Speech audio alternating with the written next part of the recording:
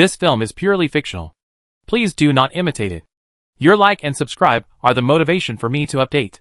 Chapter 1. I became a rich girl. In the alien world, I killed people who stood in my way. I killed Buddhas who stood in my way. After becoming a master of the dungeon, I returned to the real world. What should I do? What will happen to others? Lu Yao did not want to know. But she had the urge to kill people while sitting on the tourist bus. In her previous life, Lu Yao was a social animal. After she died suddenly from overtime work, she was pulled into a horror game world called Yuan. This world is full of ghosts and monsters. If you want to survive, you can only kill. What can a defenseless girl do? She can only become a killer right away. After years of ups and downs, Lu Yao went from a nobody to a big shot in this other world. And finally she can rest easy. But an hour ago, she was dragged back to the real world and was reborn as Lu Yao, a high school girl with the same name. The scenes Lu Yao saw before were part of the original owner's memory. The original owner was the real daughter of the Ji family, who was taken away by mistake. And the little white flower-like girl was the fake daughter Ji Ran, who was raised by the Ji family to replace her. Ji Ran grew up in the Ji family, with no worries about food and clothing, and was spoiled, while Lu Yao, who was replaced, was abused and hungry in the Lu family, until her adoptive parents died unexpectedly, and she was taken in by her grandparents, who ran a candle shop in the countryside to take care of her, and then her life became better. After Lu Yao's grandparents died one after another, the Ji family suddenly came and said they wanted to take Lu Yao back. At that time, Lu Yao was helpless, and heard that she actually had relatives. She returned to the Ji family with joy. But after Lu Yao was taken back to the Ji family, the attitude of the Ji family towards her took a sharp turn for the worse. The Ji family couple prefers the fake daughter Ji Ran, because they don't want Ji Ran to be wronged. And they don't plan to disclose Lu Yao's identity to the public. They only say that she is a relative of the Ji family. And they don't even plan to let Lu Yao change her surname to Ji. That's not all. Because she is in the same school as Ji Ran. Ji Ran will occasionally bring her friends to bully Lu Yao in secret. The original body is a weak character, and she won't say a word even if she is bullied. The incident of pushing Ji Ran downstairs before was a good show arranged by Ji Ran. This time she was able to travel here because Ji Ran and other classmates suddenly asked the original owner to take her out to participate in the senior high school graduation trip. Not long after they set out in the morning, the driver braked suddenly to avoid a wild cat that suddenly appeared on the road, causing the original owner to hit her head. And she came here. As for why the original owner agreed to go with them, it was because Ji Ran took the initiative to mention this matter to Ji's parents. The original owner was timid and afraid of trouble. So how could she dare not agree? Squinting her eyes to think about things, Lu Yao only knew that Ji Ran invited her to travel together with no good intentions. But she was not worried. After all, the current Lu Yao was no longer the Lu Yao of the past. I don't know what the original owner's college entrance examination results are like, whether she can get into a key university, and how she will live in the future. Although the Ji family recognized her, they didn't give her much money except for a place to eat and live. She still has a little savings in her card, plus an ancestral incense burner and paper-making shop left by her grandparents. She is really poor. A penny is not enough for a hero. I miss the 10 billion deposits in her account in the other world. At the same time, someone suddenly spoke on the bus. She hasn't woken up yet? Ji Ran raised his hand and gently patted Wu Hao, who was sitting next to him. Wu Hao turned his head and looked at the second to last row of the bus and smiled. No, it's only been 3 hours. She can sleep so much. Is she a pig? Don't say that. Didn't she get hit on the head before? After saying that, Ji Ran turned his head and looked in Lu Yao's direction again. Hey, I heard that Lu Yao's family is into metaphysics. Perhaps because they were too bored on the road. Sui, the girl sitting in front of Ji Ran, couldn't help but turn her head and talk to him. Metaphysics? Fortune-telling or trickery? Ji Ran blinked, as if it was the first time he heard of it. TSK, she's just a liar who pretends to be mysterious. If she's really that capable, would she be so shabby? I heard that those masters charge this much for a feng shui reading, Wu Hao said, raising his hand to indicate a 6-digit number. Then why did you call her here? We don't know each other well. Sui was unhappy, rolling his eyes at Wu Hao. It's because she's Ji Ran's relative, and she's so pitiful, so we can take her out to play as classmates, Wu Hao said immediately, and then he glanced at Ji Ran. Ji Ran didn't respond. Sui was still a little unhappy. It was no secret that Lu Yao was a relative of the Ji family. However, Ji Ran and Lu Yao did not have much contact at school, so they did not pay much attention to it. Ji Ran lowered his eyes. So what if Lu Yao was a real daughter? She couldn't even have the last name Ji. Several classmates started talking in a low voice again. The matter of the internet celebrity and has suddenly become very popular on the internet recently. Wu Hao made an appointment for a month before he could book it. Lu Yao listened for a while and did not intend to talk. Anyway, no matter what the reason was, it would not be out of pity for her. After all, Ji Ran, the little white flower, is not so kind. Forget it, when the time comes, things will work out. As for her idea of turning around and going home, she had to give up. They were on the highway now, and there was no way to ask the driver to stop, so she had to give up and close her eyes to rest. When Lu Yao woke up again, the bus had already stopped at the terminal station in the ancient town. Lu Yao quickly scanned the platform timetable and found that there were no buses going back to the city. It was raining heavily outside again, and it was even getting heavier.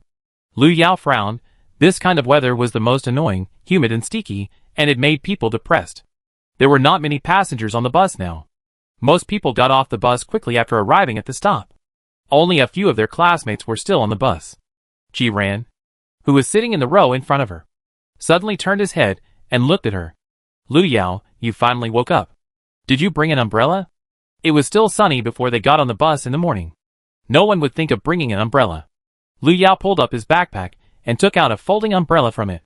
The original owner was a very careful person. Not bad. I brought it. After saying that, Lu Yao prepared to get off the bus with his things. Ji Ran looked at the girl named Sui next to him and said, Lu Yao, can you lend your umbrella to me and Sui? Lu Yao did not stop and waved the folding umbrella in her hand. I only have this one. If she lent it to them, what would she use for herself? Go down and run in the rain?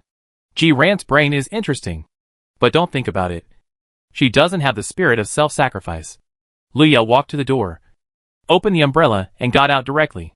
Only Ji Ran and a few others were left in the car. We've arrived at the stop. Those who haven't gotten off the bus yet, please get off quickly. I still need to go back. The driver honked the horn suddenly, urging Ji Ran and the others to get off the bus quickly. Ran, what should we do? Will we get wet if we get off? Sui frowned. She was wearing a newly bought skirt, which cost her more than a month's pocket money. Ji Ran wanted to say something, but the driver urged them to get off the bus again. The few people had no choice but to get off the bus. It was clearly midsummer, but the rain hitting their bodies made them feel cold. Lingyu Ancient Town is the most famous ancient town attraction in this area. The buildings in the town completely continue the old style, and it is ancient and charming. Maybe because of the rain, there are not many pedestrians in the town. Only a few tourists holding umbrellas can be vaguely seen. Lu Yao stood on the side of the road, holding an umbrella and looking into the distance. It was dark. The few people who got off the bus before also did not go far. They took out their mobile phones, as if they were looking for something. Soon, there was a sound of footsteps behind Lu Yao. Ji Ran and the others ran down in the rain, and now rushed to the platform to hide from the rain. That Lu Yao is really a jerk. Can't he lend you an umbrella? Wu Hao wiped the rain off his face and glanced at Su Yi's skirt that was soaked by the rain. Lu Yao's clothes looked like street goods worth only a few dozen yuan, so there was no need to feel sorry if they got wet. Su Yi's skirt was obviously not cheap. I told you, I shouldn't have brought her with me. Does she look like she's with us? Su Yi snorted coldly and turned to look at Ji Ran and Wu Hao. Ji Ran was holding a tissue to help Su Yi wipe the rain off her body. Hearing this, the corner of his mouth moved slightly. We are all classmates. Besides, we are about to graduate. It is not good to isolate her. After Ji Ran finished speaking, he turned to look at Lu Yao. Lu Yao just turned her head. She and Ji Ran looked at each other. Suddenly, she raised her hand and asked, what is the name of the inn you booked? This time, the original owner went out with Ji Ran and others. The tickets and accommodation were all agreed by Ji Ran and others. Lu Yao was only responsible for paying his share, so she didn't know where she would stay for the next 3 days.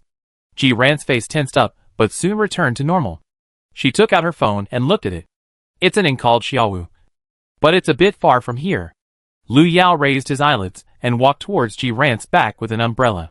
Ji Ran thought Lu Yao was going to donate the umbrella, and was about to reach out to take it. when he heard Lu Yao suddenly ask, "Do you want to go with me or wait for the rain to stop?" Lu Yao said and looked at the time. It was 4:30 in the afternoon. If he went there now, he would still have time for dinner. Jiran paused, and a word was choked in his throat, and he couldn't utter it. If they chose to go with Lu Yao, they would have to run wildly in the heavy rain. But if they chose to wait, they didn't know when the rain would stop. They had planned to call a taxi to take them to the inn.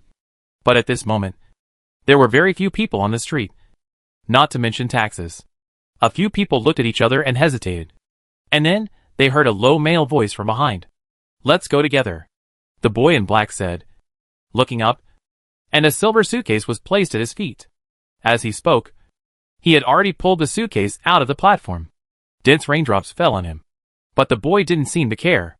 He said as he passed Lu Yao, "Not leaving?" Lu Yao was stunned for a moment. It turned out that this person was also a classmate. Then she nodded with an umbrella.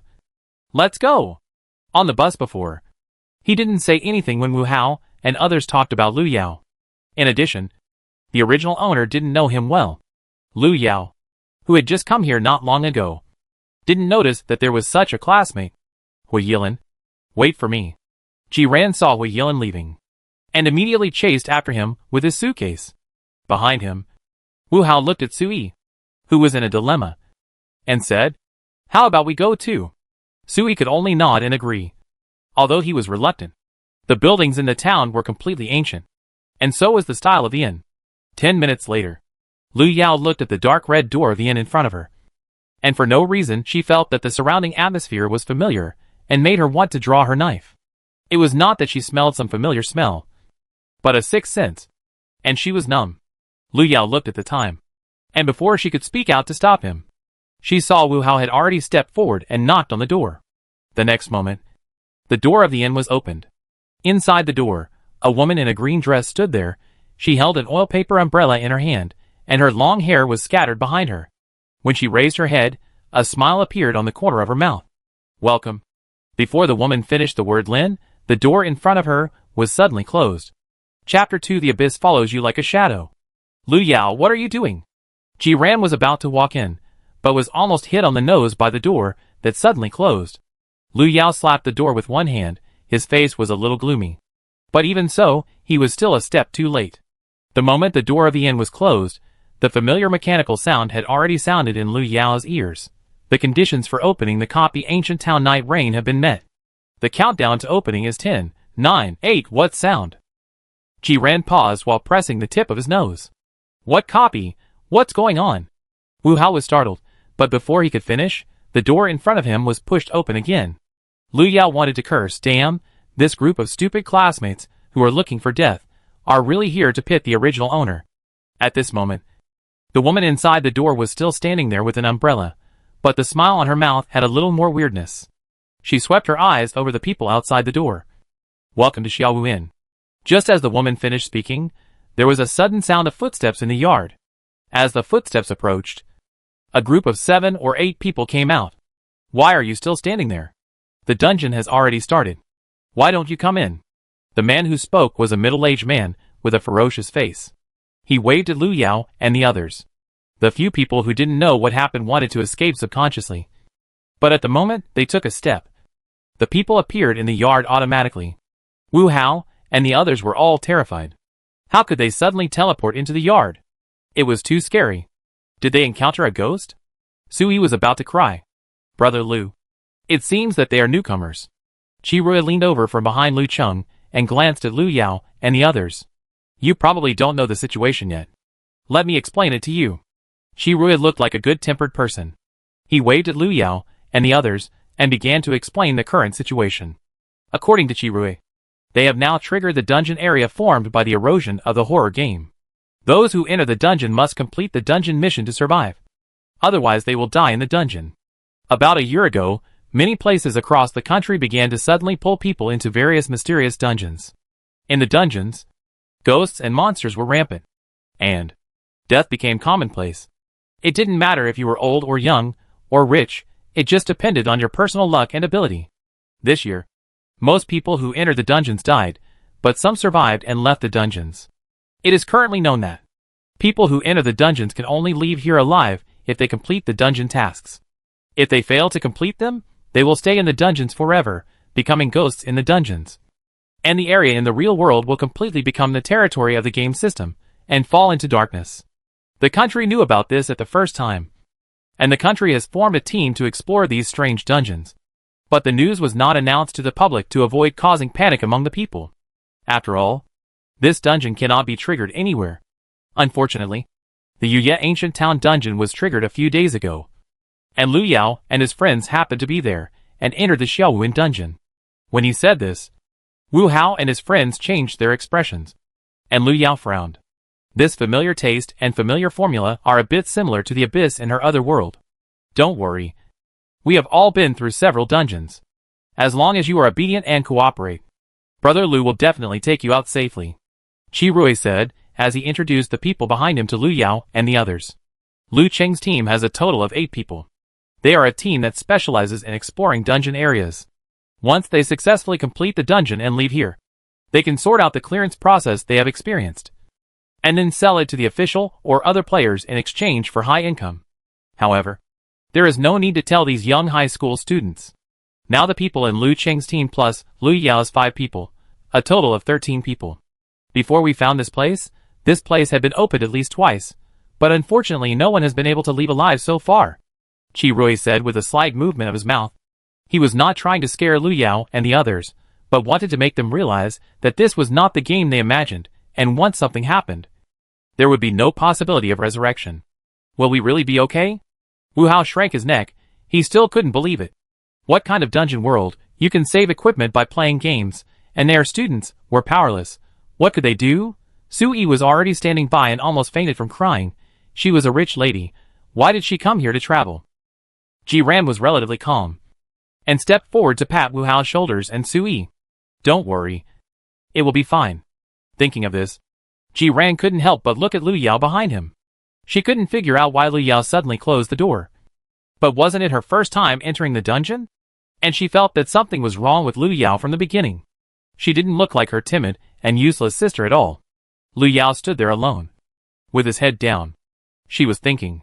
She had obviously left the world of Abyss, but she didn't expect that the game system of the other world had already eroded the real world she came from. If things continued like this, it wouldn't be long before the real world would become the same as the game world, and completely become the domain of the Abyss.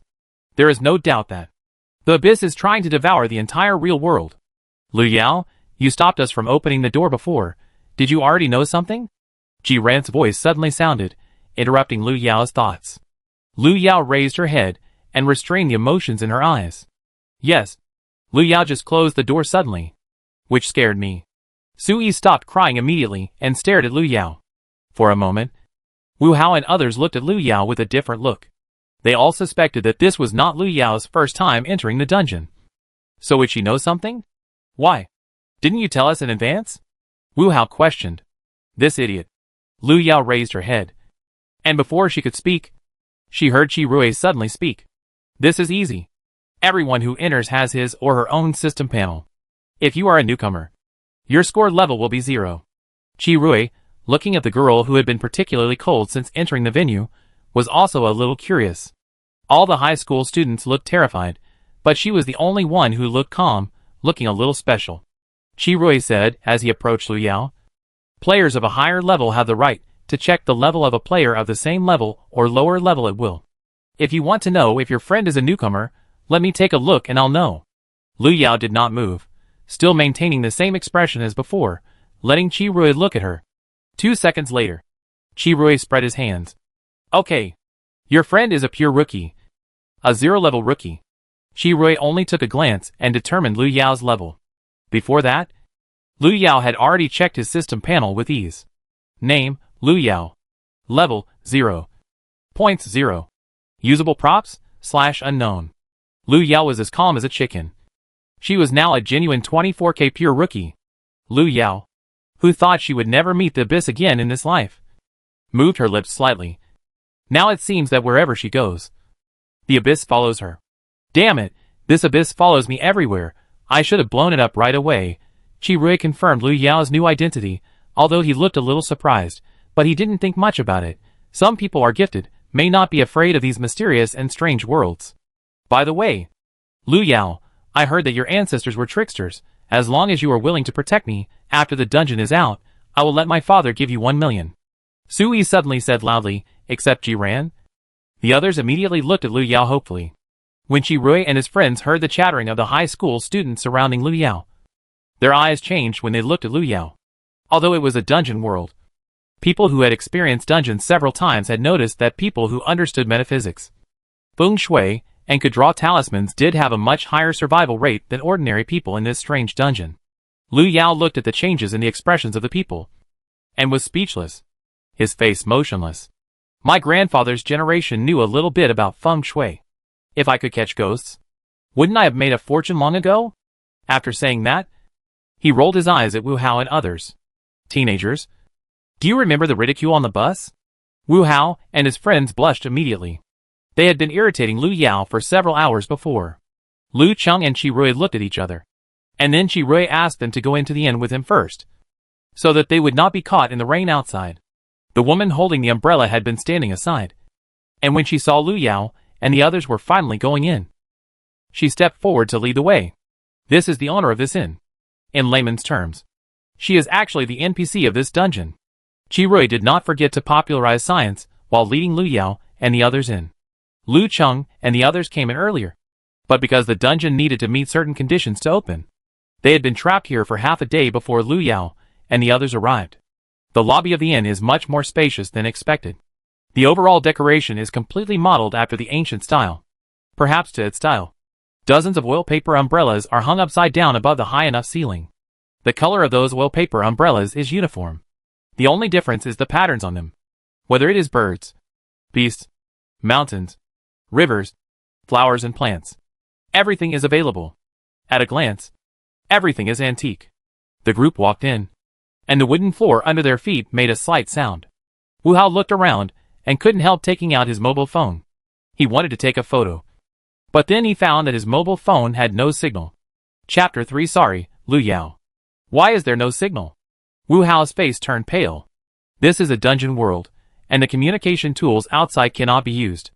Qirui glanced at Wu Hao and shook his mobile phone, indicating that everyone was the same. Wu Hao frowned. I just think this place is different from what I saw on the website. Sui nodded. The decoration of the inn in front of him was indeed different from the picture. The pictures on the website are all beautified, and once connected to the dungeon world, the situation here will also change according to the needs of the dungeon. Qirui is a conscientious guide, and he conscientiously popularizes the situation in the dungeon to the newcomers. Since entering the inn, Lu Yao has not spoken a word, and has not even looked around like the others. Some memories in her body are reviving, and the muscle memory after entering the dungeon almost made her unable to control her emotions. Lu Yao suppressed the urge to curse and calmed herself down. She didn't have too many requirements for the place to live, but the more ordinary the better. At least this way she could avoid some trouble. As long as there were no strange things popping up from time to time during the rest time, it would be fine. Perhaps to make sure that everyone was present. The female shop owner smiled, and folded the wallpaper umbrella in her hand, and slowly placed it aside. Your rooms are ready. Our shop provides 3 meals a day on time, but you are not allowed to go out after dark. Please abide by this. The female shop owner spoke. Her voice was like a pleasant silver bell 1 second ago, and it became eerie and gloomy the next second. At the same time, the mechanical sound rang in everyone's ears again. Remote ancient town. A 3-day continuous heavy rain will bring good luck or disaster. The main quest of the copy Ancient Town Night Rain has been unlocked. Please survive in the inn for 3 days. Special tips. 1. All activities are prohibited in the ancient town at night. Do not leave the room after dark. 2. Please light a candle in the room after dark and ensure that the candle will not go out before dawn. The candle is white and the flame is blue. 3. Do not carry red items with you. After the system issued the rule prompt, the surroundings suddenly became quiet. The next second, Lu Yao saw Lu Cheng and several other veteran players taking action immediately. They searched their backpacks, fearing that they might miss any of them. Brother Qi, what are you doing? Wu Hao scratched his hair, still a little confused. Before Qirui could speak, Hui Yilin on the side said, they are looking for red items on them. According to what the system said just now, it is best not to have red items on us. Wu Hao slapped his forehead when he heard this. Then I'll look for it too. Lu Yao had experienced too many dungeons before, and even had muscle memory. Almost the moment the system announced the rules, she had already started to act.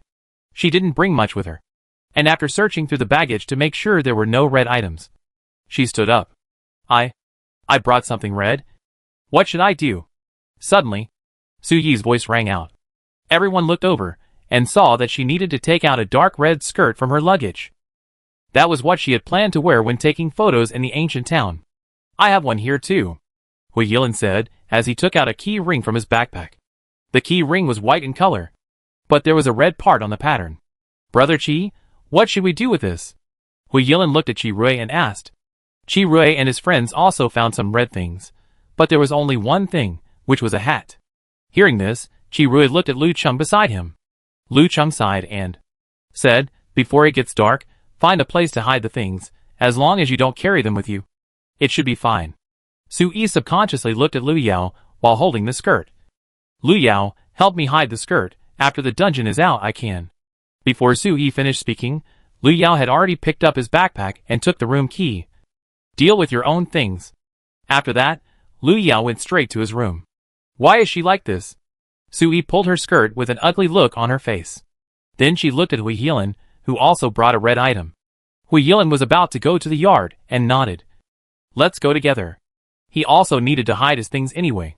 Lu Yao and his friends booked 3 rooms in total. Ji Ran and Su Yi shared 1 room. Hui Yilin and Wu Hao shared 1 room, and Lu Yao shared 1 room alone. As for Lu Cheng, there were exactly 8 people, 2 people in each room. Being the odd number in the horror game copy was obviously not a good thing, but fortunately Lu Yao didn't care. She just wanted to be alone now, to lie down and do nothing until the end of the dungeon. Lu Yao pushed open the door, and saw a room with a retro style. However, the room was not completely without modern traces. The bathroom and toilet were all available, but the exterior was decorated in an ancient style. Lu Yao first walked around the room, after making sure there was nothing unusual, then walked to the chair and sat down. The candle mentioned in the rules was placed on the table at this time. It was a white candle, and a box of matches was placed next to it. Lu Yao opened the matchbox, and the matches inside were black. She took out a bottle of mineral water from her school bag, unscrewed it, and drank a sip, and then fell on the big bed beside her. According to the current development, it won't be long before the world she has come to will be full of game areas divided everywhere, and her dream of lying flat may not be so easy to realize. Do I have to stay at home and not go out in the future? Lu Yao propped up her head, feeling complicated. A few minutes later, someone suddenly knocked on Lu Yao's door. Lu Yao opened her eyes and rolled them around. The silver bell on her wrist didn't make any sound. It shouldn't be a strange evil spirit that suddenly came to her door. Lu Yao stood up and walked to the door. There was no door mirror installed on the door, so Lu Yao couldn't see who was outside the door. She asked. And then she heard Qi Rui's voice coming from outside the door. I heard that you live alone in a room, and I want to remind you to be careful at night. Even if you hear any sound, don't pay attention to it. Lu Yao didn't expect Qi Rui to come to remind her. She responded from inside the door, and didn't lie down again until she was sure that Qi Rui had gone far away. In the corridor, Qi Rui met a pair of eyes after walking a few steps. You are kind. Han Yunze looked up at him. Those kids are new. Help them if you can. Qi Rui looked at his roommate for the next 3 days, and smiled and walked over. Han Yunze sneered, thinking that Qi Rui was just pretending to be kind. But he didn't say anything else. In the evening, all guests went to the restaurant for dinner. According to the female owner, the inn is responsible for 3 meals, but the time for each meal is fixed, and the meal time is only half an hour.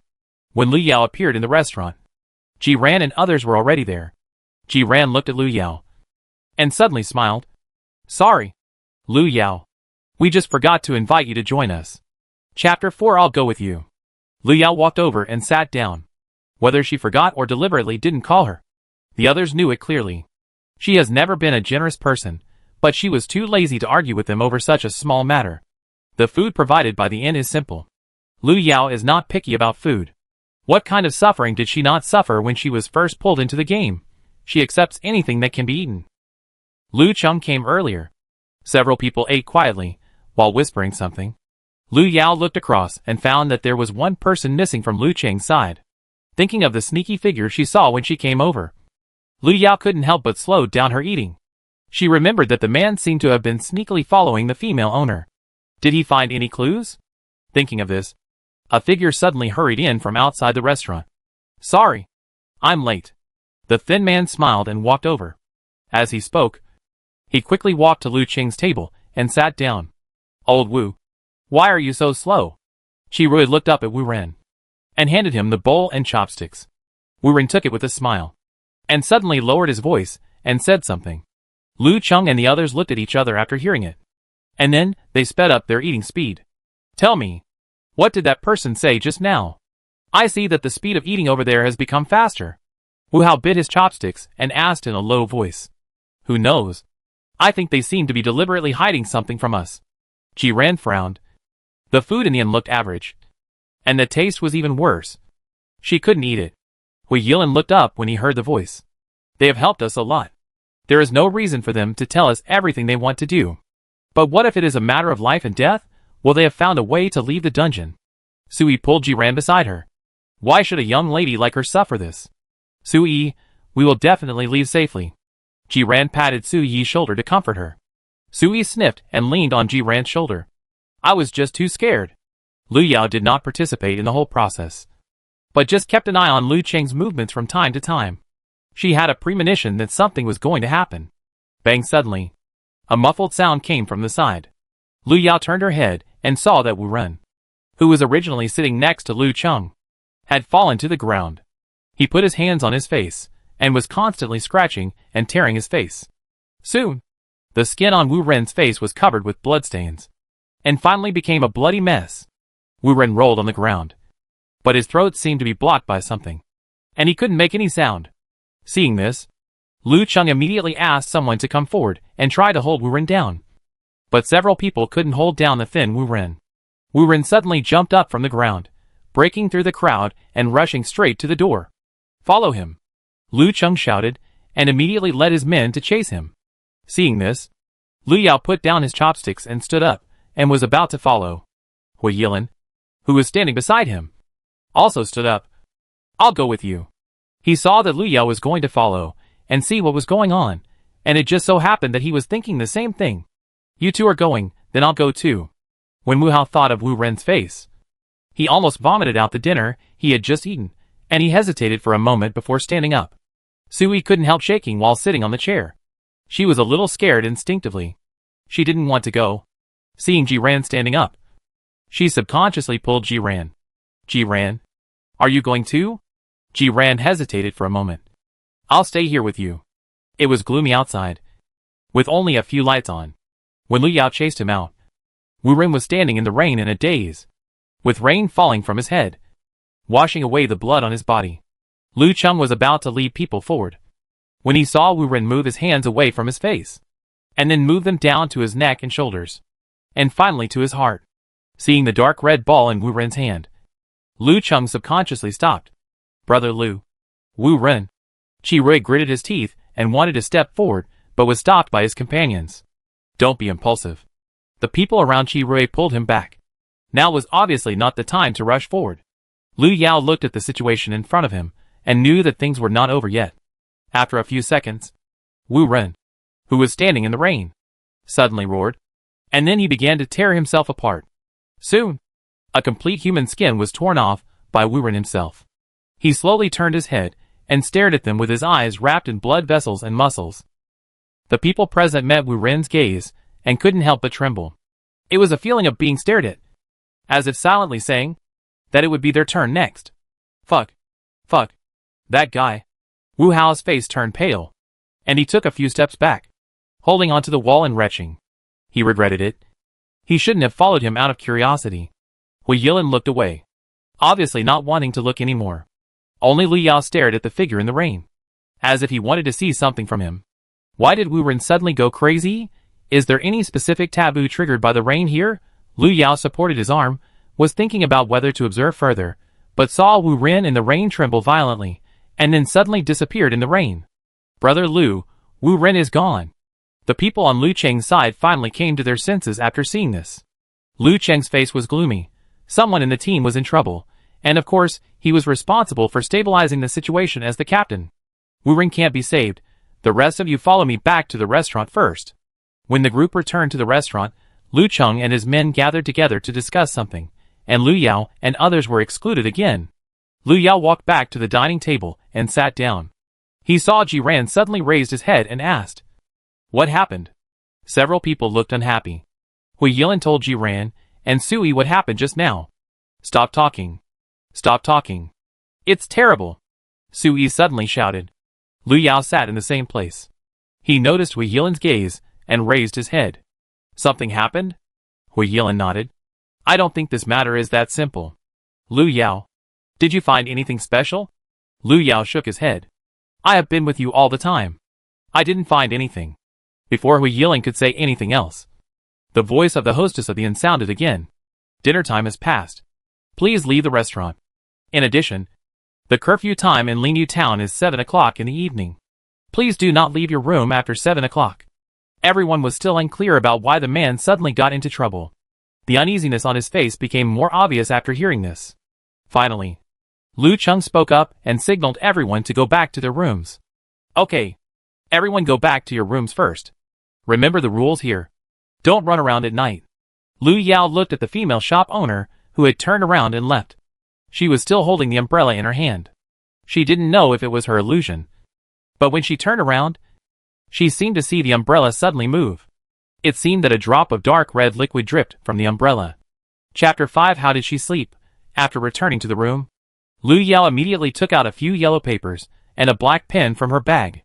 In her memory, the original body obviously knew some metaphysics, but her level was average, and the effect of the talisman she drew was not good, which was also the reason why the incense and candle shop of the original body became increasingly sluggish after being passed down to her generation. But these are not difficult for the current Lu Yao. Drawing talismans to drive away evil spirits, she is a professional. After Lu Yao drew the talisman first, she pasted 2 on the door, and just in case, she pasted 1 in each of the 4 corners of the room. After doing all this, she finally laid down to rest with peace of mind. At 7 o'clock, the power supply of the inn was cut off, and the room suddenly fell into darkness. Lu Yao lit a candle, and the blue candle flame swayed slightly, looking even more eerie in the darkness. She yawned, turned over and lay down. As long as she didn't meddle in other people's business, trouble would not find her.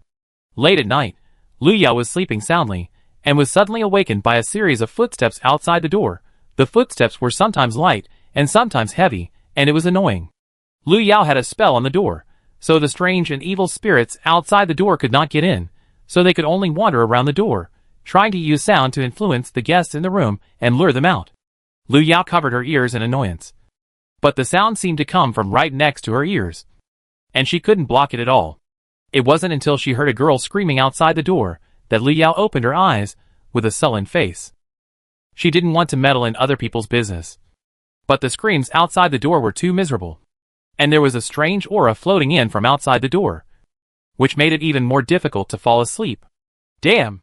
Lu Yao scratched her hair and stood up, picking up the broom at the door and kicking it open. The action was done in one go, and her sullen face was filled with anger from being woken up. She wanted to see who was the fearless one who disturbed her rest. Lu Yao pushed open the door, not to mention the human figure in the empty corridor. Not even a strange shadow was seen. The air was humid, and the breath was sticky. It seemed that if she stayed here for a few seconds, the whole person would become wet. Not seeing the strange figure, Lu Yao suppressed his anger and walked back, unexpectedly. The door behind him disappeared. In the blink of an eye, not only Lu Yao's door, but all the rooms in the corridor disappeared instantly. Where's the door? Where's her door? Can she go back to sleep peacefully? Lu Yao gritted his teeth, and a flash of anger flashed in his eyes. Just at this moment, footsteps sounded again. Lu Yao turned his head and saw Sui, who was terrified, running towards him from a distance. Lu Yao, it's really you. Sui ran over and hugged Lu Yao's arm. I was clearly asleep just now, but I appeared here as soon as I opened my eyes. It's so dark and scary here. Lu Yao glanced at Sui, and frowned as he pulled his arm out. Wow! I'm so scared. Lu Yao, don't leave me. Sui cried even louder. Lu Yao turned his head and looked at Sui. The light in the corridor was dim, and it fell on Sui's face, making him look very pitiful. What are you afraid of? Lu Yao's voice was a little deep. Sui sniffed. It's so dark here. And the room disappeared. Of course I'm scared. Oh! Lu Yao nodded coldly, rubbing his fingertips in his pocket. The skirt you were wearing was dug out from the yard. Right?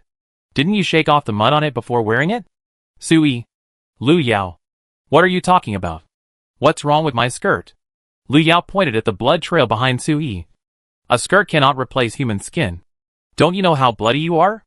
After Lu Yao finished speaking, Suyi's face suddenly changed. The next second, Suyi's figure began to twist and deform. She stretched her neck and stared at Lu Yao like a soft-bodied creature that had just crawled out of the water.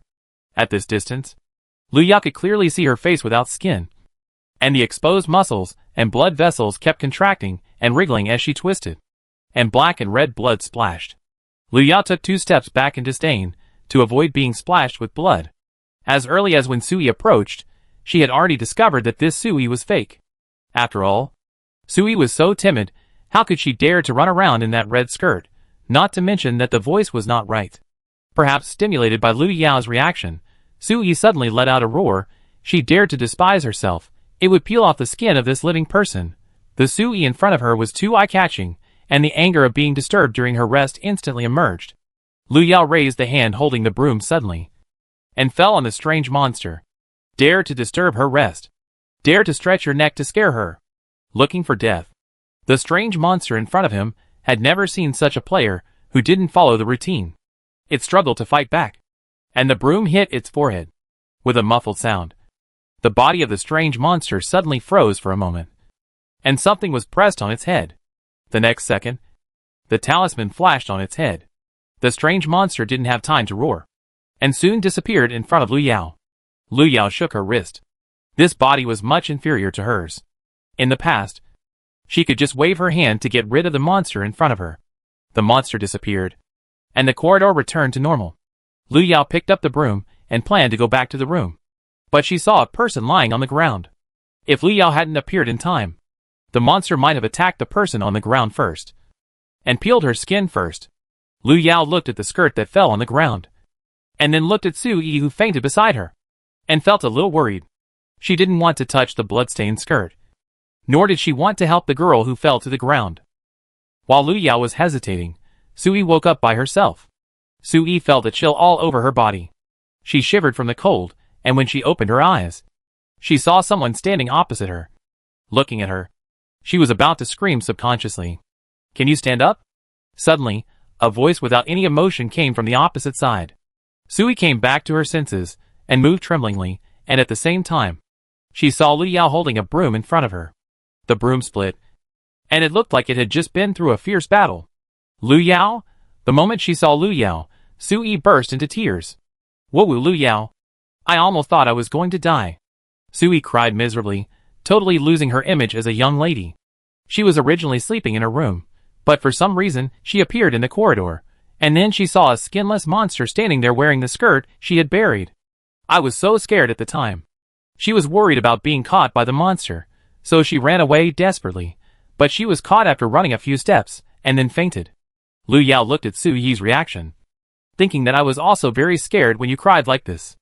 Oh, by the way, when I woke up, I remember that the skirt was clearly on my body, but I don't know how it ended up on that monster. Su Yi rubbed her arms. Could it be that the monster took her skirt while she was fainted? But why? Could it be that the monsters here prefer red skirts to living people? Lu Yao was troubled by her crying. The skirt was a red item, and the inn's rules did not allow red items to be brought in. The monster should want to collect the red items first, and then deal with the guests who violated the rules. However, all this was disrupted by his sudden appearance. Of course, the skirt would not automatically appear on Su Yi. Either Su Yi hid the skirt in the wrong way, or someone deliberately took the skirt back and put it on Su Yi, wanting to use the rule that red items cannot be brought into the inn to deal with Su Yi. If it is the former, then you only need to find the trigger key to avoid repeating it. But if it is the latter, then this matter may not be so simple. Lu Yao found a bag to wrap up the skirt on the ground and gave it to Su Yi, and then sent her back to the room. Before leaving, Lu Yao frowned slightly as he looked at Ji Ran, who was sleeping soundly. In this case, can Ji Ran really sleep? Chapter 6. Why can't you control your mouth? Early in the morning, Lu Yao was awakened by a knock on the door, and went to open the door with a gloomy face. She was busy dealing with Su Yi's affairs at night, and she only slept for 2 or 3 hours. Because of the serious lack of sleep, Lu Yao exuded a low pressure. Outside the door, Wu Hao wanted to complain a few words, but he immediately became timid when he saw Lu Yao's expression. Lu Yao, are you okay? Wu Hao took 2 steps back, and then asked in a low voice. I'm sorry, I'm fine. I really disappoint you. Lu Yao raised his eyebrows and looked over. Wu Hao curled his lips. He thought the screams in the middle of the night were from Lu Yao. Old Hua and the others asked me to call you. It's time to go to the restaurant. The coldness in Lu Yao's eyes faded a little. Eating is a big deal, and can't be delayed. Soon, the 5 people met in the corridor. When Sui saw Lu Yao appear, her eyes were no longer filled with disdain. She rushed forward as if she saw a relative. She wanted Lu Yao to protect her, so she naturally couldn't make the relationship awkward. Besides, although her relationship with Lu Yao was not good before, it was not too awkward. If it weren't for Ji Ran, it wouldn't have turned out like this. Among the few people, she was closest to Ji Ran, so naturally she had heard a lot about Lu Yao's deeds from him. An orphan like Lu Yao wanted to climb up the social ladder and stayed at Ji Ran's house and refused to leave. Although the Ji family didn't need her to eat, it would still make people uncomfortable to have one more person in the family. Sui had helped Ji Ran scold Lu Yao for being shameless before, but now she felt a little regretful.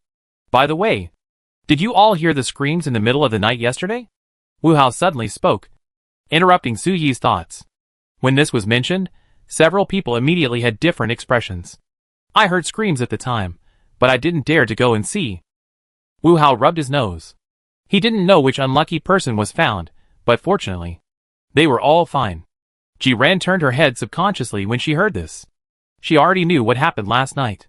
What made her most dissatisfied was that Sui actually started to try to please Lu Yao. Lu Yao was a charlatan who grew up in the countryside. How could she have any real ability? It was just some tricks to deceive people. But Sui actually believed her. Ji Ran sighed. I slept soundly last night. I didn't hear anything. Well, I was the one who got into trouble last night. Sui poked his head out from behind Lu Yao and pointed at himself.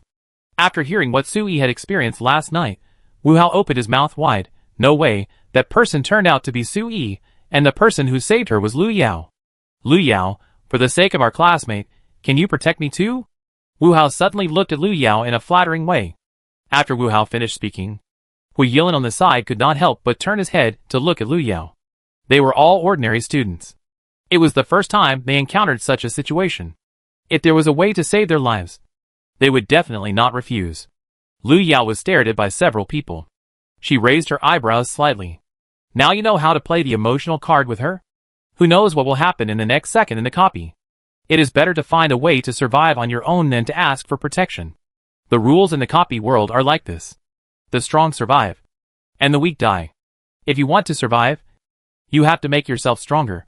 She can save them once, but she can't guarantee that it will always be the case in the future. Wu Hao lowered his head uncomfortably after listening to this, and it was not easy to say anything more. The discussion about Lu Yao's family background before was still vivid in his mind. Why couldn't he control his mouth at that time? Only Ji Ran looked at Lu Yao with a strange look in his eyes, and clenched his fists secretly. If it was just a guess before, then she can now be sure that Lu Yao is not right. These words are obviously not something that Lu Yao, that waste, can say. Could it be that she is the same as me? No, it is impossible. How could Lu Yao have such good luck? When the 5 people went to the restaurant, Lu Cheng's team had not arrived yet. It was not until a few minutes later that Lu Cheng showed up in the restaurant with his men. The two sides exchanged information from last night. Lu Cheng's night was peaceful, but he heard some noises. After learning about Su Yi's situation, Lu Cheng frowned immediately. This incident does not seem to have triggered the dungeon taboo, but it seems to be man-made. After Lu Cheng finished speaking, his eyes immediately swept over Lu Yao and the other 5. Do you suspect that we would harm our classmates? Wu Hao stood up suddenly after hearing this.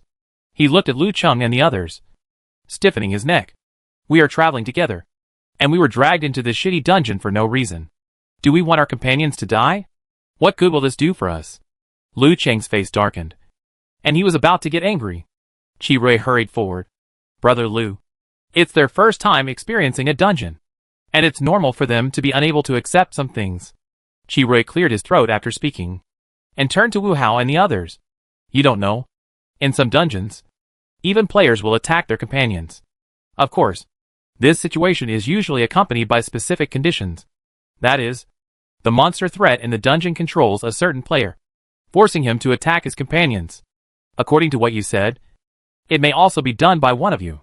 Hui Yilin was very quiet throughout the whole process, and it was a bit surprising that he suddenly spoke at this time. Because we are not new, even if someone is really controlled, it won't be so obvious, Qi Rui explained. Lu Cheng sneered and stood up. I advise you to be careful.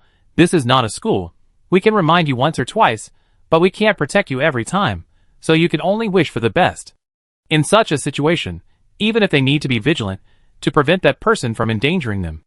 After Lu Cheng finished speaking, he turned around and left, and the other people in the team followed him.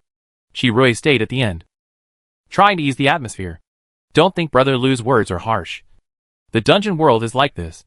If you want to survive, you have to rely on yourself. Why is this so similar to what Lu Yao said before? Wu Hao muttered. Subconsciously glanced at Lu Yao beside him. Lu Yao was still eating breakfast, and noticed Wu Hao's gaze, raised his head, and looked at each other. What's wrong? Wu Hao turned his head hurriedly. Nothing. Isn't it just relying on yourself? He can do it. When the time came, the female owner appeared on time again. She came slowly, still smiling between her eyebrows, but a little more strange than yesterday. Lu Yao noticed the umbrella in the female shopkeeper's hand. There was no water stain on the umbrella, which meant that the female shopkeeper had never left the house with this umbrella. Since she had never left the house, why did she carry this umbrella with her wherever she went? Thinking of the person who had the accident yesterday, Lu Yao felt that the umbrellas in the store were very strange. The dungeon did not limit the range of activities of players during the day. Lu Cheng led his men out of the inn in a hurry. It was said that he wanted to take advantage of the daytime to look around and try to find 1 or 2 dungeon props. There are some props in each dungeon world, and their types and functions are very different. If you are lucky, you can even get props that can save your life. After Qi Rui told Lu Yao and others about this, he hurried out with the team. Obviously, Lu Cheng and the others did not want to bring a few newcomers as a burden. When Wu Hao heard about the props, his eyes lit up. He rubbed his hands. How about, let's try our luck. If we are lucky, we can get a few props, and we can walk around the dungeon. He thought it was simple, just thinking that this place was no different from the game he played. As long as he looked for it, he would definitely find the equipment. Lu Yao waved her hand and refused to participate. It is not so easy to get props. Looking at her prop column, which was 0, Lu Yao missed those props that were very handy in the past. But after so many life and death days, she just wanted to play badly now. Although Sui wanted to go, she also asked Lu Yao to help her with the skirt, so she could only wave her hand and refuse. Wu Hao turned to look at Hui Yilin and Ji Ran. What about you? Do you want to go? Hui Yilin shook his head. Although Ji Ran was a little eager to try, he still held himself back. She remembered that there was only 1 prop in this copy, and now was not the time for the prop to appear. Chapter 7 Lu Yao, aren't we relatives? The rain was still falling outside. Lu Yao stood at the door, and handed his folding umbrella to Sui. Sui looked at the umbrella. It's okay, I'll just borrow one. Lu Yao directly stuffed the umbrella into Sui's hand. She was not so selfless. She gave the umbrella to Sui because she wanted to test whether the oil-paper umbrellas here were really strange. A minute later, Lu Yao came back with an oil-paper umbrella. The umbrella was borrowed from the front desk of the inn. The other party was very straightforward, and even allowed Lu Yao to choose by himself. Lu Yao picked up one and weighed it lightly in his hand. It was heavier than an ordinary oil-paper umbrella. So you want to use an oil-paper umbrella? But it's raining so hard outside. Can this umbrella hold up? Sui looked at Lu Yao, thinking that such an umbrella would break after a few showers. It won't break. Lu Yao narrowed his eyes, and said, as he walked to the door, and opened the oil-paper umbrella. The moment the oil-paper umbrella was opened, a hint of bloody smell spread. Lu Yao narrowed his eyes. These oil-paper umbrellas are indeed problematic. Lu Yao, what should I do with this skirt? In the yard, Sui took out the skirt in the bag. She had buried the skirt in the ground yesterday, but it returned to her body in the middle of the night. Lu Yao reached out and took the skirt from Sui, and took out a piece of yellow paper from his pocket. Sui's voice trembled. Lu Yao, what are you doing? Lu Yao did not respond, and wrapped the yellow paper around the skirt, and took out the box of matches he brought from the room. The matches ignited the yellow paper, and a blue flame ignited. In just a moment, The skirt wrapped in the yellow paper had burned to ashes. After making sure the skirt was burnt to ashes, Lu Yao patted the dust on his hands. What could be safer than burning it? Sui stood aside and watched in amazement. On such a rainy day, it would be difficult to burn a skirt, let alone light a fire. But she just saw Lu Yao burn a skirt to ashes in the rain. Lu Yao, you are so amazing.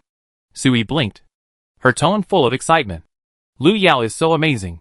As long as she follows her, she will definitely be able to leave alive. Lu Yao seemed not to hear Sui's compliment, and instead cast her eyes on the oil paper umbrella above. At that moment just now, she seemed to feel the oil paper umbrella above her head shaking uncontrollably, as if it was suppressing anger. Was it because she was dissatisfied with the destruction of this red object? Lu Yao reached out and touched the umbrella, and her fingertips suddenly felt sticky. She looked down, and her fingertips were clean, without anything on them. The air was full of sticky moisture, which made people feel uncomfortable. Even though she had long been accustomed to such an environment, she still felt uncomfortable. I just feel bad. The environment that I finally managed to escape from reappears again. It's even more disgusting than swallowing a fly. Lu Yao didn't see what was wrong with the oil paper umbrella. When he went to return the umbrella, he ran into the female owner. What do you think of this umbrella? The female owner suddenly approached Lu Yao and asked, pointing at the umbrella that Lu Yao had just returned. She smiled strangely. It was a normal tone, but it made people feel a sense of gloom.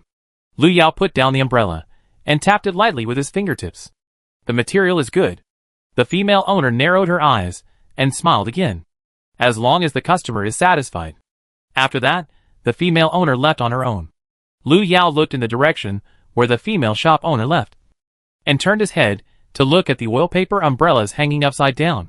There was no wind in the room, but the moment Lu Yao looked over, the upside-down oil paper umbrellas suddenly swayed.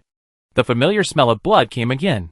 Lu Yao took 2 steps back, and the oil paper umbrellas that were originally swaying also became quiet. Are these umbrellas afraid of me? Lu Yao thought, and approached again. This time, the umbrellas swayed again.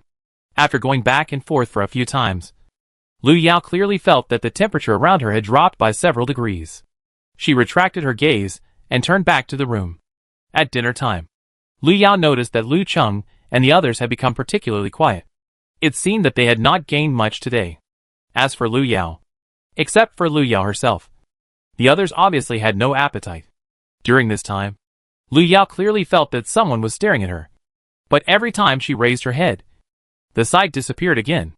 Lu Yao circled around, and finally set her sights on Ji Ran. After entering the dungeon, Ji Ran seemed to become extra quiet, and didn't even look for opportunities to make things difficult for herself. Lu Yao certainly didn't think that Ji Ran had a change of heart. In her opinion, Ji Ran was probably secretly planning something. After all, in the dungeon world, it was obviously a great opportunity to get rid of the original owner. As long as the original owner died, Ji Ran could continue to be the eldest daughter of the Ji family without worries, and no one would remember who the real daughter of the Ji family was. Lu Cheng stood up, looked at the people in the restaurant, and said in a deep voice, "Tonight, even if you hear any noise, don't leave the room. You must know what the situation is now, and don't think you can do whatever you want just because you have some ability." As he spoke, his eyes swept in the direction of Lu Yao, and he was obviously referring to something. What does that person mean? Are they jealous of our Lu Yao's ability? Sui curled his lips, and couldn't help complaining. They should be kindly reminding you, Lu Yao. Don't think too much. Ji Ran followed suit, and moved closer to Lu Yao. Feeling Ji Ran's approach, Lu Yao subconsciously distanced herself from her. She couldn't bear the sudden show of goodwill from the little white flower. Besides, Lu Yao didn't intend to care about these things. Lu Cheng probably hadn't discovered it yet, or maybe they had discovered something, but they had no way to solve the problem. So they wanted to warn them not to act rashly. After a while, Lu Yao got up and went back to the room. He didn't expect that there would be 2 tails following him. Sui pulled Ji Ran and followed Lu Yao. Ji Ran and I are a little scared. Can we live with you tonight? Lu Yao paused before opening the door. 3 people can't live in one room. If it was just Sui, it would be fine. If Ji Ran was also there, it would be a problem no matter how you think about it. Lu Yao's defense against Ji Ran was almost subconscious. After all, among the memories she received, most of the bad memories came from her sister. It's okay, We can sleep on the floor. I promise I won't disturb you, Lu Yao. Please, I'm really scared. Sui pulled out a hand and pulled Lu Yao's sleeve. Lu Yao, are you still blaming us for what we said in the car before? If so, I can apologize again. Ji-Ran poked his head out from behind Sui, and his tone was a little aggrieved. Ran, what are you talking about? Lu Yao is not such a petty person. Sui turned to Lu Yao. Lu Yao, you said so? Right. Lu Yao, aren't we relatives? Don't you want to help me with this little favor? Ji-Ran stepped forward, and was about to pull Lu Yao's hand. Chapter 8. She doesn't buy it. Lu Yao quickly dodged. Relatives? Are you sure? Lu Yao narrowed his eyes. Ji-Ran suddenly approached, lowered his voice. Of course, we are a family, and you don't want to make Mom angry. If something happens to me, what do you think Mom and Dad will think? Lu Yao. Is Xiao Baiwa threatening her? Unfortunately, she doesn't buy it. You're right. I just hold grudges like this. Please go ahead. I'm going back to sleep. Lu Yao said, and turned to open the door, leaving Ji-Ran and the other two stunned. Lu Yao, does she hate me? Ji-Ran's face turned pale, as if he was going to cry in the next second. Sui hesitated for 2 seconds. Ran, are you really related to Lu Yao? I felt that you and her didn't seem to have a good relationship before. Sui usually had a good relationship with Ji-Ran, so she could naturally see the relationship between Ji-Ran and Lu Yao. In the past, she would unconditionally believe what Ji-Ran said about Lu Yao, but now, are you doubting me? Ji-Ran seemed to have been touched in the sore spot. She suddenly raised her head, and her eyes looked at Sui with a hint of resentment. No. Ran, I don't doubt you. I just think that since you and Lu Yao are relatives, why is your relationship so stiff? Realizing that Ji-Ran's face was getting uglier and uglier, Sui gradually lowered her voice. It's because Lu Yao is greedy. She lives in my house. Ji-Ran got the chance, and immediately pulled Sui to popularize what Lu Yao did in the Ji family. In the room, Lu Yao pulled a chair over and sat down. Just now, she did not sense any strange aura from Ji-Ran, obviously. He was not controlled by the monsters in the dungeon. That is to say, Ji-Ran should not be controlled by the ghosts in the dungeon. But why did she always feel that Ji-Ran's reactions and behaviors were very suspicious? After 7 o'clock, the whole inn was dark again. The candles in the room were replaced with new ones. After Lu Yao lit them, he lay down to rest. It was unknown how long it took in the darkness. A cold hand suddenly reached out from under the bed and quickly grabbed Lu Yao's ankle. There was a sticky touch on the skin, and even a strong smell of blood. The moment Lu Yao woke up, she frowned in disgust and cursed in her heart. Then she jumped off the bed, lowered her head, and reached out to her ankle. With a wail, Lu Yao directly dragged the hand that was holding her out from under the bed. The monster didn't expect that there would be such a fierce player. Before it could come to its senses, it was thrown against the wall by its back. A few drops of water fell from somewhere and hit Lu Yao's shoulder. Lu Yao raised her head and looked upward. She suddenly felt a chill on her shoulder. It felt like something was standing behind her, pressing her shoulder with its hand. Instantly, the layers of black shadows behind Lu Yao approached, as if they were going to swallow her up completely. Lu Yao took a deep breath. This damn abyss copy.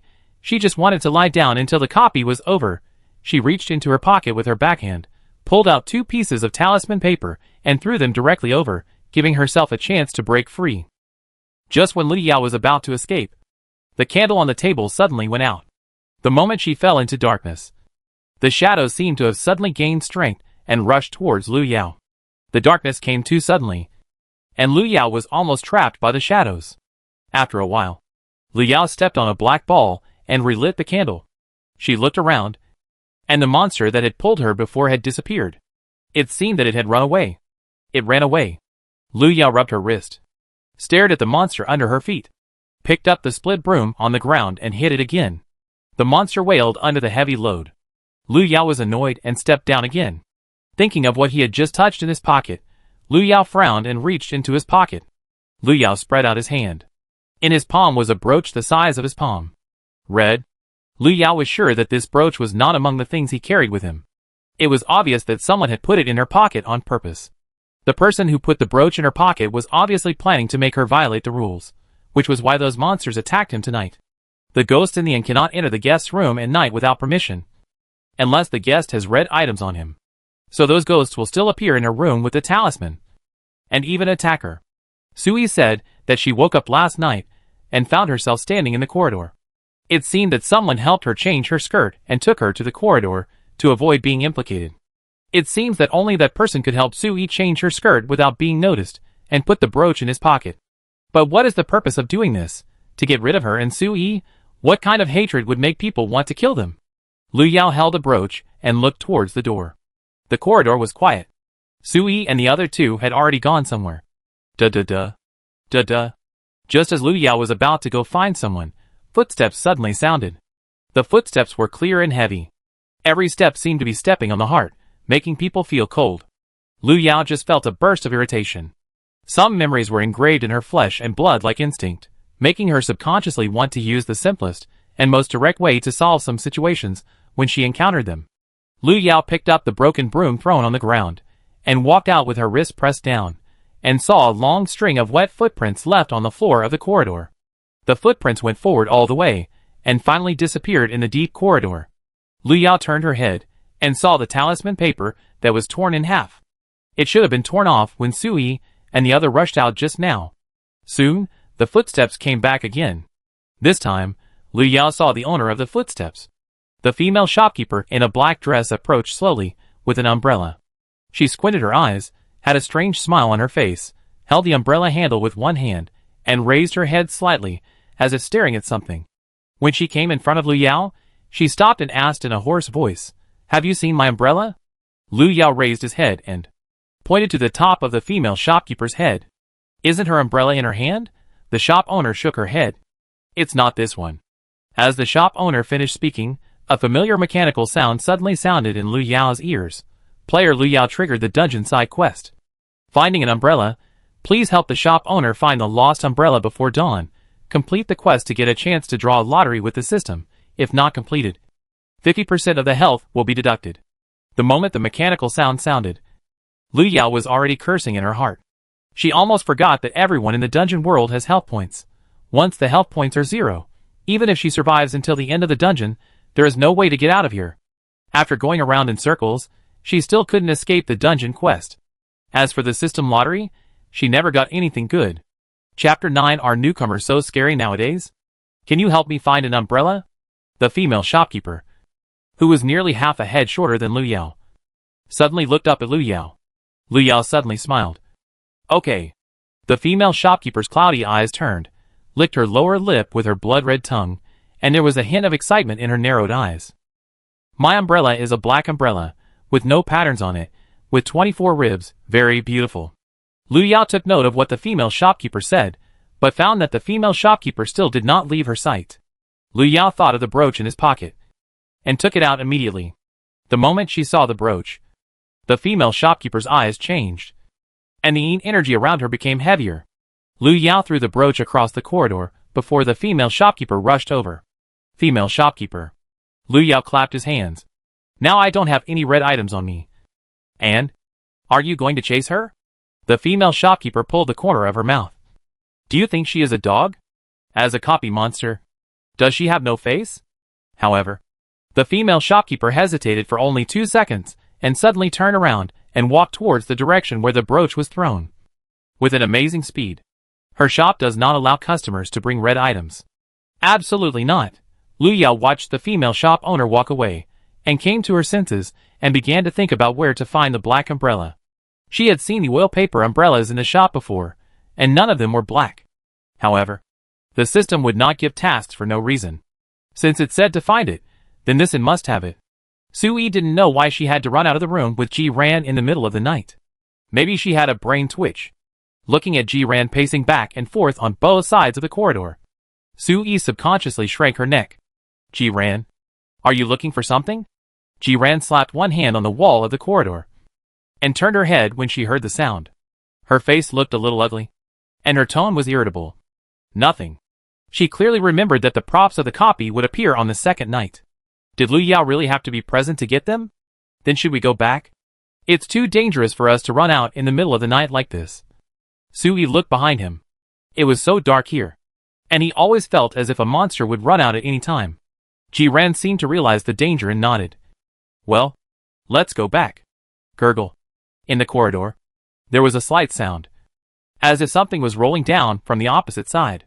Sui was frightened by the sound, and before she could scream, Ji-ren covered her mouth. Don't make a sound. Ji-ren held Sui down and looked in the direction of the sound. The next second, Ji-ren felt something rolling to her feet. She subconsciously looked over, and when she saw clearly that it was a brooch inlaid with red rhinestones, her face suddenly changed. After realizing what it was, Ji-ren turned and ran. Ji-ren, wait for me. Sui came to his senses and saw that Ji-ren had already run away, and immediately chased after him. As the two left, the figure of the female shopkeeper suddenly appeared.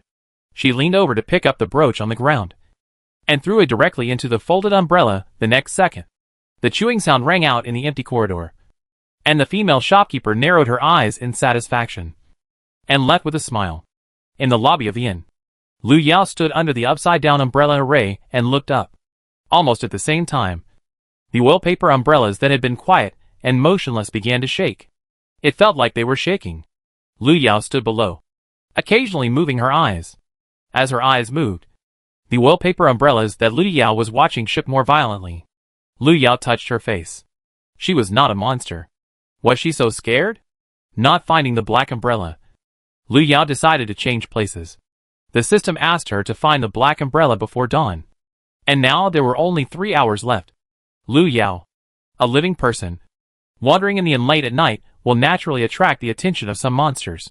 Strangely, the monsters lurking in the dark did not rush out to attack Lu Yao after seeing her. There was a rustling sound in the darkness, and the low-level shadow monsters trembled in the darkness. Is it her? Is it her? It's her. Woo-woo, I was almost beaten to death by her with a broom just now. I heard that she has killed many monsters. Are the newcomers so scary now? Who knows, I don't want to die yet. Lu Yao, who was concentrating on finding the black umbrella, didn't know that she had already become notorious in the dungeon. She turned and looked at another corridor.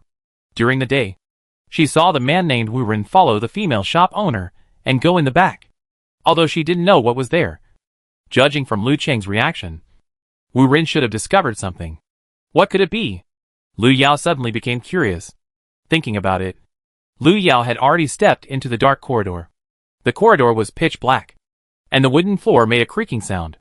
Lu Yao took out the candle he brought from the room from his pocket and lit it. There was an ink painting hanging on the wall. Lu Yao walked all the way to the end of the corridor, and the painting stretched all the way to the end. What a long painting! Lu Yao stopped.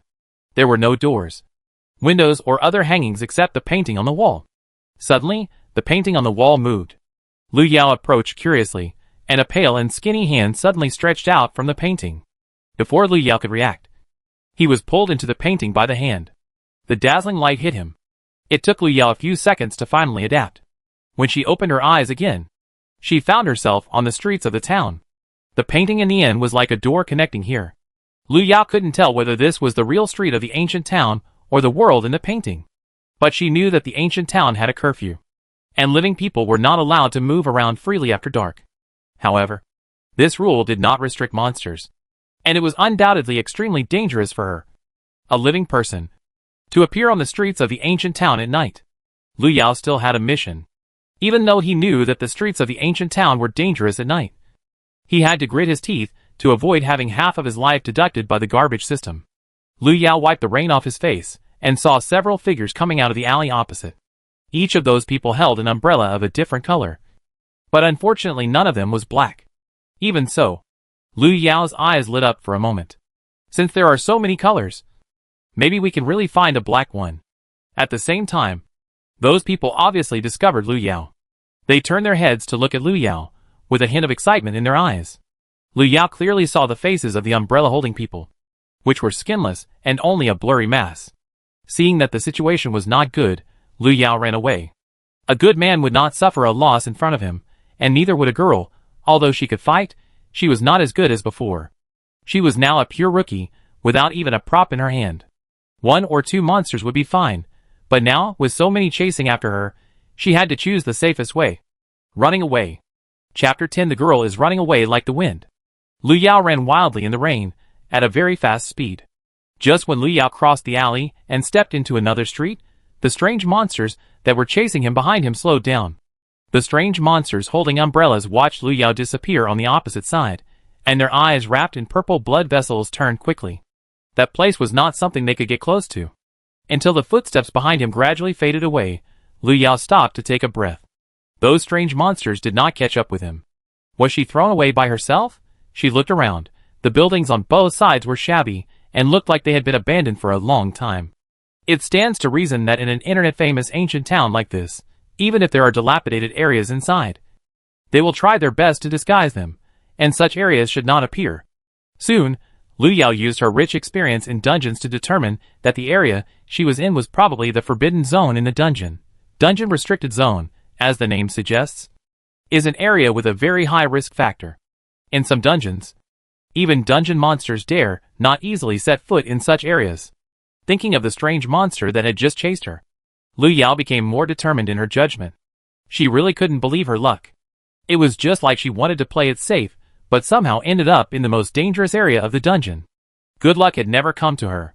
Just when Lu Yao was about to quietly leave, when the strange monster in the restricted area didn't notice her, she suddenly heard a crackling sound coming from the ruins opposite. Before Lu Yao could react, several figures suddenly rushed out of the ruins. Lu Yao? Qi Rui rushed out of the ruins and saw Lu Yao standing opposite him, who was about to turn around. The little girl stood in the rain with an expressionless face. At first glance, she was scarier than the monster. Run! There was no time to explain. Qi Rui ran past Lu Yao after he finished speaking, followed by Lu Cheng and others. Behind them, a huge monster chased out.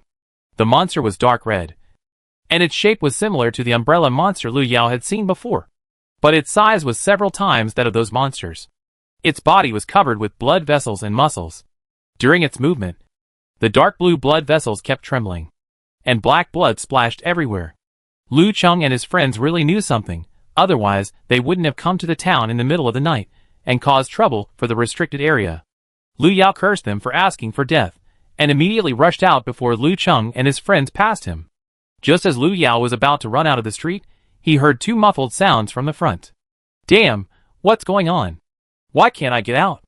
Qi Rui, who rushed to the corner of the street first, fell to the ground, as if he had hit an invisible wall. We are trapped. There is no way out. Qi Rui gritted his teeth and shouted. Lu Yao stopped, stretched out his hand tentatively, and really hit an invisible wall. They were trapped in the forbidden area. Lu Cheng and others followed, and their faces changed when they saw this. What should we do now? It is about to catch up. We can't just sit there and wait for death. We should find a way to delay time first, as long as we can hold on until dawn. But there are at least 2 hours before dawn. Some people in the team have begun to panic because of fear. They heard the clues left by Wu Ren and planned to try their luck here to get some props. But they didn't expect to encounter such a situation. As the captain, Lu Cheng certainly couldn't watch everyone die here. So he immediately took out the copy props he had obtained before and shouted, "You run first. I'll try to hold it back." Qi Rui got up from the ground and followed. "You go first. I'll go help Brother Lu." Although the others hesitated for 2 seconds, they turned around and ran towards the abandoned building on the side. Lu Yao was about to run away, and vaguely saw something stuck on the head of the strange monster opposite. Wait, that's it. Lu Yao stumbled, and was almost tripped by the gravel on the ground. She couldn't see it clearly before because of the distance, but now she can see it clearly. She stared at the thing that looked like a black umbrella on the head of the ghost for 2 seconds, and kicked away the gravel that tripped her. Dare the task given to her by the dog copy be simpler? Lu Cheng's prop is an attack weapon, which looks like a knife, but it is quite powerful. He faced the monster and slashed it with his sword. Black blood splashed, but the monster seemed unaffected and swung towards Lu Cheng and Qi Rui. Lu Cheng was hit by the monster and fell heavily on the ruins beside him. Qi Rui wanted to help, but he couldn't save himself. Seeing the monster swing and about to step on Qi Rui, a black shadow suddenly jumped out from behind the two and jumped directly onto the monster. Lu Yao endured the nausea and climbed up on the monster's squirming blood vessels and muscles. She had only one goal, which was the black umbrella inserted on its head. I don't know how this guy did it, and he actually put the black umbrella there.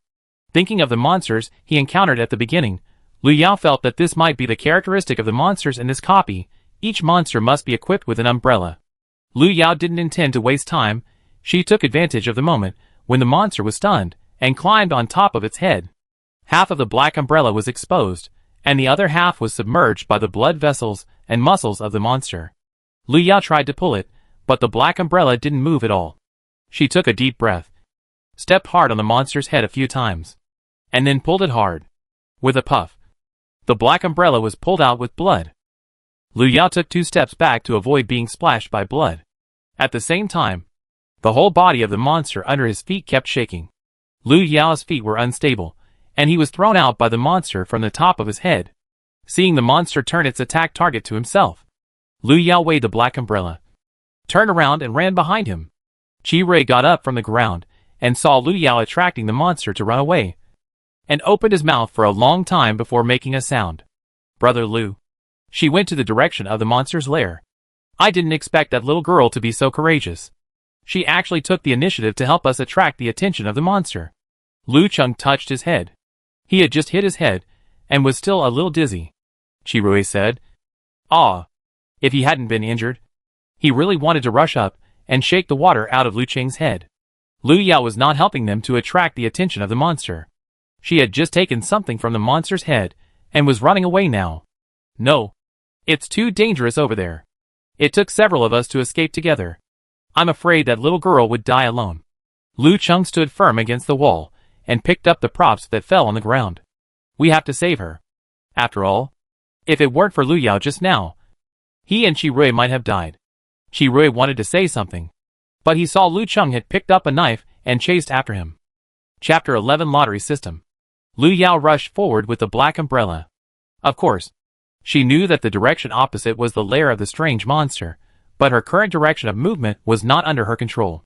A few dozen seconds ago, just when she was about to run away with the black umbrella, she found that the black umbrella in her hand seemed to have suddenly come alive, directly changing the direction of Lu Yao's running, pulling her here.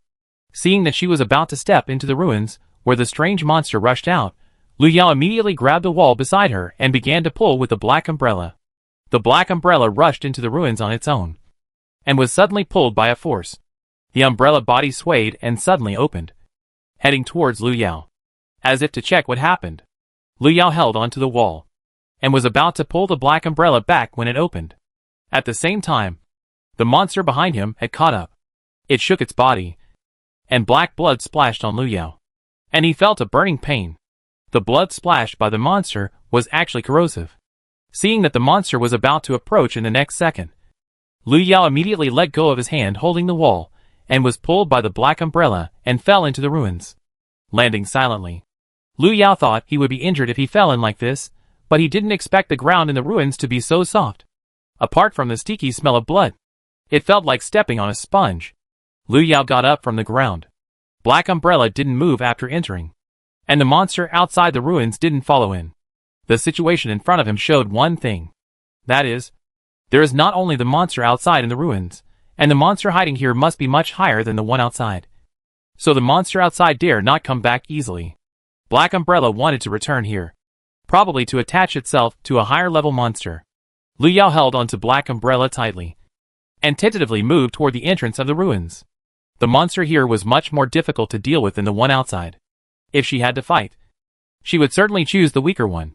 Seeing that Lu Yao had already moved to the exit, the black umbrella in her hand began to shake again. It didn't want to leave here. Sensing black umbrella's thoughts, Lu Yao slapped the umbrella hard. In a trance, Lu Yao seemed to hear black umbrella making a een sound. Those who didn't know would think she was bullying the kids here. The strange creature was squatting at the exit, obviously waiting for Lu Yao to escape. Lu Yao observed for a while, and suddenly turned around and walked back. When the black umbrella saw Lu Yao walking back, he shook his body excitedly. But this joy didn't last long. Lu Yao returned to the place where he had just fallen, and suddenly turned the black umbrella over, with the tip of the umbrella facing down, and suddenly stabbed it towards the soft ground under his feet. The moment the black umbrella sank into the ground under his feet shook violently. A monster that was several times bigger than the one outside the ruins suddenly stood up from the ground after being awakened. Lu Yao stepped on the head of the huge monster, and rushed out of the ruins as the monster moved. While the huge monster hadn't recovered yet, Lu Yao pulled out the black umbrella, and immediately jumped off the monster. Not far away, Lu Cheng and Chi Rui were frightened by the huge monster that suddenly jumped out, and the next second they saw a figure rushing towards them. Lu Yao held the black umbrella, looked at the two people who were stunned and waved his hand. Run! Two monsters of high level collided, and this forbidden area would be destroyed by the fight between the monsters in a short time. Although dangerous, it is also a chance for survival. They can take advantage of the destruction of the forbidden area to escape from here. As long as they return to the inn, they still have a chance to survive. Lu Cheng and Chi Rui came to their senses and immediately rushed forward behind Lu Yao. Brother Lu. Chi Rui. This way. Come here. The three people ran wildly on the street. The other people who heard the noise and ran out immediately waved at them, signaling them to come over. Hurry. We can't hold on here. This way. I remember we came from this direction. There was a burst of sound behind them, and the ground was shaking as the two monsters fought. Lu Yao looked at the street corner in front of him, clenched the black umbrella and rushed forward. Just as Lu Yao was about to rush out of the street, the originally folded black umbrella suddenly opened. The ribs of the umbrella were facing Lu Yao, and something like water splashed on Lu Yao's face the moment it opened. Lu Yao looked over, and saw a gray-white face shrinking in the umbrella, with long black hair spreading out, and extending rapidly from the umbrella. It stared at Lu Yao, and smiled at him with the corner of its mouth. Stay. The face spoke, and was about to pull Lu Yao back with its hair. Lu Yao, who was suddenly pulled, said, I'll leave you, no ghost. After saying that, Lu Yao stuffed all the hair that had been stretched out back into the umbrella. And at the same time, he held the umbrella handle tightly, and folded the umbrella violently, directly sealing the remaining words on the face in the umbrella. Lu Yao swung the umbrella violently, and swung it heavily towards the wall beside him. A scream came from the black umbrella, and Lu Yao immediately rushed out with the black umbrella that was stunned. The moment he ran out of the street, a white light flashed in front of Lu Yao's eyes again. A few seconds later, the white light dissipated, and when Lu Yao opened his eyes again, he had returned to the corridor of the inn. But the ink painting on the corridor had disappeared, and there was a faint smell of burning in the air. Not far away, there was a sound of footsteps. Lu Yao raised her head, and saw the female owner walking towards her with excitement. You found it. The female owner looked at the black umbrella in Lu Yao's hand. This human actually found her lost black umbrella. Lu Yao completed the task before dawn, and handed the black umbrella to the female owner. You are always disobedient, and like to run around. You are so willful. What's so good about those two ugly things? The female shopkeeper took the umbrella. Lu Yao looked over. It seemed that the umbrella ran away by itself.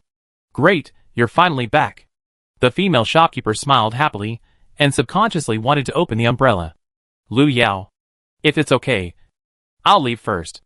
Realizing that things were not going well, Lu Yao immediately ran away at the speed he had just used to escape. It was already daybreak, and the inn was relatively safe now. Even if the female shopkeeper found out that she had hit the umbrella, she probably wouldn't come to trouble her, right? Congratulations to player Lu Yao for completing the dungeon side quest within the specified time. You can now redeem the system lottery once. A familiar mechanical sound rang out, and Lu Yao breathed a sigh of relief. Fortunately, his life points were not deducted. As for the lottery, I guess you won't get anything good. Do you want to redeem the lottery immediately? The system's inquiry sounded. Draw. Draw. Lu Yao looked at the lottery panel that popped up in front of him, and pressed the start button skillfully. A few seconds later, the turntable stopped turning, and the pointer passed the grand prize area and finally stopped at the area marked with question mark.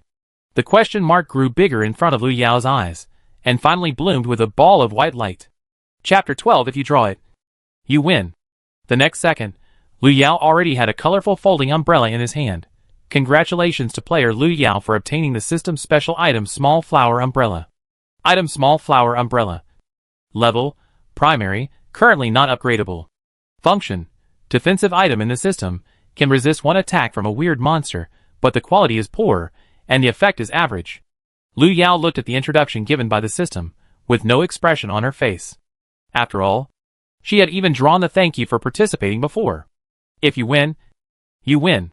After putting the folding umbrella into the system backpack, Lu Yao finally took the time to look at herself.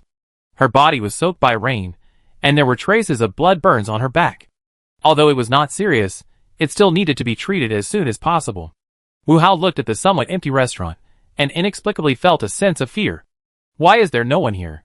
There were only 4 people left in the restaurant today. None of Lu Yao and the people in Lu Cheng's team showed up in the restaurant on time. What happened last night? Hui Yilin frowned. How could so many people suddenly disappear? Sui saw that Lu Yao did not show up, and seemed a little nervous. Did Lu Yao have an accident? It shouldn't be. Isn't she very powerful? Wu Hao said, and looked at Hui Yilin. Hui Yilin frowned. Although Lu Yao was capable, it didn't mean that she would be fine.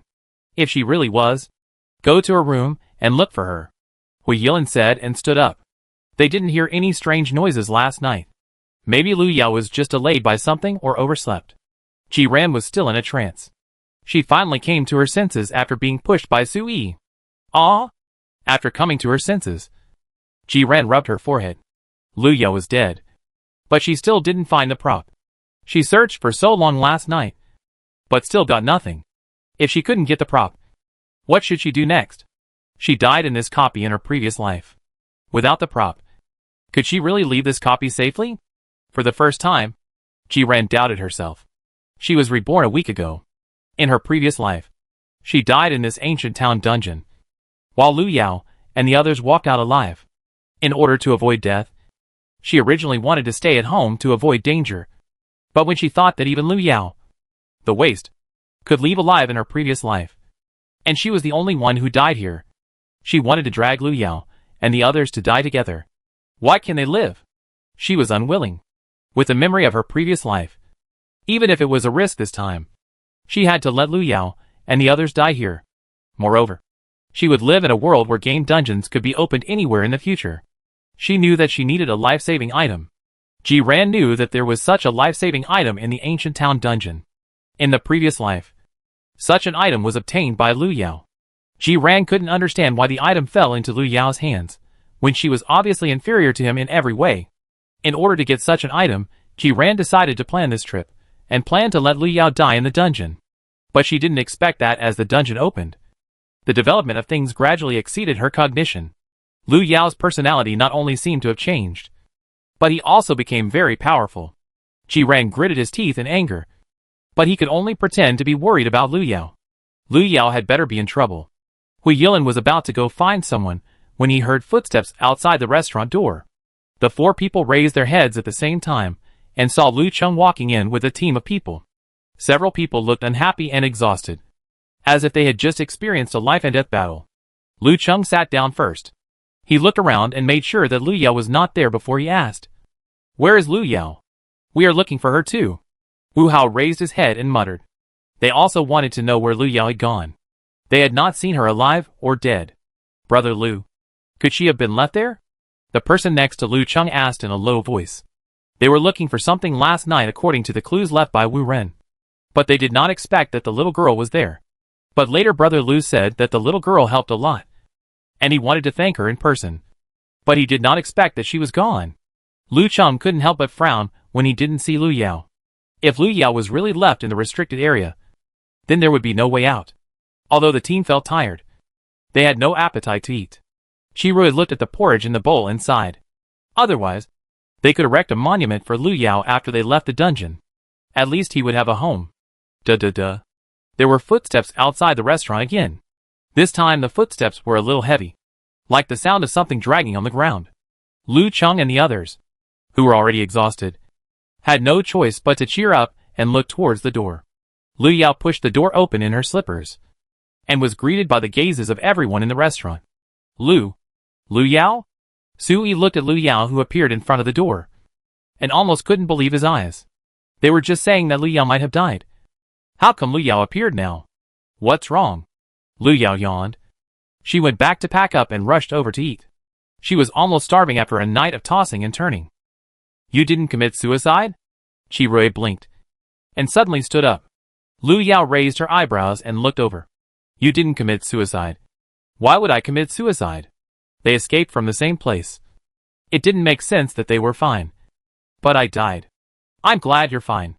Qirui seemed to be relieved, and smiled after saying that. Lu Yao didn't understand what they were thinking, so she simply walked over and sat down. She was hungry, and if she didn't eat something, she was afraid she would really die on the spot. As Lu Yao appeared, Ji Ran's eyes never left her. Although she felt sorry that Lu Yao didn't die, she should still have a chance to get the life-saving item if she thought about it from another perspective. Anyway, Lu Yao would definitely end up in this dungeon. Jiran breathed a sigh of relief. And it was rare that he felt that today's breakfast was not so hard to swallow. What's going on? Why did you show up just now? Hui Yilin suddenly asked from the opposite side. They were together, and they always wanted to know what happened to their companions. Lu Yao took a bite of the bun. Something happened last night, and I was sent to another place, and I happened to meet them there. Fortunately, I was lucky enough to come back alive. Lu Yao didn't want to talk about the details, and just perfunctorily said a few words. Noticing Jiran's gaze, Lu Yao pretended not to notice. She didn't know what Jiran was up to. At 7:30, the female owner appeared again. But compared to before, the female owner's expression had changed a little. Especially when she looked at Lu Yao. Even other people could feel the hatred in her eyes. Lu Yao was full, and the coldness on her body had dissipated a lot. She met the female owner's gaze, looked at the black umbrella she was holding, and rubbed her wrist. At the same time, the black umbrella in the female owner's hand suddenly shook. Chapter 13, Too Inhuman. The female shop owner's face became uglier when she saw this. If it wasn't daytime now, she would make the human who hurt her umbrella pay the price. Even if she helped her find the black umbrella, it wouldn't work. After a while, the female shop owner walked away in high heels, leaving only a sound of hateful footsteps. Did you offend her? Hui Yilin suddenly approached and asked. No. Lu Yao spread his hands. Then why do I feel that she looks at you as if she wants to eat you? Hui Yilin felt that this was definitely not his illusion. Lu Yao did not respond, but stood up and planned to go back to rest. Lu Yao did not mention the brooch from beginning to end, but Jiran began to get anxious. She was sure that the brooch she saw on the floor of the corridor was secretly put into Lu Yao's pocket. She thought that as long as Lu Yao was dealt with, she would have a chance to get the prop first. But she did not get the prop in the end, and Lu Yao did not die. So did Lu Yao find the brooch? And did she guess that she had secretly put the brooch into her pocket? Jiran scratched her hair. If Lu Yao hadn't found it, how could the brooch run to the corridor by itself? Jiran, what's wrong with you? Sui saw Jiran's ugly face and asked with concern. No, nothing. I'm just a little worried. Jiran sighed. Sui felt a little cold, and took out a coat from the box and put it on. What are you worried about? I'm worried that we won't be able to get out alive. No. Lu Yao is so powerful. As long as we follow her, nothing will happen. Sui is now determined to follow Lu Yao as a pendant. As long as she can leave here alive, she is willing to sacrifice her face. Jiran paused, nodded. You're right. We still have Lu Yao. Lu Yao didn't expect that she had been completely regarded as a gold thigh. She went back to her room and fell asleep. It was not until lunchtime that Lu Yao was awakened by a knock on the door. Chi Rui stood outside the door and greeted Lu Yao with a smile. I haven't had time to thank you for what happened last night. Lu Yao narrowed her eyes and waved her hand. She didn't intend to save people. The black umbrella was her goal. But she didn't plan to tell others about the side quest. Aren't you curious about why we are there? Chi Rui saw Lu Yao's calm face and couldn't help asking. Lu Yao shook her head. Not curious. She didn't plan to die in the dungeon. The reason Lu Cheng and the others showed up was nothing more than discovering something and wanting to get some benefits in the dungeon. She had done this kind of thing before. After all, if you want to survive in the dungeon, you have to work hard. It was the first time Chi Rui saw a newcomer like Lu Yao, who was not curious about anything. If he hadn't been sure that the other party was indeed a level 0 newcomer, he would even think that the other party was a hidden boss. Then let me ask you another question. Can I know how you got there? Lu Yao spread his hands. I was chased by a ghost before. I accidentally ran to another corridor and was dragged there. Chi Rui couldn't get any information out of him, so he had to give up. But he came to thank you, so he couldn't just say it. Brother Lu said he wanted me to give you this as a token of his gratitude. Chi Rui took out a system item and handed it to Lu Yao. It was a primary invisibility item, which could hide you within 10 seconds and avoid the ghost's pursuit. Lu Yao used to have no shortage of props, but now he only had a small flower umbrella in his hand. Seeing this, he hesitated for a moment. Lu Yao, it's time to go. Sui came over and saw Chi Rui handing something to Lu Yao. She pulled Jiran and walked over quickly. What is this? Sui looked curious. Primary invisibility prop. Chi Rui explained. Brother Lu gave Lu Yao a thank you gift. When Sui heard that it was a prop, she hurriedly pulled Lu Yao to accept it. It was a prop. no matter what effect it had. It might save her life at a critical moment. Ji-ran was slightly lost in thought as he looked at the item Lu Yao had put away. Fortunately, it was not the item that could save her life in the dungeon, otherwise she would have to find another way to get it from Lu Yao. All day long, the female owner looked at Lu Yao with resentment. Lu Yao knew that the female owner would come to see her tonight, but she was not worried. It was already the last night. As long as she did not have any red items and did not go out, those monsters could not do anything to her. At night, Sui and Ji-ran squatted in front of Lu Yao's door again, begging Lu Yao to take them in. After what happened last night, Lu Yao didn't want to be disturbed. She closed the door neatly and rejected the two girls' request. Will it be dangerous for us to live alone? Sui clenched her fingers. She still felt safer with Lu Yao. Have you forgotten the reaction of the female owner today? Lu Yao has been targeted by the owner. Maybe she will get into trouble tonight. Ji-ran lowered her voice. Originally, she also wanted to rely on Lu Yao and use her as a meat shield. But the situation is different now. The female owner is the most dangerous person in the inn. And if Lu Yao could attract the female shopkeeper's attention, she could try to find that item tonight. Just when Ji-ran thought Sui would go back with her obediently, she saw Sui suddenly turn around and walk towards Lu Yao's door. She knocked on Lu Yao's door. Lu Yao, the female shopkeeper might come to see you tonight. Let me stay with you. One more person will help. I can help you deal with her. Lu Yao had always protected them before. But now that Lu Yao was in danger, she couldn't just leave her alone. That's too inhuman. Suyi's words were a bit arrogant. She, a rookie, actually said that she would help Lu Yao deal with the female store owner. It was ridiculous. Lu Yao stood at the door, still with no expression on his face. You help me? Lu Yao lowered his eyes and stared at the girl in front of him, who was shorter than him. Sui nodded fiercely. Although I know I'm weak, I'm still a living person. Maybe I can do something for you. Lu Yao glanced at Ji-ran, who was standing aside without moving. It seemed that the other party didn't intend to get close to him. Okay. After a moment, Lu Yao nodded and let Sui in. Ji-ran watched Sui enter Lu Yao's room and felt that Sui was ignorant of life and death. Since Sui wanted to die with Lu Yao, she would not stop him. Late at night, in the lobby of the inn, the black umbrella slowly opened, revealing the gray and twisted face inside. The female owner stared at the face for a while, stretched out her fingernails, and poked its forehead. Do you want to seek revenge on her? The face first whimpered, and then laughed. Of course. It wanted to peel off the girl's skin to make a new umbrella, dye it bright red from inside to outside, and hang it in the middle of the hall, so that others can see the consequences of bullying it. In the room, Sui was worried that the female owner would come, so he didn't sleep well. The moment footsteps came, Sui subconsciously opened his eyes. There was a series of knocks on the door. Someone is coming. Chapter 14. You are not obedient. Lu Yao, there is someone outside the door. Sui turned around and pushed Lu Yao. But for some reason, Lu Yao never responded. Sui was frightened.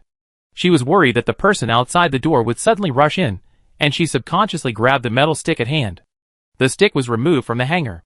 According to Lu Yao, although it looks light, it hurts enough to hit someone. Dong dong dong. The knocking sound continued, getting heavier and more urgent. Sui's palms were full of cold sweat. She tried to wake Lu Yao again. She pushed hard with her hands. Lu Yao. Wake up. Lu Yao. Finally, Lu Yao moved. But the moment he turned his head, he saw the face of the female shop owner with a strange smile. Sui screamed, and the iron rod in her hand was about to fall towards Lu Yao. A hand suddenly stopped Suyi's movement. What's wrong? Lu Yao opened his eyes, and his eyes were full of dissatisfaction with being woken up. Sui took a deep breath. Lu Yao, I just saw your face turned into the face of the female shop owner, and I was scared to death. Lu Yao wiped his face. It seemed that Sui was affected by the strange air around him. Lu Yao sat up. The knocking sound outside the door had turned into a pounding sound. Bang, bang, bang. This time it sounded like someone was pounding the door with a heavy object. Don't worry. She can't get in. Lu Yao looked at the door. Really? Sui couldn't help trembling. Well, as long as you don't open the door, she can't get in. She placed a lot of talismans in the room. As long as she didn't open the door, the things outside the door wouldn't be able to come in and disturb her. Thinking about it, Lu Yao pulled up the quilt. Go to sleep. Sui looked at Lu Yao with trembling eyes. Is it time to sleep now? How can she sleep? The knocking sound lasted for nearly half an hour and finally quieted down.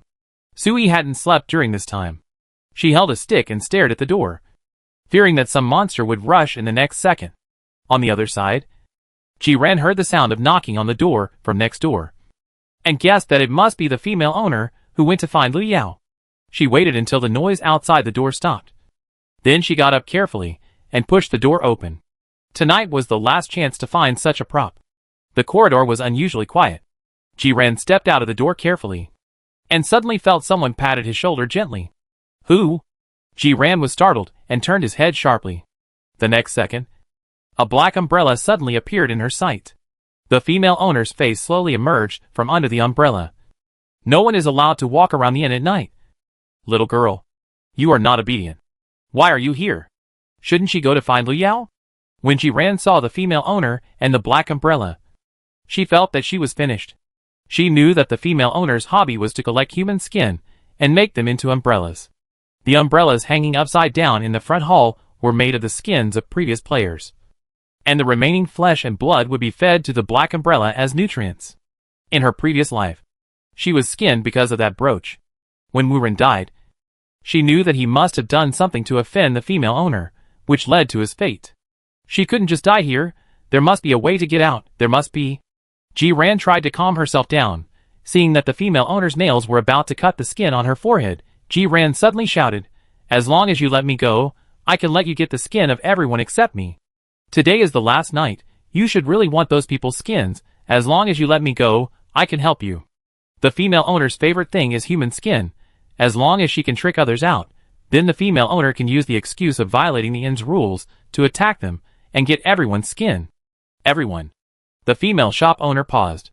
Including the people in that room? She pointed to Lu Yao's room behind her. Ji-ran nodded fiercely, of course. Wu Hao, did you hear someone shouting for help? In the room, Hui Yilin suddenly opened his eyes. Wu Hao was awakened, turned his head, and looked at the door. It seems to be true. It sounds like a girl. Did something happen again? Wu Hao rubbed his eyes, and finally woke up. The two looked at each other, and couldn't help but stand up and walk to the door, not knowing what happened. The two did not dare to open the door rashly, and just wanted to listen. At the same time, the cries for help in the corridor were getting closer and closer, and a burst of banging on the door suddenly sounded. Outside the door, Ji-ran's crying voice came, which made the two people's scalps numb. What should we do? Should we open the door? Wu Hao hesitated. The person was outside the door. If they didn't save him, the person outside the door might really die.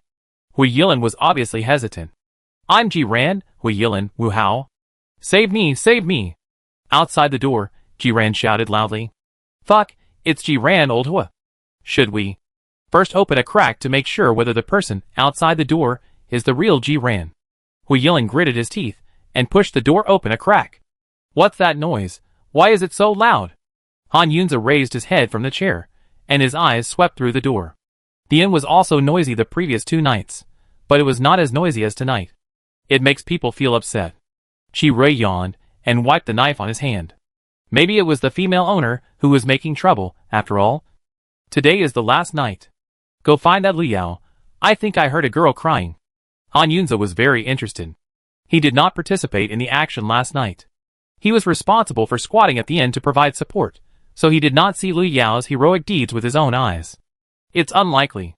Even if Lu Yao faced the female owner, he would not cry so scary. Chi Rui thought about it, and couldn't help but move closer to the door. Old Chi, you don't want to save people, do you? It's the last night. They didn't get anything in this dungeon, and they lost a brother. It's a big loss. If they cause trouble at this time, it will be difficult to explain. What are you thinking? I don't have the noble quality of sacrificing myself to save others. Chi Rui smiled and put away the knife. As long as they can survive tonight, they can leave the dungeon at noon tomorrow. The crying and shouting in the corridor continued. Perhaps it didn't attract anyone, and the shouting gradually faded away. Help! Save me! Lu Yao! Lu Yao! Sui! Save me outside the door! Ji-ran's cry for help sounded. And Sui, who was almost asleep, opened his eyes wide. She held the iron rod at hand and pushed Lu Yao subconsciously. This time Lu Yao woke up by herself. She opened her eyes and looked outside the door, with a layer of coldness on her face. Lu Yao. It's Jiran. Jiran is in trouble. Should we save her? Are you sure it's really her? Lu Yao asked back. Thinking of the situation here, Sui hesitated. If it wasn't Jiran outside the door, wouldn't it be too dangerous for them to open the door and go out? But what if it was really Jiran outside the door? Would they really not save her? Sui thought about it, and heard two more cries for help in the corridor. This time the voice was also familiar. It turned out to be Hui Yilan and Wu Hao. The cries for help from the three people came one after another. Deafening. Chapter 15. Feeling like I'm going to die soon. It's impossible to rest, unless Lu Yao pierces his ears now. In the corridor, Hui Yilan dragged Wu Hao and ran away. A black umbrella followed them, and a face in the open umbrella stared at them fiercely. Black hair spread out from the umbrella, and soon wrapped around Wu Hao's neck. Save me. Wu Hao's breath was choked, and he felt like he was going to die soon. Hui Yilan turned around to help, and was also entangled. Seeing that the two people were about to be sucked into the black umbrella, a cold light suddenly flashed in the darkness. Lu Yao, with a dissatisfied look on his face, appeared in front of the black umbrella with an iron stick in his hand. He swung the stick at the black umbrella's face without saying anything.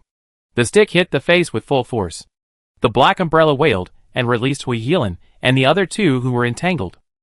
The two people got up from the ground and saw Lu Yao holding the stick and attacking the black umbrella crazily. In an instant, the surrounding atmosphere of terror was full. Fuck. Old Hua. Lu Yao is so scary. It's even scarier than the ghost in the copy. Looking at her fighting, I feel pain. What are you looking at? Help me. Hui Yilan took a deep breath, saw the overturned trash can on the side, picked it up and rushed over. Wu Hao followed him. There were no tools around. He just rushed with his fists. Lu Yao didn't need Hui Yilan and the others to help. When they approached, Lu Yao had already folded the black umbrella, threw it on the ground and stepped on it desperately. He was courting death in the middle of the night, and whoever disturbed her deserved death. It's okay. Seeing Hui Yilan and the others coming, Lu Yao stopped. Hui Yilan and Wu Hao took 2 steps back silently, with a look of fear on their faces. I didn't hit you. What are you afraid of? Lu Yao crossed his arms and looked over. Was he looking at me with a strange look? The two took 2 steps back again. No, they were afraid. Why are there only the 2 of you? Where's Jiran? I just heard her cry for help. Sui poked her head out from the side. Lu Yao said that she didn't need to be involved in the fight, and asked her to find a place to hide and not get in the way. When he heard Jiran's name, Wu Hao suddenly made a poo sound. Don't mention her. It's bad luck. What happened? Sui asked. She let us out, and we wanted to save her. Who would have thought that she was in cahoots with the female shop owner? Wu Hao gritted his teeth.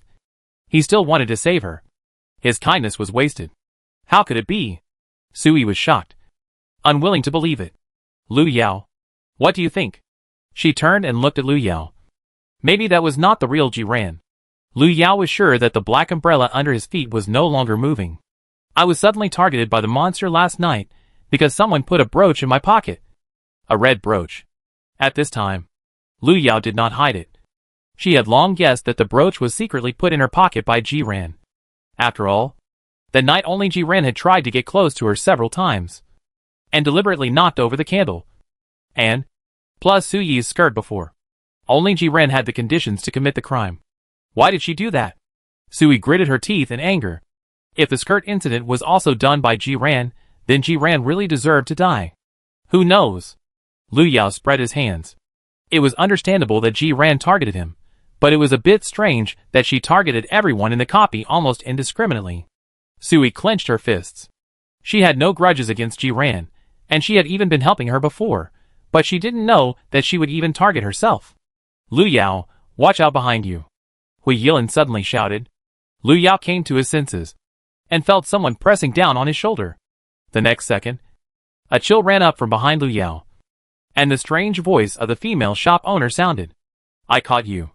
The female shop owner grabbed Lu Yao's shoulder and dragged her back. When she saw the black umbrella on the ground, her expression became more distorted. How dare you?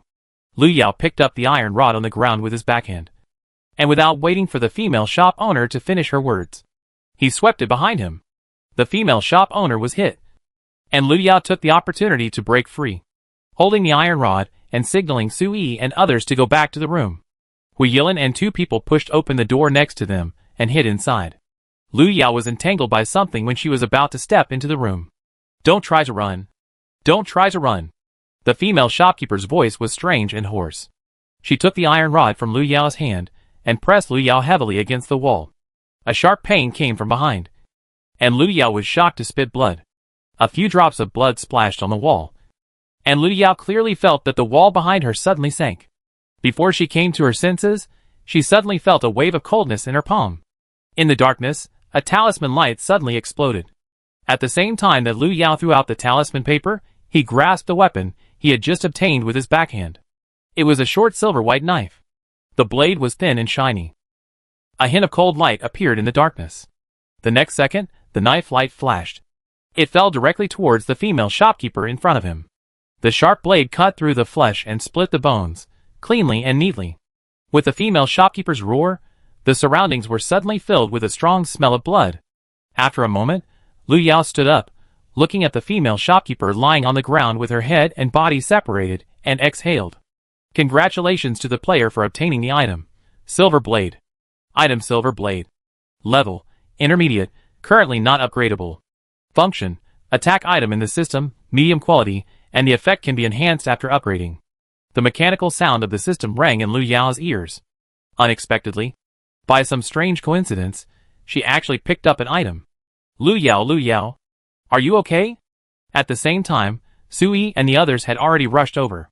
Just now, they wanted to come up to help, but for some reason, they couldn't push the door open.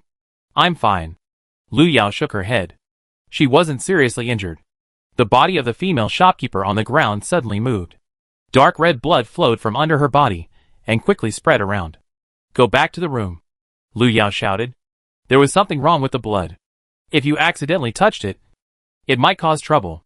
In the corner of the corridor, Ji Ran's eyes were red. How could this happen? Why did Lu Yao not only survive, but also get a prop? Why was it an offensive prop? Why was everything different from the previous life? Seeing the blood about to flow to her feet, Ji Ran suddenly came to her senses. She had to leave here first. But before she could move, countless black shadows suddenly appeared behind her. The shadow ghosts pounced on Ji Ran, quickly dragging her into the darkness. A second before falling into darkness, Ji Ran vaguely glimpsed a red brooch being taken out of her pocket by a shadow ghost. On the other side, the moment Lu Yao and others stepped into the door, a white light suddenly exploded from the corridor. At the same time, a familiar mechanical sound rang in everyone's ears, but with a bit of gnashing of teeth. Warning, the owner of Xiaowuin is declared dead. The copy Ancient Town Night Reign is terminated early. The copy area has been invalidated. The copy area has been invalidated. The copy area has been invalidated. Chapter 16. The dungeon area has disappeared. The dungeon Ancient Town Night Reign has been completed. Rewards are being settled. Name, Lu Yao. Level, Primary. Points, 7,000.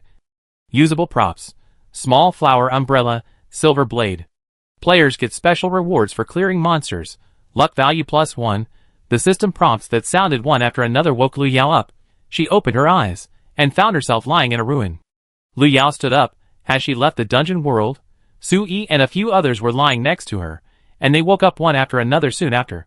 We got out alive? Wu Hao climbed up and pinched his leg, grimacing in pain. Lu Yao nodded. They did leave the dungeon. And according to the system, this place may not be a dungeon area in the future. Why didn't I see Brother Lu and the others? Ji Ran is not here either. Didn't they come out? Lu Yao dusted himself off. They should be somewhere else. The dungeon ends. And as long as the health value is not 0, you will be ejected from the dungeon. But the location of the ejection is different. As for Ji Ran, if she hadn't been with them, she would have been left in the dungeon. Lu Yao was not a generous person. Ji Ran wanted to harm her. So don't blame her for revenge. She folded an identical brooch with talisman paper and gave it to Ji Ran in return. After covering it with magic, it looked exactly like the real thing. Ji Ran was carrying a red item. Whether it was real or fake, the monsters in the end would not let her go easily. As for Hui Yilin and the others, they were not the ones who helped Ji Ran bully the original body. Although Lu Yao didn't like them, he didn't make things difficult for them. Not long after, Lu Cheng came with his men. after learning that it was Lu Yao who solved the female shopkeeper. Lu Cheng was surprisingly not too surprised. Lu Yao has great potential. I have been through so many dungeon worlds, but this is the first time I have seen someone who can directly eliminate the dungeon area without the depression in the dungeon. Lu Cheng's tone was much calmer. Does it mean that as long as the dungeon boss is eliminated, the dungeon area can be eliminated? Hui Yilin suddenly frowned and asked. They are newcomers, and they know too little. But since they already know about the dungeon, they can't let themselves be confused any longer. He needs to understand the existence of the dungeon, so that he can make plans for the future. Who knows if he will be pulled into the next dungeon area in the next second? We don't know this either. After all, this is the first time such a situation has occurred. Lu Cheng shook his head. Maybe he can wait for the official answer to this matter. Abyss Monitoring Center. Monitoring Room. As the cursor on the screen suddenly went out, the alarm in the monitoring room sounded. Qin Yan hurriedly pushed open the door, and after seeing the prompt on the screen, she froze in place. A moment later, the man's surprised roar came from the phone. What did you say? The Abyss area number 0074 disappeared from the map. It's been a year, and this is the first time he heard of the disappearance of the dungeon area. Yes, just now, 0074 disappeared. Qin Yan nodded. The man tried to calm himself down. What's the reason? The specific reason is not clear, but we have sent people to investigate. In the past year, they have been worried about the invasion of copies all the time. There are more and more copy areas, and they have tried many methods, but they still cannot prevent the formation of copy areas. And now, a copy area that has already been formed suddenly disappeared. This is great news for humans. As long as they find a way, they may be able to completely eliminate the Abyss from this world. After hanging up the phone, Qin Yan copied a piece of information about the 0074 Abyss in the monitoring room and left in a hurry. Ancient Town. After saying goodbye to Lu Cheng and the others, Lu Yao and the others went directly to the station outside the ancient town to wait for the bus. Ji Ren had not appeared, which undoubtedly indicated the fact that she was left in the dungeon. Several people knew what Ji Ren had done in the dungeon. If it weren't for Lu Yao, they would all be left in the dungeon to accompany Ji Ren in his death. Although they were all classmates, it was impossible for them not to hate Ji Ren when they encountered such a thing. Now that Ji Ren is dead, they just regard this matter as over. The rain has stopped, and the streets of the ancient town are bustling with people, much busier than before. The cell phone signal has been restored, and they contacted their families separately, reporting their safety. The Ji family does not consider Lu Yao as a family member, and Lu Yao is now alone, and does not need to contact anyone, which is worry-free. But if Ji Ren gets into trouble, the two people in the Ji family will probably hold this matter against her. Lu Yao thought about it, and decided that it would be better to go back to the incense and candle shop that Grandma Lu left for her. The results will be out in a while. When I go to college, I can naturally stay away from the Ji family. After escaping death, several people did not have much joy in their eyes. Will we be dragged into a dungeon just by going to a random place in the future? Wu Hao scratched his head and spoke out the doubts in his heart. After this dungeon, he was scared to death. If it happens a few more times, he really doesn't want to live. I want to know too. Sui raised her hand. She didn't have time to think about other things now.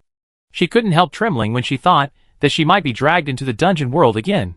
Ji Ren has died in the dungeon. Will he be the next one? Don't scare yourself. It's better to find a way to improve yourself now. Hui Yilin is calmer than the other two. After this dungeon, he clearly realized his weakness.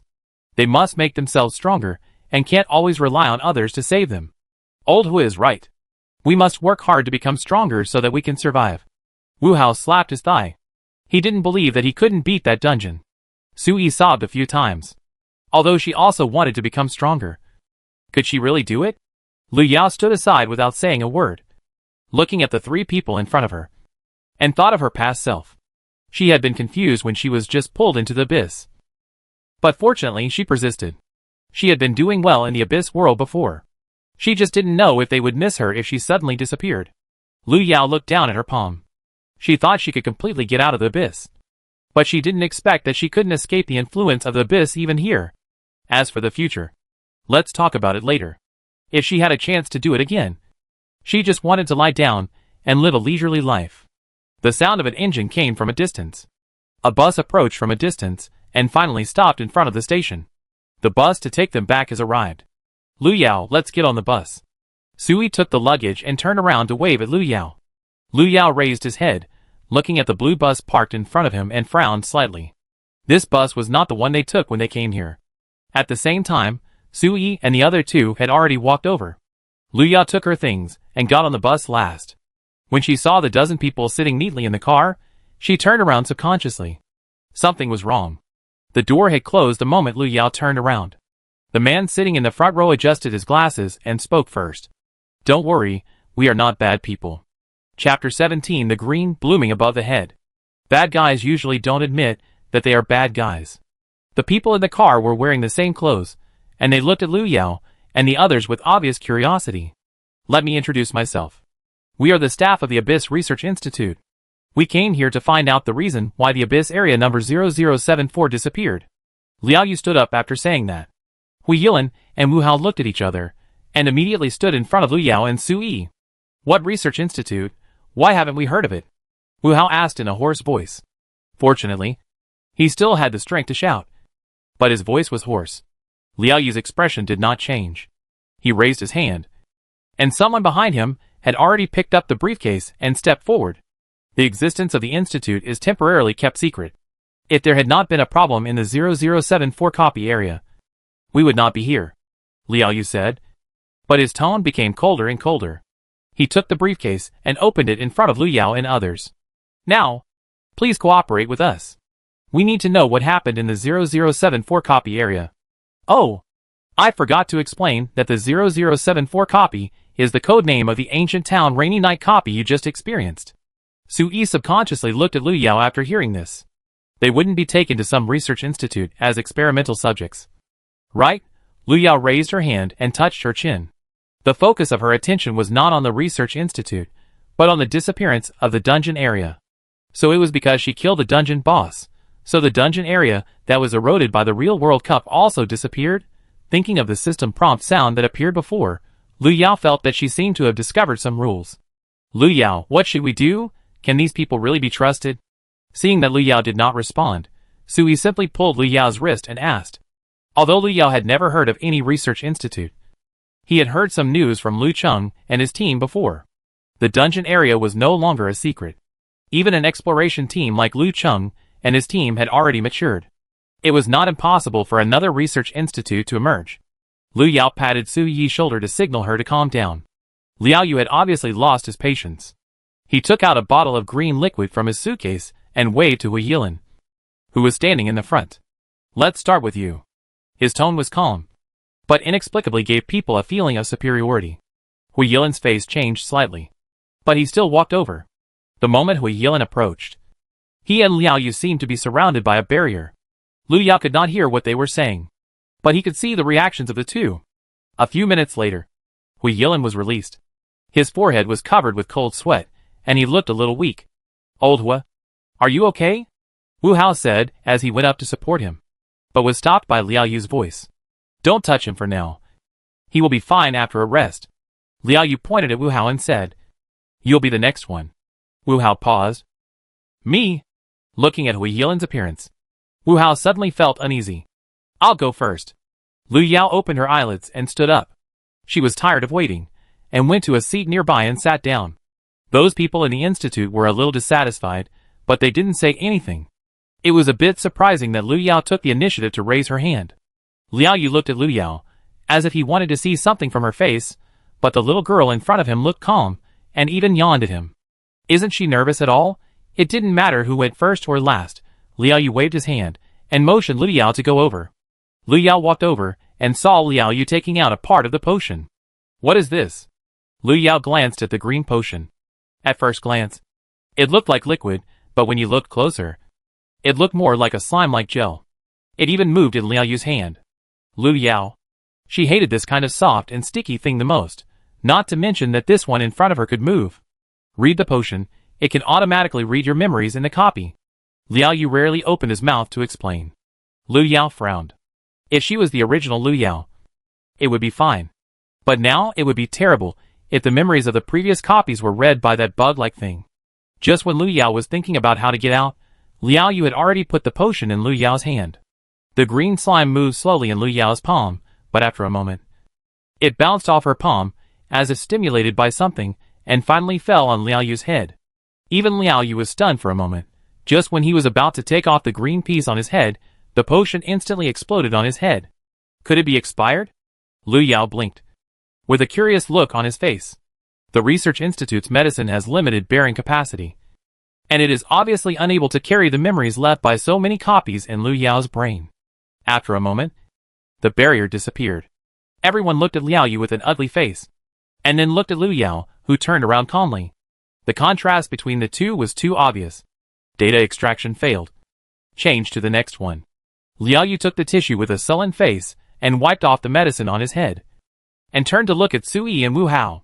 Perhaps because of Liu Yao's performance, Sui and Wu Hao relaxed a lot. Sui was the last one to come out. She wiped the sweat off her forehead and whispered, "When can we go home? The data of the three of you has been extracted. We will send someone to take you back." Liao Yu's assistant spoke. Hui Yilin had almost recovered. Seeing this, he stepped forward and asked, "What about Liu Yao? What are you going to do?" The data of the three of them had been extracted, but Liu Yao's data failed for some unknown reason. What do they mean by sending 3 people back now? There are some problems with this little girl's data, so she can't go back for the time being. Hui Yilin wanted to argue, but was held down by a hand. "It's okay, you go back first," Liu Yao said, and patted Hui Yilin on the shoulder. The three said goodbye to Liu Yao, and exchanged contact information with Liu Yao before leaving. After several years of being classmates, it was the first time they knew Liu Yao's contact information. 10 minutes later, the bus left the ancient town. Liu Yao carried her backpack, and got on a silver-gray commercial vehicle next to her.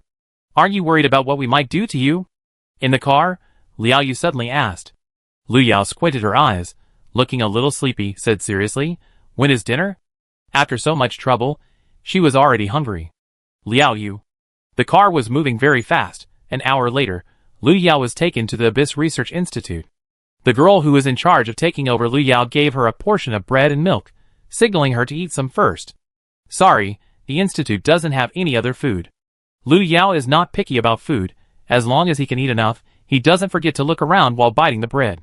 But except that the institute is very large and not far from the ancient town, Liu Yao can't see anything for the time being. "How long do I have to wait here?" Liu Yao finished eating and asked the girl. "Sorry, I don't know about this." The girl seemed to have a good temper and spoke gently. Just when Liu Yao was bored and wanted to explore the internal structure of the institute, footsteps suddenly sounded in the corridor. Martin boots made a crisp and orderly sound on the ground, and soon a woman in the institute uniform pushed open the door and walked in. She looked at Liu Yao, and then nodded to the girl next to her. "Leave her to me." Chapter 18. Are you feeling guilty? Qin Yin is the head of the monitoring department of the Research Institute. Liu Yao, a lucky person who just survived the dungeon. As if she thought the girl in front of her was very interesting, Qin Yin smiled. "This is the first time we have encountered a situation where we cannot read the dungeon memory. So you plan to lock me up for research?" Liu Yao looked at the person in charge in front of him. Qin Yin looked no more than 20 years old. She looked gentle and decent, and her voice was crisp, as if it could make people subconsciously let down their guard. She had just arrived, and there was no reason to confront an unfamiliar organization. Besides, she was actually a little curious about what the so-called Abyss Research Institute was like. "We are not an illegal organization, and of course we won't do that. I will take you to the testing center to reread your memory later, and I will send you home after it is completed. What if your machine still can't read my memory?" Liu Yao sat on the chair and raised his head. He looked innocent and curious. "I believe the machine in the research center will not let us down." Tan Yin stretched out her hand. "Let's go. Let's go to the testing center first." The testing center is located on the north side of the institute.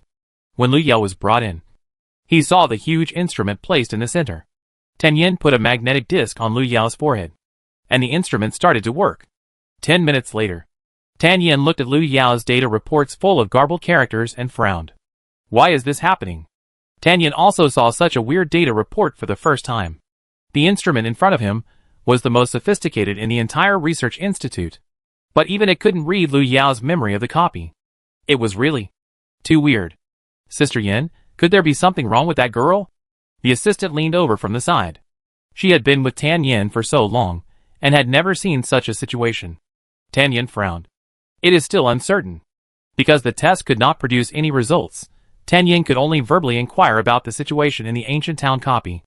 Lu Yao said everything he could, and finally kindly provided some clues. The research institute had no reason to force Lu Yao to stay, so after taking notes, he was sent back.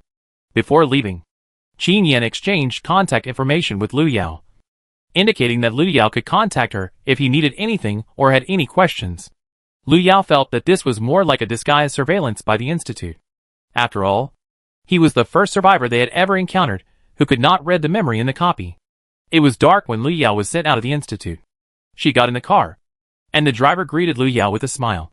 "Are you going to take you back to the Ji family in Ning City?" The people in the institute had indeed investigated her. Otherwise, they would not have mentioned the Ji family. Lu Yao shook her head and gave a random address. She would not go back to the Ji family. But she did not plan to let the people from the institute take her directly back to the incense and candle shop. The incense and candle shop was in the countryside, and she planned to prepare some things to take back with her before going back. 4 hours later, Lu Yao returned to Ningxing. She waved goodbye to the driver and walked into the alley opposite in the night. At the same time, at the Ji family, Father Ji looked at Mother Ji, who kept dialing the phone. "Haven't you contacted her yet?" Before, no matter where Ji Ran went to play, he would send the messages regularly to ensure their safety.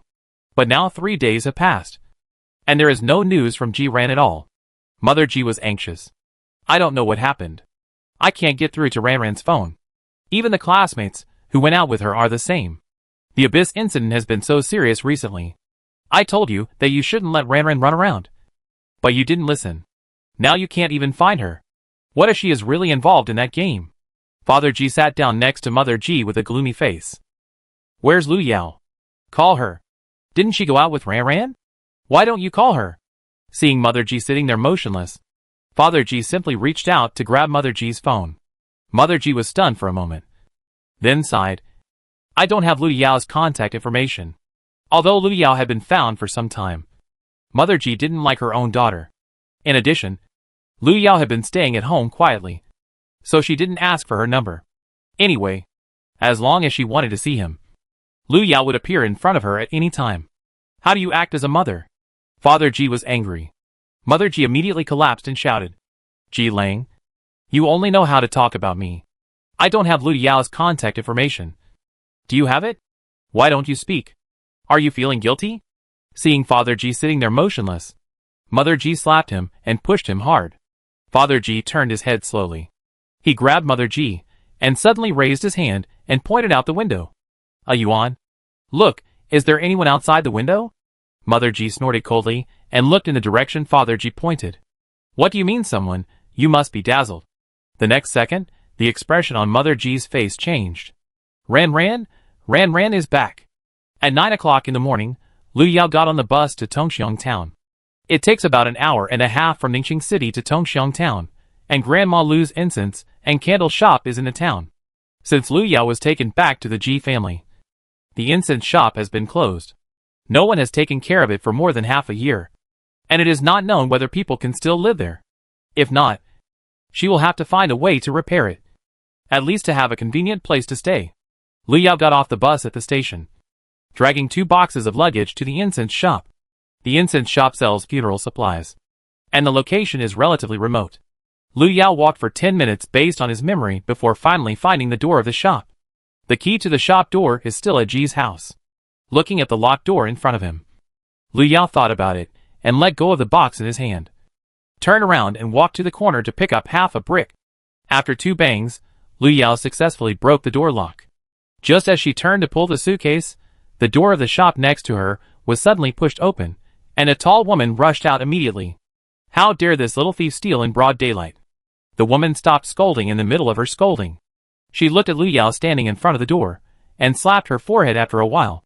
"Lu Yao, is it Lu Yao? Why are you back?" Lu Yao looked at the woman, and recognized her as the neighbor Aunt Yu. Aunt Yu has a generous personality, and is kind-hearted. When Lu Yao lived here with Grandpa and Grandma, she took good care of them. "Aunt Yu, I'm back to stay for a while," Lu Yao said with a smile. And you looked at the 2 suitcases beside Lu Yao, and the door locked that Lu Yao had smashed open. And her face turned angry. "Did the Ji family bully you? I knew that couple didn't look like good people. If you have any grievances, tell Aunt Yu, and I'll help you." Lu Yao explained that he just came back to stay for a few days after the exam. It's good that you haven't been bullied. And he breathed a sigh of relief and wanted to help Lu Yao clean up the house. But Lu Yao politely refused. The incense and candle shop is not big, but it has 2 floors. The first floor is the shop, and the second floor is where people live. It has not been occupied for a long time, and the shop is full of dust, and the air has a rotten and damp smell. Lu Yao put the things away, and spent most of the day cleaning the house and changing the door lock. After doing all this, Lu Yao washed his hands and went upstairs. There are 3 rooms on the second floor. The bedroom of the old couple of the Lu family is in the middle, and Lu Yao's is on the right. At this time, Lu Yao pushed open the one on the left and walked in. The room was empty, except for the Buddhist shrine and statues in the middle. Lu Yao took out the incense and lit it, and then respectfully burned the incense. I hope Lu Yao can live a happier life in the next life. Lu Yao whispered. The original body had bad luck. If she hadn't accidentally come here, I'm afraid there wouldn't be anyone to collect her body after the dungeon. When the incense and candles burned out, Lu Yao planned to go back to the bedroom to rest. Ring, ring, ring. Suddenly, there was a crisp bell ringing downstairs. Lu Yao paused when she pushed the door, and the copper bell she hung downstairs actually rang. Chapter 19 Miss. Please take me with you. The shop has been doing incense, candles and paper-made products for many years, so it is inevitable that a lot of negative energy has gathered. In addition, no one has lived here for a long time, so the negative energy will only get heavier. Out of habit, after Lu Yao cleaned up the shop, she simply decorated the shop. The copper bell hanging at the door is one of them. The copper bell was bought and processed by her in Ning City before. If a living person walks in, the copper bell will not make any sound, but if it is not a living person, the opposite is true. The moment she heard the ringing, Lu Yao subconsciously perked up. She had just come back. Could there be a sneak visitor? Lu Yao went downstairs and saw a tall and thin figure standing in the store. Lu Yao, I heard you were back, so I came to see you. The boy saw Lu Yao and immediately walked over with a smile. The dim light reflected on the boy's face, illuminating his pale and bloodless face. Lu Yao paused. She recognized him. Chung Yuan, the youngest son of the Chung family next door, and the original body's middle school classmate. But in the original body's memory, the two of them haven't seen each other for several years. Chung Yuan? Lu Yao, you still remember me, that's great. Chung Yuan was a little excited. I heard you say you were back. I thought she was lying to me. I didn't expect you to really come back. Lu Yao nodded. I just came back today. Then can I ask you out tomorrow? It's rare for you to come back. We can get together. Chung Yuan's smile became even stronger. No need. I have something to do when I come back. Lu Yao refused directly. She was not familiar with Chung Yuan, and of course, there was no need to reminisce about the past, not to mention that the person who wanted to reminisce about the past with her was not a living person. After Lu Yao finished speaking, Chung Yuan, who was originally smiling, suddenly changed his expression.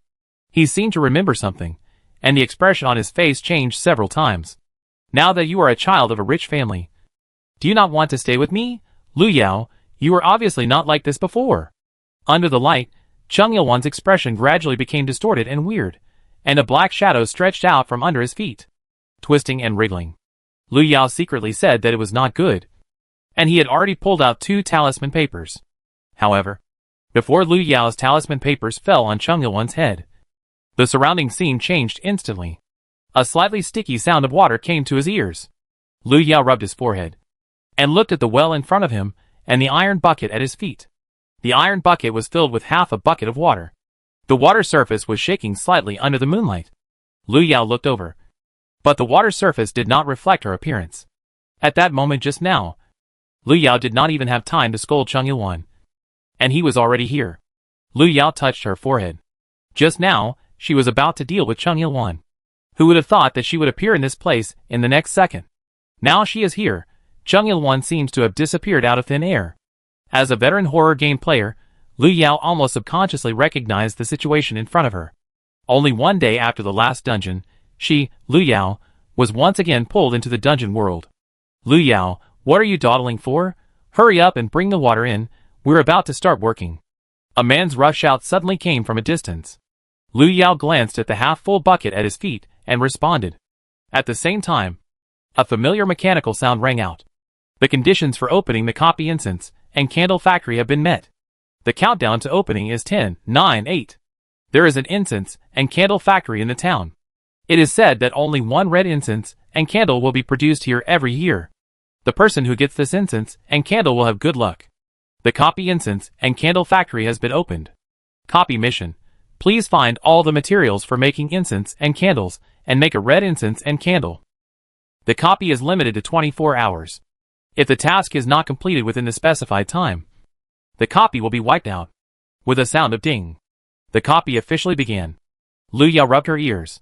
What was coming finally came. Thinking that she was the only one alive in the dungeon, Lu Yao breathed a sigh of relief. It seemed that she was the only player involved in the dungeon this time. But it was good this way. It saved a lot of trouble. Lu Yao looked at the time. It was 8 o'clock in the evening. I didn't know what kind of construction site had to stay up late to work overtime. The workers were miserable. She walked into the factory with half a bucket of water. The first thing she saw was a dilapidated double boiler used to process wax blocks. Next to the boiler stood two men in blue overalls. One of them looked at Lu Yao and asked her to carry the bucket over. The bucket was a bit heavy, and the weight of the things inside was far beyond the range of water. If Lu Yao hadn't been strong enough, there would have been no way to carry it in from outside. Lu Yao handed the bucket over, and saw the man suddenly picked up the bucket and poured it into the boiler. Go get another bucket of water in half an hour. The man threw the bucket back to Lu Yao, and Lu Yao took it, and couldn't help looking around. The dungeon mission said that you need to find all the materials to make a red incense candle. So the well water is actually part of the materials? She stared at the boiler in front of her, and suddenly the system prompt sounded in her ears. Congratulations to the player for obtaining the material wax oil. Damn, it really is. To make an incense candle, the things you need are nothing more than wax oil, wax color, spices, core wire mold. Now that she has found the wax oil, the next thing to find is the rest. Lu Yao secretly rubbed her hands. She wanted to give up, but reality didn't seem to allow it. Lu Yao walked out with the bucket. The next time she would fetch water was in half an hour, so she should be able to move freely during this half hour. Lu Yao, wait a moment. Just when Lu Yao was about to walk out of the factory gate, a voice suddenly called her. Lu Yao turned her head, and saw a man wearing black framed glasses walking quickly from the opposite side. Behind him was a girl with a ponytail. Lu Yao, this is a new employee we just hired. I'll leave her to you. Make sure to explain the factory rules to her clearly to avoid any trouble. After saying that, the man with glasses turned around and pushed the girl, pushing her in front of Lu Yao. Lu Yao and the girl exchanged a glance, and immediately realized that the other person was also a living person who was dragged into the dungeon. Lu Yao frowned slightly, and the girl seemed relieved. Finally, she was not alone. The man with glasses handed the girl to Lu Yao, turned around and walked away holding his glasses. Well, my name is Lu Qingqing. Don't worry. This is not the first time I have entered the dungeon, and I will definitely not drag you down, Lu Qingqing said, and stretched out her hand. At the same time, a piece of paper fell out of her pocket. On the paper, the words Code of Conduct for Incense and Candle Factory Employees were written in large letters. Staff Rules for the Incense and Candle Factory. 1. The working hours of the incense and candle factory are from 7 p.m. to 4 a.m. 2. Employees are prohibited from drinking water during working hours. 3. After get off work, employees are requested to leave the factory and return to the dormitory immediately. 4. If you see red incense and candles during work, please report to the management immediately. There are only 4 rules, but there is a sense of weirdness. Why didn't I see this piece of paper before? Lu Qingqing stared at the note in a daze. Maybe it's because this piece of paper will only appear after you officially join the company. Lu Yao glanced at the content of the employee rules. Only the last one made her particularly concerned. After all, the dungeon mission requires making a red incense candle, and it seems that red candles are not allowed in this factory. Lu Yao, this is my second time entering the dungeon. After coming to his senses, Lu Yao saw me and introduced himself. This is my third time. Lu Qingqing's originally relaxed expression suddenly became a little more solemn. When I saw you just now, I thought you were a big shot who had gone through dungeons at least a dozen times, but I didn't expect you to be a newcomer who was newer than me. Lu Yao spread his hands. Do I look like someone who has been through so many dungeons? Lu Qingqing nodded hurriedly, especially like, just now she was about to shout miss. Please take me with you.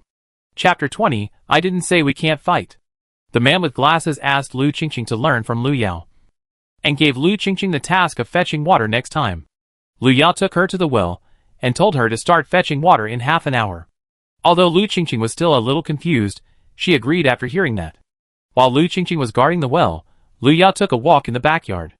The whole factory was not large. In front of the yard was the processing plant for making incense and candles.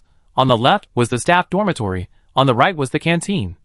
And behind the yard were several small dark rooms that looked abandoned. Because of lack of time, Lu Yao was unable to go over and check.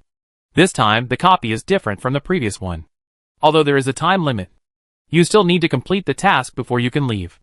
Although Lu Yao wanted to lie down, the current situation did not allow her to do nothing. 20 minutes later, when Lu Yao returned to the well, Lu Qingqing had already started to draw water. She looked down the well curiously, and obviously noticed the difference in the well water. Lu Yao, is this really water? Lu Qingqing looked at the iron bucket. There was only half a bucket of water in the bucket, but it was so heavy that she almost fell into the well. Lu Yao walked over and looked at the water in the bucket. Whatever it is, the workers here call it water. Lu Qingqing was about to put her hand into the bucket, but quickly retracted it. Although she was the one with more dungeon experience, she always had the illusion that she should listen to Lu Yao's orders. Lu Qingqing shook her head. Do you want to send the water in now? Yes, I'll go with you. The man with glasses assigned a task to Lu Qingqing, but he said that Lu Yao should lead the newcomers, which means that before Lu Qingqing was assigned a formal job, she would take Lu Qingqing with her in everything she did. Two people walked into the processing plant again, and there were two more people inside this time. They were wearing the same blue work clothes. The two newcomers were carrying a huge box, and were moving towards the boiler. What are they doing? Lu Qingqing shuddered, and felt that the atmosphere here was particularly gloomy. Making incense and candles. Incense and candle factory. Of course. Makes incense and candles. Lu Qingqing carried half a bucket of water over, and the man in charge of the boiler looked down, and a hint of displeasure flashed in his eyes. Why is it so little, even if you are a newcomer? You can't be lazy. Lu Qingqing blushed. She also wanted to hit more, but she didn't have that much strength. Sorry, I will try to hit more next time. Lu Qingqing apologized quickly. The man glanced at her, left a sentence saying that he would go to get water in half an hour, and then turned around to continue working. Lu Qingqing breathed a sigh of relief, carrying the tin bucket back to Lu Yao. At the same time, the disappeared man with glasses appeared again. This time he was followed by a tall and thin man. Before the man with glasses could speak, Lu Yao had already recognized him. It was Cheng Yilwan who had come to see Lu Yao before. This is the new employee who just joined the company, the man with glasses said, and pushed Cheng Yilwan behind him. Cheng Yilwan moved like a puppet and slowly nodded. Lu Yao was sure that Cheng Yilwan saw him, but at this time Cheng Yilwan seemed to not recognize Lu Yao at all. He walked to his post almost mechanically, and took out a ball of plastic-wrapped things from the spice bucket. Lu Yao lamented the evilness of the dungeon. Even the dead souls were being dragged to work. The man with glasses did not leave immediately. He turned and walked in front of Lu Yao, pointing at Lu Qingqing standing behind her. You are not suitable for the job of fetching water. Now follow me to another place. The man with glasses turned around and motioned Lu Qingqing to follow. Lu Yao, where is he taking me? Lu Qingqing trembled. She would be scared if she was alone. Lu Yao shook her head. She didn't know. Dangers could happen at any time in the dungeon. Instead of relying on others, it is better to rely on yourself. Lu Qingqing said goodbye to Lu Yao reluctantly, and left behind the man with glasses. Without Lu Qingqing here, the next job of fetching water will still be done by Lu Yao. She walked out with the tin bucket, and went straight to the backyard after leaving the factory gate. Cheng Yilwan caught up with her without knowing when. He stopped Lu Yao, and his hands were still stained with spice crumbs. I seem to know you. Cheng Yilwan spoke, his voice was hoarse. Lu Yao raised his eyebrows. It seems that you don't remember why you are here. You should leave here quickly, it's very dangerous here. Cheng Yilwan's expression was numb, but his tone became more and more urgent. Women can't come here, it's very dangerous, they will eat. Cheng Yilwan's voice was intermittent. Before he finished speaking, he had already started to grab his neck with his hands, and even breathing became difficult. Lu Yao was about to step forward to check on Cheng Yilwan's condition, when he saw the door behind him being pushed open, and then two figures rushed out quickly from inside. They picked up Cheng Yilwan from the left and right, and were about to take him away. Lu Yao stepped forward. Where are you taking him? He is sick, and needs to be sent to rest. The two men quickened their pace as they spoke. Seeing Chung Il-won about to be taken away, Lu Yao picked up the metal bucket on the ground and swung it twice. Two cold lights flashed in the darkness. With the sound of whistling wind, the two people who were holding Chung Il-won fell down. At the same time, Lu Yao quickly dropped a talisman on the door, temporarily preventing the workers, who were attracted by the noise from rushing out to cause trouble for him. Chung Il-won was thrown to the ground, and he seemed to have calmed down. Even his breathing slowed down a bit. Lu Yao dropped the metal bucket in his hand and moved closer to check on Chung Il-won's condition. Hello? On the ground, Chung Il-won opened his eyes, and a trace of bewilderment slowly appeared on his originally numb face. He sat up from the ground, and his eyes swept over Lu Yao, and finally fell on his own hands. After a moment, the corners of his mouth moved slightly, and he uttered a word in a hoarse voice. Water? No. Lu Yao shook his head. According to the employee code of conduct, employees cannot drink water during working hours, even if Chung Il-won is a trick. Chung Il-won glanced at the two people lying on the ground, and signaled to Lu Yao with his eyes. Is it not a violation to injure a colleague? Who is she trying to save? And the code of conduct did not say that fighting was not allowed. Just when Lu Yao decided to knock Chung Il-won out and take him away, Chung Il-won stood up from the ground. He looked at his hands with some disdain, and walked quickly towards the well. Chung Il-won slowly drew water, and put his hand into the water, under Lu Yao's gaze. There were two soft puffs, and Chung Il-won paused in shaking his wrist. He stared at the water mixed with spices, and his feet swayed, and he fell directly, without even giving Lu Yao the chance to ask what he meant by those words before. Lu Yao watched Chung Il-won fall down, but did not help him.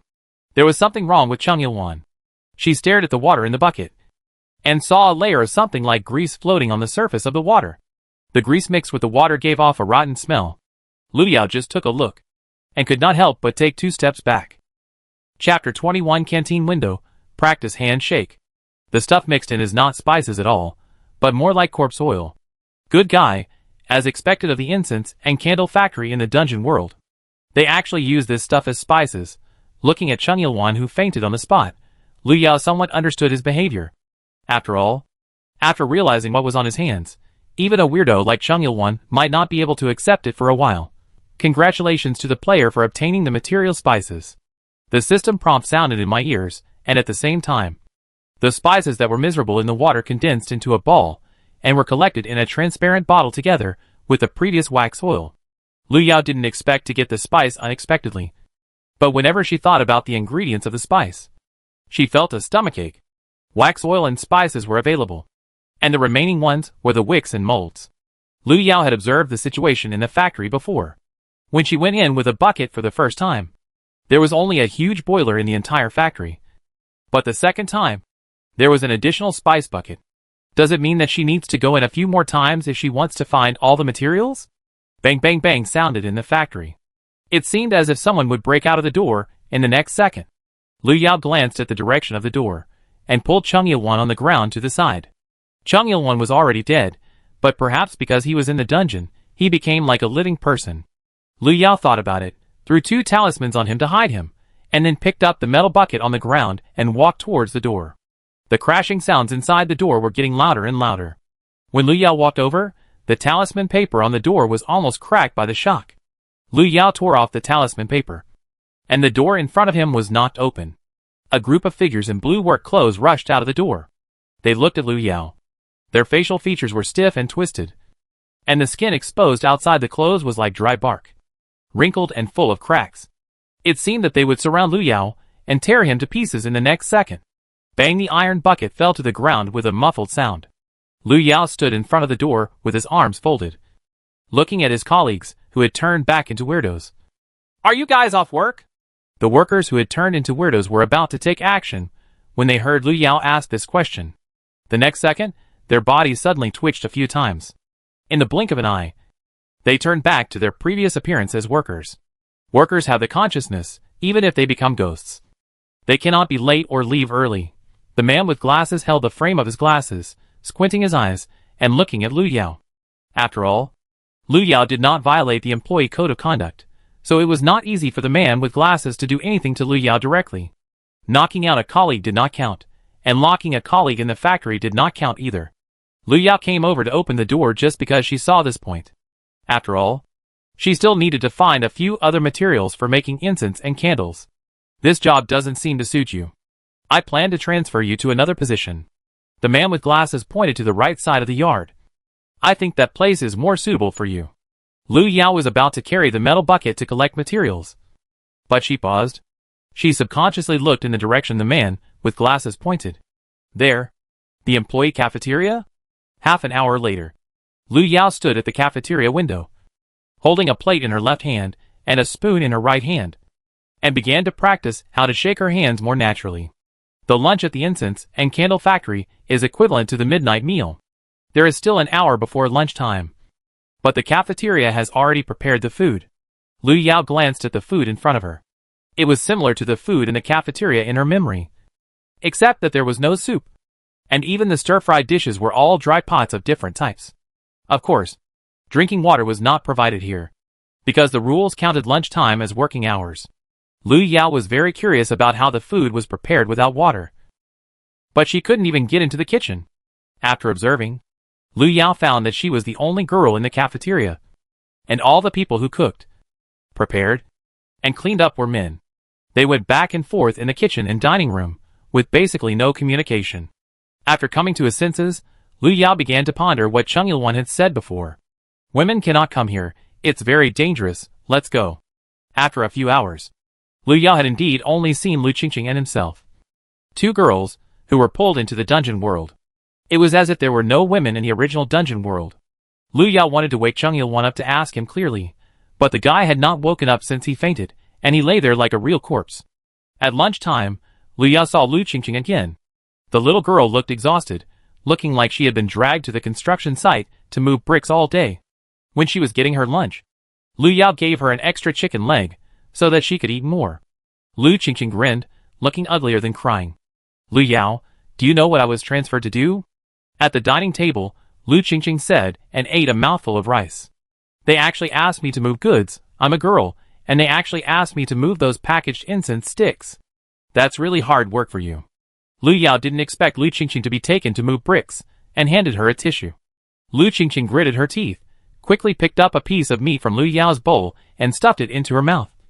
I'm just a ruthless transporter, I'm so angry just thinking about it. Lu Yao looked at the meat that was taken away from him, and silently quickened his eating speed. What did you find?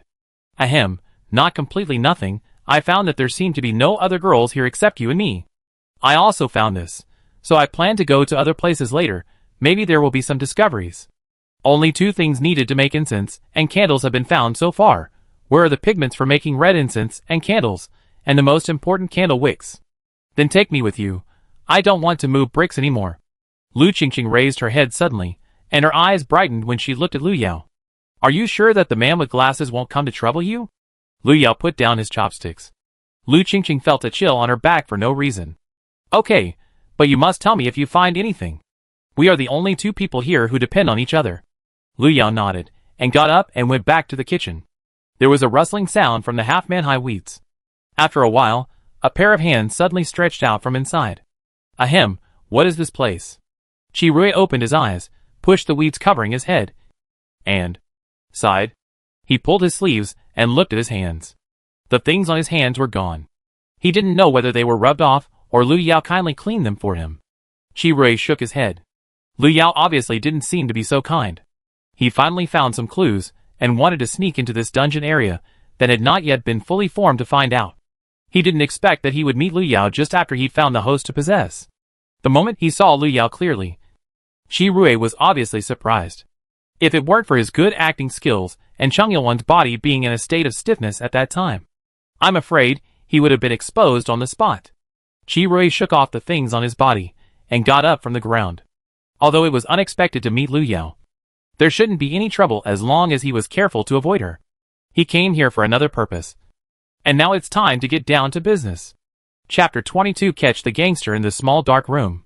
The employees of the incense and candle factory have a break after 4 a.m. Lu Yao finished his work and quietly slipped out while the chef was taking a nap. The yard was dark, with only 2 street lamps standing at the door, but the lighting range was limited. There was not much time left in the copy. Lu Yao did not intend to waste time, and walked directly to the warehouse. The warehouse was on the open space in front of the factory, and the specific location was learned from Lu Qingqing. Lu Yao groped his way over, and saw more than a dozen trucks parked in a large open space. Under the lights, a group of employees in blue work clothes were moving boxes of incense and candles onto the trucks. Lu Yao looked around, but did not see Lu Qingqing. Where is she? Unable to find Lu Qingqing, Lu Yao simply turned around and went to the other side. There is not enough material. We have to restock it quickly. In the corner, the voice of the man with glasses suddenly sounded. Lu Yao stopped, hid himself in the dark, and observed the movements of the man with glasses. Not far away, the man with glasses stood with two other men. He opened the notebook in his hand, picked up the pen and ticked a few times on one of the pages. I think the new guy today is good. He looks good. He looks delicate and easy to deal with. The man with glasses closed his notebook. Find 2 people to take the person over. It's almost dawn. Let's get started early, the man with glasses said, and walked quickly into the factory. After listening to what the other party said, Lu Yao subconsciously thought of Lu Qingqing. The only new employees today are Lu Qingqing and Cheng Yilwan. Cheng Yilwan doesn't fit the description of being delicate, not to mention that Cheng Yilwan was hidden by her. Then the only possibility is Lu Qingqing. What are they going to do to Lu Qingqing? There are not enough materials. They want to take something from Lu Qingqing to use as the raw material for incense and candles. Realizing this, Lu Yao immediately looked in the direction where the 2 people just left. Do you want to save people? Lu Yao clenched his palms. She and Lu Qingqing had only met twice, and happened to be involved in the same dungeon world. They were not relatives or friends. A few minutes later, Lu Yao looked at Lu Qingqing, who was dragged into the small dark room, and sighed.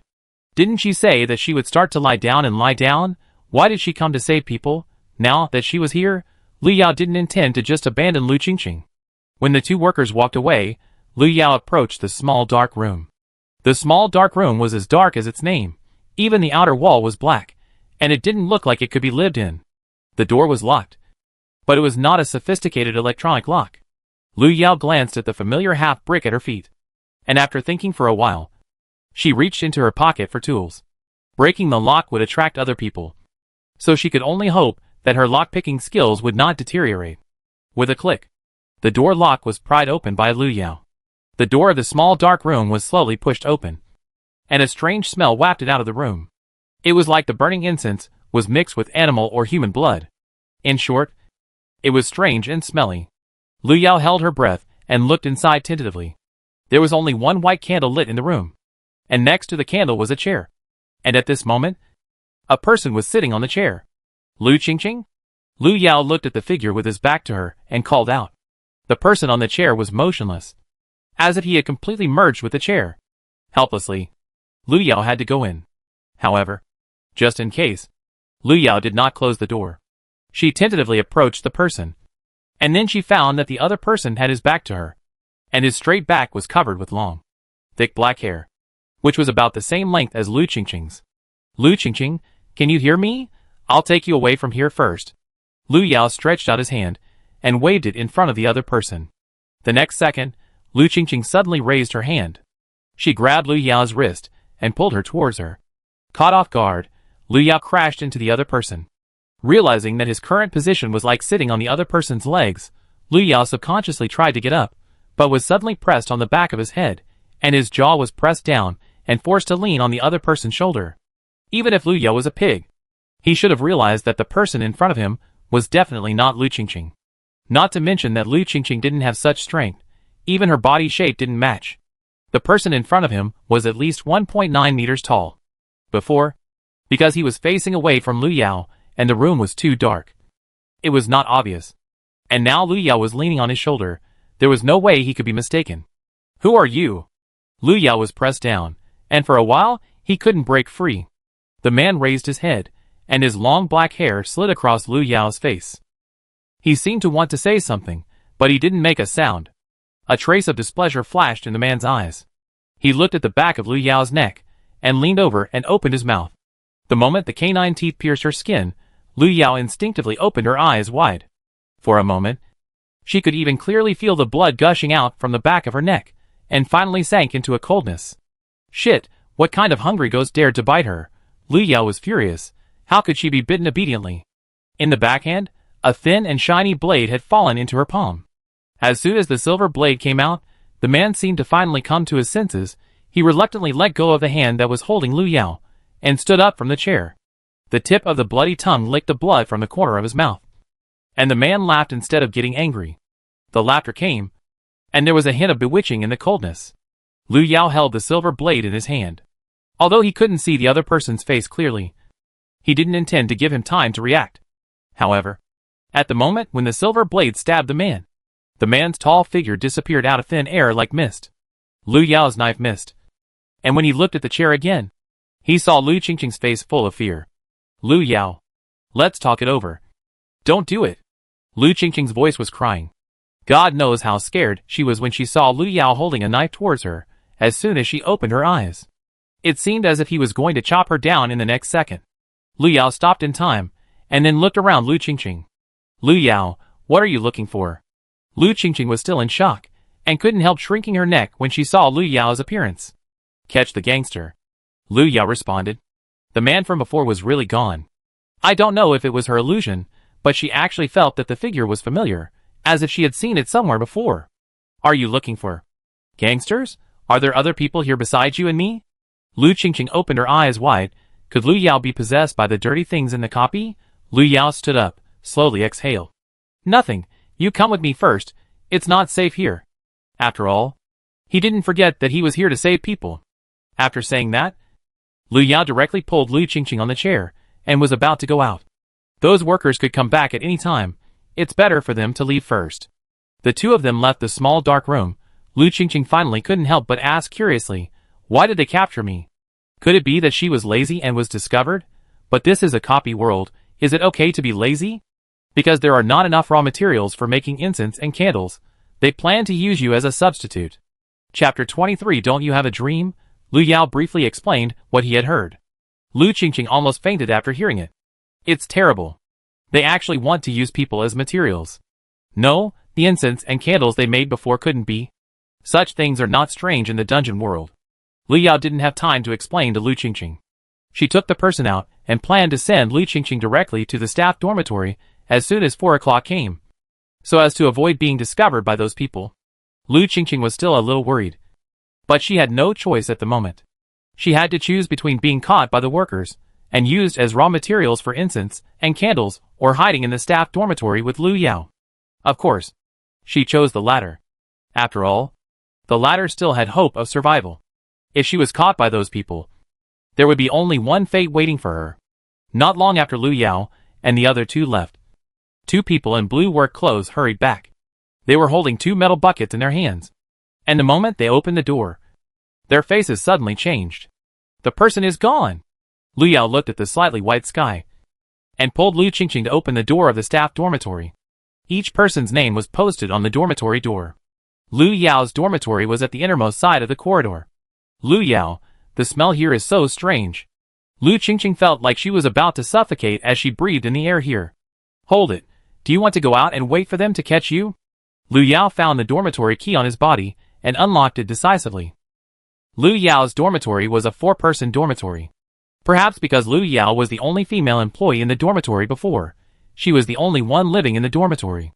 Lu Yao, your dormitory is bigger than I thought. Lu Qingqing entered the dormitory and immediately pulled a chair over and sat down. After being frightened for so long, her legs felt a little weak. Lu Yao watched Lu Qingqing sit down, and for some reason, she subconsciously thought of the man in the small dark room. She touched her neck, and the strange thing was that the wound from the bite had disappeared, without even a trace left. Lu Yao, why do you always touch your neck? Is it injured? Lu Qingqing said as she moved closer, intending to help Lu Yao take a look. Lu Yao let go of her hand. Nothing. I just twisted it.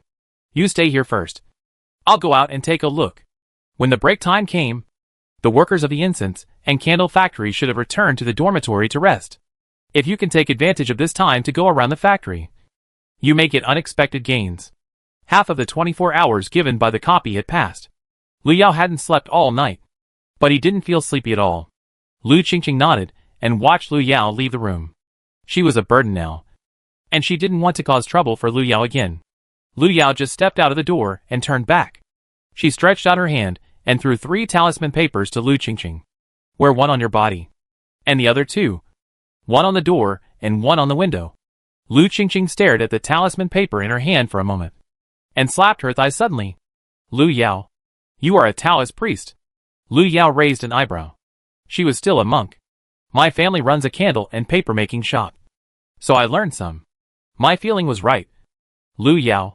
You are really amazing. Lu Qingqing stood up from the lower bunk. If Lu Yao hadn't been standing at the door, she would have even wanted to hug him. This is a real thigh. After instructing Lu Qingqing, Lu Yao went out. The corridor was quiet, except for a few workers in work clothes occasionally. They seemed to have not seen Lu Yao, and some even subconsciously avoided him when he passed by. Is she a monster? Just as he was about to step out of the dormitory door, Lu Yao was suddenly stopped by someone. No going out during the break time. The dormitory manager wearing reading glasses leaned out of the window.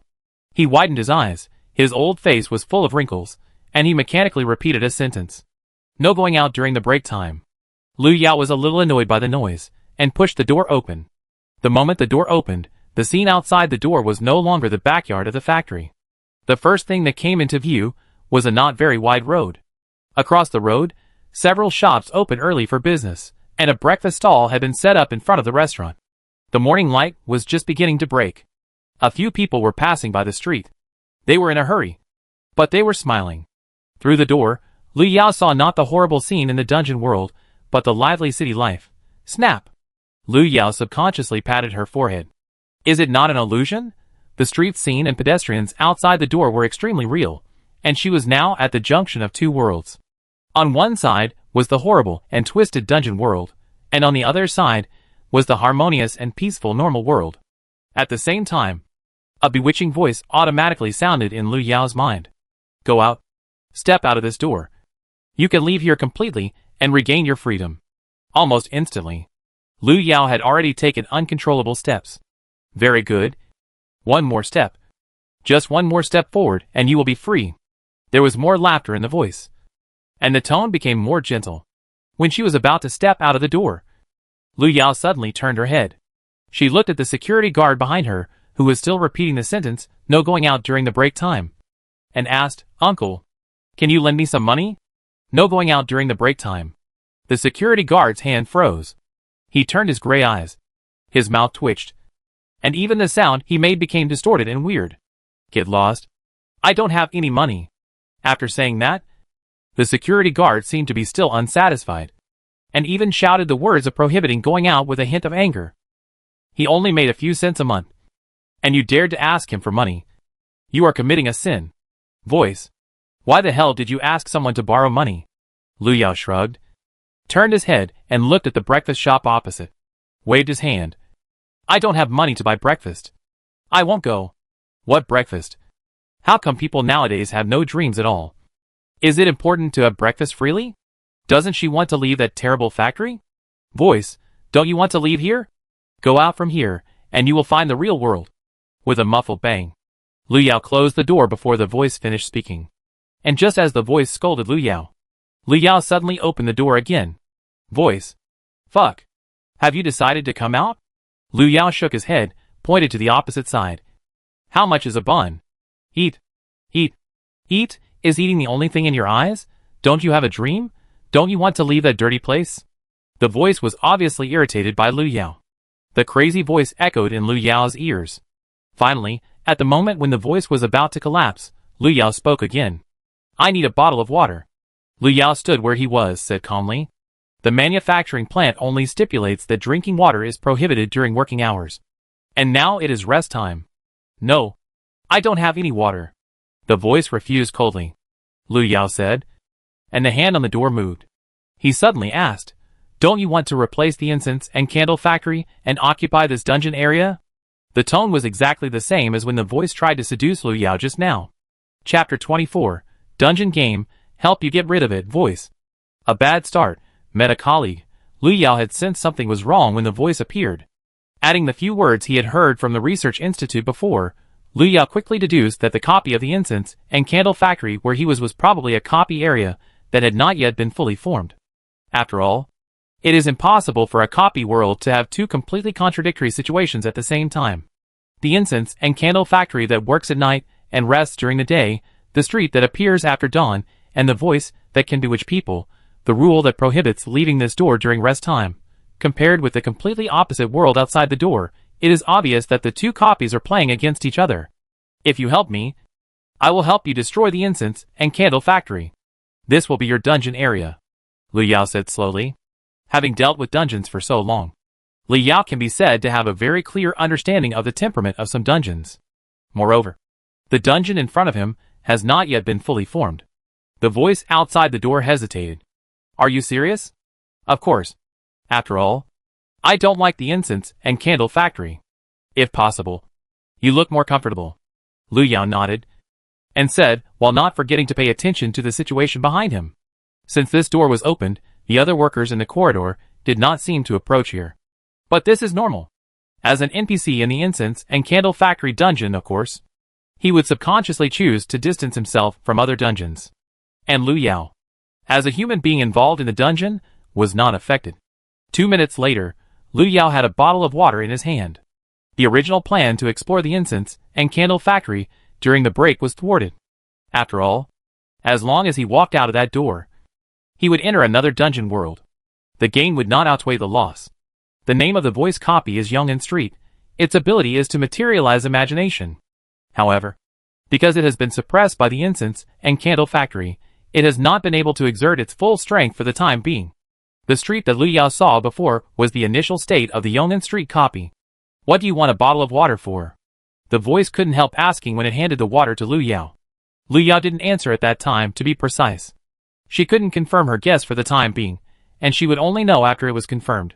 She returned to her dormitory with the water. The moment she opened the door, she saw Lu Qingqing curled up in a chair.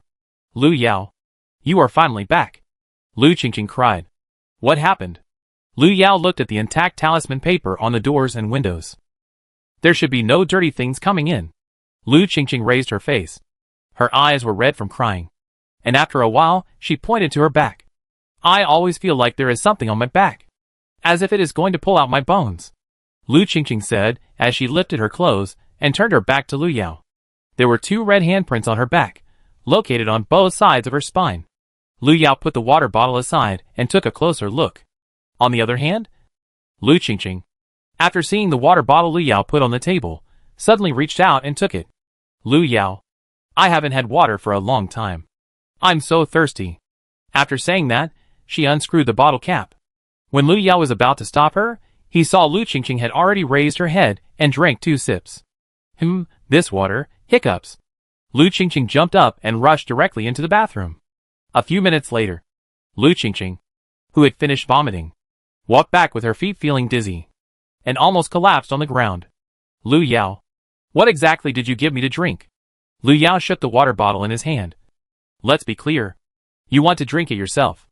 Lu Qingqing, who was only breathing a breath, waved her hand, indicating that it was okay. She would never drink anything carelessly in her life. By the way, where did you get such unpalatable water? Although Lu Qingqing didn't want to recall the taste of that bottle of water, she was still a little curious about where Lu Yao got it from. Before, she was so thirsty that she wanted to ask the workers where she could get water. They only told her to go to the well in the backyard to get water. But she was not allowed to drink water during work hours. After thinking about what the water in the well was, Lu Qingqing could only resist drinking it. Similarly, Lu Yao had heard about this. She had helped in the kitchen before, and the chef also told her that if she wanted to drink water, she had to wait until the break time to get water from the well. It is very likely that the water in the well is truly drinkable only during the employees' break time. Although it is break time now, there is no way to go to the yard to find the well. Perhaps according to the original development of the secondary world, the water in the well may really become drinkable water during the break time, and now the incense and candle factory copy and the Young and Street copy are in the game stage, so the employees' drinking water has disappeared. In this way, it is very likely that the copy clues that originally needed to be discovered during the break will be cut off. Lu Yao frowned, and Lu Qingqing had already reached out to pull her sleeve. Lu Yao, what are you going to do next? What time is it now? Lu Yao frowned. Lu Qingqing took out her cell phone, which she had brought with her. It's 8 o'clock in the morning. There were still about 10 hours before the end of the dungeon. Lu Yao turned the water bottle in his hand. The workers here have worked hard all night. They should be tired and thirsty now. Do you think they can't leave the dormitory? Will they look for water everywhere? Lu Qingqing suddenly opened her eyes wide. Do you want to wait for those workers to make a fuss because of thirst? But they are NPCs in the dungeon. Will they really do something that violates the rules of the dungeon? Lu Yao shook the water bottle with 2/3 of it left in his hand. So we have to find a way. Late at night, the dormitory gradually became quiet. After an unknown amount of time, there was a sudden sound of water splashing in the corridor. The sound gradually rang out in the empty corridor, becoming clearer and clearer. A few minutes later, there was a sound in the originally quiet dormitory. The door of a dormitory was pushed open, and someone leaned out to look into the corridor. It's water. The figure behind the door licked the corner of his dry mouth. He hadn't drunk water for a long time, and it had been a long time since he couldn't walk out of that door. With a sound of splashing, the sound of water in the corridor suddenly stopped. The person behind the door listened to the sound of water that suddenly disappeared, and his expression suddenly became anxious. Water. Water. There is water there. With a bang, someone kicked the door open. A figure rushed into the corridor like the wind. There is water here. Give me the water. In the corridor, the running figure shouted and ran towards the opposite side. Lu Yao looked at Lu Qingqing, who was running towards him, shook the water bottle in his hand, and continued to walk forward. No rest time. The security guard saw Lu Yao running over, and the last 2 words turned into a cold snort. The young man didn't take a rest but tossed him, an old man, back and forth. People's hearts are not the same as before. Lu Yao shook the water bottle in his hand and waved at the old man. The old man was so angry that the blue veins on his face jumped a few times. The next second, Lu Yao suddenly opened the door in front of him. Chapter 25. If I get angry again, I'll die. The moment the door opened, Yongnan Street appeared in front of her again. Lu Yao grabbed Lu Qingqing, who was about to rush out of the door, and unscrewed the water bottle when the workers caught up with him. Want some water? Just step through this door. After saying that, Lu Yao threw the water bottle directly out of the door. The workers inside the door had already lost their minds, and almost mechanically rushed out of the door. No going out during the break. No going out. On the side, the security guard shouted at the top of his lungs, but the workers jumped into Yongnan Street one after another like crazy. 5 minutes later, only Lu Yao and the horse security guard were left in the staff dormitory. The security guard was so angry that he rolled his eyes. He stretched his neck and stared at Lu Yao. If he hadn't been unable to get out, he would have rushed up to fight Lu Yao. Lu Yao waved his hand, indicating that he would not fight with the old man, fearing that he would be accused of fraud. Seeing the security guard, who was about to be angry to death by Lu Yao, Lu Qingqing pulled Lu Yao with some reluctance. Don't be angry. You will die if you are angry again. After coming to his senses, Lu Yao reached out and patted the door. Just now, those workers could be said to be the nutrients that supported the operation of the dungeon.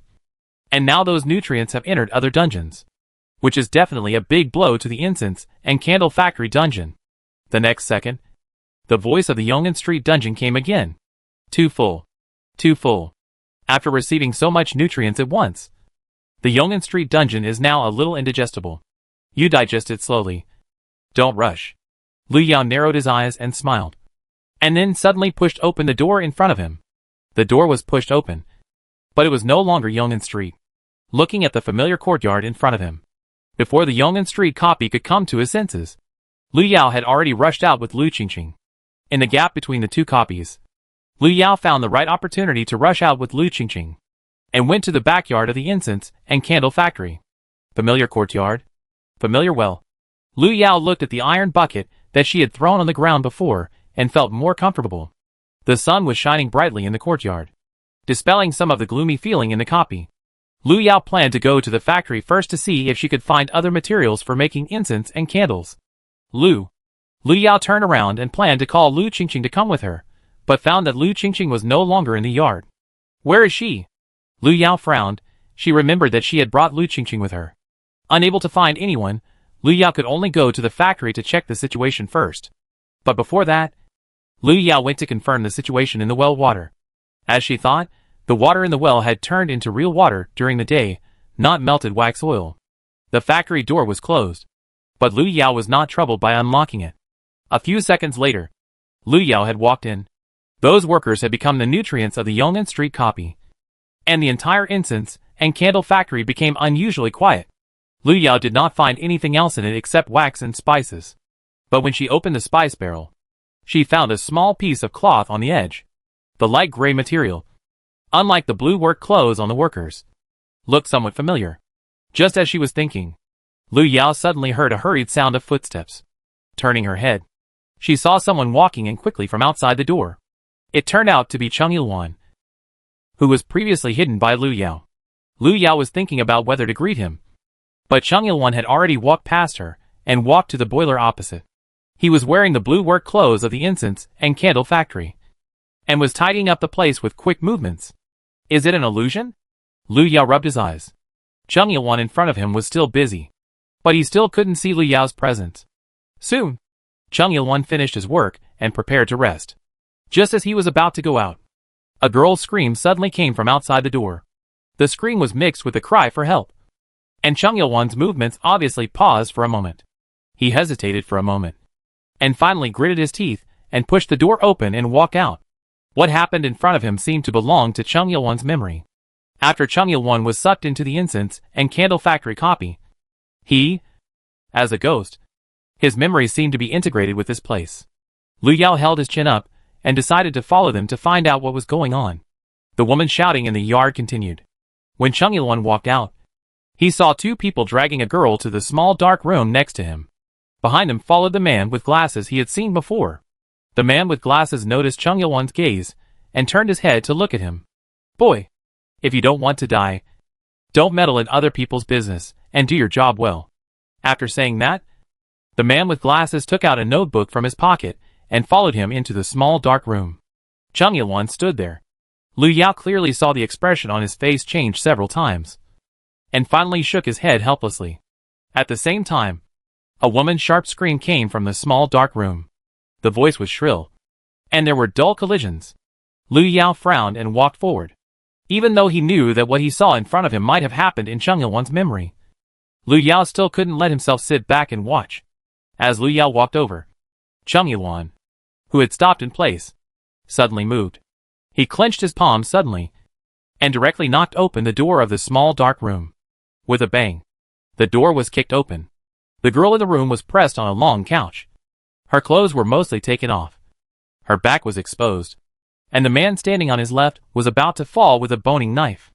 Cheng Yilwan rushed in with a reckless force, but he didn't expect to see such a scene. He was stunned for a moment, but didn't notice that another person had quickly stepped forward. He held Cheng Yilwan down and pressed his head on the table. Boy, I told you not to cause trouble. You can't do this, she's a person, a living person, you can't. Cheng Yilwan endured the pain and wanted them to stop. When the fists and kicks really landed on him, Cheng Yilwan was only 18 or 19 years old. How could he be a match for the workers in their prime? After a while, Cheng Yilwan was beaten and curled up on the ground. At the same time, he saw with his own eyes that the girl who was pressed on the couch had her back cut open, and the spine was slowly taken out. Ah! Cheng Yilwan let out a roar. He tried to stand up frantically, but someone stepped on his head. The man with glasses came over and looked down at him. He held the notebook. Found information about Cheng Yilwan. Sneered. Cheng Yilwan. Right. He works hard. But young people should not be so curious, nor have such a strong sense of justice. You should know that this world will eat people. Lu Yao stood at the door. She tried to stop him, but everything in front of her was just Cheng Yilwan's memory. As an outsider, she could not change it at all. Cold wind poured in from outside the door, and the air was filled with a strong smell of blood. Cheng Yilwan was lying on the ground. Blood was flowing from the wound on his neck, and the ground was instantly dyed red. Cheng Yilwan's memory stopped abruptly, but the scene in the small dark room continued. The man with glasses asked someone to deal with Cheng Yilwan's wet body, and he walked out of the door with excitement in his eyes holding the spine. With this, he could complete. Boom! A thunder suddenly fell outside the window. Dark clouds gathered quickly, blocking the original warm sun, and lightning flashed across the sky, illuminating a corner of the room. Almost at the same time, Lu Yao clearly saw that the neck of the girl, who was supposed to be dead lying on the couch, suddenly moved. She turned her head slowly, staring at the man with glasses, and the other two with her resentful eyes. Chapter 26. She didn't want to do it. The man with glasses didn't know what happened. He put the spine in the bag he prepared and was about to leave. However, just as he was about to step out of the room, a pair of arms suddenly wrapped around his neck. The man with glasses paused, and he turned his head subconsciously, facing the pale and hideous face of the girl. Ah!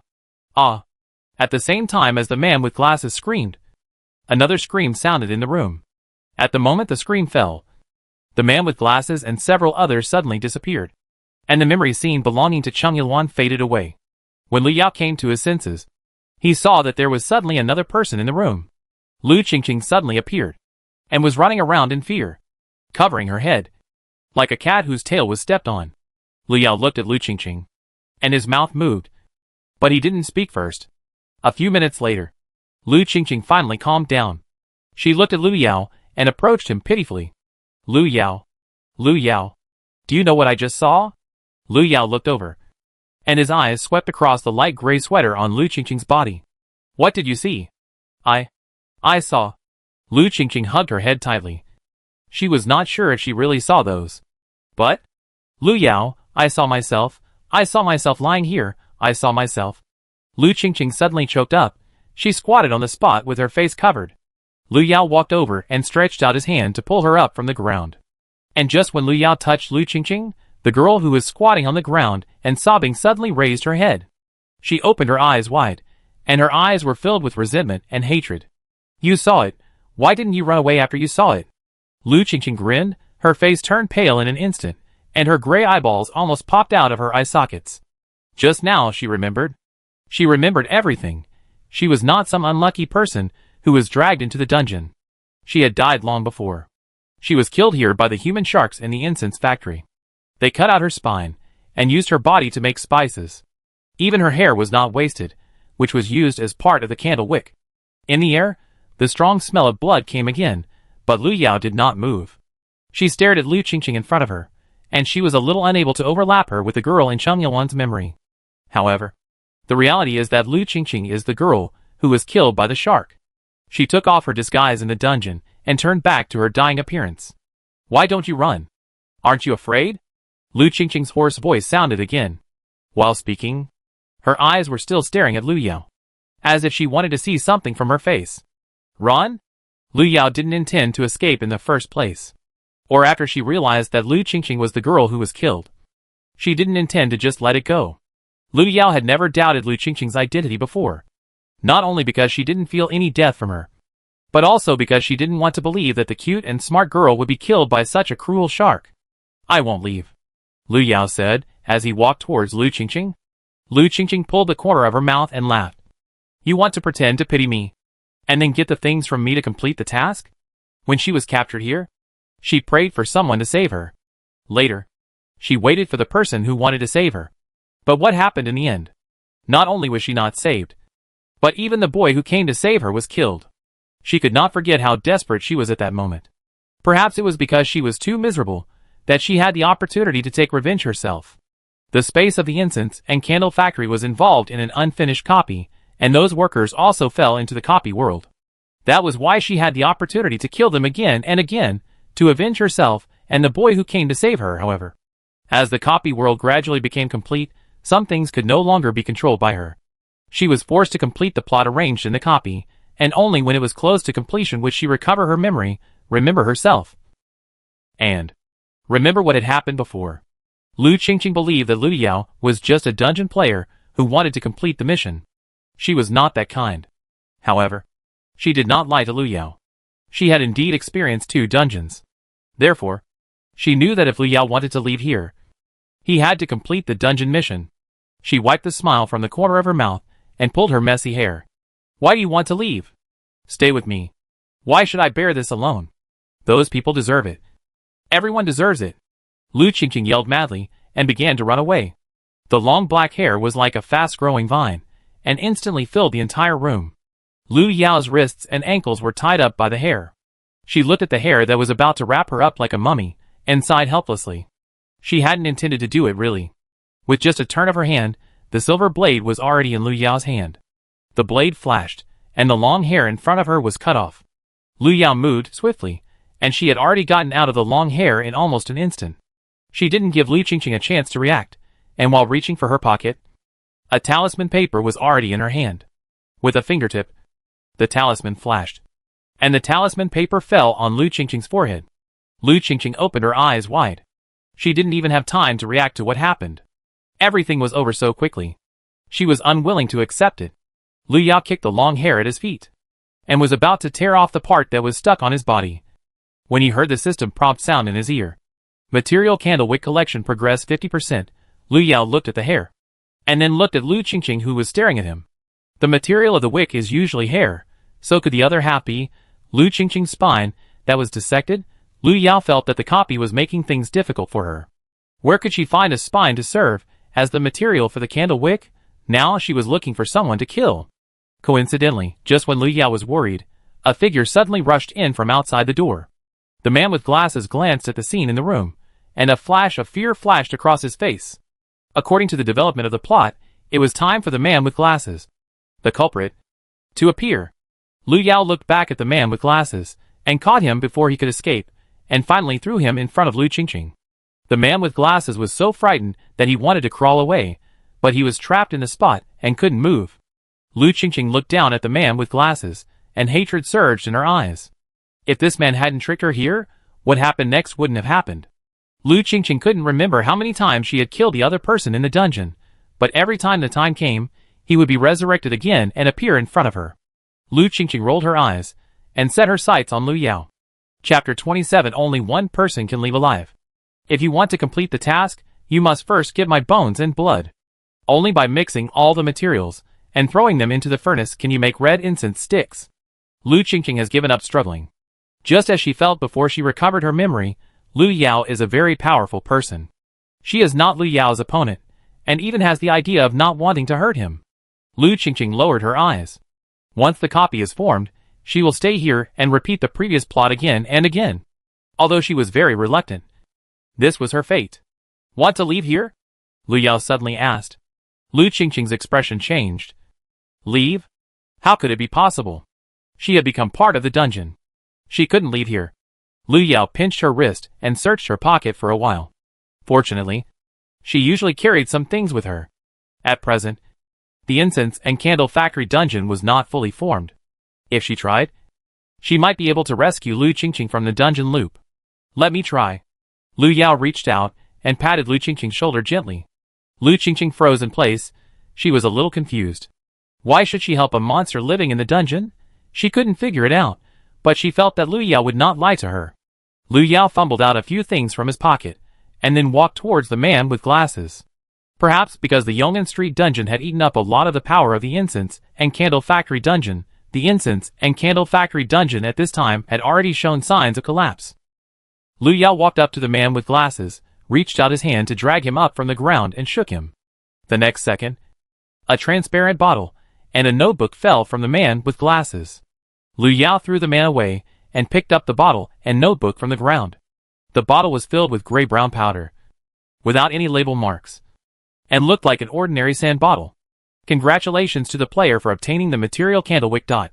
As the system prompt sounded, Lu Yao already knew what was in the bottle. It was powder made from spine, and it belonged to Lu Qingqing. Lu Yao couldn't help but tighten his hand holding the bottle. She turned her head to look at Lu Qingqing, who had no expression on her face and had completely given up struggling. Lu Yao now had wax, spices and candle wicks. Now he just needed to find pigment as a dye to prepare to make red candles. As for where to find the pigment, Lu Yao already had the answer. She walked towards the man with glasses, grabbed his hand, and cut a hole directly. The man with glasses screamed for help in fear, but was slapped on the back of his head by Lu Yao.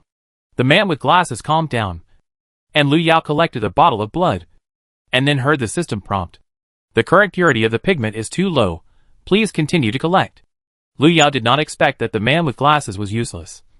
Even his blood was useless. So the materials for making that red candle must be obtained from women? Lu Yao gritted her teeth. What a bullshit principle. She did not intend to release Lu Qingqing's blood, but changed another bottle and cut her fingertips to take a small bottle. Congratulations to the player for obtaining all the materials for making red incense candles. Lu Yao listened to the mechanical sound in her ear and did not say anything. but directly took out other materials from her pocket, and dragged the man with glasses into the factory. The man with glasses lowered his head, and dared not resist. He obediently threw the materials into the double boiler, and started working. Lu Yao found a mold from the side, and planned to make the red candles at once. While he was working, Lu Yao picked up the notebook of the man with glasses and opened it. The notebook was filled with words, most of which were records of purchases and shipments, mixed with some employee information. Lu Yao saw Chung Il-wan's name. According to the date record above, Chung Il-wan was recruited into the factory a few months ago. But he had not worked in the factory for long when he encountered the Lu Qingqing incident. Lu Yao remembered that Chung Il-wan was the same age as her, which means that Chung Il-wan might not have been 18 years old at that time. In reality, the incense and candle factory really existed. Combined with the situation in the copy, Lu Yao reasonably suspected that it was not the first time that the factory had attacked living people. But why did they have to use living people and women to make the so-called red candles? Lu Yao tried to find something else from the notes, but he could not find any useful information. Coming back to his senses, Lu Yao set his sights on the man with glasses. The man with glasses is clearly here. Why not just pull him over and ask him clearly? Thinking, Lu Yao has already walked over. At the same time, the man with glasses turned on the switch of the boiler and poured the mixed wax oil into the mold. The red wax oil flowed out, with a little black and gray candle wick in the middle. The man with glasses stared at the red candle that was about to take shape, and his expression suddenly became weird. Before Lu Yao approached, the man with glasses had already picked up the mold on the ground and laughed like crazy. The red candle is ready. The Lord God's messenger is about to come. The man with glasses shouted strangely. And regardless of the burning wax, he reached his hand into the mold, trying to take out the red candle. Lu Yao took the lead to control the man with glasses. She snatched the mold away and punched the man with glasses in the face. What God's messenger? What do you want to do with the red candle? The man with glasses had fallen into madness, and he seemed to feel no pain at all, just grinning crazily. Lu Yao had no choice but to kick him aside. The man with glasses was still trying to struggle to get up, but he stumbled and fell directly into the boiling boiler behind him. At the same time as the screams came, Lu Yao had already taken the solidified red candle out of the mold. Fortunately, it was not destroyed by the man with glasses. The red candle had a smooth surface and a regular shape. It was a very complete candle. It was just that the wick of the red candle was not white but grayish. Lu Yao reached out and touched it, and did not feel anything unusual. At the same time, the system prompt sound in the copy sounded again. Congratulations to the player for obtaining the red incense candle. The copy incense candle factory mission has been completed. As the system sound sounded, Lu Yao breathed a sigh of relief. As for the coming of the gods mentioned by the man with glasses, Lu Yao did not delve into it. According to the usual style of the abyss, it likes to aid gods and goes to the dungeons. Lu Yao had encountered the situation where the gods from Eastern and Western legends appeared in the same dungeon world. In short, although the dungeons of the abyss are varied, they still have some specific styles. Lu Yao held the red candle and planned to go back to find Lu Qingqing first. When he turned around, he found that there was another person in front of the factory gate. Chung Il-wan ran out from somewhere, and now he was tilting his head, leaning against the door, and staring at Lu Yao. When Lu Yao saw Chung Il-wan, her eyes lit up. She was looking for him. Qi Rui met Lu Yao's gaze and was about to speak, but he saw the girls on the opposite side walking towards him quickly. He suddenly came to his senses and told himself that Lu Yao did not recognize him, but that he was just facing Chung Il-wan's face. Taking a deep breath, Qi Rui stood up and greeted Lu Yao when he was about to get close. However, Lu Yao did not give him a chance to say hello. He pressed a piece of talisman paper on his forehead almost the moment he approached. Qi Rui, what happened? I was going to look for you, but now is the right time. Come with me. Lu Yao patted Qi Rui's shoulder and pulled him out. Because of the effect of the talisman paper, Qi Rui followed Lu Yao into the yard uncontrollably. He stared at the red candle in Lu Yao's hand, which was one of his goals this time, but now he had no way to go forward and grab it. At this moment, Qi Rui was extremely grateful that his original body was not involved in this copy. Otherwise, according to the mechanism in the copy, only one red candle could be made, and in the end, only one person could leave here alive. The situation in front of him told him a fact that the only one who could leave here alive was Lu Yao. The moment he walked out of the factory, Qi Rui turned his head sharply, and the next second his sight swept from the side of the man with glasses to the tall figure standing behind him. Chapter 28. Something is wrong with you. Employee rules. The man was standing there, and it seemed that only Chirui could see his existence. Chirui tried to keep himself calm. The adults were still suppressed by the system for the time being, and it seemed that he could only rely on himself. But according to what the adults said, he had already dropped the anchor point, and the rest was just a matter of time. Thinking about it, Chirui suddenly breathed a sigh of relief. He saw the right moment, and directly separated from Chung Il-wan, so fast that it seemed that if he hesitated for another second, Lu Yao would find him. At the same time, Chung Il-wan, who was following Lu Yao's footsteps, suddenly felt weak under his feet and fell to the ground. Lu Yao heard the noise, turned around and saw Chung Il-wan lying on the ground, looking exactly the same as before. Is it running out of energy and entering standby mode again? Lu Yao walked over and tried to pull him up from the ground. Chung Il-wan suddenly opened his eyes. He stared at Lu Yao blankly for a while, as if he remembered something. When he slowly sat up from the ground, Lu Yao clearly found that the other party's eyes were a little evasive when looking at him. Lu Yao spoke. Chung Il-wan? Ah. Do you know who I am? Chung Il-wan nodded blankly, looking at the factory behind him. He remembered that he should have died. But why was he here? And saw someone who looked so much like Lu Yao. Are you Lu Yao? After a while, Chung Il-wan finally mustered up the courage to ask. Lu Yao stared at Chung Il-wan with a slightly changed expression. Something was wrong. The current Chung Il-wan was completely different from the feeling he gave her before. If it was just a deviation in memory, it would be impossible for his personality to change so much. The time limit for the copy was limited. Lu Yao didn't have time to think about it. She just needed to make sure that the person in front of her was Chung Il-wan. I am Lu Yao, but I will explain the current situation later. You follow me first. Lu Yao waved at Chung Il-wan, indicating that she should follow him. Chung Il-wan obviously trusted Lu Yao very much, and did not ask any more questions, and left with Lu Yao. But when approaching the small dark room, Chung Il-wan's footsteps paused obviously. He remembered this place, and what happened here. He died here. His throat was cut by the factory workers. Come in, no one will hurt you. Lu Yao pushed the door open, turned around and waved to Chung Il-wan. Chung Il-wan took a deep breath, hesitantly followed Lu Yao in. The moment he stepped into the door, Chung Il-wan saw Lu Qingqing sitting inside. Lu Qingqing was still in that weird state, but she was no longer as violent as before, and just looked a little strange. Is she the girl from before? The memory before death was too deep. Chung Il-wan recognized Lu Qingqing at a glance. Lu Qingqing's expression instantly calmed down. I didn't have a chance to thank you before, but I can make up for it today. Lu Qingqing stood up and thanked him solemnly. In the original dungeon timeline, Lu Qingqing would never see Chung Il-wan alive again, but this time, because Chung Il-wan's soul was involved in the dungeon, she had this opportunity.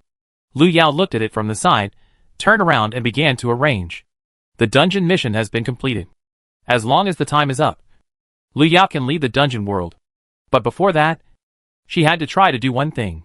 Lu Qingqing stared at Lu Yao busying himself, her eyes full of curiosity, but she didn't dare to disturb him rashly.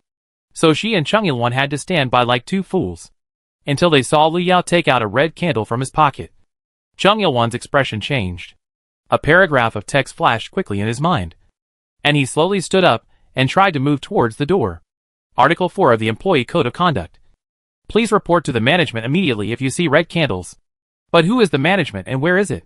Chung Il-wan's mind was dizzy, but his body moved subconsciously. The moment he stepped out of the door, he clearly saw Lu Yao still drawing something on the ground with her head down, and the yellow paper in her hand, as if he would feel uncomfortable if he got a little closer. Chung Il-wan ran out. He ran very fast, as if something was chasing him from behind. After an unknown amount of time, Chung Il-wan finally stopped. He stared at the door that suddenly appeared in front of him and hesitated for a moment. While he was thinking about whether to push the door open, the door in front of him slowly opened, revealing the world behind the door. The streets were empty at night. No one could be seen. The street lights on both sides flickered, making faint electric current sounds. It was Yongnan Street at night. After a rustling sound, Chung Il-wan suddenly heard a slightly surprised voice. Why did you change people? The voice was a little dissatisfied, and then it seemed to be looking behind Chung Il-wan, as if looking for something. It was a pity that there was no one behind Chung Il-wan. I saw red incense sticks, so, no, I shouldn't have told you.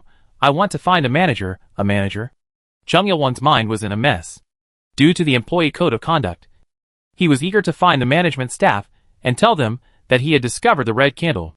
What he didn't know was that the incense and candle factory copy had been swallowed up by the Yongin Street copy. It wouldn't be long before this would become a separate copy area for Yongin Street. The person you are looking for is here. You can find him as long as you walk in. A bewitching voice came. And Yongin Street obviously didn't intend to let Chung Il-won go. It wanted to occupy this place completely. Chung Il-won was attracted by the sound and walked towards the door. In the room, Lu Yao finished the last stroke and stood up and rubbed his wrist. Lu Qingqing squatted on the ground, grabbing her hair and poking at it. Why don't you go and find him? Lu Yao narrowed his eyes, confirmed that there was no problem with the rune on the ground, then stood up. Don't worry, he will be back soon. Lu Qingqing blinked, somewhat unconvinced. Before she could refute, she heard a crackling sound from outside the door. As the sound approached, Chung Il-won pushed open the door and rushed in. Something is chasing me. It wants to eat me. Chung Il-won's muddled mind became clearer, and he pointed at the source of the noise behind him and shouted. Just now, when he was about to step into the door that was originally open suddenly closed. The next second, he clearly heard the voice become sharp. It shouted that it wanted to eat him, and cursed a few times before turning into a vortex and chasing him. The crackling sound was getting closer and closer. When Chung Il-won turned around, he bumped into the door of the small dark room. Lu Yao looked over and saw a white vortex. In the center of the vortex was an open door. The scene behind the door was familiar but strange. The Yongin Street copy was stuck outside the door at this time, trying to squeeze himself in little by little. Lu Yao was waiting for this moment. After making sure that there was nothing wrong with the rune under his feet, Lu Yao stepped forward and pulled Chung Il-won, who was still in a daze, and threw him and Lu Qingqing together. Chapter 29 Goodbye, Lu Yao. The purpose of taking out the red candle is to use the employee code to make Chung Il-won leave the room. As time goes on, Yongin Street will soon devour and absorb the entire incense factory copy, and Chung Il-won, who suddenly ran out at this time, will inevitably become the target that Yongin Street wants to devour. Lu Yao left a few runes on Chung Il-won before he left. Those runes are enough to affect the copy monsters that have just been absorbed by Yongin Street, making them run wild in the copy. The stimulated Yongin Street copy would naturally not let go of Chung Il-won, who heard it, and naturally wanted to capture Chung Il-won and devour him. There was a loud bang. The Yongin Street copy had already broken through the door and rushed in. The moment the door was broken, a strong wind rushed in, making a rustling sound. The wall was cracked. The furniture in the room was broken in the wind, and the whole room collapsed in an instant. Among the three people in the room, only Lu Yao was alive at this time. At the moment when the Yongin Street rushed in, Lu Yao immediately opened the defensive props to eliminate the small flower umbrella. The floral umbrella blocked the strong wind and gravel in front of her. Lu Yao took 2 steps back and led Yongin Street directly into the center of the rune array. A wound was cut on the skin of her arm. Lu Yao looked at the wound and directly dripped the blood on the rune under her feet.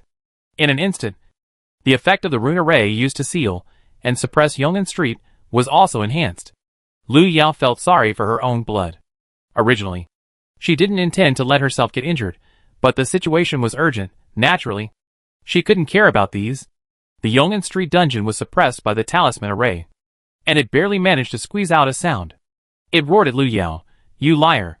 You promised to help me occupy this place. You shameless human being who broke your promise." Lu Yao held up an umbrella, and quickly pulled up Lu Qingqing, and jumped out of the range of the talisman array. Turn this place into a dungeon area? Don't be kidding. She only has the incense and candle shop as her assets now.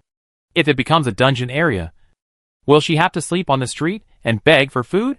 Keeping her word with the dungeon, she is not selfless enough to do that. Warning: the copy incense and candle factory has changed. The copy anchor point is not completed. The link to the target area has been cut off. The target is determined to be an invalid area. The target is determined to be an invalid area. When the prompt sounded, Lu Yao was pulling Lu Qingqing up from the ground. The two came to their senses, and slowly waved to Lu Yao the moment they heard the prompt sound. "Goodbye, Lu Yao, I'm glad to meet you." Lu Qingqing suddenly turned back to her previous human appearance. She tied her hair into a ponytail, and said goodbye to Lu Yao with a smile. Beside her, Chung Il-won touched the back of his neck, smiling shyly, and waved goodbye to Lu Yao. The disappearance of the dungeon area meant that they no longer had to be trapped here and experience the nightmares again and again. It was great. Lu Qingqing smiled with narrowed eyes. And it would be even better if she could see the outside world again. The dungeon incense and candle factory has been completed, and the rewards are being settled. Name, Lu Yao. Level, primary. Points, 45,000. Usable props, small flower umbrella, silver blade, red candle. Players get special buffs for cheating in the dungeon. And resentment from the dungeon plus 10. Lu Yao was given a headache by the constant reminder sounds in his ears. The moment she came to her senses, Lu Yao found that she had left the dungeon and returned to the incense shop. The dungeon was over, and the incense shop left by Grandma Lu was also saved. Lu Yao rubbed her wrist and walked to close the door. As for the resentment from the dungeon, Lu Yao didn't care. Compared with what she had done before, it was nothing. After closing the door, Lu Yao hurried up to the second floor. At the same time, the Abyss Research Institute. In the central testing room, Tanyan frowned as she looked at the coordinate point on the screen that was about to become a solid but suddenly disappeared. Just now, the 0165th copy area, which was about to be completed, suddenly disappeared from the map. This situation has never happened before. Almost subconsciously, Qin Yan's mind appeared a familiar figure. The 0165th copy area is within the scope of Ningxing. She remembered that Lu Yao's hometown was in Ningxing. Could it be Lu Yao? Qin Yan stroked her fingertips, turned around and walked out of the monitoring room with doubts. In the abandoned factory, Qi Rui raised his head from the ruins. He took a deep breath, moved his body, as if to make sure he was still intact. Finally, it wasn't a wasted trip. Qi Rui patted the dust off his body, smiled and reached into his pocket. But the next second, Qi Rui's face suddenly changed. He touched his empty pocket and almost cried out. Gone! Gone! He finally collected the adult's breath fragments from the copy, and he carefully put them into the bottle, but now they just disappeared. While Qi Rui was going crazy, Lu Yao was carrying a wooden box down from upstairs. The box was half a person's height, and it looked quite heavy. Lu Yao threw the box on the ground, and the ground suddenly made a muffled sound. Lu Yao spent a day in the dungeon, and when he came back, it was almost the same time as the day before. The town would be unusually quiet at night, although the incense and candle shop was closed for some time. Fortunately, most of the things in the store were still there. Lu Yao turned on the light, pulled a chair and sat down, and then opened the box and looked inside. 2 hours later, Lu Yao shook the 2 paper figures he had just made and nodded with satisfaction.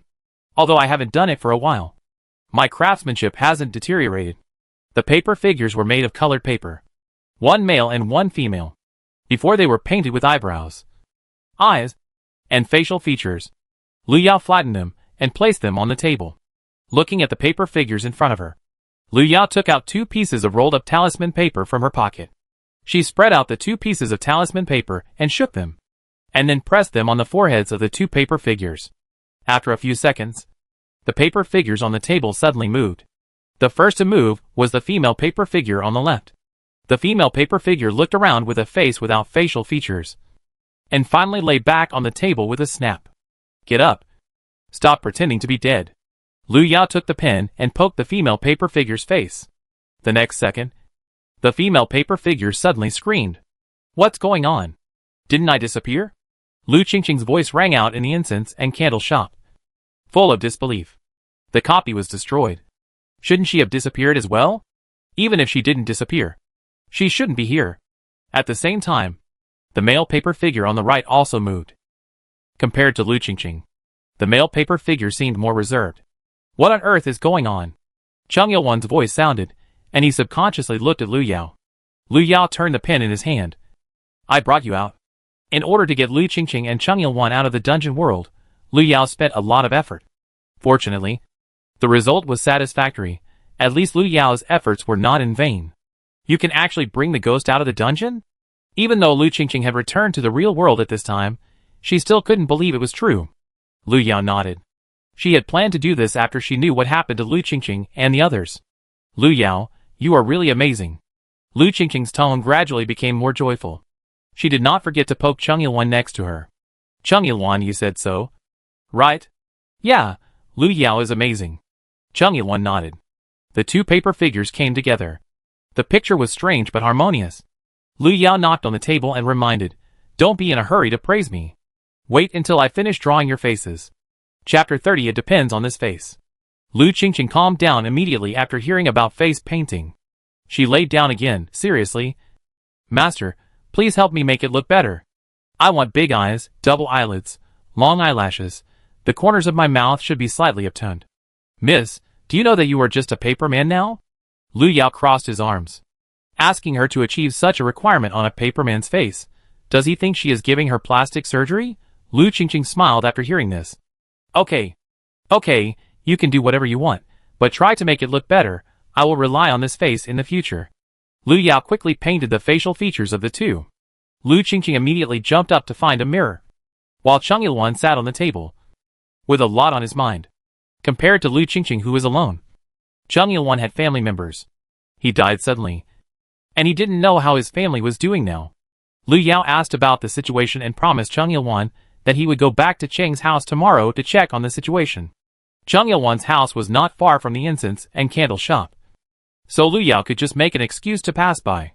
Lu Yao, thank you. Cheng Yilwan smiled and thanked him while holding his paper man's head. Lu Yao said that these were all trivial matters, just a little effort. Soon Lu Qingqing, who had looked in the mirror upstairs, hurried back. She grabbed Lu Yao's arm, speaking in a sad tone. "Lu Yao, I'm so ugly, so ugly." As a teenage girl, Lu Qingqing couldn't stand living with such a face. Lu Yao pulled back his arm, looked at Lu Qingqing's face for a while, and thought about it. "We don't have enough materials now. I'll prepare it in a few days. Maybe there is a way to let you maintain your original appearance in the store." "Really?" Lu Qingqing was excited. Lu Yao yawned. "Why would I lie to you?" The next morning, Lu Yao was about to go out, and saw two people standing in front of the store. Before Lu Yao opened the door, they were stretching their necks to look into the store, as if they were looking for something. Seeing the store door open, the two people immediately went to greet them. "What's the matter?" Lu Yao stood at the door and looked at the two people. The two people were also looking at Lu Yao. In the end, the leading man cleared his throat and asked, "We want to buy some funeral supplies." As he said that, he took a glance, trying to look past Lu Yao into the store. Lu Yao found that although their faces were a little gloomy, they did not show much sadness. They did not look like they needed to hold a funeral. Lu Yao was about to tell them that the incense and candle shop had closed down, but he saw two people looking at each other furtively, and it was obvious that their intentions were not pure. "We found out that there was only this incense and candle shop nearby, so we hurried over here." The man winked at his companion after he finished speaking. The companion immediately took 2 steps forward. "Yes, little sister. We just wanted to buy some ingot candles. We are not bad people." "Okay." Lu Yao nodded, turned around and motioned for the two people to follow. Two people followed Lu Yao into the store and quickly looked around. Soon, one of them seemed to have locked onto a target and rushed forward to pull up a paper figure on the counter. Strange. Why didn't the copy trigger? The man cursed in a low voice, turned around and was about to discuss with his companions. But suddenly, he saw a slightly weird paper face. The paper figure was more than 1 meter tall, and its face was almost sticking to the man's face. The man exclaimed, subconsciously reaching out to push the paper figure away. But he didn't expect the paper figure to suddenly move. "They are both useless." They were scared like this.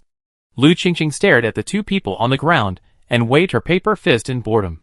She had wanted to play with them for a while, but she didn't expect them to scream just by seeing her. "Pa useless?" Lu Qingqing said and looked at Lu Yao. While Lu Yao was looking at the two people, he took out 2 things that looked like certificates from them. Before Lu Yao could spread them out, the two people on the ground had already started to struggle.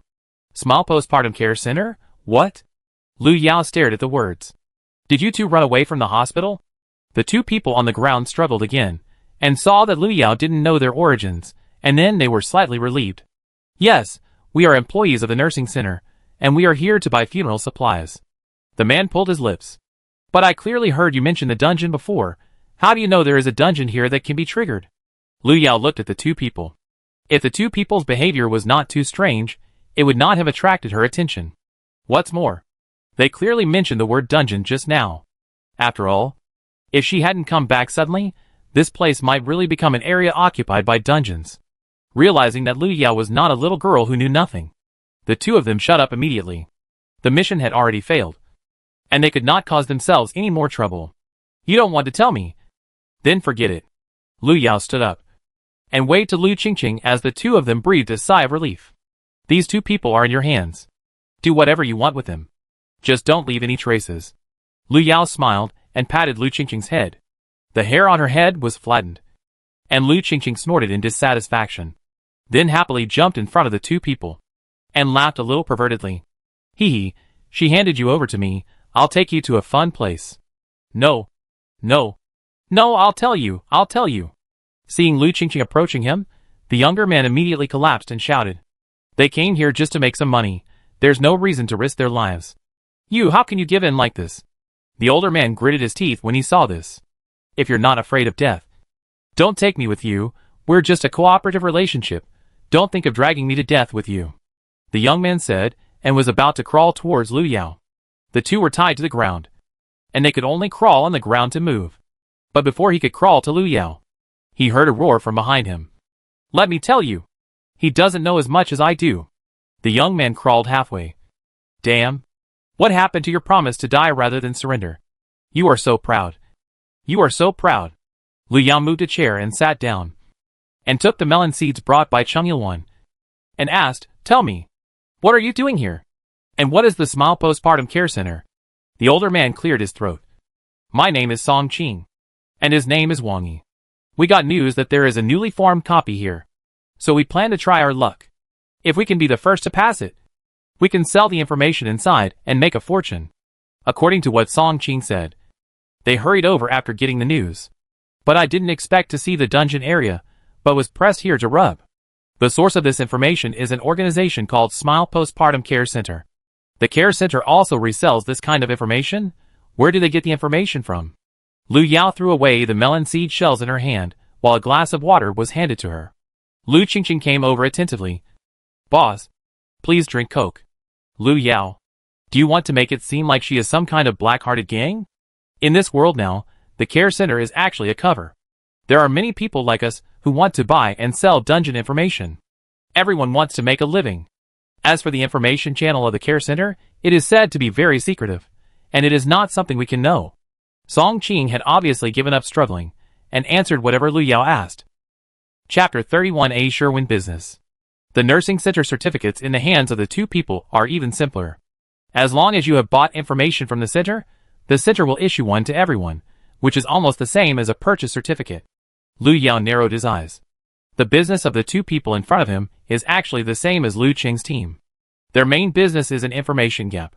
Although it is risky, the profit is high. Before, Lu Yao thought that there would not be too many teams like Lu Cheng, but he didn't expect that a nearly complete industrial chain had been formed privately. This business is good, you can earn a lot, and it comes quickly. Speaking of money, Lu Yao subconsciously thought of her empty wallet. She is so poor now. Why don't you try this business? Lu Yao silently noted it down, thinking it's totally worth a try. But she doesn't know how to trade information after all. Not everyone can predict which copy they will be involved in. How do you trade information? Is there a fixed channel? Lu Yao was curious. This can be regarded as a sure-win business for her. Song Qing, there are fixed channels, but it's a bit troublesome. We usually choose to trade on the forum, which is convenient for private communication. Lu Yao wrote down the forum address from Song Qing and the others, and planned to register one when he had time to try. We have said everything we know. Can you let us go now? Song Qing raised his head with difficulty. His hands and feet were about to cramp on the ground, and he kicked Wang Yi after he finished speaking. Wang Yi came back to his senses and immediately agreed. We have said everything we can say. Let us go. Well, that's enough. Lu Yao didn't plan to kill people in the real world, and Song Qing and the others were not worth her effort. She waved her hand. Cheng Yilwan took the initiative to help the two people untie the rope. The rope was untied. Song Qing and the other two immediately got up from the ground. Then, shall we go? Song Qing didn't expect Lu Yao to let them go so easily, and he was still a little dazed. You don't have to leave. I just happened to be short of. Before Lu Yao finished his words, Song Qing suddenly pulled Wang Yi up and walked out. The moment the two stepped out of the store, Lu Yao's voice came from behind again. Oh, there's one more thing I forgot to tell you. There's no dungeon area here. Don't waste your time. Wang Yi touched his head, exclaimed, and was hurriedly dragged away by Song Qing. After leaving the incense and candle shop, Song Qing took a deep breath. He moved his stiff hands and feet, but his eyes suddenly became heavy. Song Qing pulled Wang Yi over. Xiao Wang, did you see those shops when we came here? Wang Yi looked over weakly and rubbed his eyes. No. There should be only this incense and candle shop nearby. Where did those shops come from? Across the street, several shops have opened for business one after another.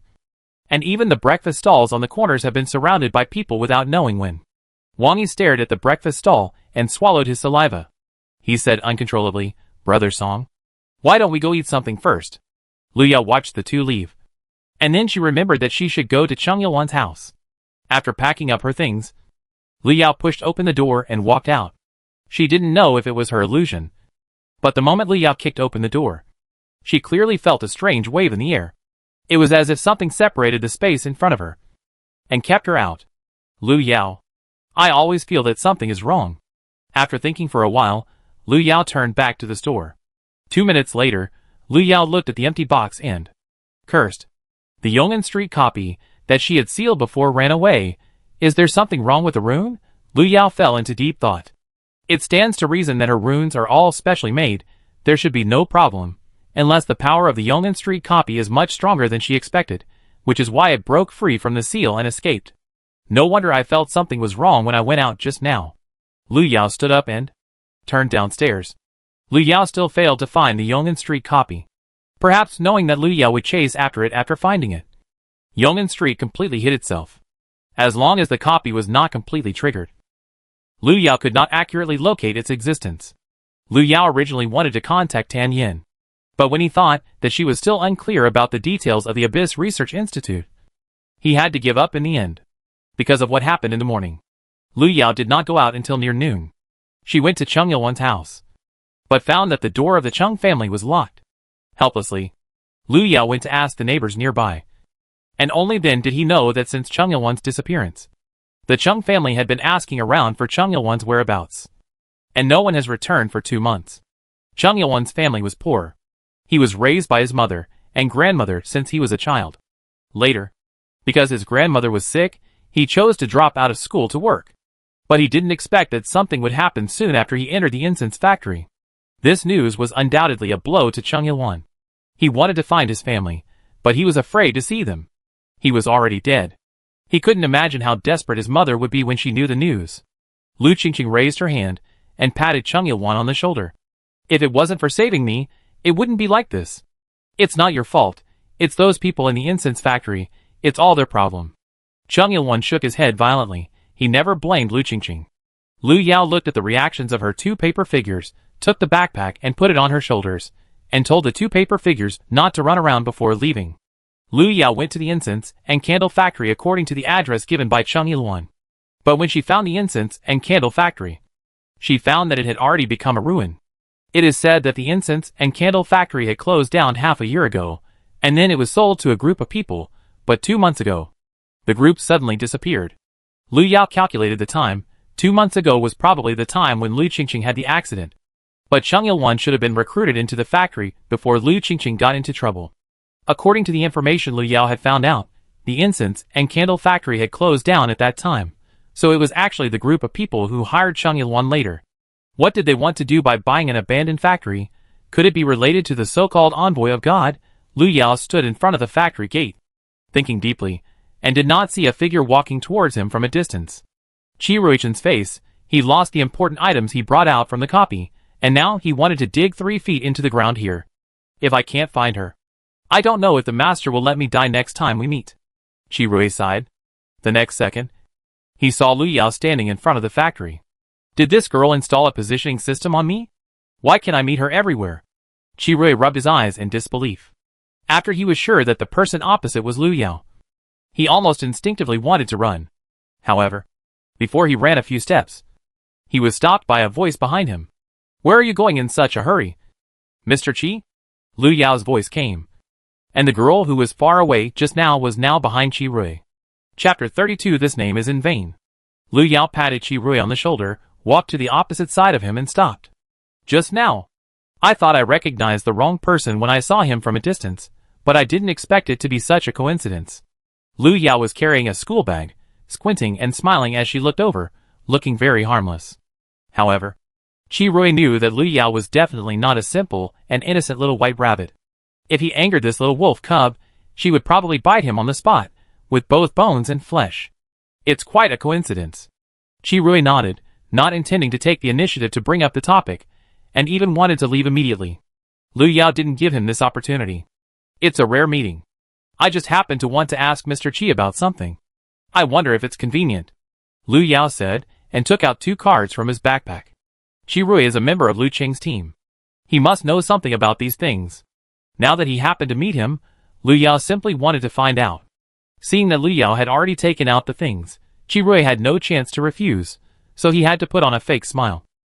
You say, have you heard of Smile Postpartum Care Center? Mr. Chi? Lu Yao said, and spread out his hands, revealing the 2 cards that looked like ID cards. After hearing the name of the Smile Care Center, Chi Rui's face changed obviously. How did you get this? Did you go to the care center to buy information? In Chi Rui's opinion, Lu Yao is indeed capable of being an information merchant. After all, her strength in the dungeon is not inferior to some veteran players. No, they have only been out of the dungeon for a few days.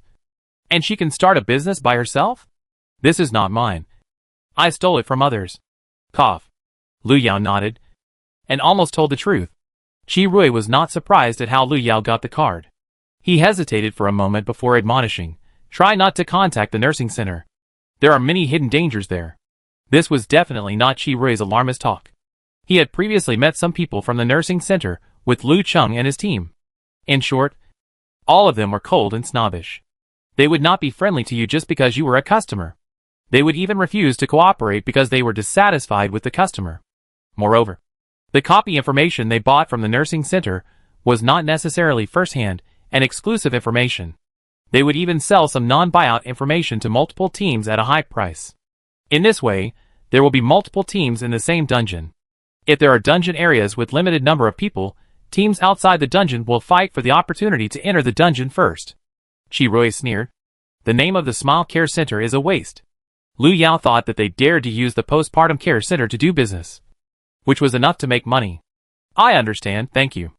Lu Yao originally wanted to find an opportunity to make a fortune, but now it seems that it is not as easy as imagined.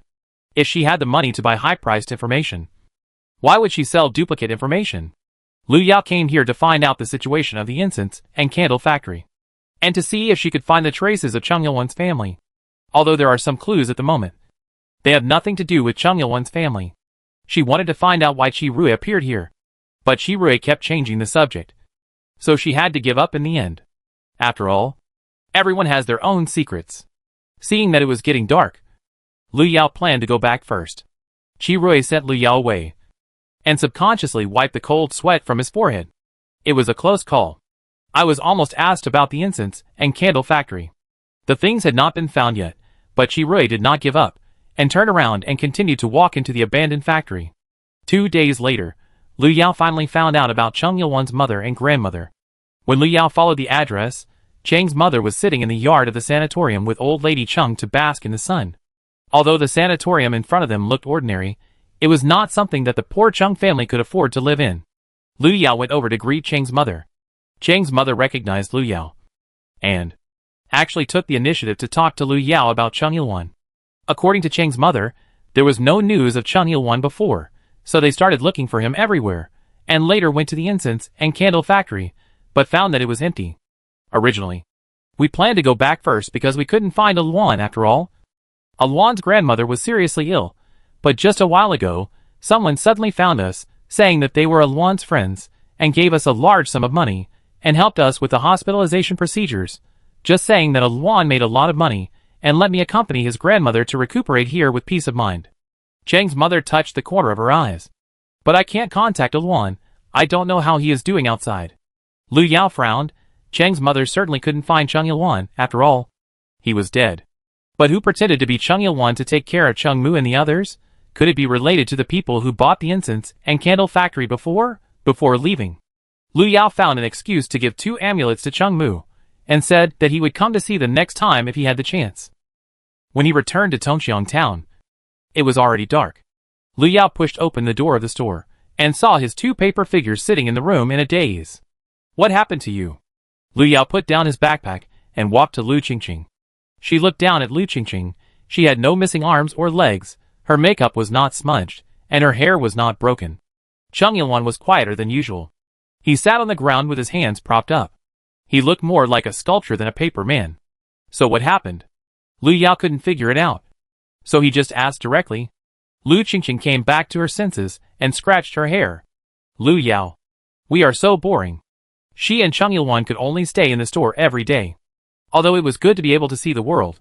Once they adapted to such an environment, they would become more and more difficult to be satisfied. Lu Qingqing knew that she was becoming more and more greedy. But she really wanted to do something. Cheng Yilwan raised his head, glanced, and rarely refuted what Lu Qingqing said. He was not bored. But he had something in his mind, and always wanted to do something. After listening, Lu Yao opened his backpack, and shook out the things inside. So that's how it is. I don't plan to let you continue to do nothing. After saying that, Lu Yao sorted the things in the bag, and put them away. And then took a cardboard box from the side, and neatly stacked the things in it. Wait for me. An hour later, Lu Yao stood on the stairs in slippers, and waved to the 2 of them. Come up. Lu Qingqing heard the voice, and pulled Cheng Yilwan upstairs. As soon as the 2 stepped onto the 2nd floor, they saw that the originally empty living room floor was now covered with talisman paper. In the center of the talisman paper, there were 2 candles, and a bowl of blood-like things. Lu Qingqing's legs softened when she saw this, and she almost thought that Lu Yao was going to perform a sacrificial ceremony here. Lu Yao, you are not going to sacrifice us, are you? After a while, Lu Qingqing held her chest and asked with difficulty. You 2 now weigh less than half a pound. Who should I sacrifice you to? Lu Yao walked over, and knocked on Lu Qingqing's head. Stand in the middle. It may be a little painful. Just bear with it. Lu Yao waved his hand to signal Lu Qingqing, and the other 2 to enter the talisman formation. Chapter 33. She's alive? Ancestral craftsmanship. The 2 of them cooperated well. They just did what Lu Yao said. About half an hour later, the smoke in the talisman array rose, and the 2 figures swayed their bodies and moved slowly. It's done. Lu Yao smiled with narrowed eyes. This was the method she learned in the dungeon before, and the effect was better than expected. In the mist, Lu Qingqing frowned, and then suddenly opened her eyes wide. She's alive? In an instant? She was overwhelmed by joy, and Lu Qingqing suddenly jumped up and rushed towards Lu Yao. Lu Yao reached out his hand to hold down the excited Lu Qingqing, and pointed to the mirror next to him, and said, I can only restore your appearance based on my memory. Let's see if there is any problem first. Lu Qingqing went to look in the mirror, and pulled Cheng Yilwan, who was still in a daze, over with her. Lu Yao had a good memory, and there was nothing wrong with Lu Qingqing's appearance.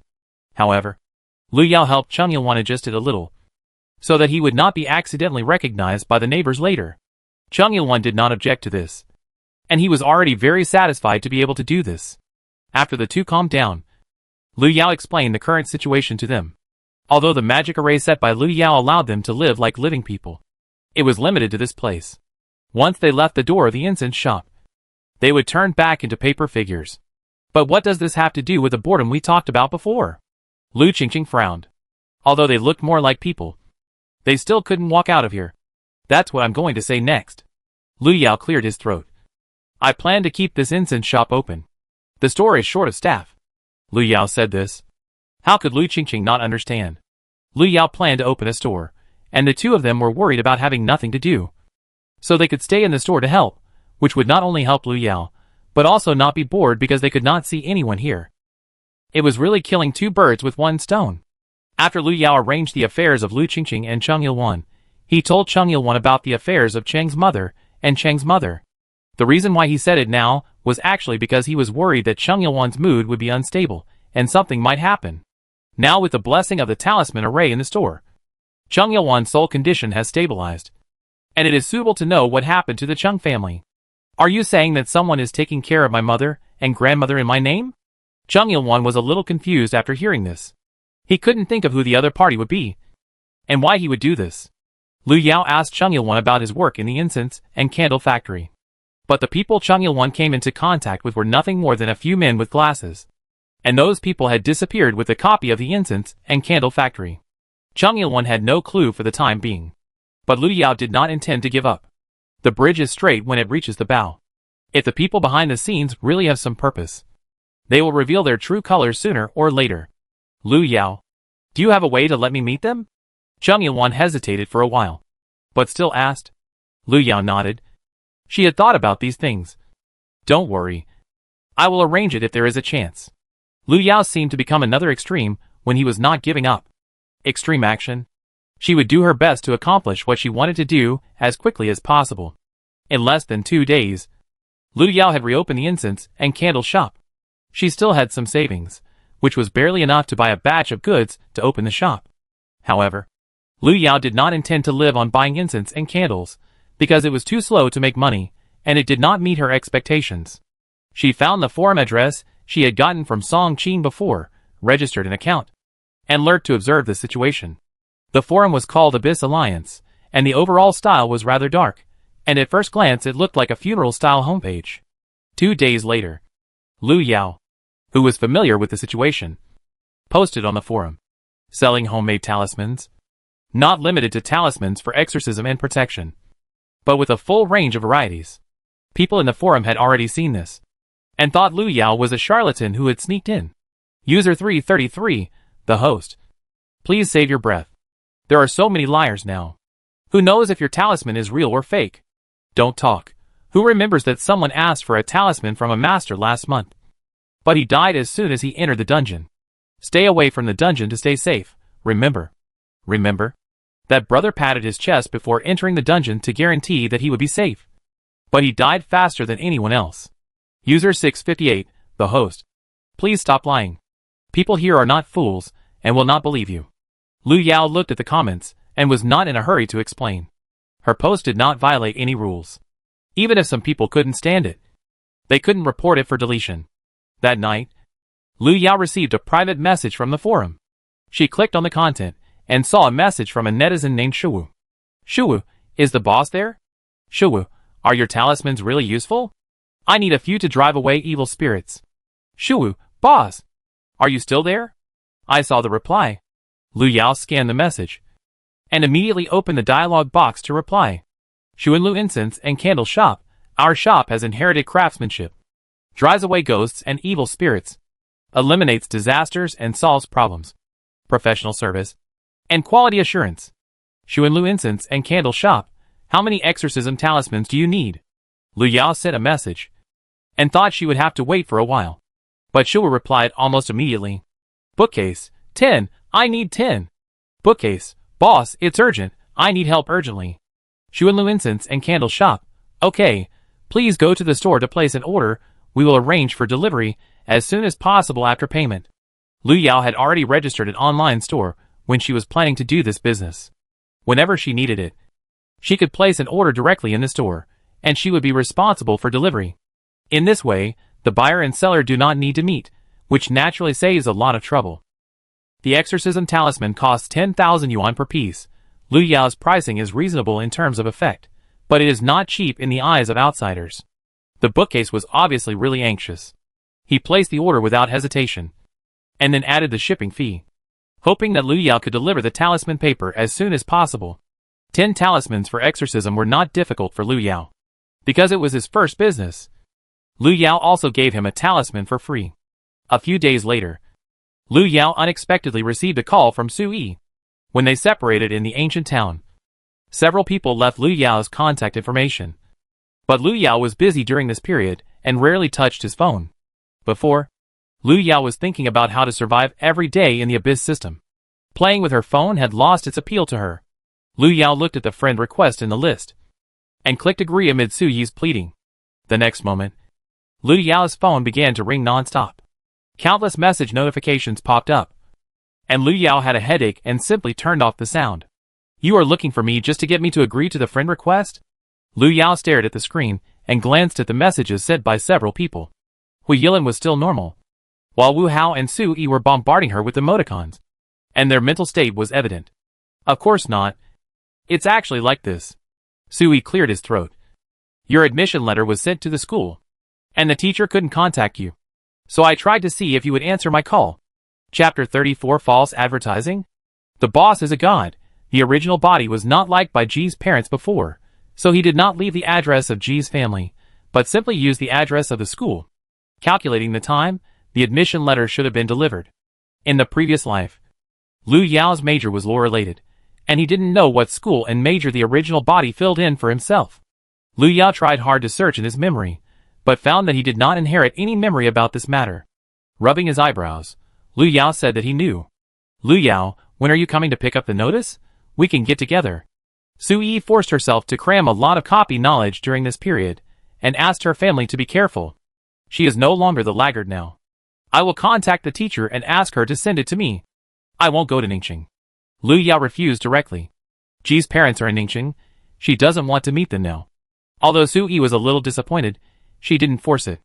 After hanging up the phone, Liu Yao blocked Wu Hao, who kept sending her emojis, and her phone became much quieter. A few minutes later, Wu Hao sent a message through Hui Yilin, asking Liu Yao to let him out. Liu Yao replied that she would see how he performed, then put down her phone and walked downstairs. The incense and candle shop was open again, but there were not many customers. Fortunately, Liu Yao is now focusing on online business, so she doesn't have to rely on offline business to survive. The next day, Liu Yao's admission letter was sent. The moment he opened the express delivery, Liu Yao couldn't help but take a deep breath. Although she was a worker in her previous life, she is still a student who just graduated from high school. She still has to study. Even if... Shit! Liu Yao stared at the school and major written on the notification letter, and was stunned. Congratulations to Liu Yao for being admitted to the clinical medicine major of Hengji Medical University. Medical University? Clinical medicine?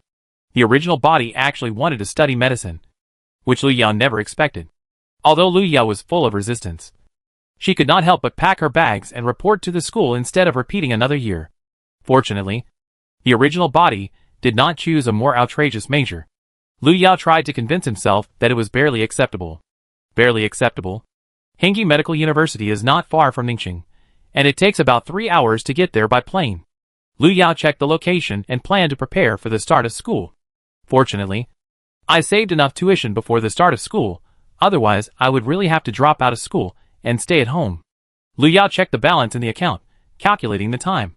There should be feedback from the bookcase soon. If the market can be opened, Liu Yao feels that he will not have to worry about food and drink in the future. Liu Yao thought, and logged into the forum directly. After not being online for a few days, the style of the posts on the forum remained the same, but today's hot post was no longer about a certain team exploring a way to pass a certain area dungeon, but a post with a red and bold title. The owner of the incense and candle shop along the way is a god. My personal experience, there is no falsehood. Liu Yao clicked on the post, and saw a familiar ID. Shuwu described vividly in the post how useful the talisman paper he bought from Liu Yao was. Bookcase. Genuine goods at reasonable prices. The talismans of the Xuanlu store owner are more effective than those of the so-called metaphysical masters. Bookcase. I got into trouble with some dirty things after I came out of the dungeon some time ago. During that time, I searched for masters nearby, but no one could help me. A few days ago, I accidentally saw a post from the Xuanlu incense and candle store, so I thought of giving it a try. I placed an order with the owner for 10 exorcism talismans, and the owner kindly gave me a protective amulet. On the day I received the talisman paper, all the dirty things that had been bothering me disappeared. Now it has been a few days, those dirty things have not appeared again. The bookcase talked about a lot of his own experiences, but he still hid some information appropriately. Soon, many replies appeared below the post. Some people believed it, while others were skeptical. There were even some people who thought that the bookcase had received benefits from the incense and candle shop, and cooperated with him in false propaganda. But soon the direction of the post changed. User 166. Incense and candle shop? By the way, have you heard the recent rumor about the disappeared incense and candle shop copy? It is said that it was a copy that was about to be completed, but it suddenly disappeared. This is the first time I've heard of such a thing. User 166. Now there's suddenly another incense and candle shop on the way. I'm going to make a bold guess. Is there any relationship between them? Woo-woo monster. The above person is very scary when he thinks about it. Could it really be that the copy has become a spirit and is selling talismans to deal with its own kind? User 057. Nonsense. I've already said that it's a copy that hasn't been officially completed. It's not surprising that it disappeared. After reading the whole article, Lu Yao found that, although there were many doubts, some people also wanted to try out the things in the incense and candle shop on the way to see if they were useful. Lu Yao didn't intend to explain, nor was she worried that someone would come to her door. She deliberately hid the address when shipping, and even the bookcase only knew that the shipping place was Ningxing. Lu Yao closed the post and opened the private message. The next second, the overwhelming private messages made Lu Yao's phone freeze for a while. Most of the private messages were to inquire about the news, and some people wanted to buy a few talismans with a try-it mentality. Lu Yao sent the store address to those people and simply answered a few questions. As for those private messages that were purely malicious and vented emotions, Lu Yao blocked them and took screenshots to report them to the forum administrator, and put them on the blacklist of Xuanlu Incense and Candle Shop forever. On the same day, several people placed orders for talismans. After Lu Yao quoted the price, the other party also paid very quickly. Lu Yao looked at the balance of the bank card and went upstairs to rest with satisfaction. In the Abyss Research Institute, Tenyin walked out of the testing center and ran into Liao Yu, who was walking by in a hurry. Liao Yu had been busy collecting information in the dungeon area these days, and he looked much more haggard. Seeing Tenyin, Liao Yu slowed down his pace, forced a smile, and greeted her. Tenyin opened her mouth, still asking about work. Is there any new progress in the 0165 dungeon area? Minister Tan. 0165 disappeared before it was formed, so it cannot be called a dungeon area yet. Liao Yu adjusted his glasses, as if realizing his own gaffe. He slowed down his voice again. Our people have gone to the surrounding area to survey, but there is no news yet. Tanya nodded, and there was no abnormality on her face. Thank you for your hard work. Minister Tan seems to care about 0165 very much, because the area where it is scheduled to be built is in Ningxing. And the girl named Lu Yao is there? Liao Yu thought about it, but still couldn't help asking. Monitoring the movements of the Abyss is our job. As for Lu Yao, she is a special case. I think it's not just me who cares. Many people in the Institute care about her. Right? After saying this, Tenyin looked at Liao Yu. Liao Yu frowned. Sorry. I still have work to do. Excuse me. Tenyin watched Liao Yu walk away, and slowly took out her phone from her pocket. As the screen lit up, a red post was floating on the front page of a forum. A candle shop on the way? Tenyin chuckled. Interesting. Chapter 35 received an invitation. Live G ran? The school registration time is in late August. Lu Yao has not started planning yet. Lu Qingqing has already made plans for Lu Yao. Hengyi Medical University is located in Xiangqing. She spent 2 days helping Lu Yao make a strategy. Even which store near the school has the best snacks, which store is prone to pitfalls, and even the traffic routes. When Lu Yao looked at the strategy Lu Qingqing sent him, he thought he had found a mother. Thank you so much for your help. Lu Yao looked at the document of more than 30 pages, and was impressed by Lu Qingqing's hands-on ability. Lu Qingqing smiled with satisfaction, and touched Lu Yao's head with a kind expression. It's okay, it's what I should do. Lu Yao. The reporting time is 2 weeks later, and the business of the incense and candle shop is pretty good during this period. Some people have placed orders for talismans in the store before, and the name of the incense and candle shop has been spread. Now Lu Yao doesn't even need to explain anything. People in the forum already know the strength of the owner of the incense shop. It's inconvenient for Lu Yao to take Lu Qingqing and the others with her to school, but the incense shop will continue to operate offline, and it can be left to the two of them to take care of it. As for the online store, Lu Yao can draw the talisman in Xiangqing before shipping. In short, it won't be affected in any way. Lu Yao calculated the time. It has been more than half a month since she came back from the ancient town, and during this time, Ji's parents didn't even look for her once. So are they still immersed in the pain of losing their daughter, or is there some other reason? After all, according to Lu Yao's impression of Ji's parents, once they knew about Ji Ran's death, whether it was related to Lu Yao or not, they would come to the door and ask for punishment immediately. And now the Ji family's reaction seems too calm. Lu Yao thought for a while, it's obviously not a solution to just sit there and wait for death. Maybe she should find a chance to meet the Ji couple and completely solve this problem. At this time, Lu Yao, who was still in action mode, packed her backpack the next day and boarded the bus to Ningxing. Just like the previous journey from Ningxing to Tongxiang town, Lu Yao arrived in Ningxing at noon. She took a taxi to the villa area where G's family lived based on her memory. But she heard the guard talking about the news that G's parents went out for a trip not long ago. Lu Yao was puzzled. Traveling at this time? The guard nodded. Just a few days ago, I saw them driving out with my own eyes. By the way, I remember you are his relative. Why didn't I tell you? I went back to my hometown before, and I haven't had time to contact them. By the way, did they say where they were going or when they would be back? Lu Yao felt that there was obviously something wrong with G's parents. They were in the mood to travel after Ji Ran died, which did not fit the previous character setting. No. But I heard that Miss G was admitted to a very good university. Maybe he took Miss G to school while traveling. Miss G? Lu Yao paused. Besides Ji Ran, there was only the original G family. Where did another Miss G come from? Yes. I remember Miss G is about your age. A few days ago, Mr. G even held a graduation banquet for her. The guard was obviously a gossipy person. When he saw Lu Yao talking to him, he wanted to tell him everything he saw. After Lu Yao got the news from the guard, he went to the vicinity of the G family villa to check the situation. Unfortunately, there didn't seem to be anything unusual around the G family. Is Ji Ran not dead? Lu Yao held his chin and frowned. If Ji Ran was not dead, according to her personality, she would definitely come to trouble herself first. But she had been living a peaceful life during this period. Lu Yao thought about it, and decided to call Su Yi and the others to ask about the situation. Lu Yao called Su Yi first, but no one answered the phone. Su Yi's phone was not working, so Lu Yao called Hui Yilin instead. Fortunately, Hui Yilin answered the call quickly. Lu Yao?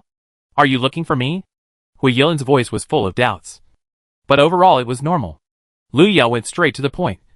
Have you heard about the Ji family holding a graduation banquet for Ji Ran? Hui Yilin was obviously stunned for a moment. And it took a while before he responded. We heard about it. Not only did we hear about it, we also received an invitation from Ji Ran. Have you seen Ji Ran alive? Lu Yao asked. Hui Yilin shook his head. No. After discussing, we decided that no one would go. After all, we couldn't be sure if Ji Ran was still Ji Ran. We didn't tell you about this because we were worried that you would come here rashly. After all, Ji Ran's matter was too strange. Hui Yilin and his friends were still students who had not experienced much of the world. Their first reaction when they encountered a problem was to be safe, because they were worried that Lu Yao would conflict with the Ji family. They decided not to tell Lu Yao about this for the time being. Lu Yao didn't say anything else. Hui Yilin and his friends obviously didn't know about her relationship with the Ji family. As for what they were worried about, if she knew that Ji Ran was still alive, she might really go to the scene to find out. Hui Yilin seemed to suddenly think of something. By the way, how did you suddenly know about the entrance banquet? Wait, Lu Yao, are you back in Ningxing? Yes, I came back to do something. I just happened to hear the news. But I just went to the Ji family. They have gone on a trip. Lu Yao responded, paused and said, I just called Su Yi. No one answered the phone.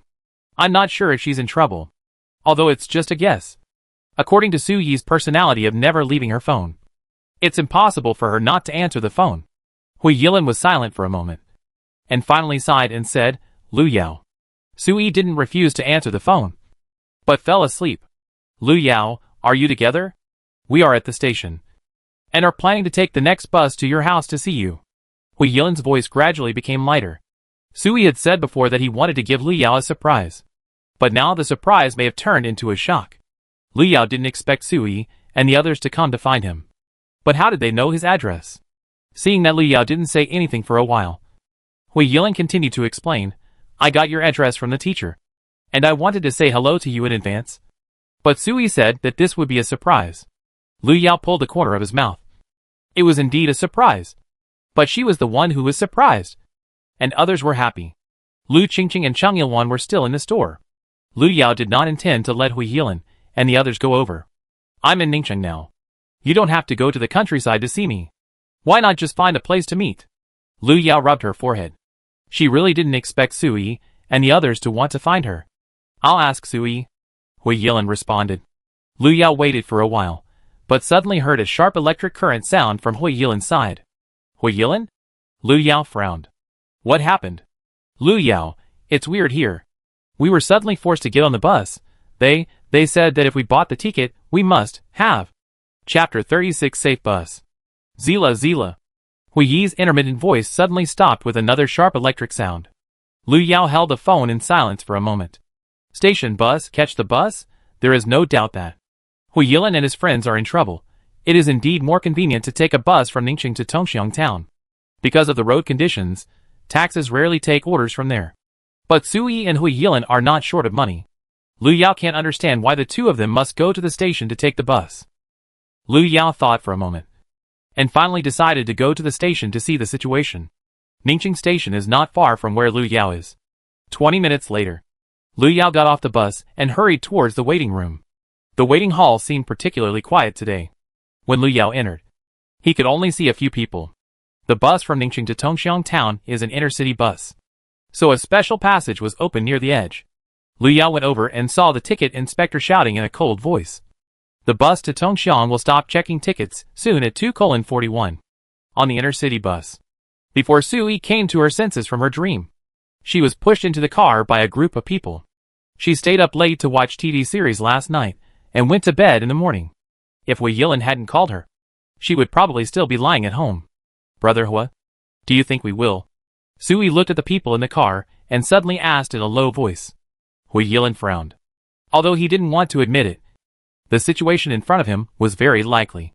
After all, they were just waiting in the waiting hall for the departure. And suddenly they were taken to the ticket gate by several uniformed staff and forced into the car. And even told them that they couldn't refuse to get on the car after buying the ticket. Do you think Lu Yao will come to save us? Sui touched her phone. When she woke up, Hu Yilin was talking to Lu Yao. She also knew that Lu Yao was in Ningxing now. Hu Yilin shook his head. He couldn't guarantee it. After all, Lu Yao wasn't that close to them. In fact, before the ancient town dungeon, their relationship with Lu Yao was worse than that of a stranger. If the other party could come to save them, Hu Yilin felt that he would never be able to repay Lu Yao in this lifetime. Well, let's just leave it to fate.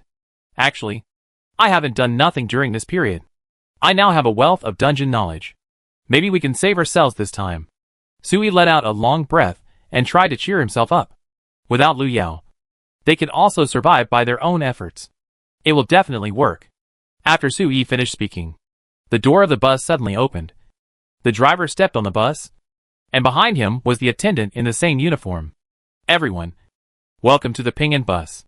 The attendant spoke in a gentle voice. The next second, her eyes suddenly turned cold as she glanced at the passengers. 7 people, how could one be missing? The attendant roared. Her voice was sharp. She had lost her gentleness and friendliness just now. On the bus, the woman holding the child shook violently, and at the same time, the baby in her arms started crying. He's so noisy, tell him to shut up, or I'll throw him out. The driver raised his head. His face full of flesh was filled with anger. He hated noisy passengers with children the most. How can you be so mean to a child? In front of the woman, a man in work clothes suddenly stood up. He stood in front of the woman and the child, and stared at the driver. We all bought tickets to get on the bus. Aren't you afraid that we will complain with your attitude? The driver sneered. Complain? Okay, you go now. Seeing this, the man in work clothes wanted to get off the bus. The attendant and the driver obviously had no intention of stopping him. They just smiled and watched the man in work clothes move, with expectations in their eyes. Squeak, the automatic door was opened. Just when the workman was about to get off the bus, a figure walked in from outside the bus before him. You're late, but it shouldn't be time to leave yet. Right? Lu Yao walked in from outside the bus, squinting at the attendant opposite. The attendant instantly suppressed the anger on her face, and returned to her original gentle appearance. Passenger, we are waiting for you. As she said, she stretched out her hand to signal Lu Yao to go to her seat. Lu Yao walked in, and stopped the workman who was about to get off the bus. The train is about to leave, you should sit down first. Lu Yao said and pushed the man. The workwear man suddenly came to his senses, thought for a while, and then walked back to his seat and sat down. The moment Lu Yao appeared, Sui and Hu Yilin suddenly opened their eyes wide. They watched Lu Yao get on the train so swaggeringly, and even found a window seat for himself leisurely. Lu Yao sat down, and then winked at Sui and the others. She walked in 1 minute before the train left. Fortunately, I bought the tickets online before rushing over. Otherwise, I would not be able to get on the bus and find Sui and the others. Sweeping her eyes, Lu Yao poked Sui, who was sitting in the front row. Only you two? Sui nodded. Wu Hao is not in Ningxing because of something. At the same time, the extremely familiar mechanical sound rang in Lu Yao's ears again. The conditions for opening the copy-safe bus have been met, the mechanical sound fell, the driver stepped on the accelerator, and the car body drove forward like the wind. What was that sound just now? A copy? Could it be? There were 8 passengers in the car. As the mechanical sound fell, the woman holding the child screamed. As for the workman, who was about to get off the car, he scratched his hair. What is a copy? Isn't this the car going back to Tongxiang town? After saying that, the man rushed towards the door. He tried to open the door and get off, but was stopped by the attendant. Passengers, you can't get off now. The attendant smiled and looked over, pulling the hand of the workman, but suddenly exerted force.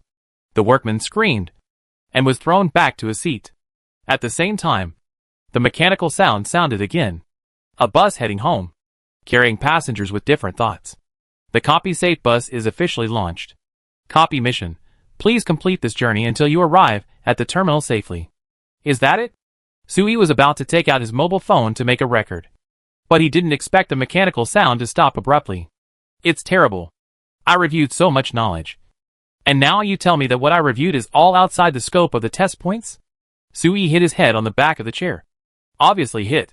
Compared with the workman and the woman with the child, the other 2 passengers seemed much calmer.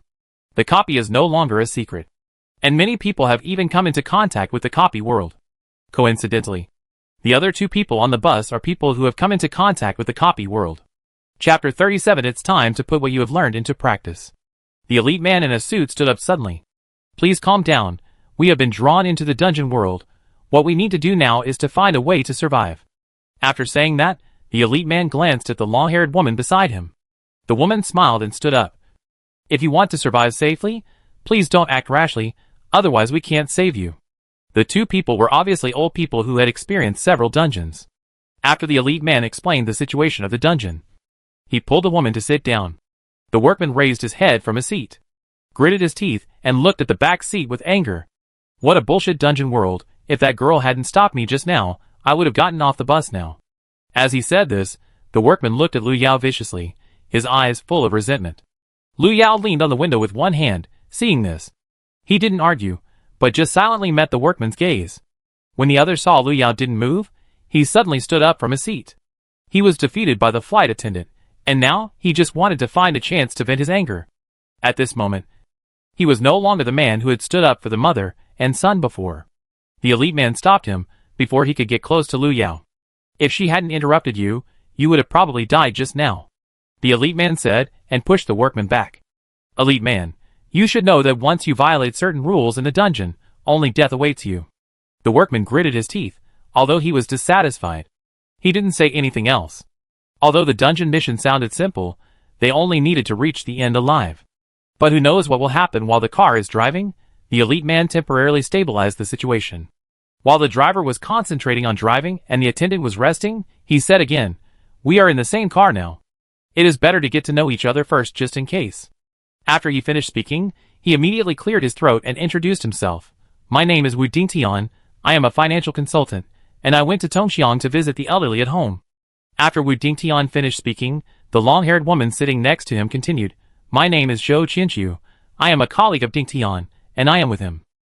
Although Zhou Qianqiu only said that she and Wu Dingtian were colleagues, but several people in the car could see that the relationship between the 2 was extraordinary. But since the other party didn't say it directly, Lu Yao and the others didn't expose it. The next one was the woman with the child. "My name is Zhang Yi. I take care of the baby at home. My hometown is in Tongxiang town." Zhang Yi's daughter is now over 1 year old. Her full name is Sun Ao, and her nickname is Wei Wei. When it was the turn of the workwear man, he obviously didn't want to answer. Just when Wu Dingtian was about to remind him, he heard Wu Yilin, who was sitting on the other side, say, "Let me go first. Wu Yilin is still a student." After that, he pointed to Sui and Lu Yao next to him. "They are my classmates. What are you 3 students doing in such a remote place like Tongxiang?" Zhou Qianqiu blinked curiously. "We plan to go to a classmate's house for a few days after all. School is about to start." Sui answered first. Several people introduced themselves one by one, and finally only the workman, who was curled up in his seat, was left. Under the gaze of others, the workman reluctantly spoke. "Fu Wenbin, I just lost my job, and I'm just walking around because I'm bored. Fu Wenbin spoke weakly. I don't know if he really has no strength or for some other reason. After the introduction, several people were barely familiar with each other. The bus was driving very fast, so fast that Liu Yao couldn't see the situation outside the window clearly through the window. Of course, it may also be due to the area restrictions of the dungeon. There is no way to restore the scene outside the car to its true state. Liu Yao supported himself and sat in the car. It had been 20 minutes since the departure, but the car was unusually quiet. Even the crying child had fallen asleep again, and there was not even a hint of abnormality. It was really strange. How strange. Su Yi suddenly turned her head. She poked Liu Yao's arm with her hand, with a puzzled look on her face. This dungeon looks so peaceful. Are they really just asking us to sit all the way to the terminal and get off? Liu Yao raised his eyebrows. Didn't you say that you reviewed a lot of dungeon knowledge? Girl, it's time to apply what you have learned. Su Yisan said that she also wanted to. But if theoretical knowledge cannot be applied to practice, no matter how strong the theoretical knowledge is, it will be in vain. Su Yi wanted to say something else, but before she could open her mouth, the driver suddenly stepped on the brakes. With the sound of the wheels rubbing against the ground, the bus slowly stopped. At the same time, the attendant who had been sitting quietly in her seat suddenly stood up. Dear passengers, the first stop has arrived. She walked to the door with a smile on her face. The automatic door slowly opened, and two people slowly walked in from outside the car. The first person to get on the bus was an old woman with wrinkles on her face. After getting on the bus, she walked straight to the front seat. A young man got on behind her. He looked around in front of the door, and finally fixed his sight on a certain place and walked over. The system did not indicate that the Ping'an bus would stop at intermediate stations, but everyone knew it at this time. This bus did not go directly to the terminal. It would stop at certain stations along the way, waiting for new passengers. It was unknown whether those passengers were real guests or something else. Liu Yao watched the two people get on the bus, and finally his sight fell on the young man. He walked to the seat behind Zhang Yi with a clear purpose and sat down. His pair of narrow eyes stared at Zhang Yi and the child in her arms, with a strange expression. Zhang Yi was stared at by the other party, and she subconsciously shrank her neck, trying not to look at that person. A minute later, the bus started again. Before the attendant sat down, his eyes intentionally or unintentionally swept towards the man who had just boarded the bus, as if waiting for something good to happen. Liu Yao, do you think the two people who just boarded the bus are human or ghosts? Su Yi had slept well, and was inexplicably energetic at this time. She pulled the corner of Liu Yao's clothes, and asked in a low voice. Liu Yao retracted his gaze, took out two talismans from his pocket, and handed them to Su Yi and Hui Yilin respectively. Since they were here, they couldn't just watch Hui Yilin and the others get into trouble. It's not clear yet, and there's nothing unusual in this car. The car continued to move forward, and the two new passengers were very quiet throughout the journey, without making any sound. 5 minutes later, Zhang Yi, who was holding the child, suddenly stood up from her seat with a look of horror on her face.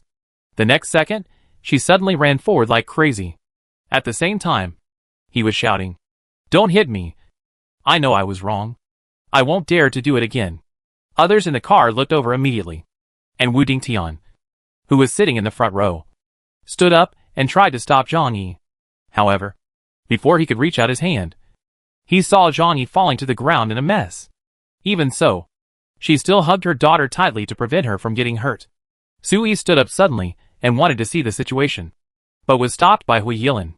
"Don't move yet." Liu Yao's voice came from the back, and he stood up first. Zhang Yi's state was very wrong. She seemed to have seen something that others could not see. In addition to fear, there was more hatred in her eyes. Chapter 38. As you can see, she is dead. Bitch, run, keep running, I wonder where you can run to. In front of Zhang Yi, a man with a face full of anger was approaching her with his fists raised. The man was Zhang Yi's husband. They had been married for 3 years. At the beginning, they were harmonious and happy. But I don't know when, Zhang Yi's husband began to become irritable and angry. Every time he was unhappy, he would punch and kick Zhang Yi. Zhang Yi's face and body were covered with bruises and scars. At this time, she fell to the ground with her hands tightly protecting her daughter in her arms. She wanted to cry out, and wanted to continue shouting for help. But there was no one around, and no one would come to save her. She knew that if she shouted for help, the other party would only hit her harder. She was not afraid of death. But her Weiwei was still young, and she couldn't live without her mother.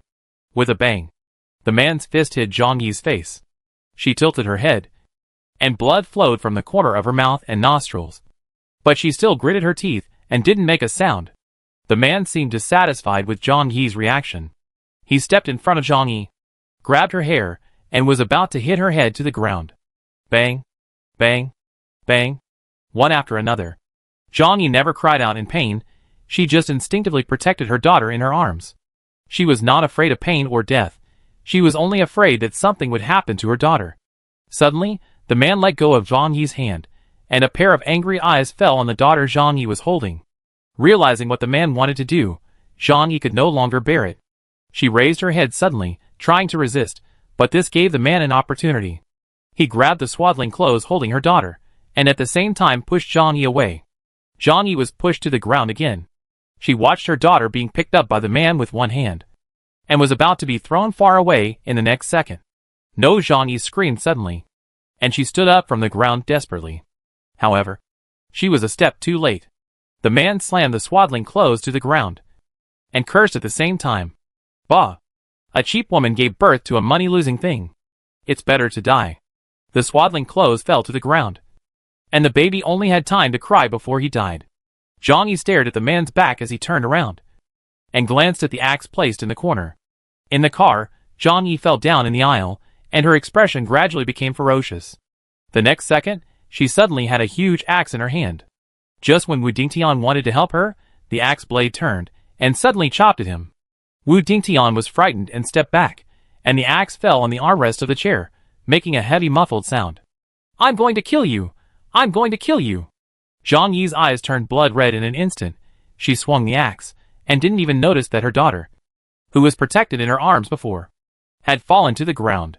Lu Yao, is she crazy? Sui was so scared that he shrank back into his seat. However, the carriage was so small, there was no way to avoid it. Even Hui Yilin subconsciously looked at Lu Yao, with a look of seeking help. Lu Yao rubbed his wrist and walked over. It was her turn. As a member of the dungeon, if the woman really caused big trouble, she couldn't stay out of it. At the same time as Lu Yao moved, Zhang Yi turned around and rushed towards the back row, swinging a huge axe. But her target was not Lu Yao and the other two in the back row, but the young man who got on the bus at the first stop. The young man met Zhang Yi's angry glare, but did not react. He sat calmly in his seat, even expecting the axe to fall, and hit his head. Zhang Yi swung the axe forward, looking at the man who looked exactly like her husband, and the hatred in her eyes became stronger. He deserved it. He killed her daughter. He deserved it. Why did he follow? Why was he still alive? With a dull bang, the huge axe fell from midair and hit the young man's head accurately. The next second, dark red splashed everywhere, and only half of the man's body was left standing on the seat. Zhang Yi seemed satisfied. She let out a long breath. But when she was about to put down the axe, the man in front of her suddenly returned to his previous appearance. He stared at Zhang Yi with his eyes, and kept cursing with his mouth open. Dirty words flowed out of the man's mouth, gradually overlapping with the scenes of being beaten every time before. Zhang Yi couldn't help swinging the axe again. Once, twice, 3 times. Zhang Yi looked at the man who quickly recovered after her breaking his head every time, and completely collapsed. Why can't I kill him? Just when Zhang Yi had almost no strength to swing the axe, the man who had been motionless suddenly stood up from his seat. He stretched out his hand to take the axe from Zhang Yi's hand, and said with a sinister smile, "Now, it's my turn." The huge axe was raised above the man's head, and the next second it fell fiercely on Zhang Yi's head. Bang! There was a muffled sound, but there was no pain as Zhang Yi expected. She opened her bloodshot eyes, and saw a girl in sportswear standing there, and she was holding the axe that was taken away by the man. Lu Yao turned his wrist, and threw the axe to the ground. At the same time, the man beside him had already fallen to the ground, completely motionless. Lu Yao was quick-witted and pressed a spell directly on the man. You have to be quick-witted to deal with this kind of reborn monster. Otherwise, if he recovers, you will be in trouble. Don't worry. It's okay. Lu Yao patted the dust on his hands, and said as he walked past Zhang Yi to the front row. At the same time, Lu Yao suddenly heard a system prompt sound in his ears. Congratulations to the player for obtaining the item Broken Axe. Lu Yao paused, wanting to ask, Is there a sunken boat? Zhang Yi's feet softened, and she fell directly to the ground. What had she just done? Those memories were like nightmares, almost torturing Zhang Yi to madness. Lu Yao walked to the front row, and saw Zhou Qianqiu had already picked up Wei Wei from the ground.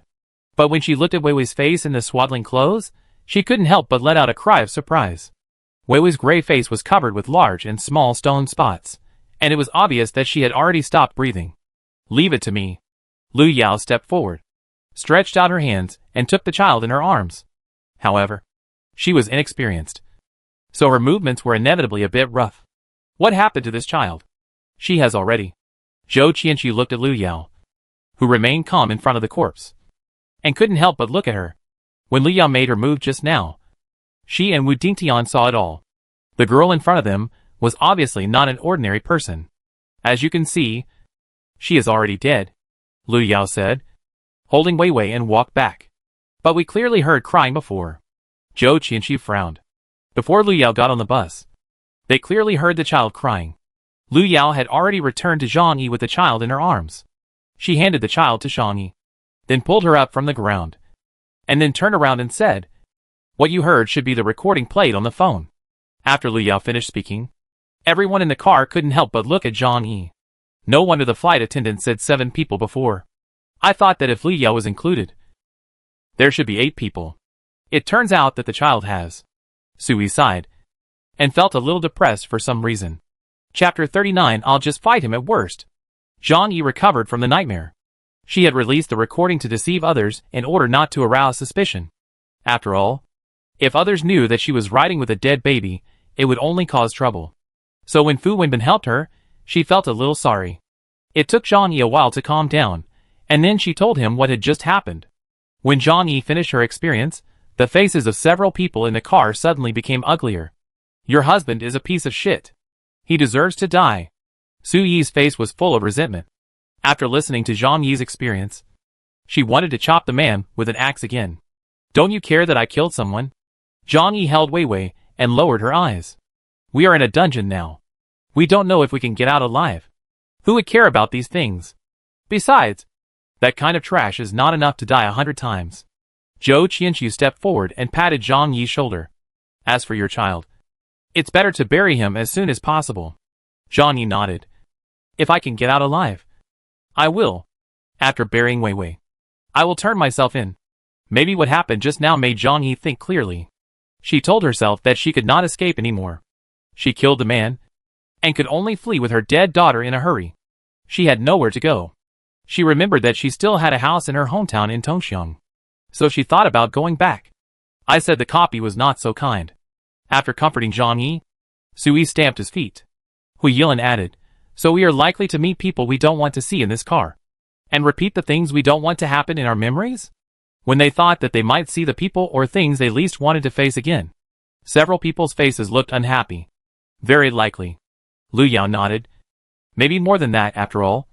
Everyone's situation is different. It can't be generalized. After Lu Yao finished speaking, the car suddenly became quiet. At the same time, the front row attendant suddenly opened her eyes. She stood up and glanced at the back row, then stood up and walked to the man's seat and dragged him up. Please keep the car clean. Don't create garbage randomly. She looked at Lu Yao. Although she was smiling, her tone was a bit gnashing. Without a doubt, Lu Yao knew that he had angered the flight attendant again.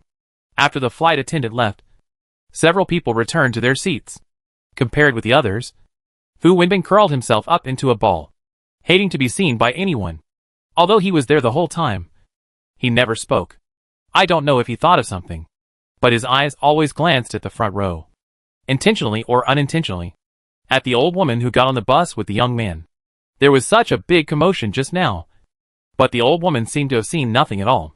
She sat quietly in her seat, her long gray hair tied up in a bun at the back of her head, looking neat and tidy.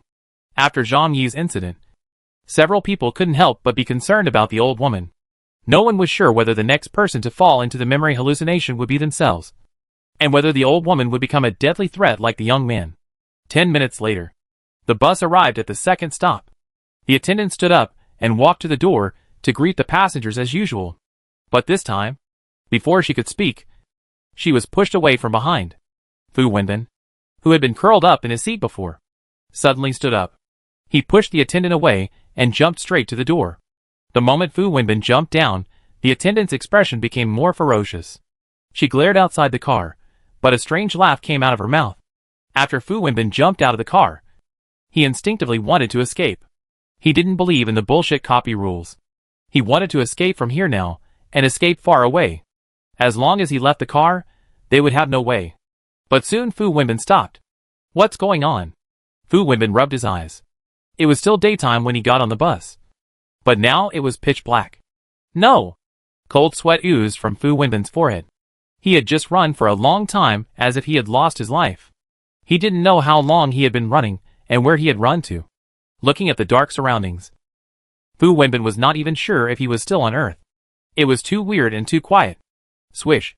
Suddenly there was a rustling sound in the darkness. And Fu Wenbin paused in his forward steps. He instinctively wanted to look in the direction of the sound. But the moment he turned his head, he suddenly felt a sinking sensation on his back. As if a weight of several dozen kilograms suddenly pressed on him, causing him to bend over uncontrollably. It's so heavy.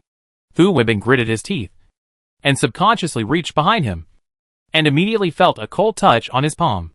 Inside the car, Lu Yao watched Fu Wenbin rush out of the car, and subconsciously looked out the window. Unfortunately, even if the bus stopped, the people inside the car still couldn't see what was happening outside. Lu Yao turned around and saw 3 more people in front of the car door. 2 men and 1 woman. They looked like a middle-aged couple with a child. Lu Yao recalled the original body's situation in her mind. It seemed that the original body had too many painful memories. If the copy really wanted to use this to attack her spirit, the car might not be able to accommodate them. Lu Yao. There are 3 people this time. I'm a little scared. Sui turned her head. She looked a little ugly from the beginning. I would rather see those weird things than see bad memories replaying in front of me. Sui rubbed her arms. She didn't want to go out anymore. Lu Yao raised his hand and patted her head. Try to comfort her, at worst. You can fight it. Sui. She was not comforted at all. If she could just fight hard, why was she still worrying here? Lu Yao, aren't you worried? Hui Yilin heard the 2 people's discussion and couldn't help but join in. Lu Yao shook his head. It's useless to worry about my situation. I can only see what the copy is going to do to stimulate me. After saying that, Lu Yao rubbed her hands. It actually gave people the illusion that she was looking forward to it. Hui Yilin rubbed his forehead, feeling that he shouldn't ask, with Lu Yao's personality. He might not even be able to find memories that could stimulate her in the copy. As he spoke, the family of 3, who had just boarded the bus, had already sat down. They were next to Wu Dingtian and Zhou Qianqiu. But when the 3 of them sat down, Wu Dingtian's expression suddenly changed.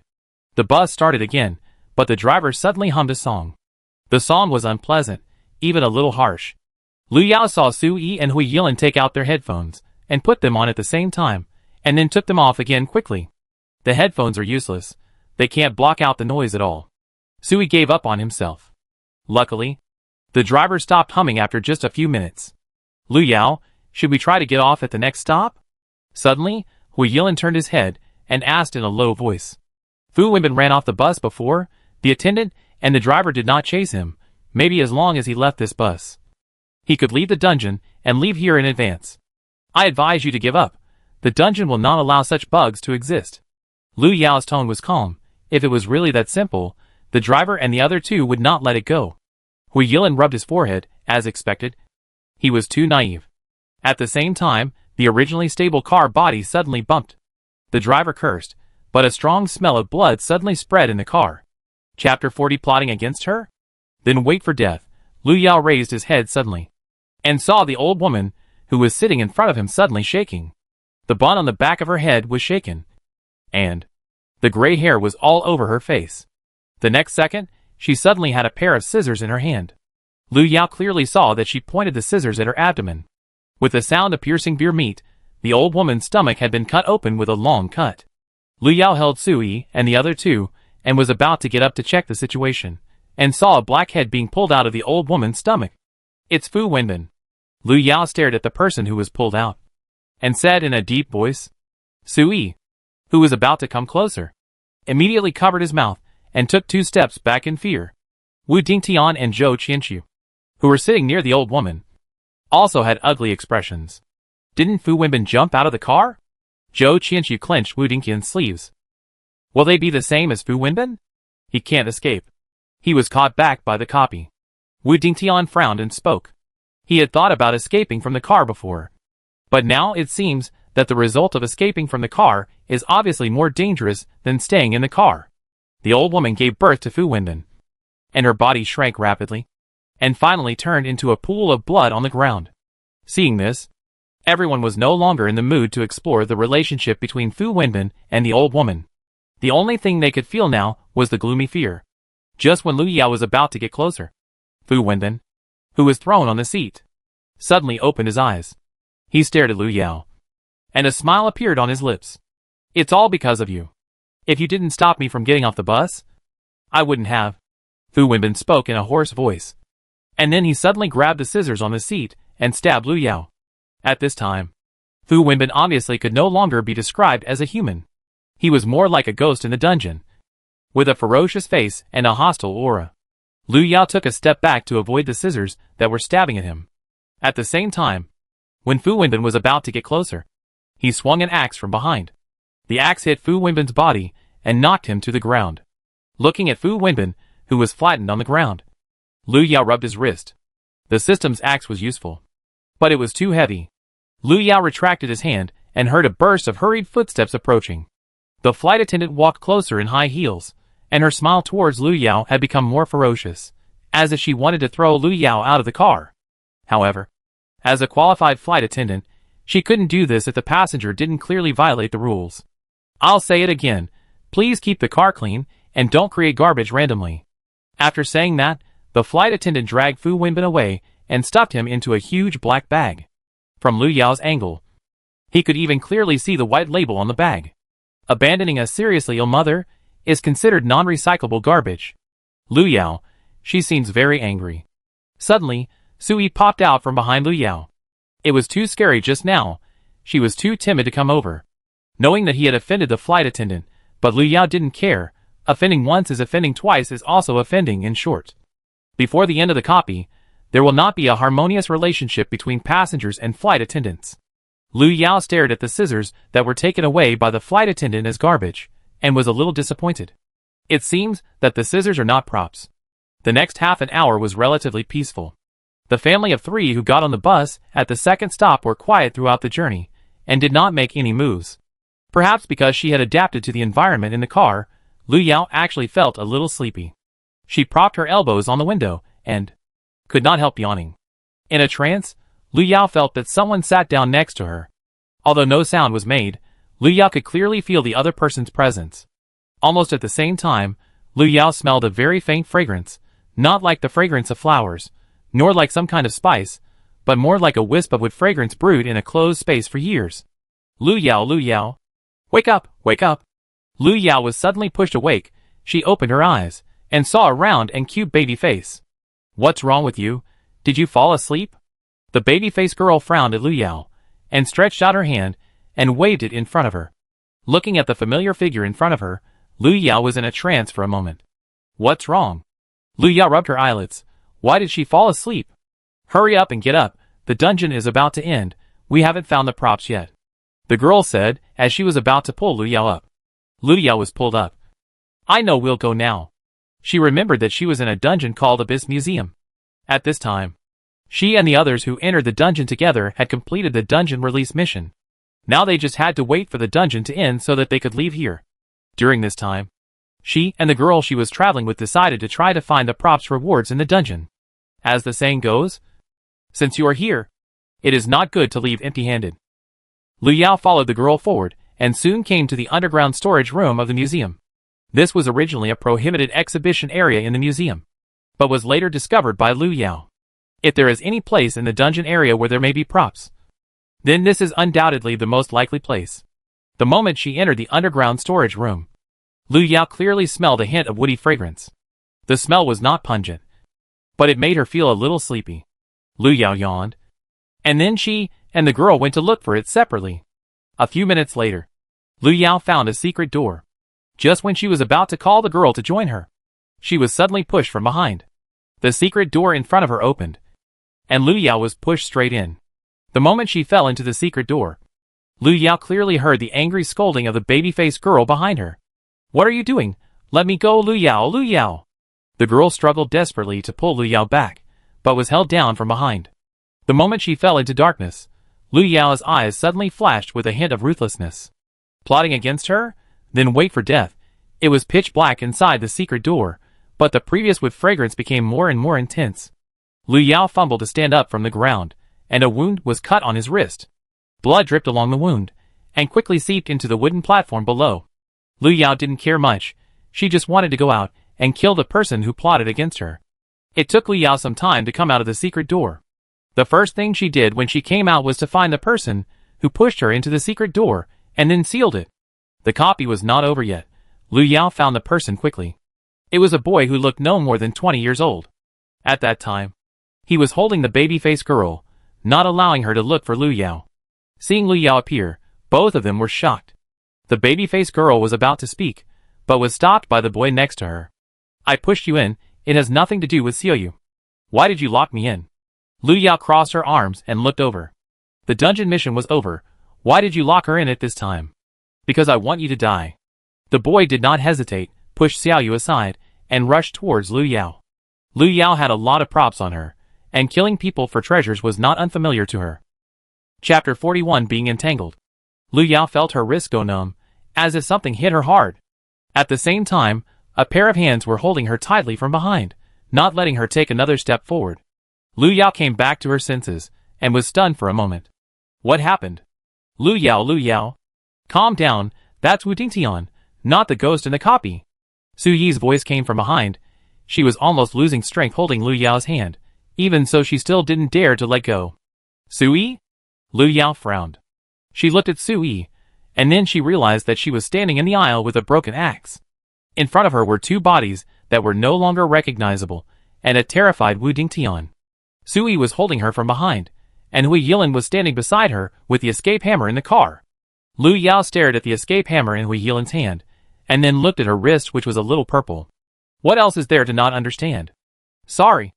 Lu Yao, it's urgent, there's nothing we can do. Hui Yilin saw Lu Yao calm down, and then he put the escape hammer back to its original place. Lu Yao, you really scared me to death. Seeing Lu Yao wake up, Sui let out a long breath. Lu Yao put down the broken axe and wiped the sweat from his forehead. It seemed that she was the one who was affected by the dungeon just now. But why did she remember that incident? It was so long ago. In her memory, those two people were already very long ago. At that time, she had just been pulled into the abyss not long ago. And those two people were also acquaintances she had known in the previous dungeons. But she didn't expect that to happen later. Lu Yao touched her nose. Not knowing if it was an illusion, she could still smell the woody scent. According to Sui and the others, Lu Yao fell asleep before the bus arrived at the third stop. And the two people in front of Lu Yao were the two passengers who got on at the third stop, a young man and a woman. The situation later was much easier to explain. Lu Yao was targeted by the copy, and suddenly swung an axe and started chopping people. Originally, Lu Yao was only going to chop the man, but the girl suddenly rushed up, and to some extent, it was an accidental injury. If Sui and the others hadn't stopped him in time, Wu Dingtian would have become a ghost under Lu Yao's axe. Sorry. I couldn't control myself for a moment, Lu Yao said. But she couldn't figure out why she fell asleep. Her vigilance shouldn't be so poor. And the woody fragrance she smelled before. Was it really smelled or an illusion created by the copy? No. It's okay. It didn't really hurt us anyway. Wu Dingtian stood up with shaking legs. After seeing how terrifying Lu Yao was, he told himself not to mess with him. Soon, the flight attendant in high heels appeared again. She subconsciously wanted to repeat what she said before, but she took it back. She obviously felt that it was useless to say anything. Lu Yao watched the flight attendant quietly clean up the garbage on the ground. Even her back could show her anger and dissatisfaction. I actually feel a little sorry for her. Sui leaned on the back of the chair and muttered. Lu Yao touched his wrist. Fortunately, Hui Yilin was careful in his attack. It was just a little bruised. Otherwise, it would take some time to recover. She placed her wrist on a seat at one side and spread it flat. The moment she fell, she felt a touch of coolness sliding across the wound on her wrist. At the same time, the familiar wood fragrance emanated again. Even if Lu Yao didn't want to think about it, she could sense that something was wrong. She had clearly solved the memory induced by the copy. Why? With a triad mentality, Lu Yao suddenly raised her hand and waved it towards her side, followed by a snap sound. Her hand seemed to hit something, but the next second it seemed to be suddenly held by someone. There is something on the seat next to her. Lu Yao slowly turned her head and saw a shadow sitting next to her, and her wrist was being held by the shadow. For some reason, Lu Yao felt that this guy looked familiar. She tried to get closer, but was pushed back by a force. At the same time, the shadow let go of her wrist and moved closer to Lu Yao, as if he was looking at her in reverse. What kind of dirty thing is entangled with me?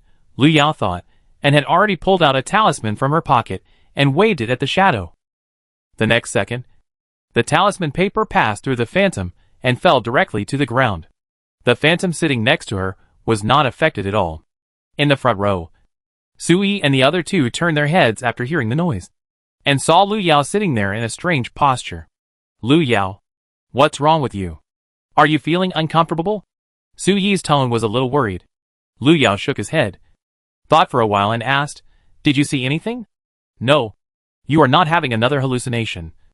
"Are you?" Sui spoke carefully, fearing that Lu Yao would swing his axe and stand up in the next second. "It's okay. It seems that Sui and the others should not be able to see the phantom on the side. She is not sure what the phantom in front of her with unclear facial features is. It is better not to scare the two." Sui said "oh" and turned her head. At this time, the nerves of the people in the car were mostly tense. After all, no one knew who would have the next hallucination. Lu Yao met the phantom's gaze, and her expression gradually calmed down, because she found that the other party seemed to be simply curious about her, and did not intend to fight with her. What was even more strange was that the wrist that had just been held by the other party had lost its previous pain, and even the bruises had disappeared. Lu Yao rubbed her wrist, but did not completely relax her vigilance. It was obviously not convenient to use the broken axe at this distance. She silently took out the silver blade and put it in her sleeve, ready at any time. 20 minutes later, the bus stopped at the fourth stop. The door opened, and this time a group of an old man and a young man came up. The older man wore a simple and decent tang suit, and the boy behind him wore a high school uniform. After getting on the bus, the two walked straight to the back of the car. Lu Yao watched the two people sitting in front of Hui Yilin and Sui, one in front of the other, and his hand holding the silver blade tightened slightly. It seems to be about to start. I just don't know what Sui and the others will face. Sui and Hui Yilin turned their heads almost at the same time. They looked at Lu Yao for help. They seemed to have forgotten the vow they made last time they parted, that they must grow up in the future. Lu Yao gave them a comforting look, signaling them to cheer up. Hui Yilin understood, and obviously thought he could try it on his own. As for Sui, she quickly reviewed the knowledge she had learned before. Knowledge changes destiny. She can do it. The 1-minute stop time was up, but the bus did not start. The attendant walked to the center. "We have arrived at the service area. You can get off the bus and move around, or go to the bathroom." Lu Yao raised his eyebrows. I didn't expect the copy to be so thoughtful. Even the rest stop at the service area was simulated. But the copy seemed to have forgotten that their car was mostly on rural roads. Where was the highway service area? Lu Yao didn't want to move. After all, there was a phantom following her. Who knew what it would do next? Although she didn't want to move, Sui couldn't help it. Maybe because she was too nervous. And now suddenly heard the attendant talking about the bathroom. She couldn't help but want to go. "Lu Yao, can you go with me?" Sui leaned on the back of the chair, staring at Lu Yao pitifully. "Let's go. I'll go with you." Lu Yao nodded and stood up. At the same time, the phantom sitting next to her did not move. Lu Yao was about to pass him when he grabbed her wrist and staggered. Damn. This guy is deliberately looking for trouble. Right. Chapter 42. Be gentle. Seeing that Lu Yao was about to roll up her sleeves and start, Sui hurriedly pulled her back. "If you don't want to go with me, forget it. Actually, I can go by myself." Fearing that Lu Yao would go crazy in the next second, Sui suddenly felt that it was not unacceptable for him to go to the toilet. Lu Yao waved her hand to indicate that it had nothing to do with Sui. She looked at the phantom and signaled him not to follow. Two girls went to the toilet. How could he, a person of unknown gender, go there? The shadow understood what Lu Yao meant, and looked over with a curious look on his arm. Although he couldn't see the other person's expression clearly, at this moment Lu Yao inexplicably felt that the other person was a bit annoying. perhaps seeing Lu Yao and Sui get out of the car. Zhang Yi couldn't help but follow them. The shadow in the car was actually sensible and didn't follow them. The moment he walked out of the car, Lu Yao actually saw a service area. Although the service area was not big, it had all the necessary facilities. She took Sui and the other two to the bathroom. Because it was inconvenient for Zhang Yi to take her daughter, Lu Yao simply took way over. "I'll wait for you here," Lu Yao said, motioning the two to go in. As soon as Sui and the other two entered, a figure walked over from a distance. Lu Yao raised her head and saw the boy in school uniform raised his head and smiled at her. "My classmate, do you want to bravely enter the girls' bathroom?" Lu Yao held Wei with one hand and turned the thin and shiny blade with the other hand. The boy paused, tilted his head and smiled. "I don't understand what you are saying." "I don't understand." Lu Yao narrowed his eyes and suddenly stepped back. The next second, Lu Yao's voice suddenly resounded throughout the service area. "There is a pervert who broke into the women's restroom." Before Lu Yao finished his words, the boy who was about to continue forward suddenly stopped. The expression on his face became weird and distorted. But he still stretched his neck to look inside. Lu Yao knew that he should have followed. As for the target, Sui was the only one left among the three of them. At the same time, Sui hurriedly washed his hands and ran out with Zhang Yi. "What pervert? Where is he?" When she saw the strange-looking boy opposite, she suddenly became a little shy. Suyi's face flushed, and she subconsciously hid behind Zhang Yi. But she couldn't help but look in the direction of the boy. Lu Yao looked at Suyi's reaction blankly and patted his head. It turned out that other people's nightmares were different for Sui. Sui looked at the boy now, as if he saw a secret crush he had liked for a long time. This was not okay. She couldn't look directly at Sui being infatuated with such a monster with a long neck. Just when Sui finally mustered up the courage to approach and chat, Lu Yao stepped forward and stood between the two of them. Lu Yao was facing Sui, and behind him was the increasingly angry face of the boy. He twisted his neck, trying to get past Lu Yao. In the illusion, Sui was about to confess to the senior whom she had admired for a long time, but suddenly she saw the handsome face of the senior turned into a twisted and rotten ball, and suddenly rushed towards her. She was so scared that she screamed immediately. And at the moment when the boy approached, a white ball suddenly jumped out in front of Sui. It was a giant white furry rabbit. It waved the axe in its hand. Before the monster came close, it was chopped in half by the axe. "Rabbit, wow! Thank you for saving me." Sui was about to pounce on the rabbit in front of him. Lu Yao heard Sui shout, and was curious about where the rabbit came from. Then he saw Sui pounce on him. "Rabbit? Lu Yao was stunned for 2 seconds. And when Sui came over, he raised his hand and patted her on the forehead. Sui felt pain, and she came to her senses. She looked at Lu Yao in front of her, and the cute rabbit wielding an axe flashed through her mind. Would she be beaten to death by Lu Yao? Ahem. Lu Yao. That was an illusion. An illusion. Lu Yao didn't care whether Sui was a rabbit or not. She raised her hand and poked Sui's forehead twice, making sure that he was completely awake.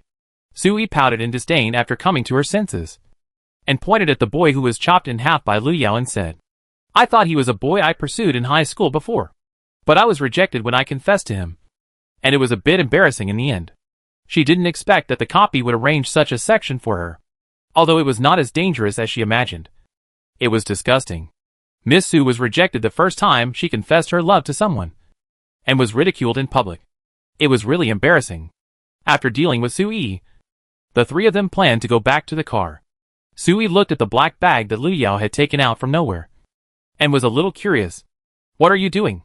Lu Yao shook the black, enlarged and thickened garbage bag in his hand, and walked straight to the classmate who was lying on the ground and put him into the bag. The car door slowly opened, and Sui and Zhang Yi got in the car first. Lu Yao dragged the bag behind. The attendant watched Lu Yao approach, and her expression changed, but her emotions were relatively stable.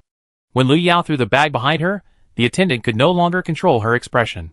She tore the bag almost madly, and almost tore the garbage inside into pieces, but in the end, she had to recycle the garbage because of the rules. After the three people came back, the car was quieter than before. Lu Yao did not see the phantom from before, and did not know where the guy went. When he returned to his seat, Lu Yao actually saw Hui Yilin sleeping against the window. "Wait." Lu Yao stood up suddenly, and the next second he pulled Sui away from where he had already sat. "He's not right." Sui was suddenly pulled up by Lu Yao. And before he could react, he saw Hu Yilin, who had been asleep, suddenly opened his eyes. He looked forward with empty eyes, and suddenly stood up. Lu Yao. Is he affected by the copy? Sui shrank behind Lu Yao, and felt that Hu Yilin in front of him was emitting coldness all over his body. What do you think? Lu Yao frowned, and then rubbed his wrist. Seeing that the broken axe was already in Lu Yao's hand, Sui instinctively took a step back, and then felt that it was a bit disloyal, and pulled Lu Yao's sleeve. Lu Yao, be gentle, old Hu's head may not be that strong. Lu Yao nodded. She could really split Hu Yilin in half. At most, she could just hit him a few times to make him behave. Hu Yilin stood up, but did not have any intention of attacking anyone. He walked past Lu Yao, and went straight to the old man sitting opposite. It seems that the illusion Hu Yilin saw was related to the old man.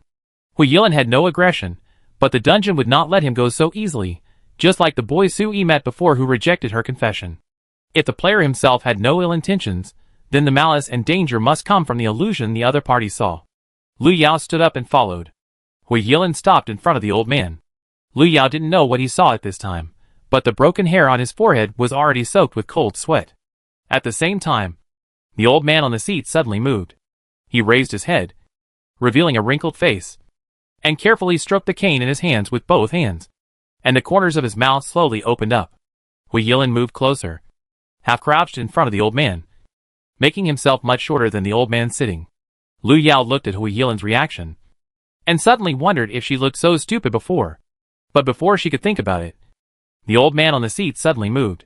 His grinning mouth was almost stretched to his ears, and his big mouth was enough to bite off Hu Yilin's head in one bite.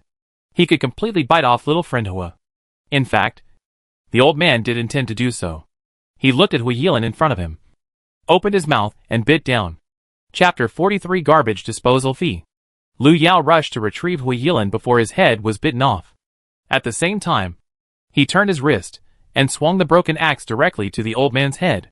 Lu Yao's whole set of movements was fast, accurate and ruthless, leaving no room for the other party to breathe. The old man collapsed on the seat, and died instantly. But Lu Yao was too happy too early. Just when Lu Yao turned around to pull Hu Yilin, the old man actually came back to life in an instant.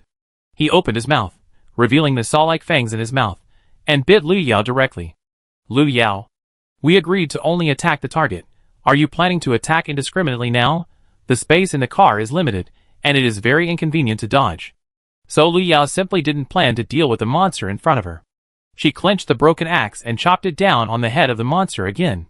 The monster was hit, and Lu Yao attached 2 talismans, and pressed them tightly on the monster. This time, the monster did not revive on the spot, and became the same garbage as the previous ones. Lu Yao breathed a sigh of relief, and decided to retreat before the flight attendant came to sweep the garbage. But before she turned around, she heard Suyi's cry from behind. Hu Yilin threw Sui, who was supporting him, away, and rushed towards Lu Yao. Lu Yao was still holding a broken axe in her hand. When she saw Hu Yilin rushing towards her, she subconsciously wanted to attack him. Fortunately, she stopped in time, turned the axe, and hit Hu Yilin's shoulder with the axe handle. Hu Yilin was hit hard, and finally woke up from his trance. He looked at Lu Yao blankly, and felt that half of his shoulder seemed to be broken. Sorry. It's urgent. Lu Yao put away the broken axe. She was holding back her strength at that time. Otherwise Hu Yilin would have been seriously injured and fell to the ground. Realizing what had just happened, Hu Yilin held his shoulder and shook his head. It's not your fault. You were also trying to save me. As he said that, he subconsciously looked at the strange thing on the seat. Although he knew that those were just fake, he still felt a little uncomfortable when he thought about it. Lu Yao looked towards the front row while waiting for the flight attendant to pick up the garbage. Logically speaking, with such a big commotion in the back row, Wu Dingtian and the other person sitting in the front row should have reacted. But from the beginning, the 2 people had been sitting quietly in their seats, as if they were asleep. Wait. Lu Yao's heart tightened. If the 2 of them were really asleep, wouldn't it mean that they had been pulled into the illusion by the copy? After coming to his senses, Lu Yao subconsciously looked at the family of 3 sitting near the 2 people. The family of 3 was still sitting in their seats, and there didn't seem to be anything unusual. When Lu Yao looked over, he even saw the child sitting next to the woman holding something over to her, as if asking the woman to eat first. The woman smiled and waved her hand, but did not take it. Instead, she put the food into the child's mouth. "Dear passengers, we have arrived at the 5th stop." The voice of the flight attendant came from the front. She almost subconsciously looked at Lu Yao. After confirming that Lu Yao had created garbage again, her expression actually showed a hint of excitement. Lu Yao also noticed the change in the flight attendant's expression. She seemed happy to see that she had created garbage again. Counting it up, Lu Yao had created garbage for the 5th time. The attendant's expression had changed from anger to ferociousness every time before, but it was different this time. Lu Yao looked around. Could it be that she had triggered some special rules? Lu Yao's thoughts were soon confirmed. No passengers got on the bus at the 5th stop. As the door closed, the attendant suddenly walked up to Lu Yao. "Dear passenger, since you have created garbage for 5 times, this bus will now charge you a reasonable garbage disposal fee." The attendant smiled and looked at Lu Yao and stretched out his hand. "Cleaning fee? Didn't I buy the ticket before getting on the bus?" Lu Yao tilted her head, pretending to be puzzled. What garbage cleaning fee? It was obvious that he was looking for an excuse to make things difficult for her. No wonder he looked at her with a strange look before. So he was waiting for her here. This bus only helps passengers clean up garbage 4 times for free, and the extra ones will be charged a single fee. The attendant could hardly hide the smile on her lips. She stared at Lu Yao, as if she was going to swallow her alive in the next second. Lu Yao did not move, and suddenly asked, "What is the fee?" Of course, the copy world cannot be solved with money. If it is not money, then it can only be replaced by something else. The flight attendant was obviously waiting for this moment. She laughed, pointed at Lu Yao and said, "Of course you have to pay for it yourself." Because she was too excited, the flight attendant no longer called Lu Yao you. She smiled and looked at Lu Yao, as if she was thinking about which copy of Lu Yao to start with. Although she couldn't decide how much the fee was, she could choose to pay for part of it, such as a pair of eyes or a heart. Lu Yao met the flight attendant's gaze and turned around calmly. The next second, she directly tore off the talisman covering the monster. The moment the talisman was torn off, the monster moved immediately.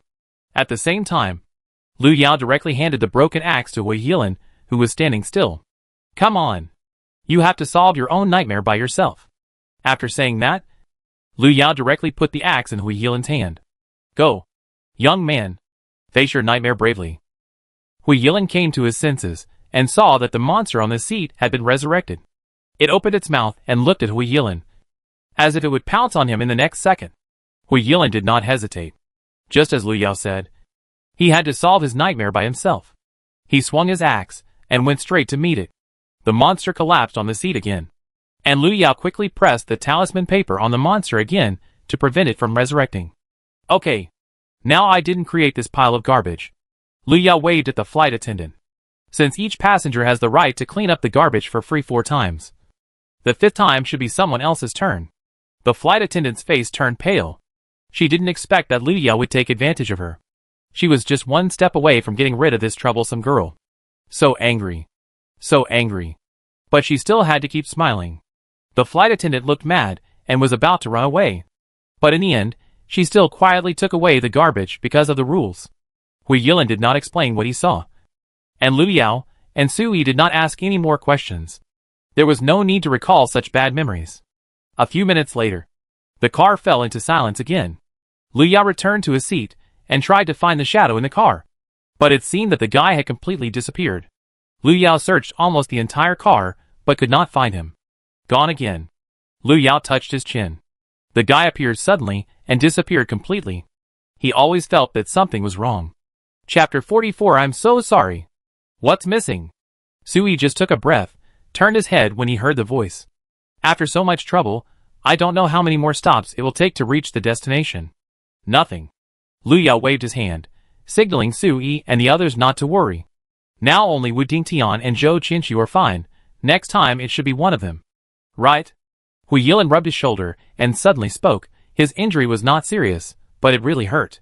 After speaking, the 3 of them simultaneously looked at the front row. Wu Dingtian and the other 2 seemed to have been sleeping all the time. Even the noise just now did not wake them up. As for the family of 3 next to them, the couple whispered something in their seats, and the child had already fallen asleep on the seat. Too harmonious. Lu Yao frowned. Such a harmonious state would make people more uneasy. No one knew what would happen in the next second. Lu Yao decided not to wait. She wanted to go to Wu Dingtian to see what was going on. Thinking about it, Lu Yao stood up. But before she could move, she saw a shadow suddenly appear on the seat next to her.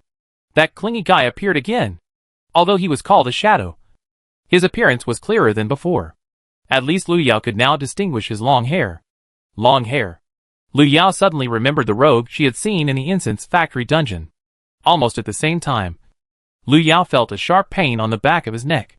The pain was like being pricked by dense needles. It was bearable, but it made people irritated for no reason. The result of his irritability was that Lu Yao directly drew out the silver blade and stabbed the phantom. Lu Yao attacked quickly and fiercely, leaving no time to dodge. But this time the result was the same as the talisman paper. The silver blade passed through the phantom's figure, and did not cause any substantial damage to him. Compared to Lu Yao's irritability, the phantom seemed to be in a good mood.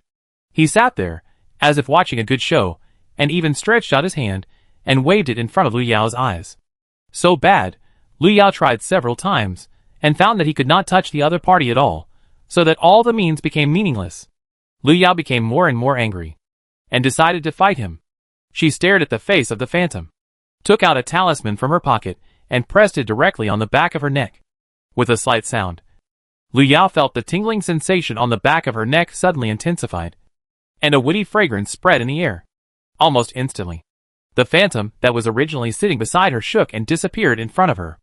Lu Yao had just tried it out before, but she didn't expect that the existence of the phantom was really related to the wound on the back of her neck. After a few seconds, the stinging pain on Lu Yao's neck gradually subsided, and she sat there in a trance. According to the current situation, it is very likely that the phantom was the ghost she accidentally brought out from the dungeon, or that she has not yet completely brought the other party out of the dungeon. But the ghost has left an anchor on her body, so that it can descend through her at certain times. Lu Yao didn't expect that she would cause such trouble by accidentally. The only thing to be thankful for is that the ghost has not yet been able to hurt her. But if left alone, it will soon grow up. It seems that we need to find a way to send the guy back as soon as possible. After coming to her senses, Lu Yao decided to wait until the copy is over and immediately solve this matter. As for now, she can only suppress the opponent with a talisman temporarily.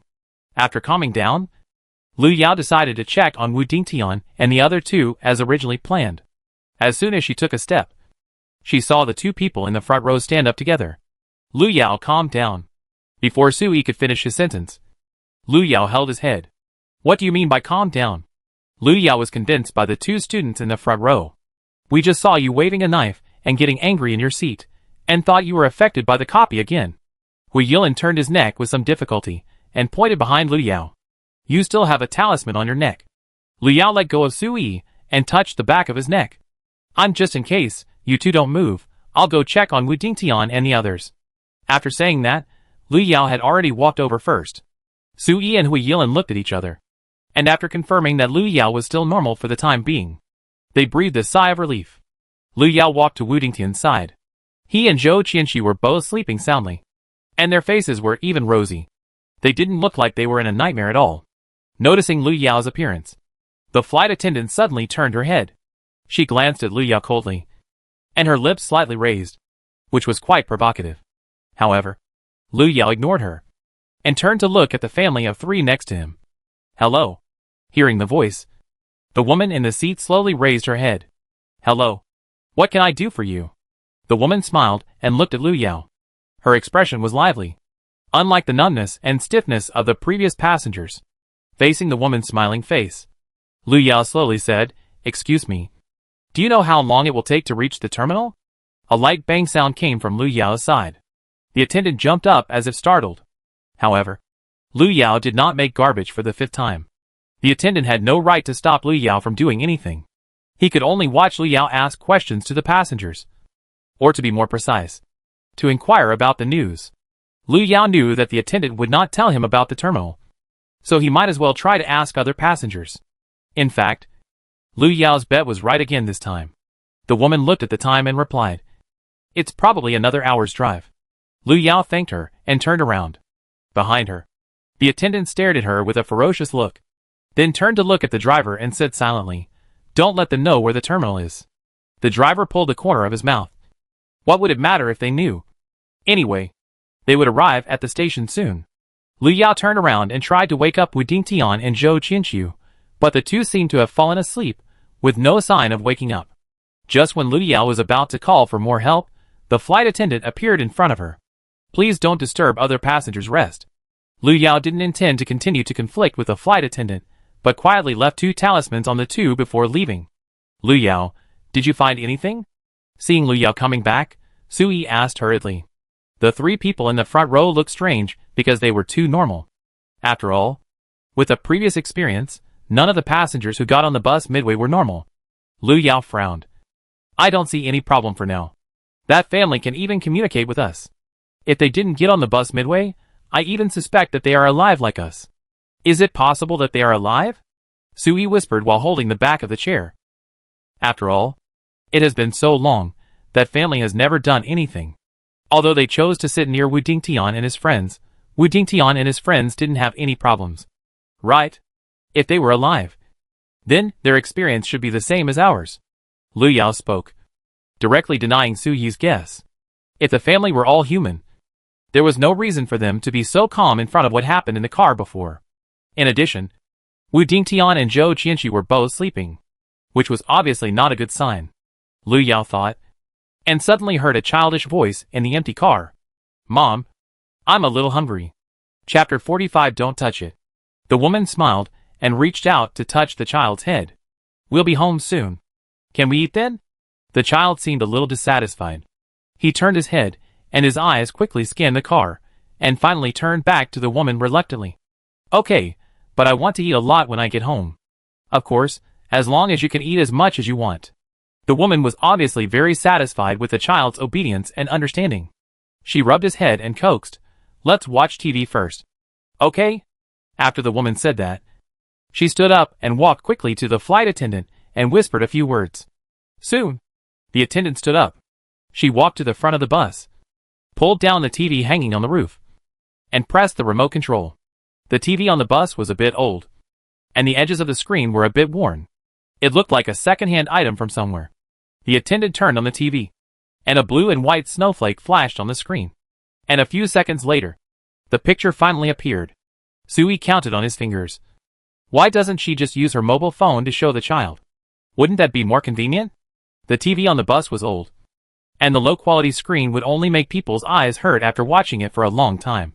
It couldn't even connect to the internet, and the only videos that could be watched were the videos stored in it. Lu Yao stared at the front in a daze. She didn't know if it was her illusion, but she always felt that the child looked at her with a strange look. Although it was only for a moment, she still caught it. At the same time, the screen turned and began to play the video. As the screen cut in, the first sound was a shrill whistle. Late at night, a bus sped past on the road. It was pitch black all around, and only the sound of the bus engine and the driver pressing the horn could be heard. Soon, the scene switched to the bus. Even though it was a night bus, it was still full of people. The lights in the bus were dim. Most people were asleep, and only a few were playing with their phones. As time went by, those who were playing with their phones soon fell asleep. The car continued to drive at a constant speed on the road. The driver's appearance could not be seen from the angle of the video, but from the back, he should be a tall and strong man. He drove the car and yawned from time to time. Just when almost everyone in the car fell asleep, someone sitting in the front row slowly stood up. The man was tall and thin, wearing a black hat, with the brim covering most of his face. His appearance could not be seen clearly in the dim light, but the only thing that was certain was that it was a man. The man stayed near the seat for a while, as if to confirm whether everyone in the car had fallen asleep. After a while, the man finally moved. He slowly moved to the seat next to him and reached out to the other person's backpack. A few minutes later, the man had already found a lot of things from other passengers. However, he seemed not satisfied with these results. He looked around and finally set his sights on a woman holding a child. The necklace on the woman's neck shone with metallic light under the light, and it looked very valuable. The man approached carefully and slowly stretched out his hand. Just as the man carefully pulled up the necklace, the sleeping child in the woman's arms suddenly woke up. He looked at the strange man approaching and burst into tears. The crying sounded, and the passengers in the car were awakened immediately. The woman was awakened, and guess what had just happened? She shouted to catch the thief. and her husband beside her stood up. In an instant, the man became the target of public criticism. In panic, he suddenly rushed behind the driver, grabbed the driver's neck fiercely, and asked him to stop, because the driver was strangled by the man. The steering wheel slipped, and the bus suddenly lost control. In the darkness, the car body suddenly hit the side, flipped off the bridge and fell into the water. The video screen became still at this moment. The people who watched the video felt a little chilly. Lu Yao, could it be that this is the car we saw? Sui rubbed his arms, and felt as if he was under cold water. Even breathing became a little difficult. Lu Yao did not respond. She stared at the woman and the child in the front row, but found that the woman turned her head and looked at her. She smiled gently, and gently touched the child's head with one hand. At the same time, the originally still picture moved again. This time the scene came to the bottom of the water. Someone smashed the glass of the car, and people escaped from the car one after another. Soon, the man who stole before appeared in the picture. He struggled to escape, but at the moment of escaping, he suddenly threw the backpack on his back into the car. The backpack was carrying a heavy object, and it hit the woman with the child directly. A long wound was smashed on the woman's forehead. The pain made her weak, and the child she was holding tightly fell out. The woman's husband had already fallen into a coma in order to protect his wife and children when the bus fell into the water. The man endured the suffocation and watched the woman and her family stop moving, and finally swam to the surface with satisfaction. The picture froze again, and this time the shock was obviously greater. Sui clenched his palms, not knowing whether it was anger or fear, and gritted his teeth without saying a word. Lu Yao sat in his seat, his eyes moved away from the screen, and turned to look at the woman and the child. The expression on the woman's face was still gentle. She reached out and gently touched the child's head. "Hold on a little longer, we'll be there soon." Zila. Zila. A burst of electric current suddenly sounded in the car. The attendant stood up amid the sound of electricity. She smiled and looked at the people on the bus. Finally, she set her eyes on Lu Yao. "Dear passengers, the terminal is coming soon." As soon as she finished speaking, the bus, which was originally moving at a constant speed, suddenly accelerated and rushed to the right as if it was out of control. The accident came suddenly. There were screams of fear in the car. Lu Yao stood in the car and hurriedly grabbed the back of the chair in front of her to keep herself steady. She subconsciously looked at the attendant, but found that the attendant was no longer in the car. The driver has disappeared too.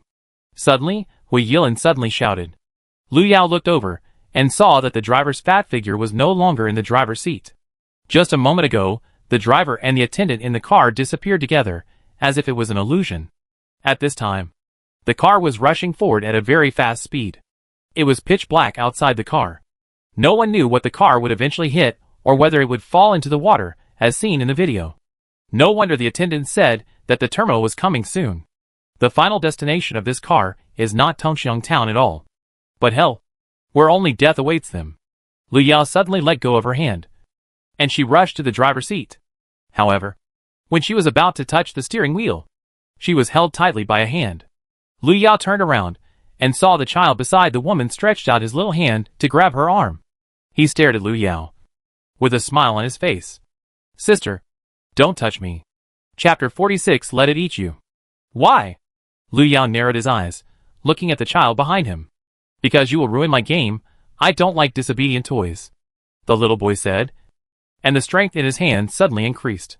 Lu Yao even felt that her arm was about to be broken. Lu Yao saved her arm in time. She threw the little boy away, but the next second the whole car seemed to hit something.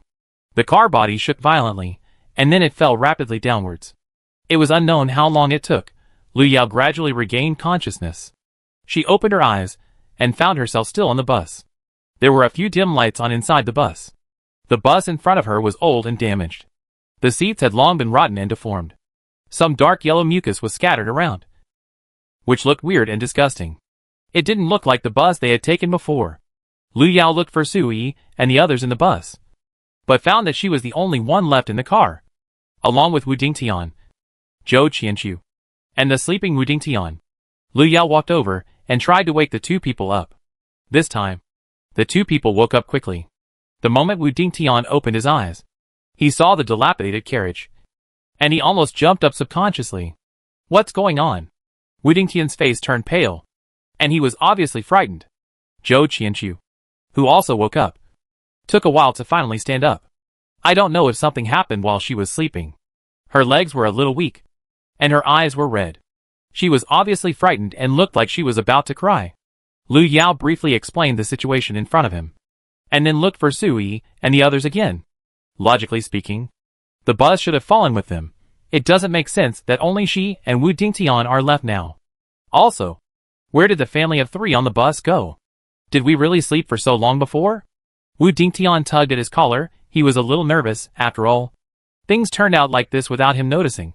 It was hard to accept for a while. Zhou Qianqu recovered. Her face was not looking good either. She stared at Lu Yao, walked over. Little sister, did we really just sleep before? We are trapped in the same place now. If you lie, we can't save you. Obviously, Zhou Qianqu didn't believe what Lu Yao said. She and Wu Dingtian had both experienced several dungeons, and both their experience and abilities were stronger than the girl in front of them. Lu Yao held the talisman paper on the back of his neck to ensure that it would not fall off. I am telling the truth. Believe it or not. She was a little irritated now, and didn't even want to talk more.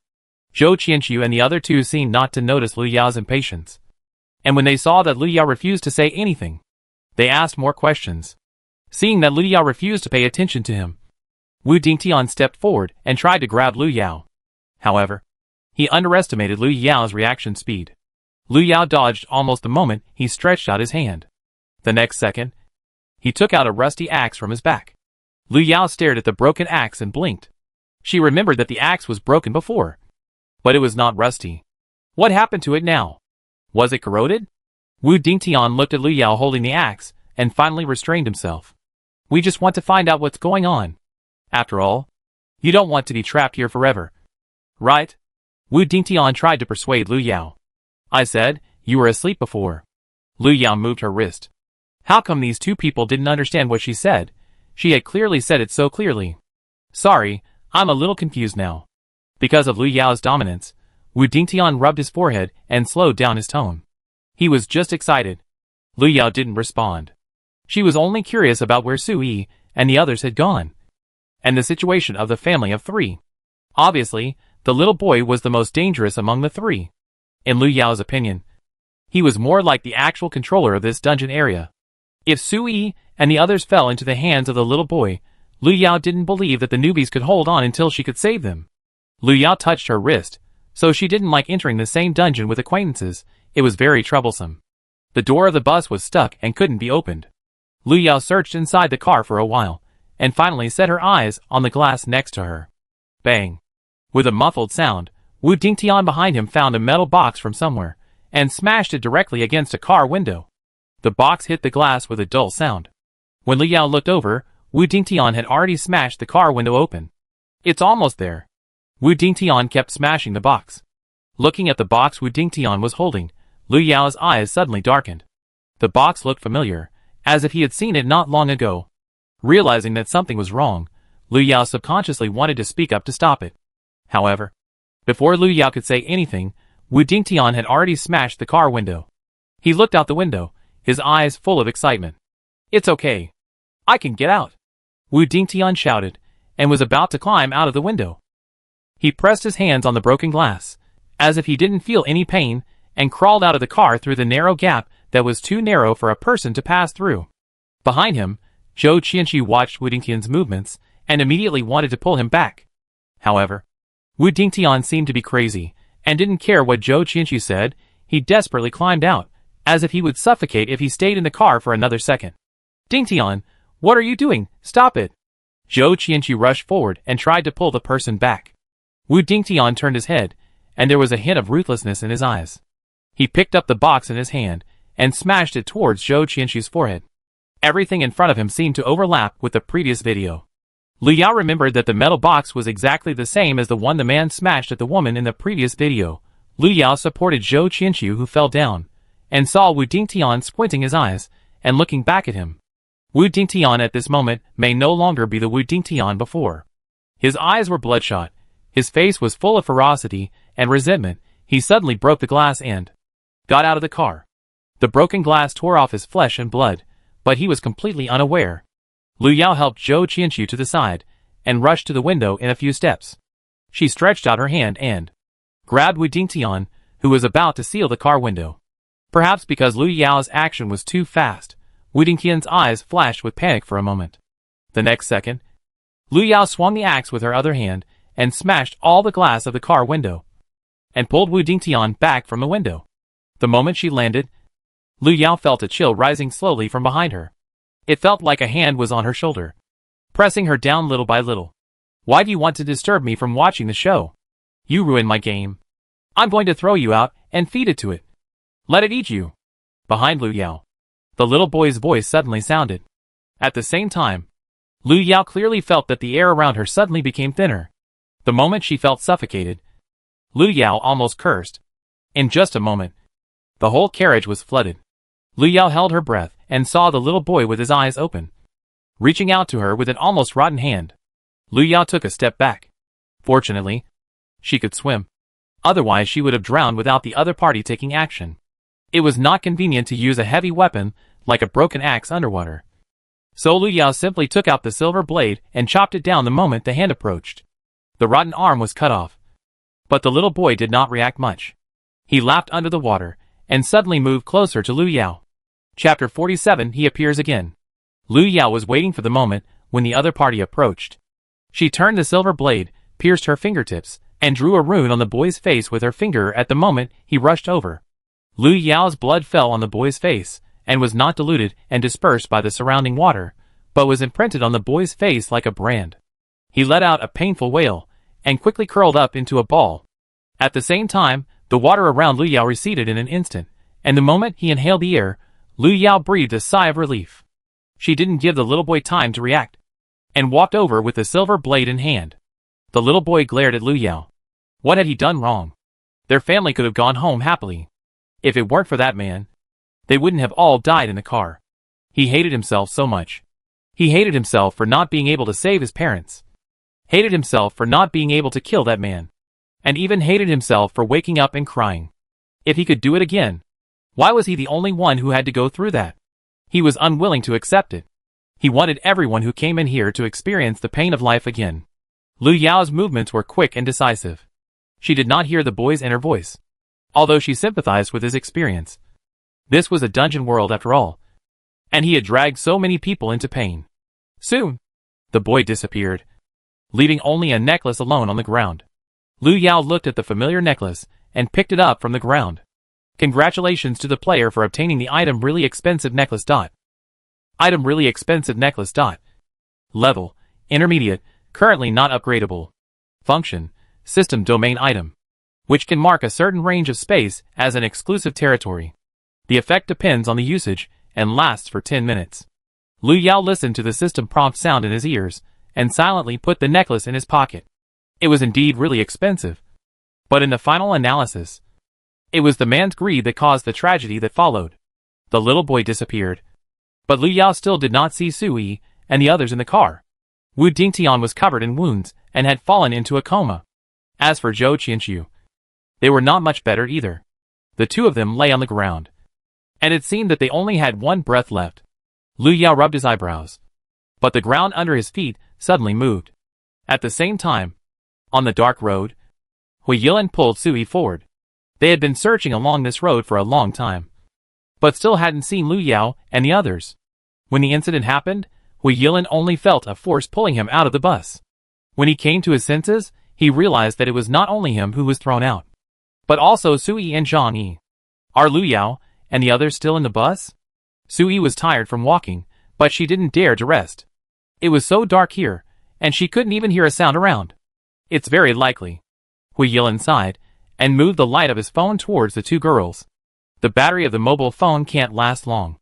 If they continue like this, they will have to grope forward in the dark sooner or later. Boom! A loud noise suddenly came from the quiet environment, and even Hui Yilin was startled. What was that sound just now? Sui trembled.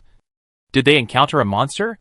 Thinking of this, Sui subconsciously looked in the direction where the sound came from. The next second, a white light suddenly burst out from the dark night sky. A huge black creature suddenly jumped out of the white light and fell to the ground quickly. Sui opened her mouth wide and didn't even have time to scream. The monster landed, and then there was another muffled sound. At this time, Several people realized that the white light did not follow the monster, but came from its abdomen. That thing looks like a catfish. Zhang Yi looked at it, and couldn't help saying. She often bought catfish to eat before, and saw live catfish in the vegetable market. It looked similar to the monster on the ground. Catfish? Sui was shocked. Catfish fell from the sky? Although the three people didn't know what happened. Because it was a copy world. Everything was possible. And they were not surprised. They just didn't know if the monster would suddenly attack and hurt them. Shall we run away first? Zhang Yi came back to her senses, and thought that they should not stay here. It was too dangerous. Sui nodded in agreement. Hui Yilin hesitated for 2 seconds, and decided to obey the majority, and leave here first. The wound on the catfish's belly was long and deep. A dazzling white light emanated from its belly. In a trance, a black shadow could be seen swaying. Lu Yao held the silver blade in one hand, and was trying to climb out of the catfish's belly. If she was alone, it wouldn't be too difficult, but the difficulty was that she had to take care of the two burdens behind her. Wu Dingtian was seriously injured, and Zhou Qianxi was not much better either. Although Lu Yao did not have much dedication, she could not help but think of the family of 3 before leaving. Therefore, when the bus rolled over, Lu Yao directly brought the 2 people out. However, she did not expect that when she left the bus, she found that they were probably in the belly of a monster. Looking at the slime under her feet, Lu Yao had to desperately try to escape. For this reason, she directly spent half of her points to help the silver blade upgrade, so that she was able to cut open the catfish's belly. Seeing that they were about to crawl out, Lu Yao simply gave way, and used the talisman paper to control Wu Dingtian, and the other 2 to let them go out first. After making sure that the 2 people landed smoothly, Lu Yao supported her wrist, and tried to jump out. However, at the same time as she moved, the catfish, which had been quiet and motionless, suddenly twisted. The huge fish body rolled on the ground, and the wound turned over, and hit the ground directly. Lu Yao, who was about to crawl out of the wound, was firmly pressed down, and had an intimate contact with the ground.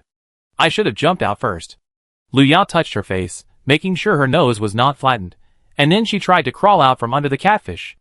The catfish was huge, and it was naturally heavy. At this time, Lu Yao was pressed down, and it was good that she didn't turn into meat paste directly. The silver blade turned in her palm, trying to break some gaps from the edge. But she failed after several attempts.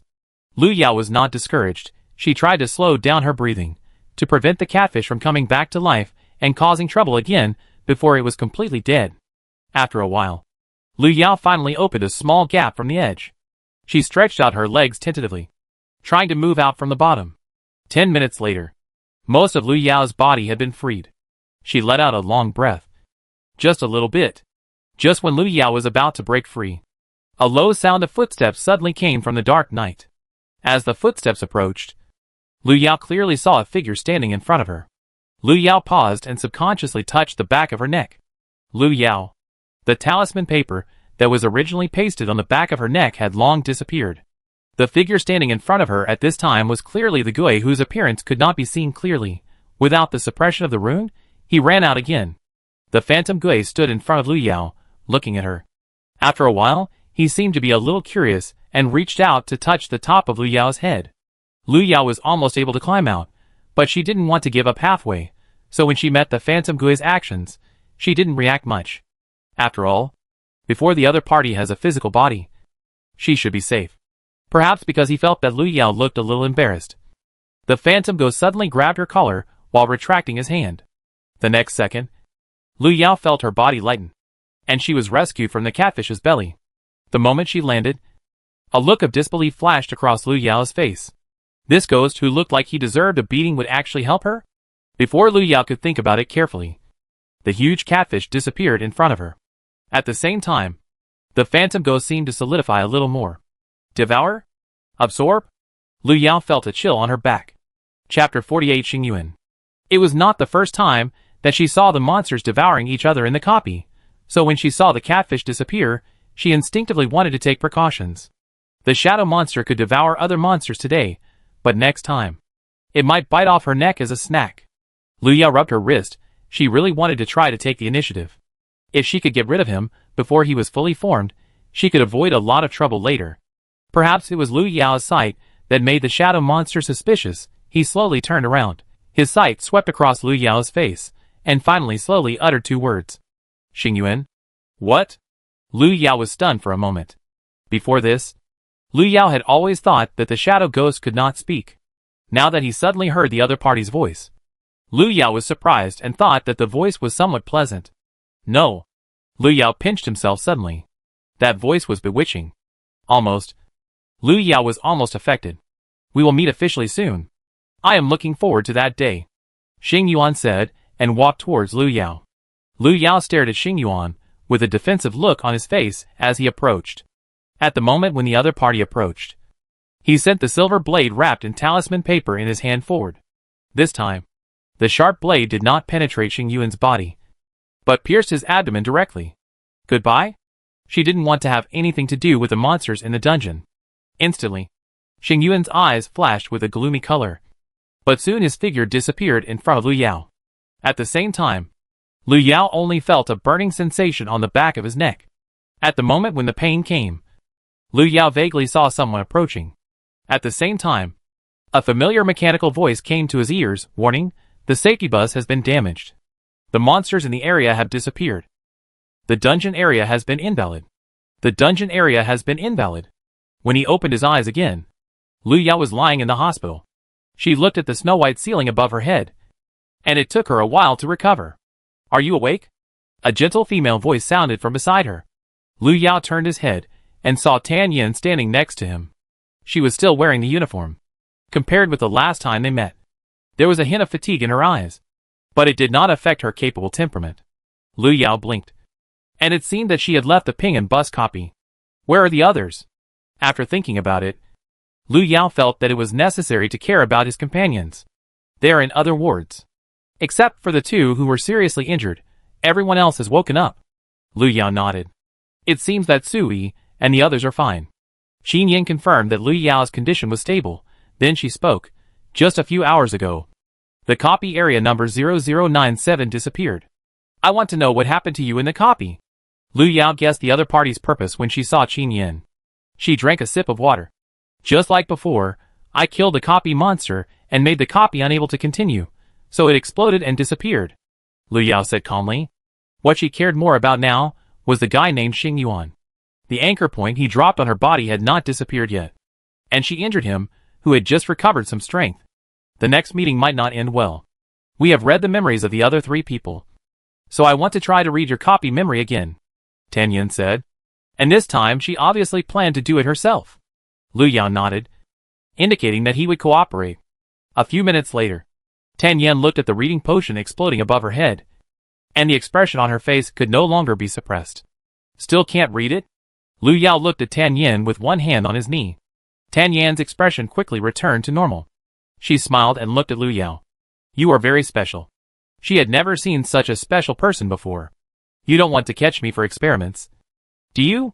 Lu Yao yawned, and her stomach growled at the same time. She hadn't eaten for a day, and she was really hungry. We are a regular department, and we won't do anything illegal. You can rest assured. Tan Yin stood up and said, you should have a good rest. Someone will bring you a nutritious meal later. After that, Tan Yin turned and walked out of the ward. Lu Yao watched Tan Yin leave, and found his phone in the room. He charged it and turned it on. Sure enough, he saw messages from Sui and others pop up on the screen, mixed with a few messages from Lu Qingqing, asking why she hadn't returned home yet. Lu Yao replied to Lu Qingqing, telling her that he had some things to deal with, and asked them to take good care of the store, and then replied to Sui and others. Sui received the message and ran over with Hui Yilin. Lu Yao, you finally woke up. You scared me before. Sui stepped forward and pulled Lu Yao to tell him what had happened before. According to Sui, they heard the system's notification sound that the dungeon area had disappeared while they were escaping, and they ran back immediately. When they came back, they saw Lu Yao and the other 2 lying on the ground, as if they had stopped breathing. Sui pulled Lu Yao's arm. I thought you were in trouble at the time, but fortunately you are safe. By the way, did they read your memory? Hui Yilin approached from the side and asked. Lu Yao nodded. Just now. But unfortunately, it failed again this time. Sui frowned. I always feel that the research institute is weird. If I hadn't asked my family, and they said that the organization didn't ask, I would have thought they were doing some illegal research. Lu Yao thought it was a coincidence that she had just asked this question in person. However, according to the information we have learned so far, the Abyss Research Institute does not seem to be an illegal organization. Soon the nutritious meal was delivered. The three chatted for a while, and Hui Yilin saw that Lu Yao was fine, so he pulled Sui away. Although the nutritious meal was light, it was enough to fill you up. After Lu Yao filled his stomach, he reached out and wiped the back of his neck. The skin there was smooth, and it did not seem to change color, but this was where the anchor was dropped not long ago. As long as she was there, Xing Yuan could appear at any time with her own power, which was even more convenient than summoning. I can't just keep suppressing it with runes. Lu Yao thought about it. But there was no other way for the time being. Lu Yao's injury was not serious, and he could be discharged the next day, because he failed to read his memory again. Lu Yao was taken to the Research Institute by Tan Yin after he was discharged. Less than a month later, Lu Yao saw the instrument in the testing center again. Lu Yao walked over and found that the big guy seemed to be a little different. It seemed that it had been improved by the Research Institute. Tan Yin helped Lu Yao put the chip on, and then turned and walked out. The assistant stared at Lu Yao in the testing room and whispered, "The detector has been improved, and there should be no problem this time." Tan Yin nodded, but the look in her eyes when she looked at Lu Yao changed a little. Can it really succeed? Chapter 49, The Kid is really irritable. This time the reading process is longer than before. Lu Yao was drowsy in the testing room, until he heard a beep sound beside his ear, and suddenly woke up. Tan Yin walked in from the door, and looked at Lu Yao with a complicated look. "Are there any results?" Lu Yao rubbed his aching neck and asked.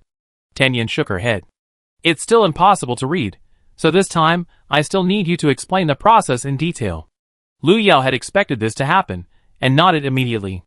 If she finishes early, she can go back early. Leaving the door of the testing room, Lu Yao saw a figure hurriedly walking across the corridor. It was Liao Yu, whom he had met once before. Liao Yu was in a hurry, as if he had something urgent to deal with. But when he hurriedly walked past Lu Yao, he couldn't help but slow down his pace. He turned his head to look at Lu Yao, with a surprised look. But soon, he seemed to have guessed something and walked away. Watching Liao Yu walk away, Qin Yan's voice suddenly sounded behind Lu Yao. "Liao Yu doesn't know that you destroyed another dungeon area." Lu Yao turned around, not understanding why Tan Yin said this. "I'm not familiar with Mr. Liao, and he probably won't care what I did." Even if she didn't say it, Lu Yao could feel the curiosity of everyone in the institute. According to this situation, the details of the original body might have been completely uncovered by them. Tan Yin saw that Lu Yao was not interested, so she didn't say anything more. Lu Yao thought he could leave quickly, but when she explained the situation in the Ping and Buzz dungeon in details, Tan Yin turned around and asked another question. The 0165th copy area. To be more precise, the 0165th copy area that has not yet taken shape.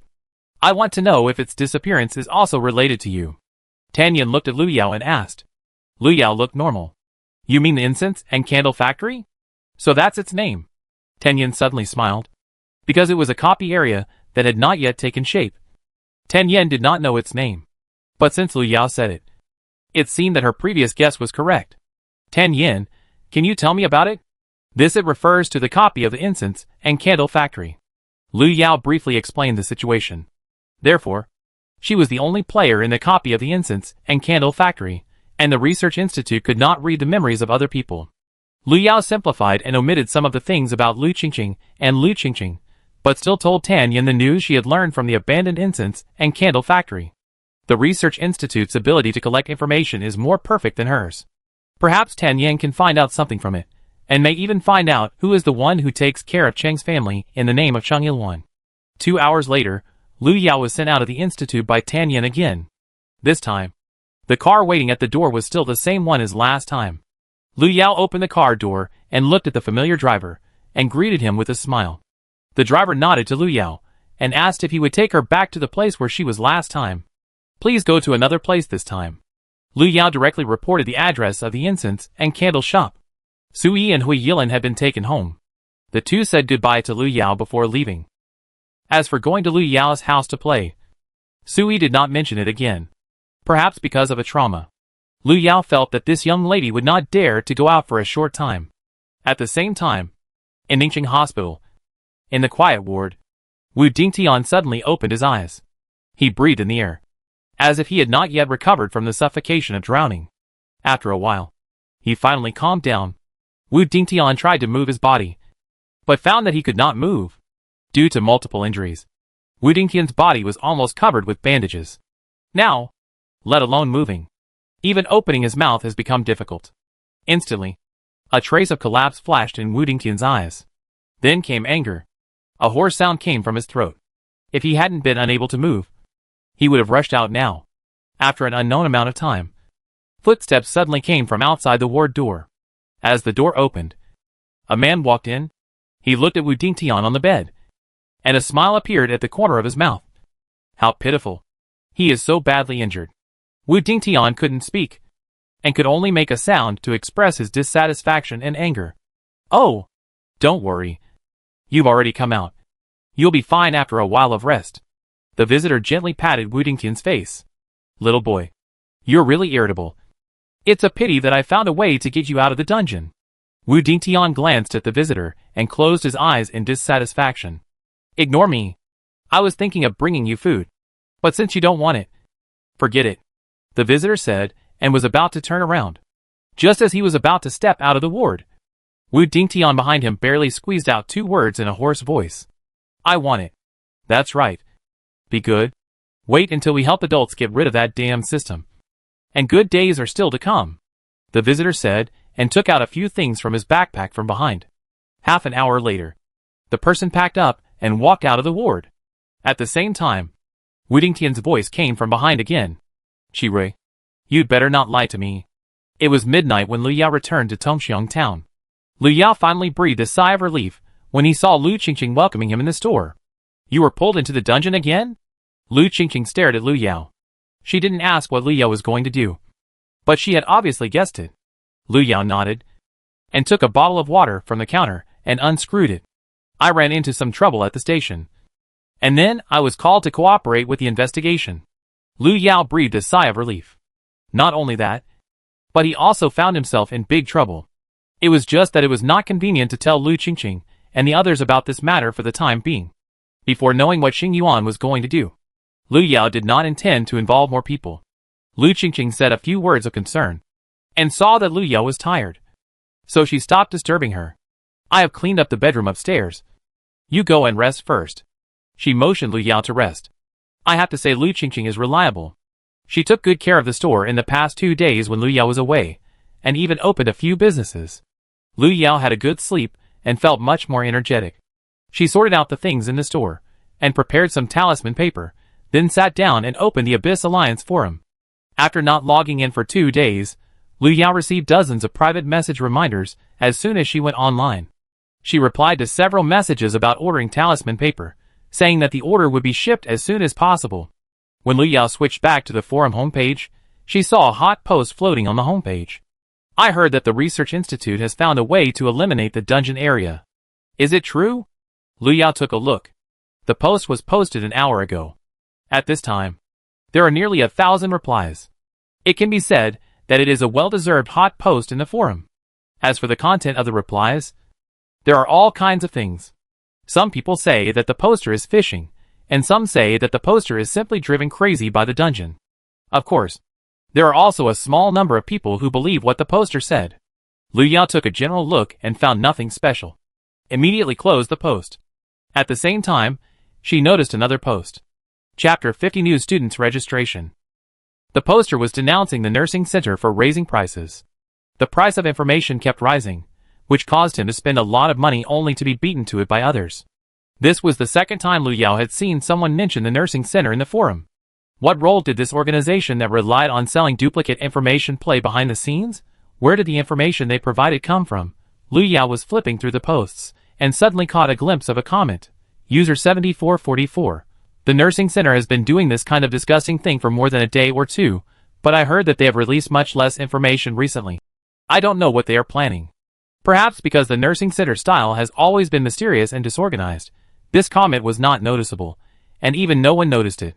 Liu Yao rubbed her fingertips, vaguely feeling that something was wrong. It wasn't that she was arrogant, but she always felt that the changes in the care center were related to the recently disappeared dungeon area. The people in the care center may have learned about the disappearance of the dungeon area through channels, which led to the subsequent changes. So, could they have known about her existence? Lu Yao didn't find much useful information on the forum.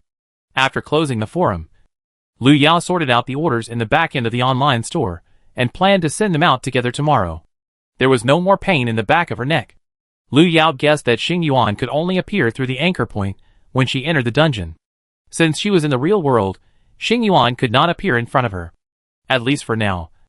It is still within the controllable range. Lu Yao touched the back of her neck and pulled out 2 medical patches from the drawer. She planned to stick the talisman paper on it for easy carrying. If she entered the dungeon again next time, she would stick the patch on the back of her neck directly to prevent Xing Yuan from taking advantage of the opportunity to enter. In the next few days, Lu Yao tried to find out about the Ji family, but she got nothing. It was as if the Ji family suddenly disappeared from the city, and there was no trace at all. Lu Yao did not think that someone could really disappear without a trace. She just felt that there must be something wrong. For example, why did Ji Ran, who was supposed to die in the copy, come back to life? Why did Ji's parents disappear with Ji Ran after holding a graduation banquet for Ji Ran? Graduation banquet. Lu Yao thought about it, and tried to ask the class teacher which university Ji Ran was admitted to. In the end, he did not get a clear answer.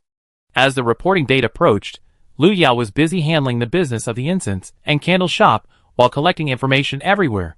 Cheng Yilwan's mother and grandmother were all safe in the sanatorium. Lu Yao found a time to take Cheng Yilwan to the sanatorium with a talisman paper. Cheng Yilwan looked at his mother and grandmother from a distance, and did not ask to meet them. According to him, at least Cheng's mother and the others still thought he was alive, and there was still hope. If they knew the news of his death, he was worried that the two would not be able to bear it. Sui and his team reported 2 days earlier than Lu Yao. Sui sent Lu Yao a photo of his dormitory the same day he arrived at school. As for Hui Yilan and Wu Hao, they also greeted Lu Yao. After 2 copies, Sui and Hui Yilan's attitude towards Lu Yao has become familiar. They didn't have much contact with Lu Yao before, but now they think Lu Yao is a friend worth making. Lu Yao's attitude is the same as usual. His attitude towards several people is neither too cold nor too enthusiastic. In the final analysis, Sui and the others' attitude towards him changed because he saved them several times in the dungeon. Even if they had never participated in Ji Ran's behavior of harming the original body at school, in Lu Yao's opinion, it was still impossible for him to become close friends with them without any grudges.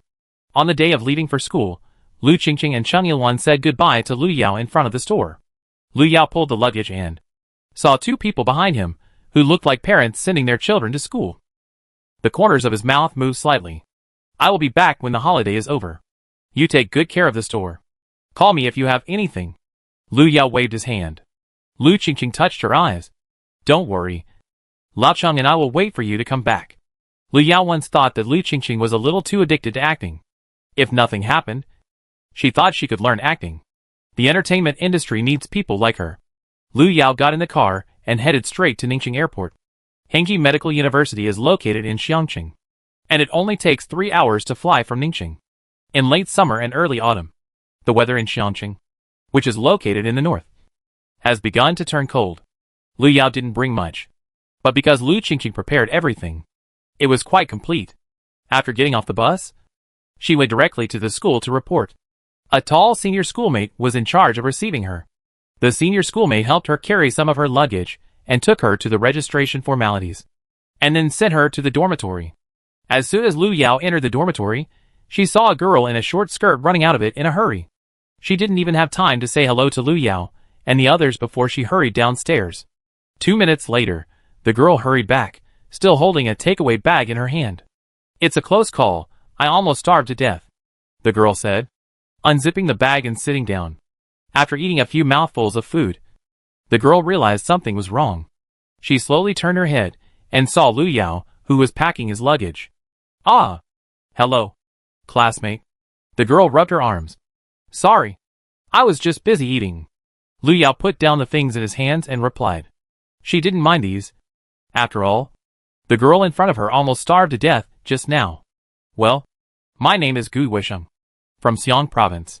Gu Weisheng put down his chopsticks and stood up, obviously feeling that it was a bit impolite to ignore his roommate just now, and wanted to make up for it as much as possible. Lu Yao is from Ningxing. The two of them briefly introduced themselves. Lu Yao thought that Gui Weizhang was a nice girl. Although she had a queen-like face, her personality was very cheerful, and she liked to talk and laugh. Lu Yao lived in a 4-person dormitory. Now only Lu Yao and Gui Weizhang came. As for the other two, they appeared in front of the dormitory door one after another until it was almost dark. Is this the dormitory? Why is it so shabby? The dissatisfied voice of the girl sounded outside the door. Then the dormitory door was kicked open. Lu Yao and Gui Weizhang, who were sitting in the dormitory at that time, suddenly raised their heads and saw a fashionable girl walking in. Behind her was a middle-aged couple, carrying a lot of things in their hands. Behind the couple stood a girl with short hair, dragging her luggage with some difficulty, without saying a word. 4 people walked in, and the first girl quickly looked around the dormitory. It looked so small. How can people live in such a place? She looked at the couple behind her with a complaining look. Bear with it for now. We will rent a house for you nearby after the military training, the middle-aged woman said as she moved her things near Zhao Yi's bed. Didn't you agree to buy me a house?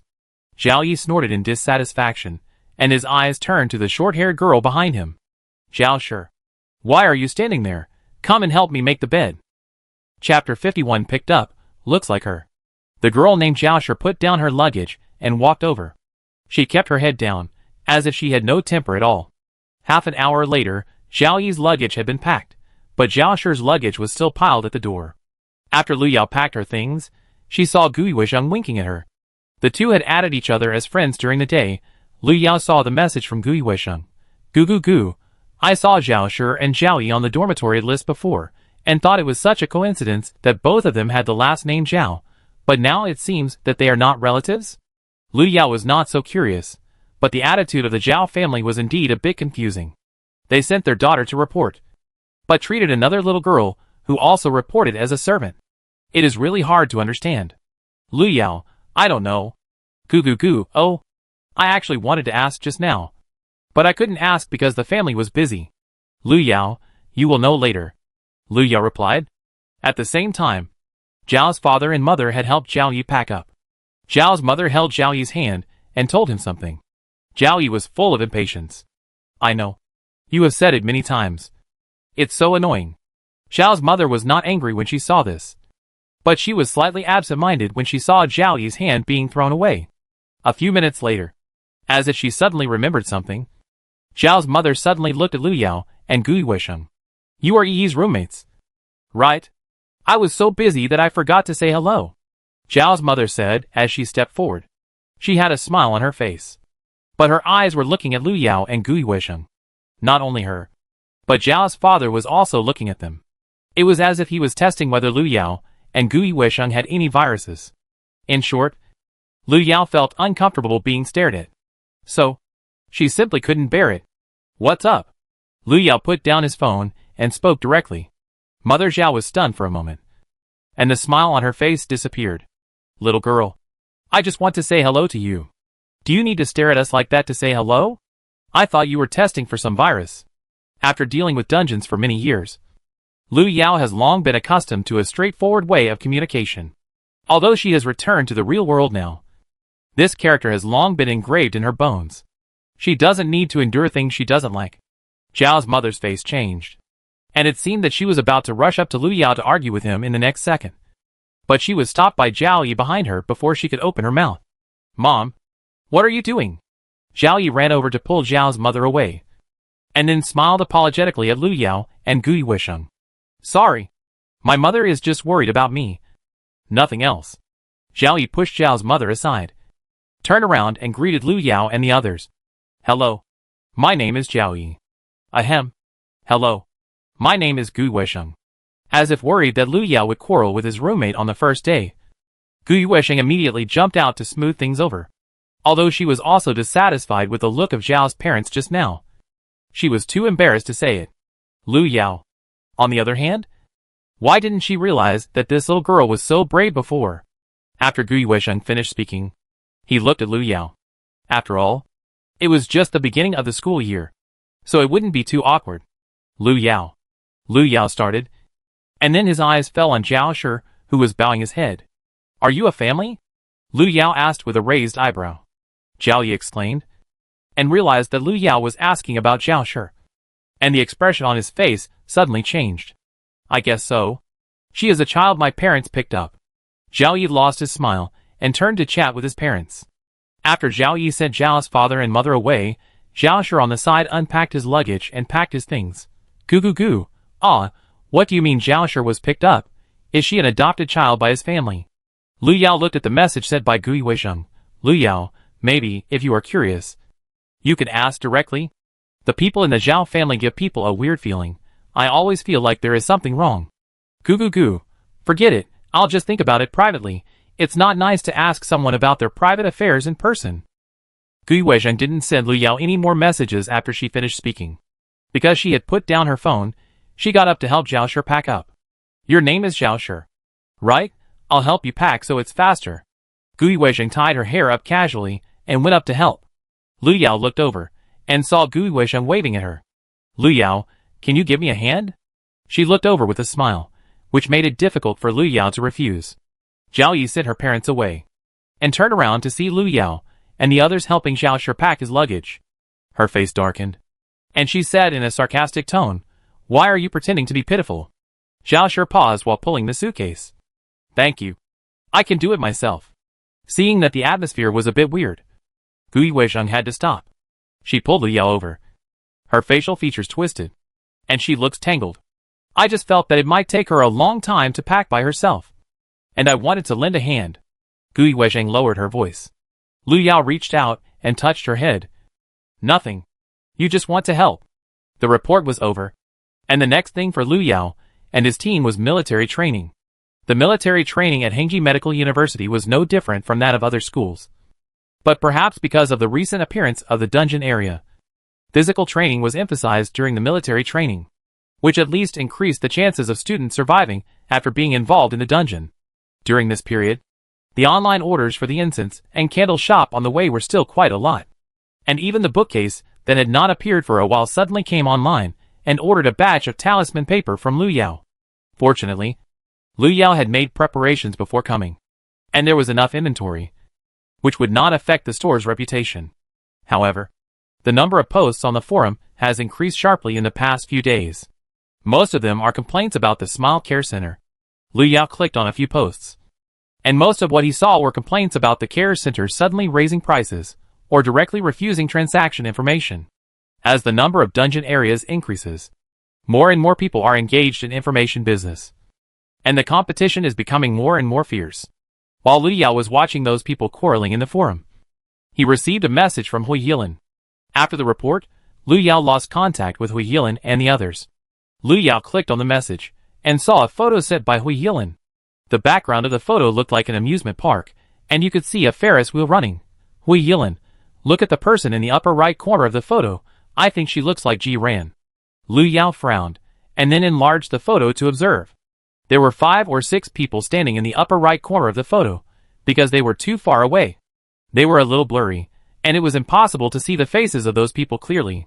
The figure standing on the far right is indeed very similar to Ji Ran. Lu Yao, it looks very much like her. Where did you take the photo?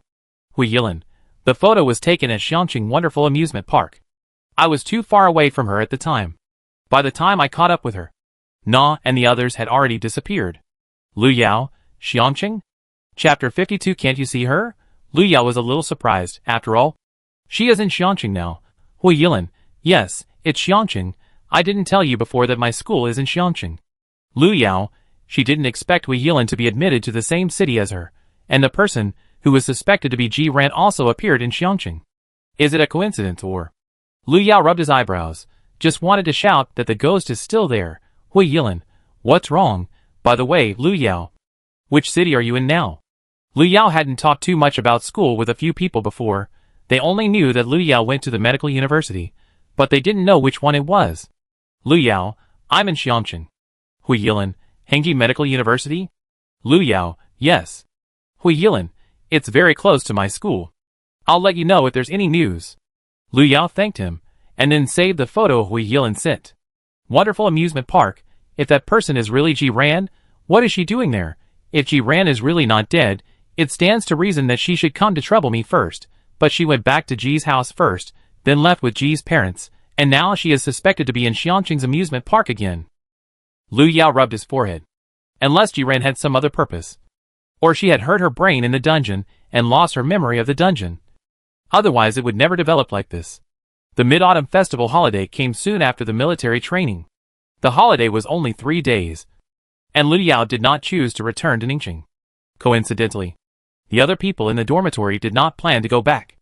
After a period of getting along, the atmosphere in the dormitory was barely harmonious. Lu Yao rarely spoke. Gui Weisheng was carefree. Xiao Yi was a bit spoiled. But she was still well behaved. And Zhao Shi was completely invisible. On the first day of the holiday, Lu Yao, who had just returned to the dormitory after placing an order, was stopped by Gui Weisheng, who said he would take her to eat delicious food.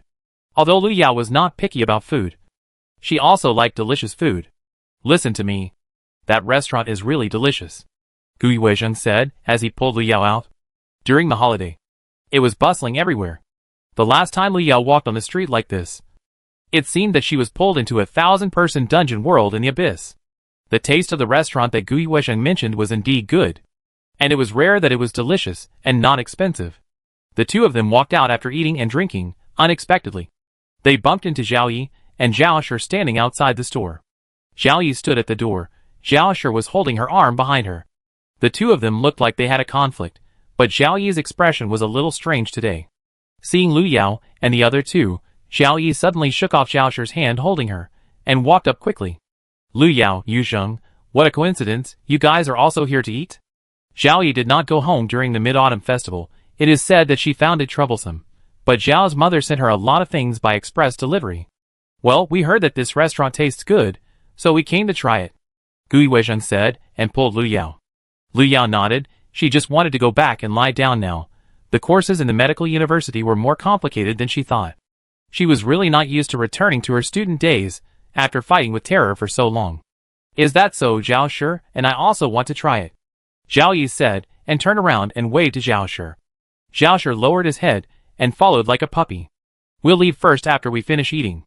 Gui Weisheng obviously knew that he shouldn't care about Zhao Yi and the other two, and then he pulled Lu Yao away. That night, neither Zhao Yi nor Zhao Shi returned to the dormitory. Because it was a holiday, there was no dormitory and to check the dormitory. In addition, Zhao Yi often did not return to the dormitory. So no one thought there was anything wrong. However, the fact that Zhao Shi did not return was a bit surprising. Gui Weisheng sent a message before going to bed to ask. And it took a while before she received a message from Zhao Yi saying that she and Zhao Shi stayed outside. The next morning, Lu Yao opened the door and saw Zhao Shi standing at the door. The other party was still wearing the same clothes as yesterday, with his head down, standing motionless in front of the door. Zhao Shi, what's wrong with you? Why don't you go in? Lu Yao looked at Zhao Shi. Not knowing if it was her illusion, she always felt that Zhao Shi seemed to have become less noticeable. Zhao Shi raised his head, staring blankly at Lu Yao.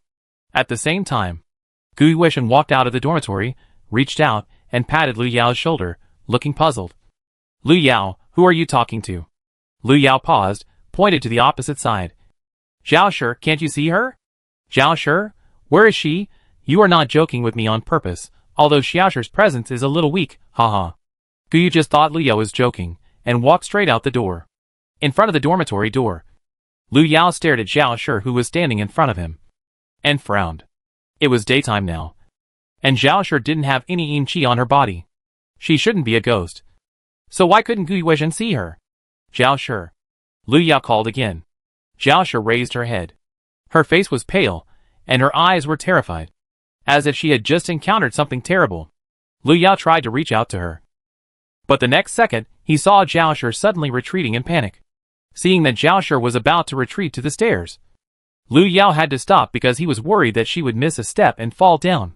The two looked at each other across the corridor for a while, and Zhao Shi suddenly turned around and ran downstairs. Lu Yao, what are you doing standing at the door? Gui Weisheng came out from the next door, and saw Lu Yao still standing at the door. So he couldn't help but walked over and patted her. Lu Yao came back to her senses, thought for a while and asked again, did you really not see Zhao Shi just now? No. Weren't you the only one at the door just now? Gui Weisheng scratched his head. Could her roommate be possessed by evil spirits? The two returned to the dormitory. And Zhao Yi and Zhao Shi still did not come back that night. Gui Weisheng was a little worried. So she called? But this time, neither Zhao Yi nor Zhao Shi answered the phone.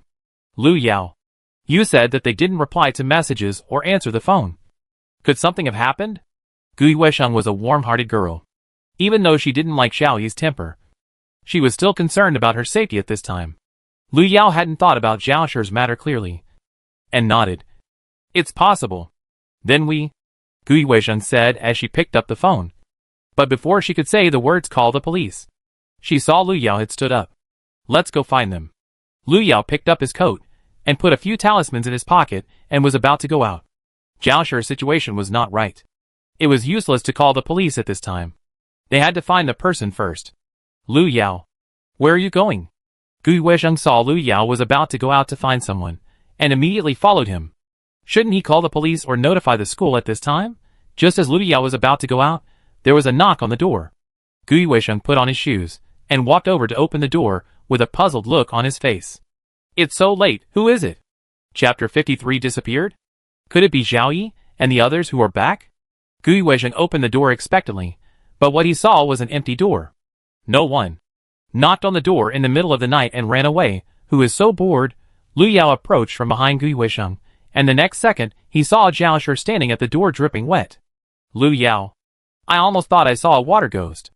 Zhao Shi still lowered his head, but he looked like he had just been fished out of a pond, soaked wet, and his hair and clothes were still dripping with water. Gui Weisheng seemed to be completely blind to all this. She stared at the empty door and frowned. If it wasn't the wrong time, she would probably ask loudly, who was so bored to play a prank in the middle of the night. Lu Yao, I don't know which psychopath knocked on the door and ran away.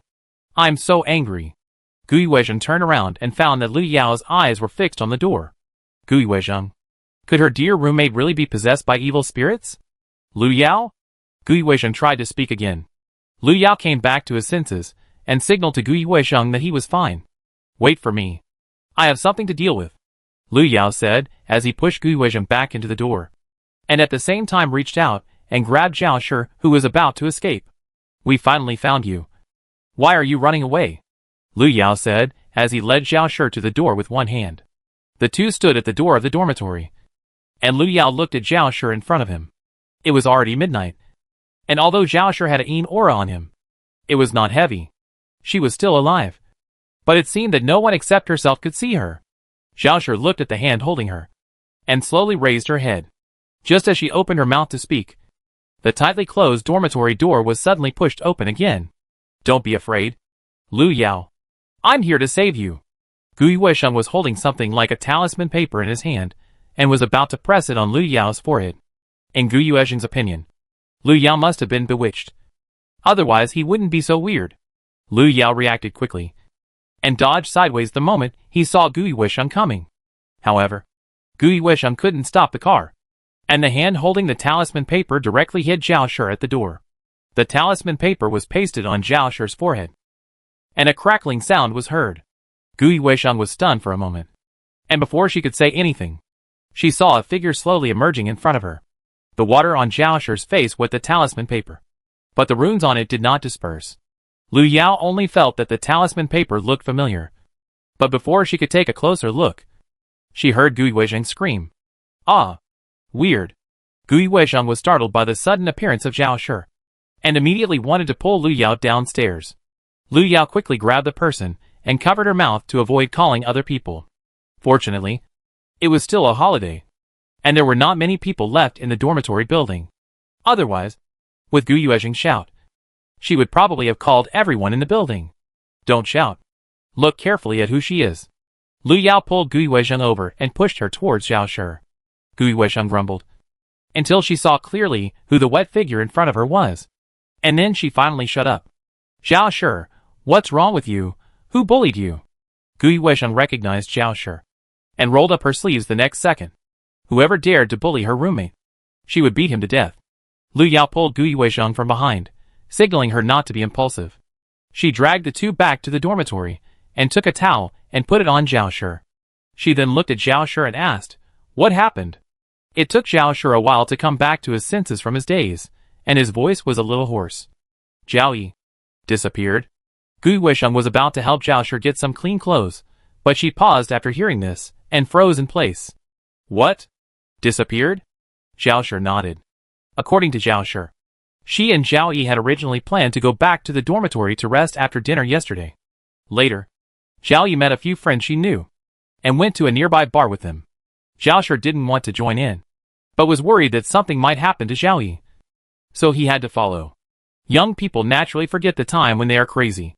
Zhao Shi reminded Zhao Yi several times that it was time to go back, but Zhao Yi was in high spirits and didn't want to listen to her. He even told her to get out if she didn't want to stay. Helpless, Zhao Shi had to continue to accompany Zhao Yi. But Zhao Shi felt very sleepy after a while and fell asleep. When Zhao Shi woke up again, it was already the next morning. She was lying on the sofa in the box, but there was no one else around. I was very scared at the time, worried that Zhao Yi might get into trouble. So I went out to find someone. But before I walked out the door, I saw Zhao Yi and a few people walking over. Zhao Shi took a deep breath, and the water on his body was still dripping, making him look more like a water ghost. Zhao Yi stuffed a bottle of water in my hand after seeing me, and then asked me to come back first. But I was worried about her, so I asked her where she was going and what she was doing. She didn't plan to tell me at first, but the people next to her said they were going to the nearby zoo and asked me to come back first. Gu Weizhen just frowned when he heard this. After all, this story didn't sound weird. But why did Zhao Shi say that Zhao Yi disappeared? Lu Yao's focus was also here. Zhao Shi used the word disappeared instead of missing. So what did she see afterwards? Then, I remember seeing you at the door yesterday morning. You were standing at the door. Lu Yao supported his hands. Zhao Shi was very surprised. If he was not sure that she was not dead, Lu Yao would even think that Zhao Shi was in trouble. I wanted to follow Zhao Yi, but she didn't allow me to. In the end, I had to come back alone. But just when I was about to come back, I found something wrong. Zhao Shi's tone sank. She suddenly raised her head and looked at the two people with a pair of terrified eyes. I found that no one could see me. I was like a transparent person. Later, I couldn't even understand what you were saying. When Zhao Shi came back before, she saw Lu Yao, but she couldn't understand what Lu Yao was saying. She thought Lu Yao couldn't see her either, so she ran out in panic.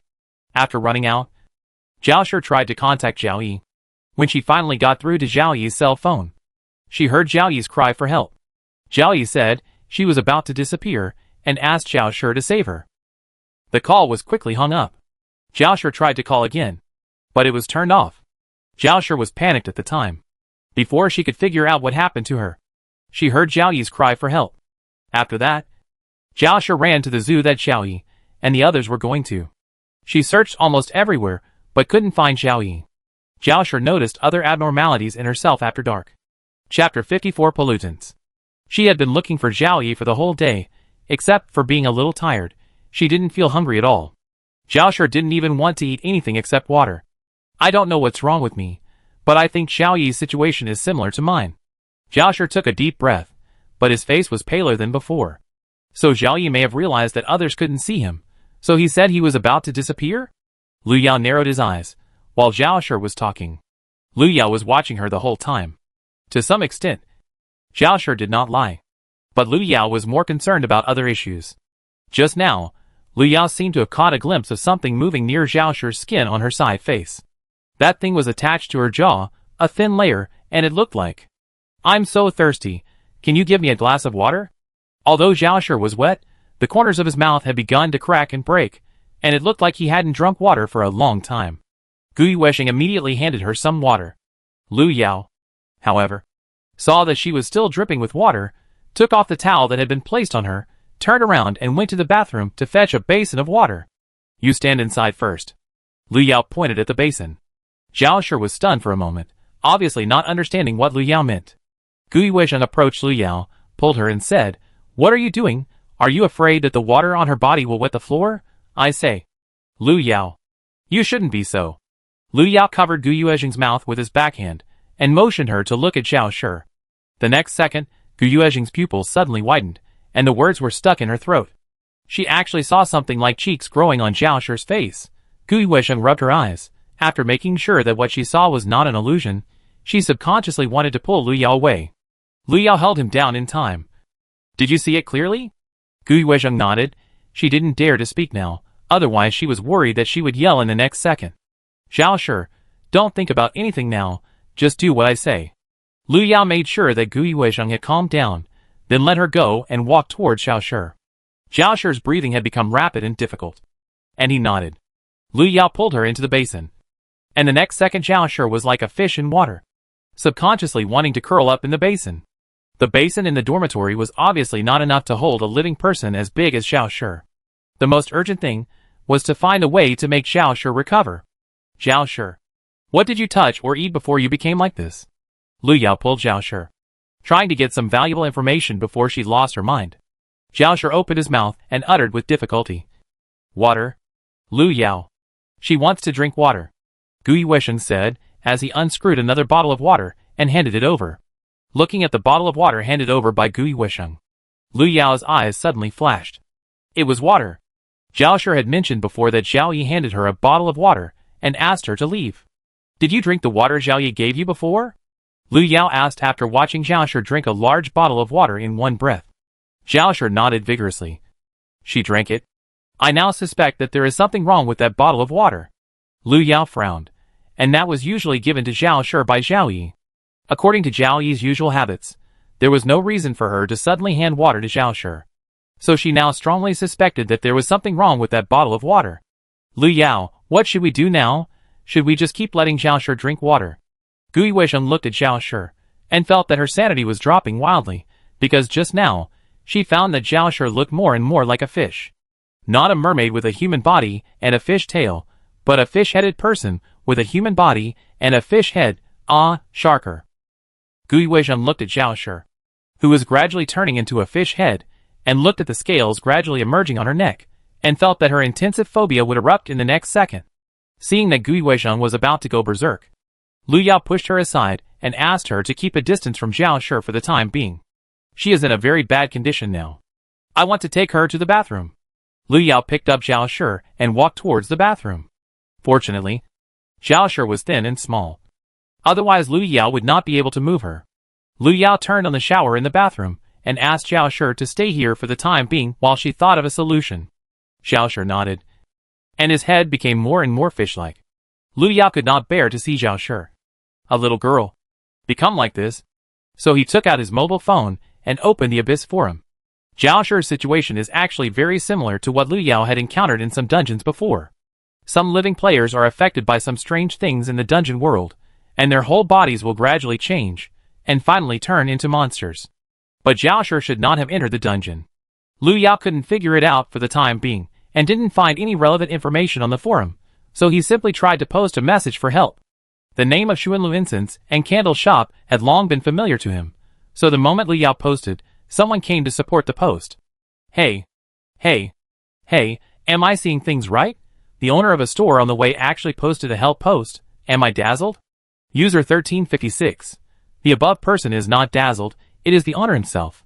But his question is so strange. How can a living person mutate if he is not in a dungeon area?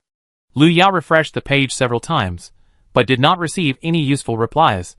Just when she decided to close the forum and explore on her own, she suddenly received a private message reminder.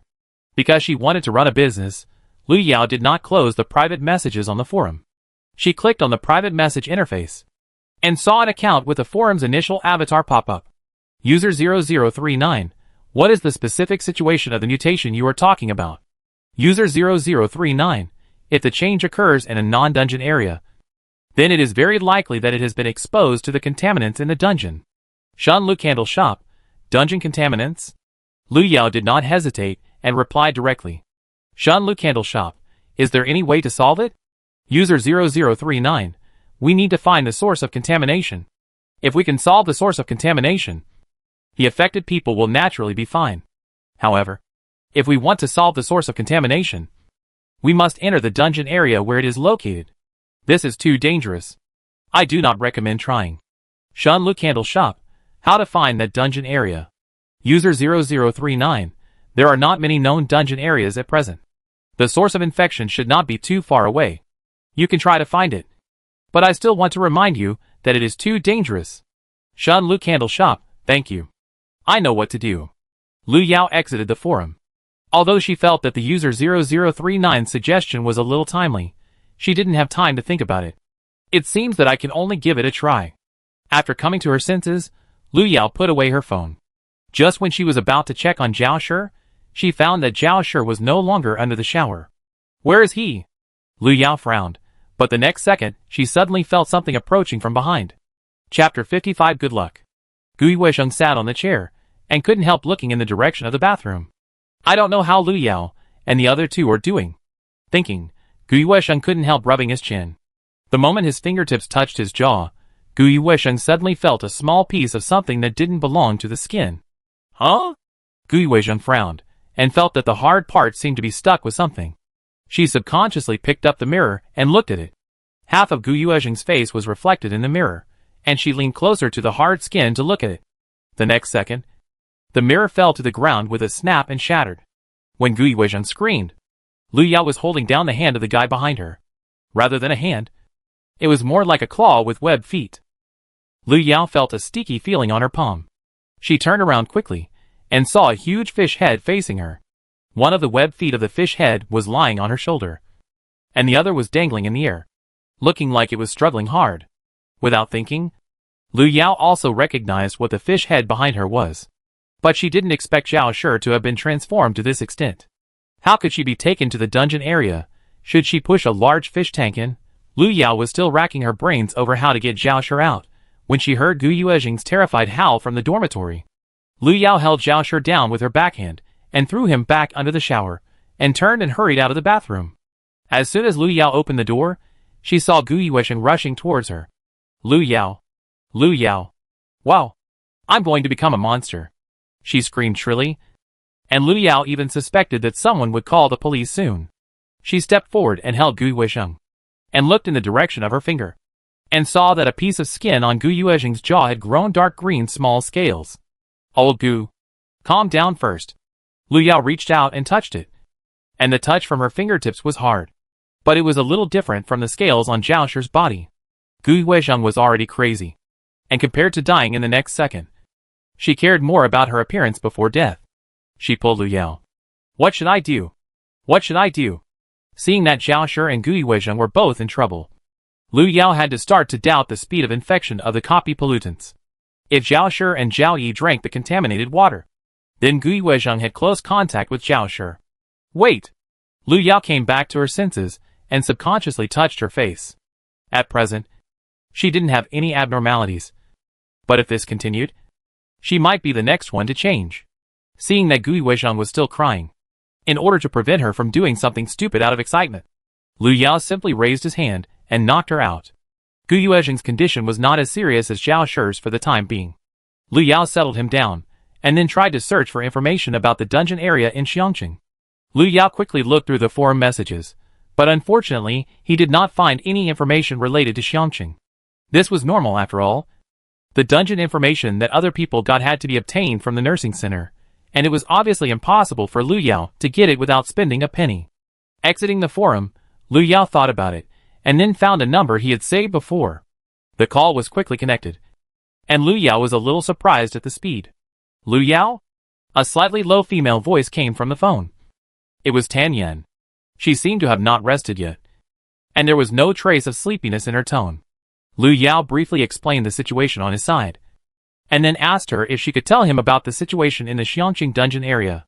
Tan Yan was responsible for monitoring the dungeon area, and her understanding of the dungeon area was probably not inferior to that of the nursing center. Lu Yao could not contact the nursing center for the time being, so he could only choose to start from Tan Yan. Tan Yan paused for a few seconds after hearing this. Lu Yao, you should know that the information of the dungeon area is confidential to the Institute. I have no right to tell anyone, but I am sure I can help you destroy that area, Lu Yao said calmly. Others may not be able to do this, but she is sure she can clear the dungeon area from here. This is also one of the reasons why she dared to call Tan Yan. No matter what the purpose of the Abyss Institute is, but there is one thing Lu Yao can be sure of. They also want to make the Abyss disappear from this world, and she just happened to have the ability and experience to destroy the dungeon area. After Lu Yao finished speaking, Qin Yin fell silent. She seemed to be hesitating, but she didn't let Lu Yao wait too long. I can tell you the approximate area, but I can't guarantee whether it is the dungeon area you are looking for. Qin Yin took a deep breath and said, but the premise is that you must ensure that you can destroy that dungeon area. She had to take risks by leaking the dungeon area information to irrelevant people, but if Lu Yao could successfully clear that dungeon area. Okay, I promise. Lu Yao answered straightforwardly. It's not that Lu Yao is blindly confident, but she is determined to destroy the copy no matter what. After all, if the pollution source in the copy cannot be destroyed, Zhao Shi and the others may only become monsters. Okay, give me 5 minutes. I will send you the information. Seeing Lu Yao's response, Ten Yin didn't ask any more questions. At the same time as the phone was hung up, in the Abyss Research Institute, Ten Yin rubbed her eyebrows, and her eyes fell on a coordinate in the northeast direction on the screen. Copy number 0177. Qin Yin stood up and found the information that had been prepared before. At the same time, another male voice suddenly sounded in the quiet testing room. Qin Yin, you are taking too much risk. Qin Yin paused, but her expression did not change. I know this is risky, but what else can we do now besides relying on her? She has secrets that we don't know. I am very curious, and I think you should be equally curious. As she said, Qin Yin took out her mobile phone and expertly clicked on a forum. At this time, the forum interface was still on an account with the username 0039. Well, I wish you good luck. The male voice came again, but this time, there was a hint of smile. Ten Yin seemed to be affected by the other party's laughter, and the expression on her face relaxed a little. I will. Lu Yao received a message from Ten Yin 5 minutes later. A map location plus some text information. The copy area numbered 0177 appeared nearly 3 months ago. The situation is relatively complicated, and no one has left the area alive. Lu Yao quickly read it, and then clicked on the location. After confirming the location of the 0177 copy, Lu Yao couldn't help but frown. Zoo? What a terrible place. Although she had been mentally prepared, she still subconsciously took a deep breath after seeing the area. Coming back to her senses, she looked at Gui Weizheng lying beside her. Her skin had begun to turn dark green. At first glance, she looked like a zombie in a doomsday novel. Without further ado, Lu Yao took out the talisman paper from the cabinet and drew a few talismans on the spot to carry with her. Chapter 56 Warm Zoo. Half an hour later, Lu Yao pushed 2 wheelchairs out of the door alone. Luckily, it was late at night, and it was a holiday. Otherwise, Lu Yao would definitely be watched by other people in the school. As for why Gu Yuezheng shouting did not attract other people, it was thanks to the sound insulation that Lu Yao had put at the door to prevent being disturbed. Produced by Master Lu, the effect is guaranteed. In front of the school gate, the driver who picked up the people looked at Lu Yao pushing 2 people out, and almost drove away. It was Lu Yao who stepped forward first, opened the car door, and held the man down. Master, I'm sorry, I have something urgent to do. Aren't you the little girl who took two classmates to the zoo in the middle of the night? It's closed at night. Zhang Peng has been driving for 5 years, and this is the first time he has encountered such a situation. If it weren't for the warm palm of the little girl holding his hand, he would have suspected that he had encountered a ghost. I'll go over there to find someone. Lu Yao said. She didn't plan to explain anything. The more she said, the more mistakes she would make. It would be better to say nothing, and let the driver figure out the rest. The driver glanced at the 2 behind Lu Yao, hesitantly. But my car can't fit 2 wheelchairs? It would be fine if it was just 1. But what about 2? Seeing that the driver didn't refuse, Lu Yao waved his hand. Don't worry. Leave it to me. 5 minutes later, the driver watched Lu Yao carry Gu Yuezheng and the other 2 into the car, and then looked at the wheelchair that was folded into 1 piece, and slapped his forehead suddenly. Technology is really advanced now. Wheelchairs can be folded into this size. Seeing that the driver didn't doubt it anymore, Lu Yao raised his hand and picked up the 2 pieces of wheelchairs and got into the car. Of course, the wheelchair was not real after all. Where could you find one in such a short time? Fortunately, Lu Yao had good craftsmanship, so he simply made 2 ready-made ones with paper. Although the effect was average, it was fine as long as it worked. In the car, Gu Yuezheng and Zhao Shi were wrapped tightly by Lu Yao. Not even their eyes were visible. It took about 40 minutes to drive from the school to the zoo. Perhaps because they were frightened by Lu Yao, and it was late at night, the driver drove very fast, and it took less than 30 minutes to send Lu Yao to the place. Lu Yao paid online, and the driver left the 3 people and drove away immediately. It was 3 o'clock in the morning, and the streets were quiet and deserted. Lu Yao and his team rushed to the zoo gate at full speed. The Xiangqing Zoo was not large, and there were not many species of animals inside the zoo. In the past 2 years, due to poor management, it was almost facing bankruptcy. These were the news that Lu Yao found on the way here. It was just that in such a zoo that seemed to be going bankrupt at any time, there was a dungeon area, and it had been formed for nearly 3 months.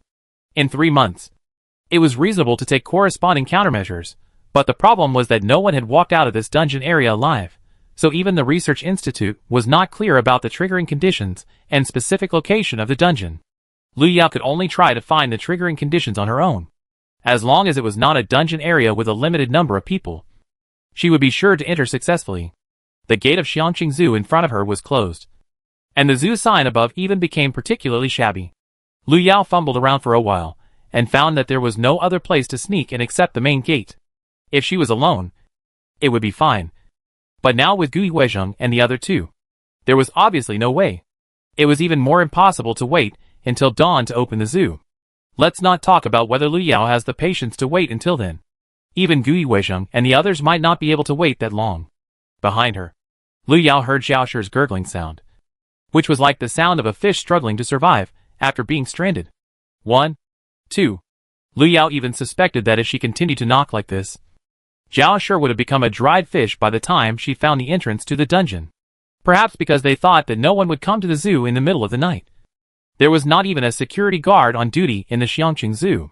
Lu Yao walked around the area and finally found an entrance. However, it might take some time to bring Gui Huizheng in. Just as Lu Yao was scratching the entrance, a series of footsteps suddenly came from the originally quiet zoo. The footsteps were getting closer and closer, and finally stopped in front of the gate. Lu Yao raised his head and saw that the lights at the entrance of the zoo suddenly turned on. The moment the lights turned on, a big furry hand suddenly stretched out from the door. The owner of the big hand shook the zoo's gate with his hand. And then, as if he had thought of something, he took out a key from his waist and opened the door. At the same time, his eyes turned and fell on Gui Huizheng and the other person behind Lu Yao. I said it's time. Why are you still lazy here? The zoo is about to open. Get up and work. In the wheelchair, Gui Huizheng was suddenly awakened, looking at the huge brown bear that suddenly appeared in front of him, and the bear's paw that was only 2 centimeters away from him. And he almost fainted. Fuck. There's a bear. Gui Huizheng opened her mouth subconsciously, but the sound she made was like a weird howl. Lu Yao, who was squatting on the ground, witnessed everything in front of her, and her hand holding the tool clenched suddenly. She was so excited that she seemed to see the bear speaking human language. However, before Lu Yao could do anything, she saw the brown bear turn its head and looked at her. Hey, are you a new animal? Why haven't I seen you before? The brown bear said as he quickly walked to Lu Yao. It stretched out its paw and wanted to pick Lu Yao up from the ground. But Lu Yao jumped up from the ground and hid aside before it. She was a living person. What do you mean she was a new animal? Seeing Lu Yao dare to dodge, the brown bear's expression flashed with anger. It waved its paw and slapped Lu Yao again. If you touch the zoo's territory, you are the zoo's property. For disobedient animals, you will be punished. Seeing the brown bear chasing him, Lu Yao took the opportunity to pull Gui Huizheng and the other two into the zoo. And just as Lu Yao stepped into the zoo's gate, the familiar mechanical sound came as expected. The conditions for opening the copy-warm zoo have been met. Start countdown 10, 9, 8, 10 seconds later, the scene around Lu Yao suddenly changed. The originally dark zoo suddenly lit up with dazzling lights. At the same time, noisy laughter also sounded, and the air even smelled the aroma of food. Lu Yao stood there, but the moment she came to her senses, she found that Gui Huizheng and Zhao Shi, who were supposed to be by her side, had disappeared. 2 paper wheelchairs lay quietly on the ground, and there were even 2 huge footprints on them. Lu Yao stared at the footprints for a moment, and before she could move, she was lifted up from behind. Look what I caught. A little thing that was trying to escape. A rough voice suddenly came from behind Lu Yao. She turned her head subconsciously, and what she saw was a huge hippopotamus head. It was wearing human clothes, and one hand pulled Lu Yao's collar and lifted her into the air, and it did not forget to shake it hard while speaking. Chapter 57 Zoo Rules. Lu Yao was dizzy. She looked at the hippo in front of her, and kicked it hard on the head. The hippo felt pain, but did not let go. It panted impatiently, and its eyes looked like it wanted to strangle Lu Yao to death. But in the end, it did not really strangle Lu Yao to death, but grabbed her and walked deeper into the zoo. A few minutes later, Lu Yao was taken to a glass exhibition hall. Through the transparent glass, Lu Yao clearly saw 5 humans imprisoned inside. They were either squatting or sitting on the ground. And they looked listless, like small animals locked in a cage. "Go in. You should stay with your kind," the hippo said, with a heavy breath coming out of his nose. It moved roughly, and at the same time it pulled open the door of the exhibition hall. It threw Lu Yao in.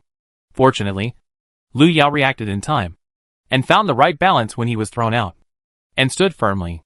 However, the few people who were originally locked in only took a quick glance, and then lowered their heads again to stare blankly. The door of the exhibition hall behind him was closed.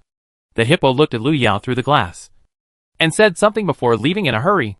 Before Lu Yao had time to look at the situation in front of him, he heard a harsh broadcast above his head. "Welcome to the Warm Zoo. Here you will have the opportunity to live in harmony with animals.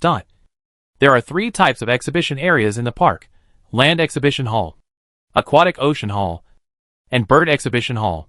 Please visit according to the route prompts. While browsing, please follow the following rules. 1. The park is divided into 3 exhibition areas: Land, Ocean, and Bird. There are no monkeys in the Land Exhibition Hall, no whales in the Ocean Hall, and no snowy owls in the Bird Hall. If you see any of the above 3 animals, please immediately sound the alarm in the park. 2. Visitors can feed animals, but the food must be purchased from the store in the park. 3. If an animal in the park tries to escape, please stop it in time and notify the administrator in the park.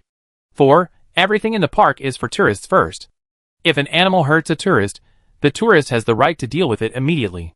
Finally, I hope you all have a happy day in the Warm Zoo." The broadcasting sound suddenly stopped. Lu Yao touched her ears that were almost deafened by the noise, and began to look around. The rules of the broadcast were obviously a bit strange, but Lu Yao could not determine the specific situation at present. She looked at the other 5 people who were locked up here, and found that they were still motionless, and they were not even bothered to look at Lu Yao. This situation was obviously abnormal. Lu Yao fumbled around for a while, and planned to find a way to get herself out of here first. And just when she tried to break the glass of the exhibition hall, the mechanical sound of the system suddenly sounded. There is such a night zoo in the center of the city, where tourists can live in harmony with animals, and everything seems so warm and beautiful. The Copy Warm Zoo has been opened. Copy mission. Players are required to survive in the zoo for 7 days, and find the monkeys, whales, and snowy owls hiding in the zoo. When the mechanical sound disappeared, Lu Yao found that the 5 people behind him finally moved. They raised their heads almost numbly, and their eyes were still without any light. "Are you alive?" Lu Yao turned around and looked at the few people. Perhaps infected by Lu Yao's emotions, the boy squatting in the corner rubbed his eyelids with his hands and said lazily, "You were just caught here." His voice was hoarse, and the way he pronounced was strange, as if he hadn't spoken for a long time. Lu Yao nodded. "Give up." The boy sighed. "You can't get out. The mission that the voice said is impossible for anyone to complete." After the boy finished speaking, the middle-aged woman next to him said, "Struggling and resisting will only lead to death. You can only live if you stay here honestly. How long have you been locked up here?" Lu Yao walked over. She noticed that although several people looked listless, they did not seem to be starving. On the contrary, their bodies were rather obese. The boy counted on his fingers. "I have been locked up here for a month. I thought I could leave after 7 days, but I didn't expect to be trapped until now. Ordinary people can stay here for 7 days, but they have been locked up in the exhibition hall and cannot find the monkeys, whales, and snowy owls they are looking for. Those who dared to try to complete the task were all caught by those animals and eventually lost their lives."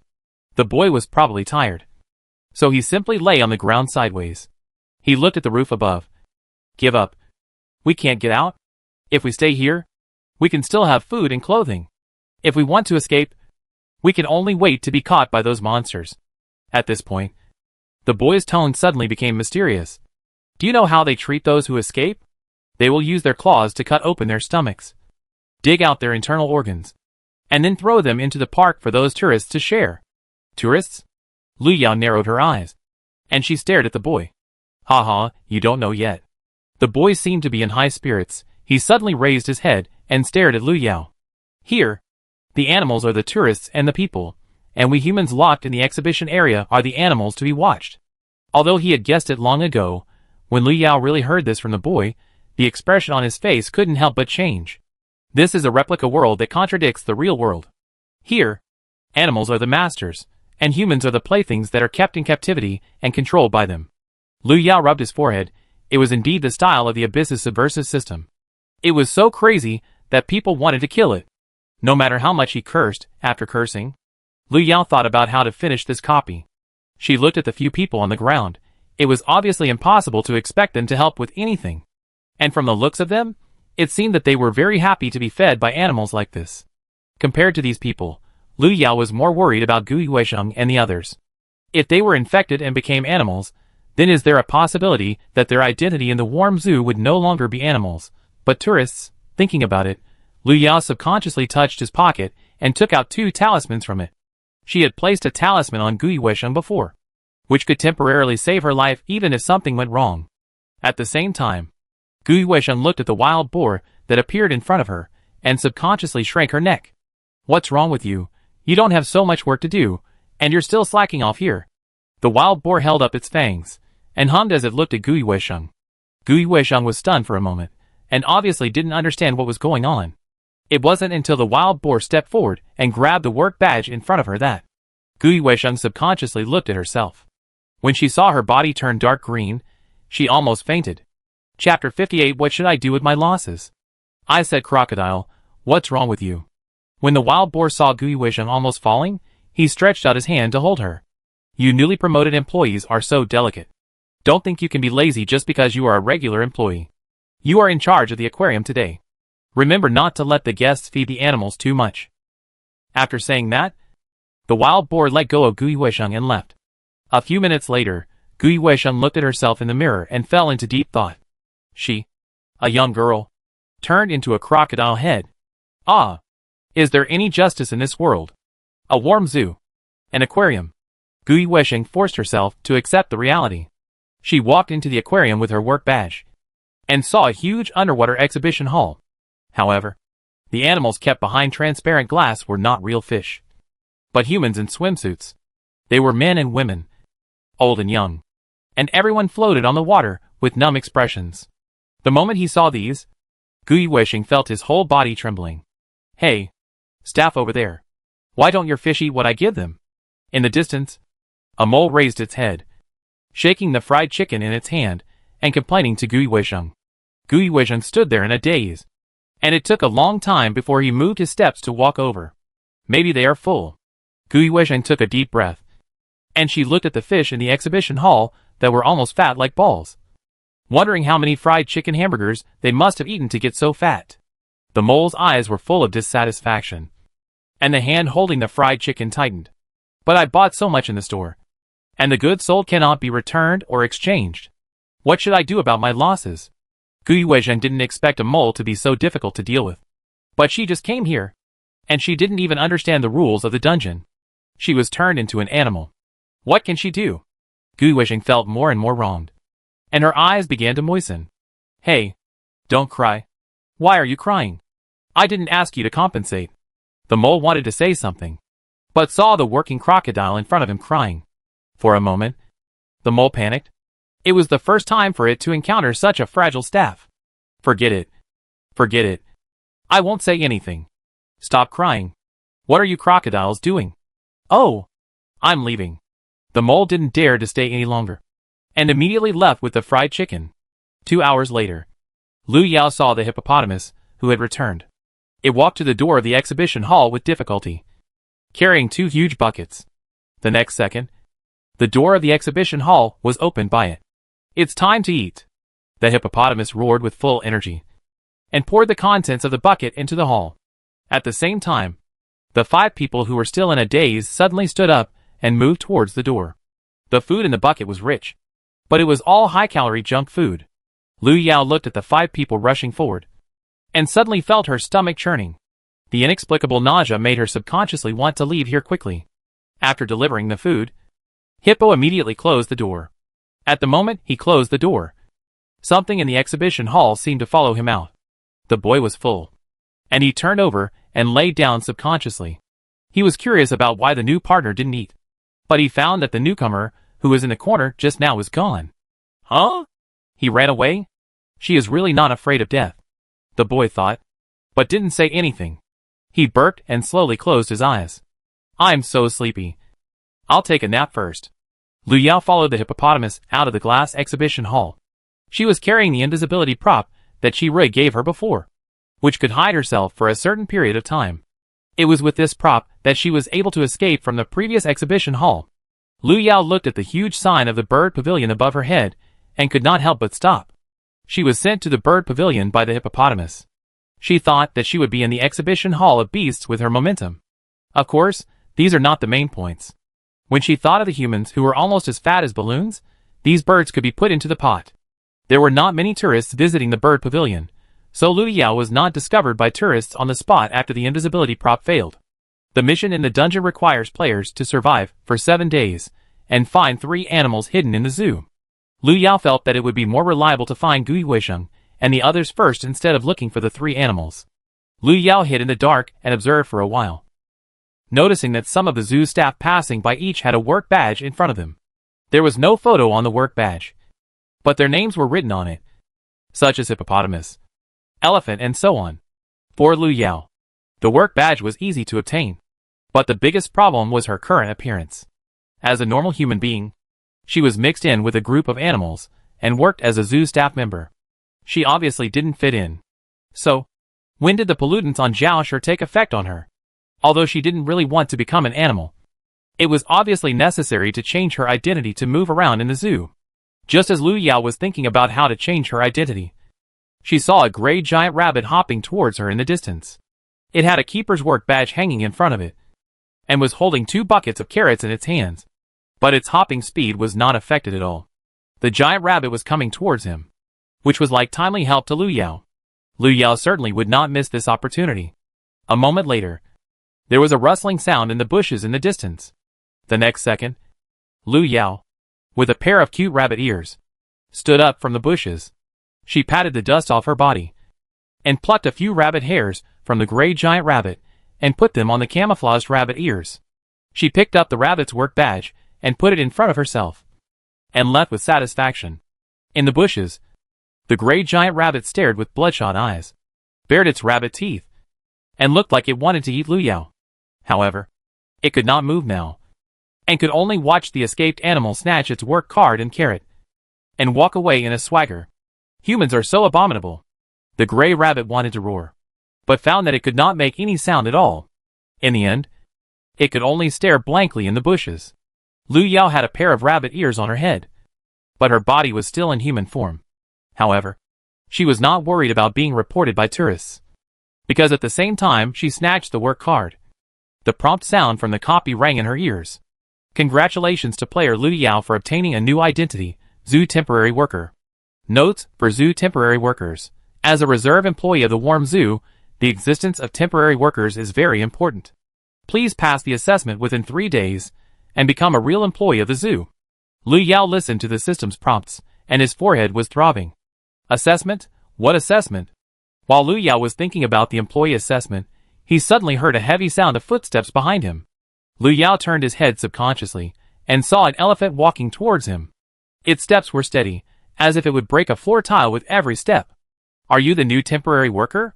The elephant walked up to Lu Yao, and looked down at her. Lu Yao looked up, looked at the ivory on the other's head, and rubbed his fingertips. Can't do it, this is a crime. Chapter 59 Employee Probation Period. Didn't you hear me? Are you the new temporary worker? Seeing that Lu Yao ignored him, the elephant spoke again, this time with a more aggressive tone, and his nose swung twice in the air. Lu Yao nodded. That's right, she is now a miserable temporary worker, who has no formal system, and can be blamed at any time. The probation period is 3 days. As long as you can completely evolve into a rabbit within 3 days, you can become a formal employee of the Warm Zoo. The elephant led Lu Yao forward, and explained the zoo's employee rules to her along the way. Lu Yao's job is very simple. The main job is to deliver food to the animals in the park on time every day. In addition, he is also responsible for some cleaning and helping tourists, such as reminding tourists not to feed too much food to the animals, or helping tourists find lost children. As for encountering tourists' behaviors such as violence against animals in the park, employees only need to silently record it, and they don't need to do anything. Lu Yao listened carefully and wrote it down one by one. In fact, the work here is similar to the real life, except that the identities of animals and humans are swapped. Contaminated mutants, like them, are treated as temporary workers in the zoo. Only after they are completely transformed into animals, they are qualified to become formal employees of the zoo. After learning this, Lu Yao was relieved. It seems that Gui Weizheng and the others are not in danger at the moment. After all, the worst treatment for them is to become temporary workers like themselves now. The area where Lu Yao was responsible for feeding and cleaning was the land pavilion. According to the elephant, there were no less than 100 animals here, and each one was fat and overnourished. We are very generous in the zoo, and we won't withhold food from animals like those humans out there. The elephant snorted coldly. Lu Yao had been to the zoo several times before, and in reality, there was indeed a phenomenon of not letting animals get enough food in zoos. Lu Yao followed the elephant to the land pavilion for internship, and saw the nearly 100 overnourished animals that it mentioned. Some of those humans were locked in cages, while others were locked in the free-range area. Lu Yao could only observe them through the tall wire mesh fence. Their condition was similar to the previous 5 people, because they were too fat. Their limbs could hardly support their fat and round bodies. Some of them lay on the ground in a daze, while others squatted or sat on the ground looking at Lu Yao. Perhaps out of curiosity, a few of them couldn't help but approach Lu Yao. Lu Yao was carrying a huge feeding bucket. The food inside was similar to what Lu Yao had seen before, all high-fat and high-calorie food. After feeding the animals, Lu Yao was taken to the nearby free-range area. The pheasant in charge of the free-range area handed Lu Yao a broom and pushed Lu Yao in, with its wings flapping. Clean up within 2 hours. The huge pheasant lowered its head and looked at Lu Yao, its eyes moving quickly. Although Lu Yao wanted to swing the broom and hit the other party on the head, it was obviously not the right time. The pheasant walked away, shaking its body, leaving Lu Yao alone in the empty free-range area.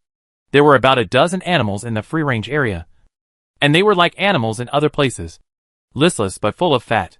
They dragged their fat bodies slowly on the ground, and just glanced casually when they saw someone coming to clean. The overall state was very decadent, and it was natural for them to lie down and do nothing. Lu Yao looked at these people and couldn't help but think of her own dream. Once upon a time, she also wanted to lie down and do nothing. But reality often goes against one's wishes. She was forced to get involved in one copy after another, and she had to fish out this and that. It was miserable. Very miserable. The free-range area was not small, and Lu Yao didn't plan to really be a cleaner here. She walked around with a broom to see if there would be any new discoveries. Half an hour later, Lu Yao frowned as he looked at the little fat man lying motionless in front of him. He was lying on a piece of grass, with several empty packaging bags under him, which looked like potato chips or something like that. Putting aside the health issues, the food in the cozy zoo is really good. As long as humans are obedient here, they can be kept as pets. They don't have to worry about food and clothing, they don't have to work, and they don't have to struggle for a living. It is indeed easy for people to sink into depravity. Lu Yao exhaled, and tried to push the fat boy in front of him. The fat boy was not tall, but his weight was obviously higher than his height. When he saw Lu Yao pushing him, he scratched his chin with his hand, and acted cute to Lu Yao like a cat. Lu Yao, brother, you really don't need to act cute like this. Lu Yao, who was not touched by the cuteness at all, simply went to clean up other places. A few minutes later, when Lu Yao came back, he found that the fat boy on the ground had disappeared. Lu Yao didn't think much about it, thinking that the guy probably wanted to move for the first time. Or maybe he went to sleep somewhere else. Just when she was about to leave the free-range area, she suddenly heard a burst of laughter outside the exhibition hall. Along with the laughter, Lu Yao seemed to hear a faint cry for help. The sound was not clear, and was even covered by the laughter around. Lu Yao frowned and subconsciously looked in the direction of the laughter. Outside the exhibition hall, a python as thick as a bucket was wrapping a person. It rolled the person up and threw him into the air, and then slammed him down to the ground. There was a muffled sound of bang, and it was not known whether it was the ground or the man's bones that were shattered. This time, the wailing sound was finally clearly audible, and it was extremely miserable. Looking at the dying figure on the ground, the python seemed to have lost interest. It had just used a little food to trick the stupid animal into the fence. It was so fragile and naive. As the python retracted its tail, Lu Yao finally saw the figure on the ground clearly. It was the fat boy from before. At this time, the expression on his face had long lost its previous laziness, and blood was all over his body. He seemed to want to ask for help, but when he opened his mouth, he spit out a piece of blood instead of making a sound. The organs were damaged, and it was obvious that he could not be saved. Lu Yao had been struggling in the abyss world before, and had long been accustomed to seeing all kinds of death. She retracted her gaze, and turned to look at the other people in the park. They had obviously seen the miserable state of the little fat man. But at this time, they just lowered their heads, and tried not to get close to him. Lu Yao walked over with a broom. The rabbit ears on her head shook, and her whole body exuded a sense of coldness. "Are you willing to stay here like this?" Lu Yao stood still, and her voice was not heavy, but it hit the hearts of others like a huge rock. Are you human?" Suddenly, a young girl raised her head, staring at Lu Yao, and scratched her hair in a bit of confusion. Chapter 60. I am stronger than you. Lu Yao nodded. "But what can we do? We can't escape and can't complete the dungeon mission. We can only live one day at a time," the girl said with a sobbing sound. She didn't want to do this, but they were too weak, and there was no way to resist those animals. "That's right, if we had a way, we would have gone out long ago. Why wouldn't we stay here?" After the girl finished speaking, someone followed and echoed. Lu Yao stared at their balloon-like bodies and shook his head. Even they themselves have no sense of self-rescue. There is no need for her to be the goody-goody. Lu Yao turned around with the broom in hand, and heard someone behind him questioning, "Since you are a human, why can you become a zoo employee? This is unfair." Lu Yao turned his head, and saw the middle-aged man who had been huddled in the corner before raised his head. He moved his body with great effort, and even tried to grab the broom in Lu Yao's hand. In his opinion, as long as he got the tools, he could replace Lu Yao as a temporary worker in the park. Lu Yao looked at a ball flying towards her, and subconsciously dodged it. At the same time, she turned the broom in her hand, and dropped it directly on the middle-aged man. The man was thick-skinned, and the broom would not cause much damage. However, the middle-aged man screamed in pain and collapsed to the ground, unable to get up. Lu Yao touched the rabbit ears on her head, and glanced at the middle-aged man on the ground with a cold look. "Just because I am better than you." After saying that, Lu Yao turned and left, leaving behind a pair of eyes staring at her. After cleaning the free-range area, Lu Yao went straight to the wild animal park. This was also one of the tasks that the elephant had given her before. She was responsible for delivering water to the animals in the wild animal park. After a few hours, Lu Yao had become familiar with the work of the zoo. But when passing outside the free-range area, Lu Yao found that the little fat man on the ground had disappeared. According to the zoo's guard, everything here is based on the interests of tourists first. It seems that the little fat man should have been taken away. Lu Yao did not stay any longer and left directly. At the same time, among the tourists, a line of sight was fixed on Lu Yao's direction. It was a brown ostrich. It stared at the direction where Lu Yao left with its eyes wide open, trying to catch up with him by passing other animals. However, there had just been an accident here, and the animals that had come to watch had not dispersed yet, so it was impossible for it to get close. The ostrich looked anxious, and kept making noises. But the animals around it ignored it, and the black bear behind it even slapped its tail. "Don't push, why are you pushing?" The black bear had a fierce face and roared. The ostrich was timid, and immediately lowered its head to reduce its presence. As the name suggests, the beast park should have been filled with large beasts. Lu Yao walked in with 2 buckets of water, and as expected, saw several big guys. The height of the humans imprisoned here was all over 1.9 meters, and with the food quality of the warm zoo, the few people were not only tall, but also weighed several times more than others. Lu Yao looked at the few people who could almost be called meatballs, took a deep breath, and then walked in. She felt a little dizzy. There were few visitors in the beast park, and Lu Yao had only seen a few of them sporadically. She put the water in, but did not leave in a hurry. After a while, those people also noticed Lu Yao. They stared at Lu Yao, as if they were trying to identify each other's identity. After all, there are not many semi-animal humans like Lu Yao. "Have you seen other alienated people?" Suddenly, Lu Yao spoke first. The few people were still hesitating, and Ting Yan nodded. 2 days ago, we saw a half-human with lion ears. He was responsible for delivering water and food before, but he has not appeared in the past 2 days. Now it's your turn. The few people were more energetic than those in other exhibition halls. Although they were huge, they looked more flexible. In 2 days, the lion ears they mentioned might have completely transformed into an animal and became a formal employee of the zoo. Lu Yao then asked a few more questions and left after getting the answers. However, before leaving, Lu Yao tried to ask them if they had seen monkeys here. After hearing the word monkey, the expressions on the faces of several people suddenly changed. We have said that the monkeys are hiding. How can they be encountered so easily? One of them waved his hand and signaled Lu Yao to leave quickly. They still wanted to live here in peace. Seeing this, Lu Yao said nothing more. She put down her things and turned to leave. When it was almost dawn, Lu Yao had finished her work for the day. She wore her work badge and went to the staff lounge. Although she was only a temporary worker, she could still use the staff lounge to rest, which was a special benefit of the zoo. There were staff meals in the lounge, which were completely different from those of the animals. They were all distributed according to their attributes. Lu Yao was now a half-human rabbit. She picked up her lunch box and looked at the radish and cabbage on the plate, and fell into deep thought. Actually, she is a carnivore.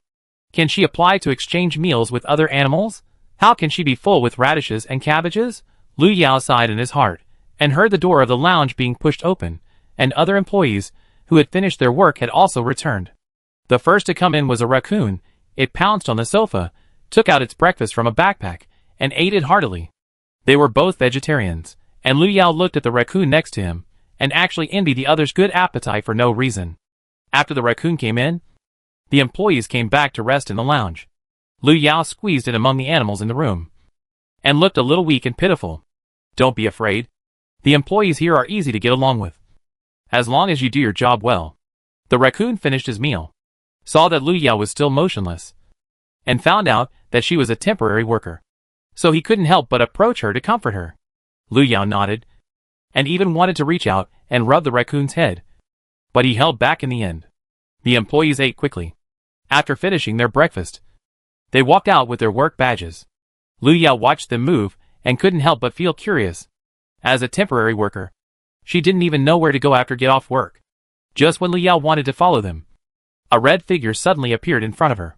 The golden pheasant in charge of the free-range area appeared in front of Lu Yao again.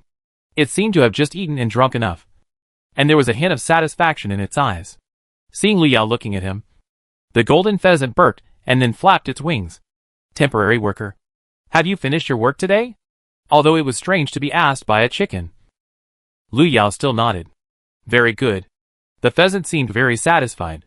After a brief pause, it suddenly took off a feather with its mouth and threw it in front of Lu Yao. Then it's time to do your next job. The pheasant rolled its eyes, and its voice suddenly became sharp. What job? I have finished my work today. Lu Yao spread out her hands. Does this mean she should work overtime? It's impossible to work overtime, never. As a temporary worker, you should have an accurate understanding of yourself. The pheasant's voice became lighter. It walked closer to Lu Yao, then spread its wings and patted Lu Yao's shoulder. Like a good brother. Lu Yao narrowed her eyes, thinking whether to stew or roast the chicken. After all, she only ate a box of radish and cabbage today, which was very plain. A chicken leg would be nice.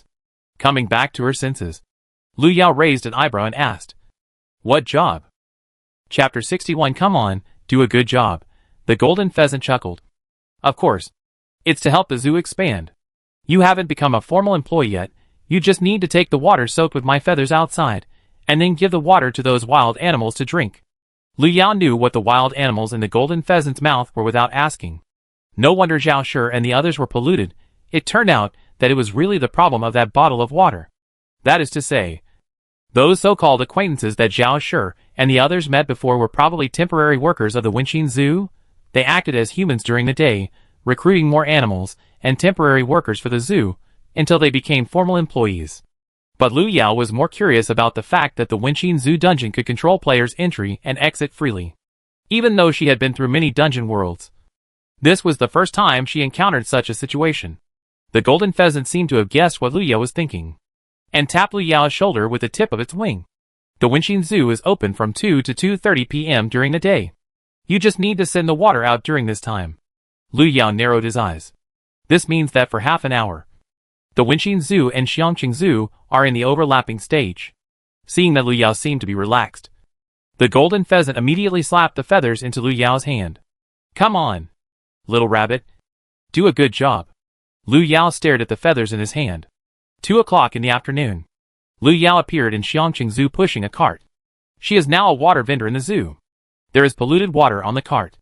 If you drink it, you will become an alienated animal like Xiao Shi and the others. But the premise is that there are really pollutants in the water. Lu Yao certainly does not intend to add more animals to the zoo. So, she disposed of the chicken feathers. Looking around, Lu Yao tried to figure out the scope of Wenqin Zoo's control. Just as she was about to walk out of the gate of Xiangqing Zoo, a sharp and rapid electric current sound suddenly rang in her ears. Employee code. Employees are prohibited from leaving their workstations at will. It is prohibited to leave the designated area of the zoo. It is prohibited. Please return within 3 seconds, otherwise you will be punished. It seems that the area of Wenqin Zoo basically overlaps with that of Xiangqing Zoo. So where did Zhao Yi get the water for Xiao Shi? Lu Yao's ears rang because of the sound of the electric current. She took a step back, and the sound was indeed much weaker. Lu Yao had no choice but to continue to back away.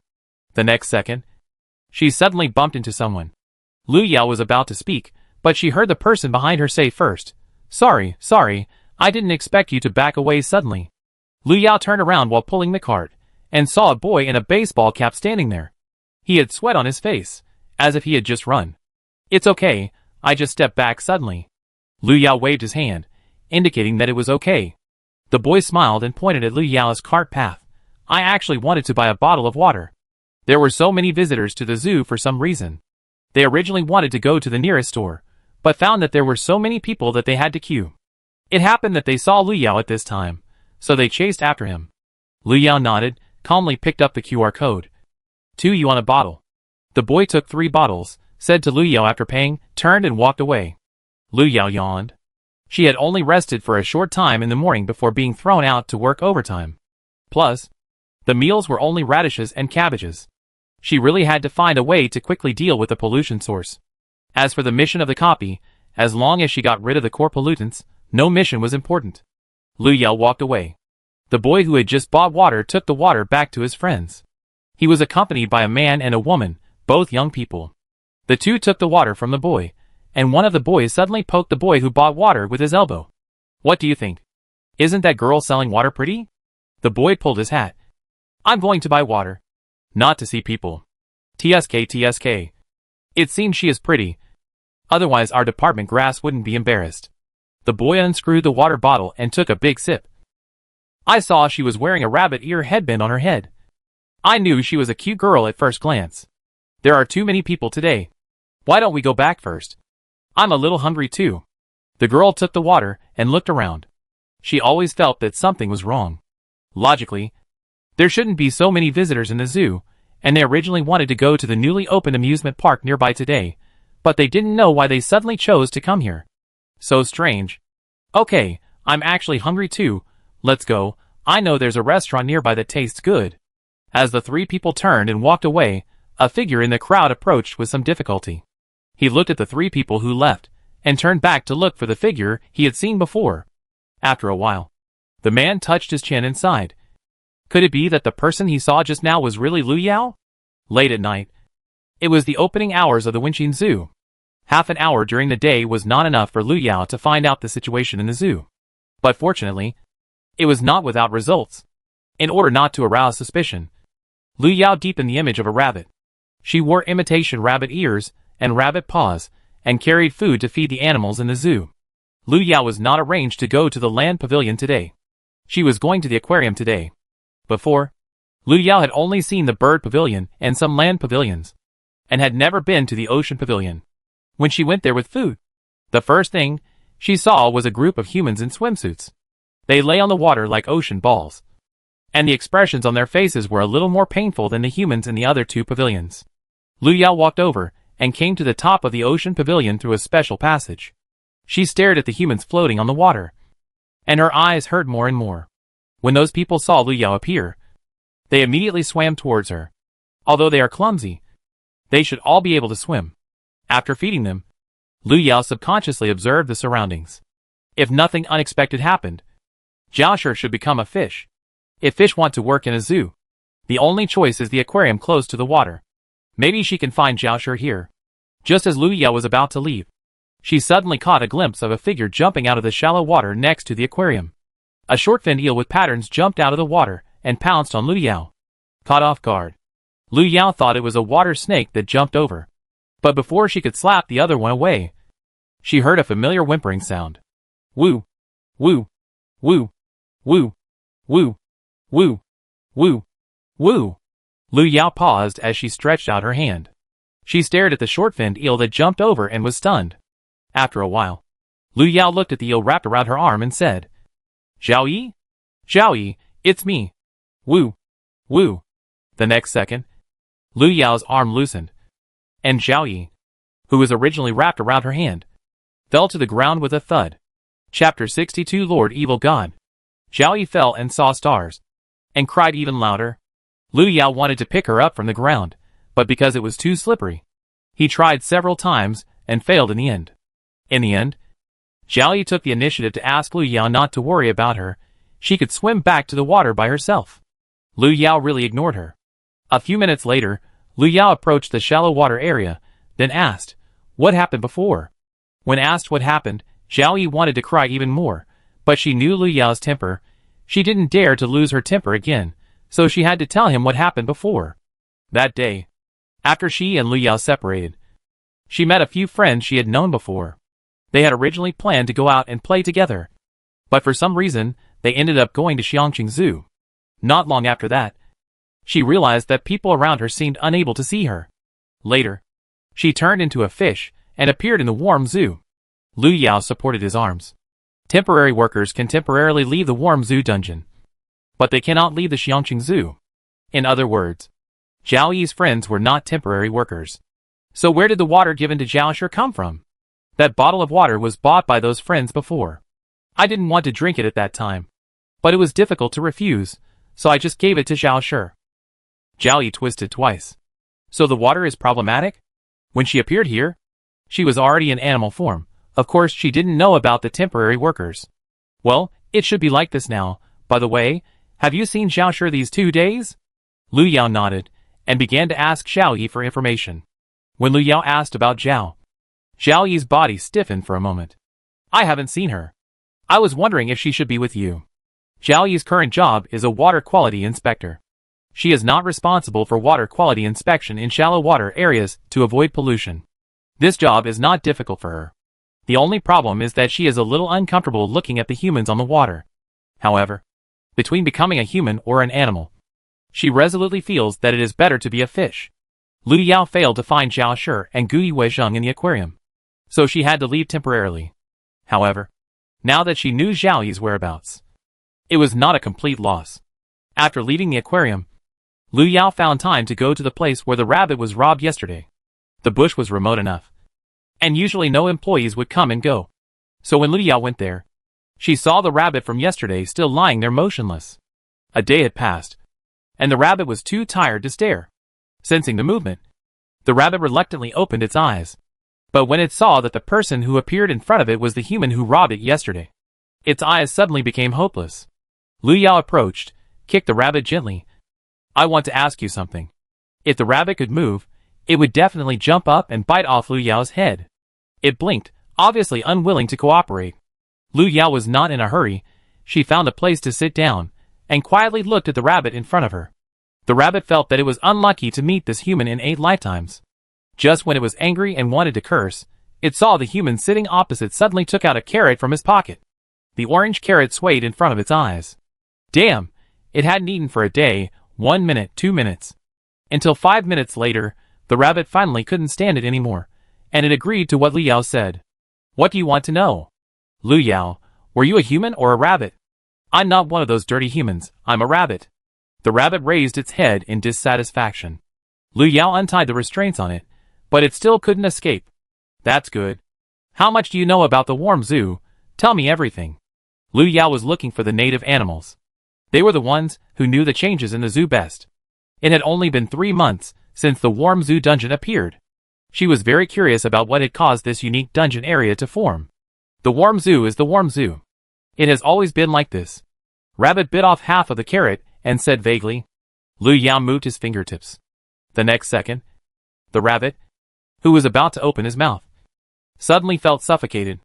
It rolled on the ground for a few times before finally realizing what Lu Yao had done. Answer my question honestly. Do you understand? Lu Yao raised his hand and patted the rabbit's head. The rabbit nodded in agreement. After recovering, he said, "This place was originally the same as the zoo outside. Thanks to the blessing of the evil god, we have the warm zoo we have now." The moment Lu Yao heard the word evil god, his brows furrowed. But then he thought, since it's called the evil god, how could it be a good thing? Have you seen the evil god? Lu Yao asked again. The rabbit shook his head. How could I have seen it? It is said that the palace of the evil god is at the bottom of the sea, which is an area we cannot reach. After Lu Yao got the news from the rabbit, he did not throw it there again this time, but used a talisman to temporarily lock it in another place. Anyway, no other animal would be able to find it. Before leaving, Lu Yao Shunbai plucked a handful of rabbit hair from the rabbit in case of emergency. An hour later, Lu Yao looked at the familiar broom and calmly took it over. Very good.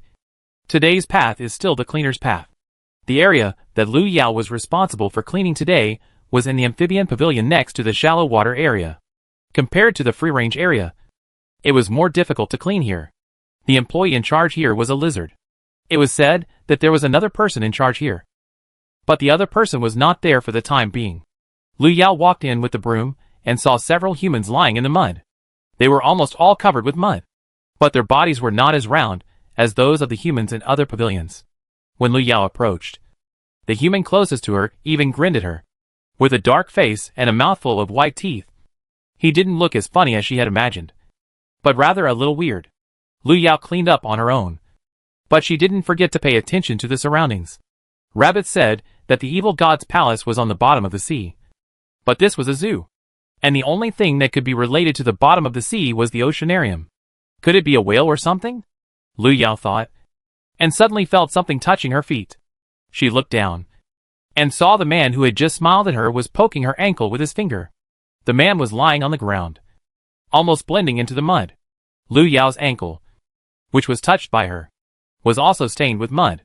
She stared at the man, and when he tried to grab her ankle, she raised her foot and kicked him. With a wail, Lu Yao kicked the man back into the water. He floundered in the water for a few times, and suddenly struggled to climb onto the shore.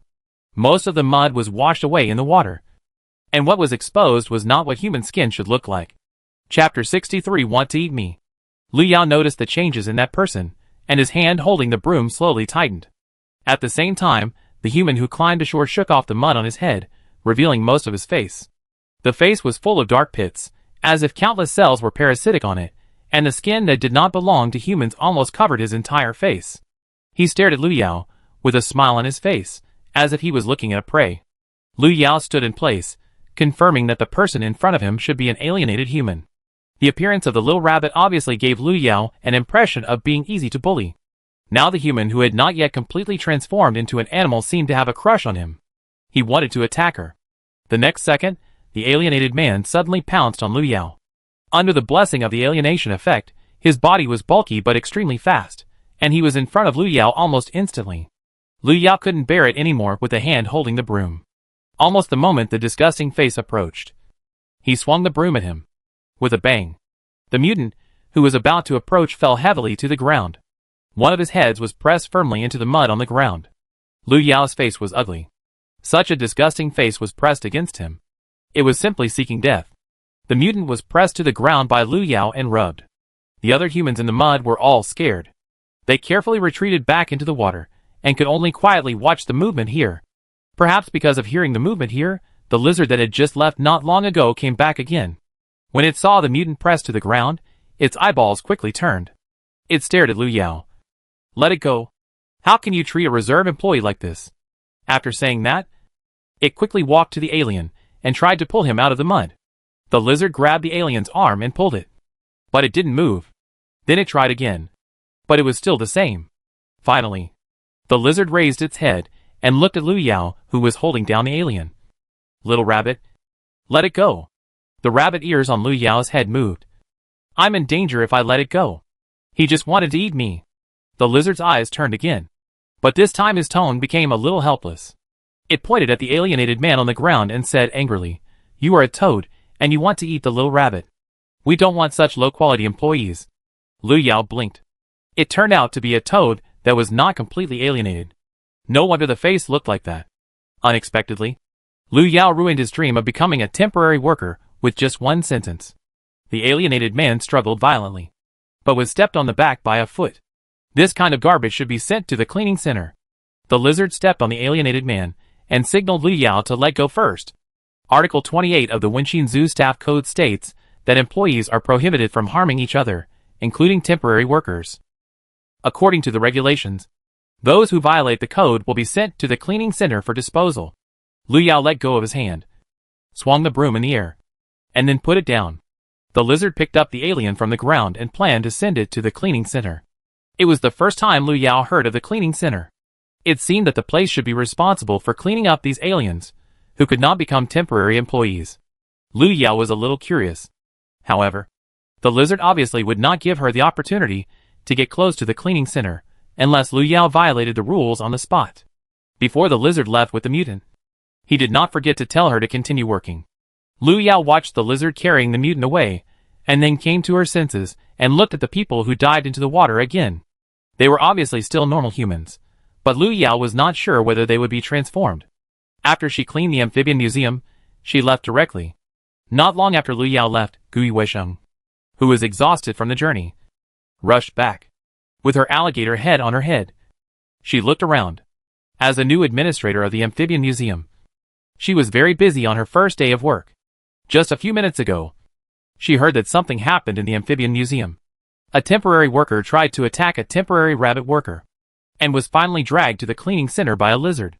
Gui Weisheng had never been to the cleaning center, but she had heard about it from other animals. In short, it was a place where employees would rather die on the spot than be thrown there. After she confirmed that the museum was temporarily normal, she breathed a sigh of relief. Fortunately, nothing serious happened.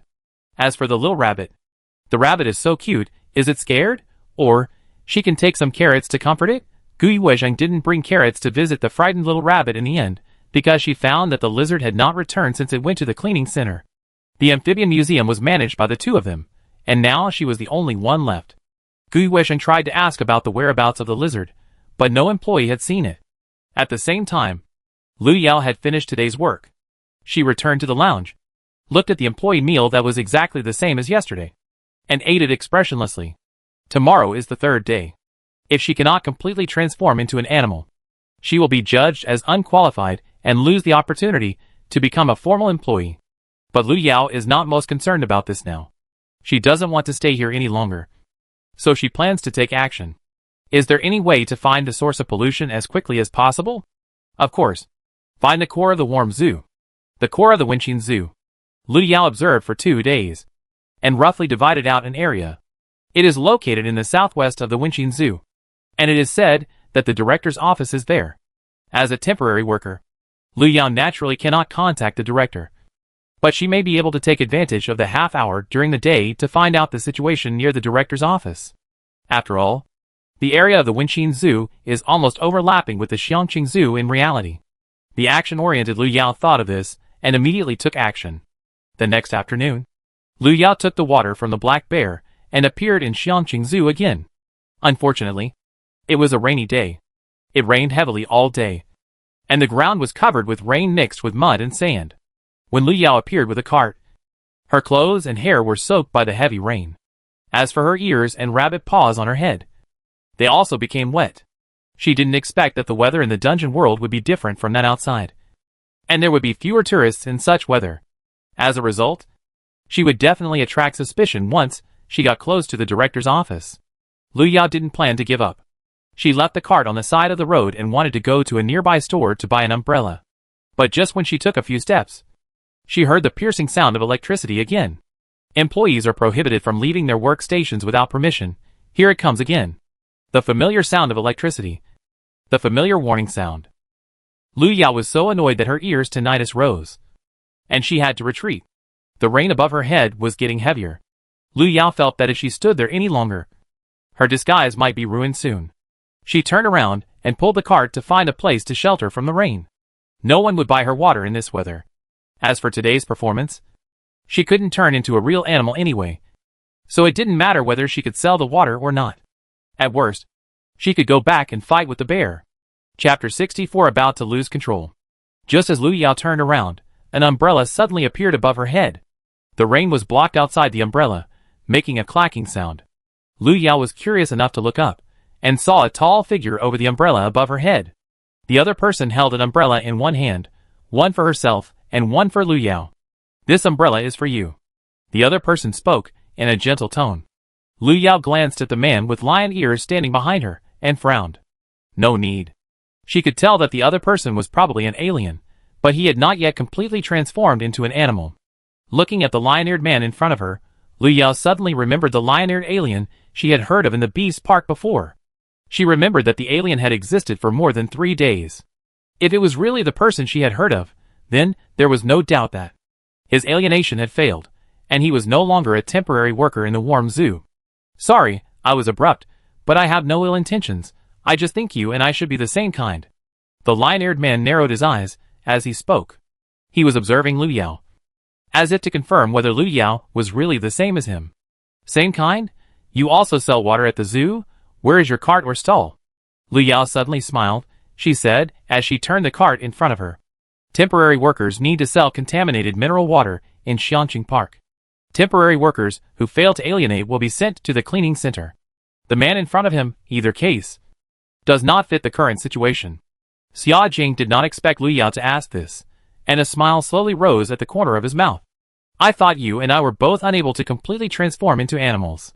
His tone was very light, but it fell clearly into Lu Yao's ears. Unable to transform into an animal. So the alienated person in front of him was indeed the temporary worker mentioned by the people in the Beast Park. How do you know I can't transform into an animal? Lu Yao was straightforward. After all, it was not her who failed to transform, because the degree of your alienation was too slow. According to the normal speed, you should be almost a real rabbit now. Xia Jing put the emphasis on the word real. As a human who also failed in alienation, he thought Lu Yao would understand what he said. Unfortunately, the little girl in front of him did not look like a suitable partner. Xia Jing was about to give up. He took back his umbrella and turned around immediately. He had to leave as soon as possible, otherwise if he was discovered by those beasts. Then, the next second, Xia Jing felt a sharp pain in the back of his head.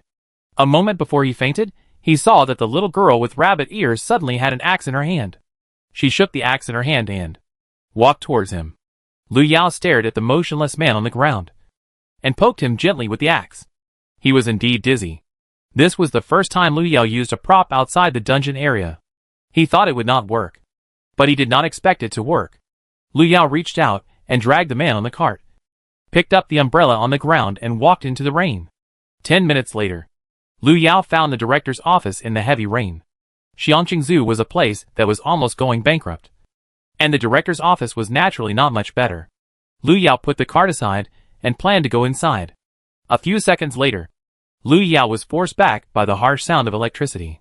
She glanced at the people in the cart, and then looked at the water. This batch of water did not pass through Lu Yao's hands, so it was a batch of real pollutants. She couldn't leave the water outside. As for the people, Lu Yao was planning to take the people back. After all, this guy could escape under the noses of those animals, and didn't look like a novice at first glance. Lu Yao walked around the dean's office and found nothing special. She tried to look through the glass into the director's office, and then she found that there was no one inside. If there was no one, Lu Yao looked up. She looked at the surveillance camera above, and suddenly narrowed her eyes and smiled. There was a light click. The door lock of the director's office was opened. Lu Yao pushed the door open and walked in. The first thing she saw was the huge fish tank placed in the middle. There were 3 tropical fish in the fish tank, but they looked listless. Lu Yao spent a few minutes carefully observing the director's office. Except for the empty photo frame on the wall, there was nothing else unusual. Lu Yao stared at the photo frame on the wall. Just as she was about to touch it, she suddenly heard a crackling sound of electricity. The time was up. When Lu Yao was pulled back to the warm zoo, she was facing a huge bear face. The black bear looked at Lu Yao angrily and said, "What's wrong with you? Why didn't you sell a bottle of water?" Lu Yao came to her senses and looked at the cart at hand. The water was placed on it intactly, but the alien who was knocked unconscious by her, was gone. Did he run away? Lu Yao rubbed her brows. Originally, she was planning to get some information from him. When the black bear saw that Lu Yao did not respond, he suddenly became even angrier. The huge bear paw fell down and almost hit Lu Yao's head. Lu Yao stood there, seeing this. She raised her head slightly and looked at the black bear, thinking whether to take him out and beat him up while the other animals were resting. But before she could implement her plan, she heard a noise outside the lounge. What happened? The black bear turned his head suddenly and immediately opened the door and walked out. The moment the door opened, several animals rushed out quickly. They ran and shouted, "Cleaning center! There are animals making trouble in the cleaning center!" Lu Yao was eager to try when she heard the word cleaning center. Before she could move, she saw Black Bear turn his head and looked at her. "That temporary worker.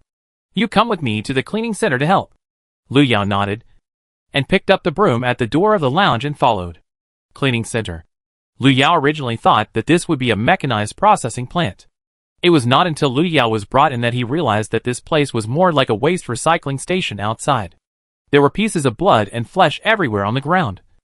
And there were even some dark red stains that could not be wiped off.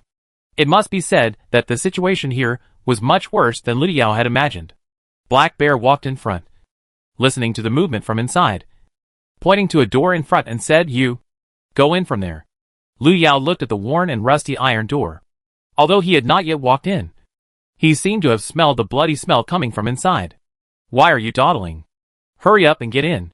Black Bear was a little impatient and began to urge Lu Yao to go in. Lu Yao hesitated for 2 seconds and walked over with a broom. The iron gate was locked. Black Bear stepped forward to unlock it. "There are animals inside that have caused some trouble. You are responsible for handling it," Black Bear said, and then pushed Lu Yao in. Lu Yao was pushed into the door and suddenly fell into darkness. The scene in front of him suddenly overlapped with his previous memory. Lu Yao clenched his palms, and a fierce look suddenly rose in his eyes. Blood and darkness intertwined, like a net that trapped Lu Yao. Lu Yao's mouth curled up slowly, and a laugh seemed to overflow from her lips, and the emotions that had been suppressed for a long time seemed to be out of control at this moment. Chapter 65 Cleaning Center. She didn't like darkness, but she had already gotten used to it. Lu Yao had never felt that she was fighting and struggling in the abyss, and just wanted to live peacefully, until she was pushed into the long-lost darkness and blood again. With her heart and blood beating faster and faster, Lu Yao finally realized that some instincts had already penetrated into her bones and engraved into her soul. There was a tearing and roaring sound in the darkness. Every sound was clearly poured into Lu Yao's ears. She stood up, and her eyes quickly swept through the darkness. The next second, a hand suddenly appeared behind her. Lu Yao could feel that there was a huge animal standing behind her. It stretched out its hand towards Lu Yao, with the force to tear everything apart. But before it touched Lu Yao, it was split in half by a cold light. The broken axe in Lu Yao's hand turned over, and a cold light flashed in the darkness. The animal behind him fell down, and immediately attracted other animals fighting around. This is the cleaning center, and those animals, and people who have not been completely alienated, and those who have violated the rules of the zoo are thrown here. Just when Lu Yao was about to clean up the place in one go, a beam of light suddenly lit up in the darkness. The light shone from a distance, instantly illuminating the road in front of Lu Yao. "Pa pa pa." There was a burst of applause in the darkness. At the same time, a tall figure appeared at the end of the light. From Lu Yao's perspective, he could clearly see the other party's elongated shadow, but he couldn't see the specific appearance. It's really interesting that the group of animals would send a little rabbit to clean up the center. The owner of the shadows suddenly spoke, and snapped his fingers in the air. In an instant, the sounds of fighting around gradually faded, along with the roars. A light lit up overhead. The light was dim, and the blood and flesh on the ground looked even more bizarre and terrifying. Lu Yao moved, so that she could step on a relatively clean area. At the same time, she also saw the situation inside the door clearly. The situation here was similar to that outside the door, with the ground full of broken limbs and blood and flesh. The only difference was that there were countless animals and alienated people waiting to be cleaned up. Before Lu Yao came in, they were engaged in a new round of fighting, and only by winning could they survive. They devoured their own kind, and thereby strengthened their own strength. Only by becoming stronger could they break through the prison door and regain their freedom. They were unwilling to be treated as garbage. And it was just a zoo. Why should they abide by so many rules? The law of the jungle is the law of this world. Coming back to his senses, Lu Yao saw the owner of the shadow clearly. He was also an alienated person, with a tiger's head, but a human body. At this moment, he was staring at Lu Yao, as if he was looking at an interesting toy. Lu Yao still held the axe in her hand. She was not in the mood to listen to what they said. The environment and smell here had already made her feel uncomfortable. As for the garbage locked in this door, Lu Yao actually didn't mind helping to clean it up. Just as Lu Yao was about to move, a black shadow suddenly jumped out of the crowd. He had a toad head, and when he stared at Lu Yao, he wished he could swallow her in one gulp. At this time, he was approaching Lu Yao, and at the same time he roared in a very hoarse voice, "It's really you. I will tear you apart. It's all your fault."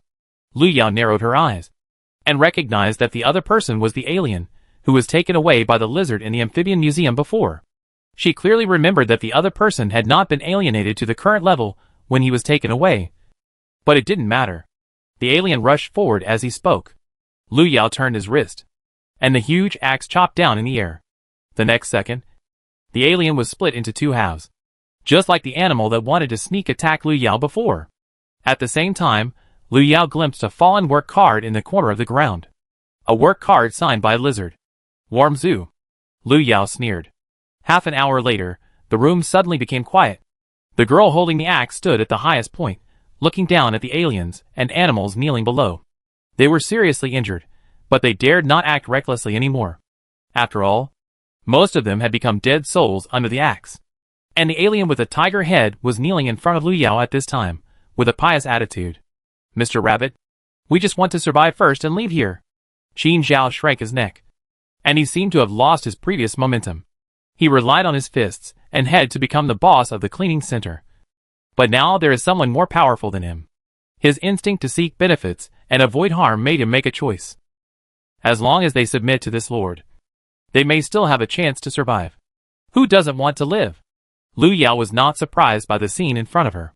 She had experienced a lot, and sometimes she even chose to forget some memories. But none of that matters.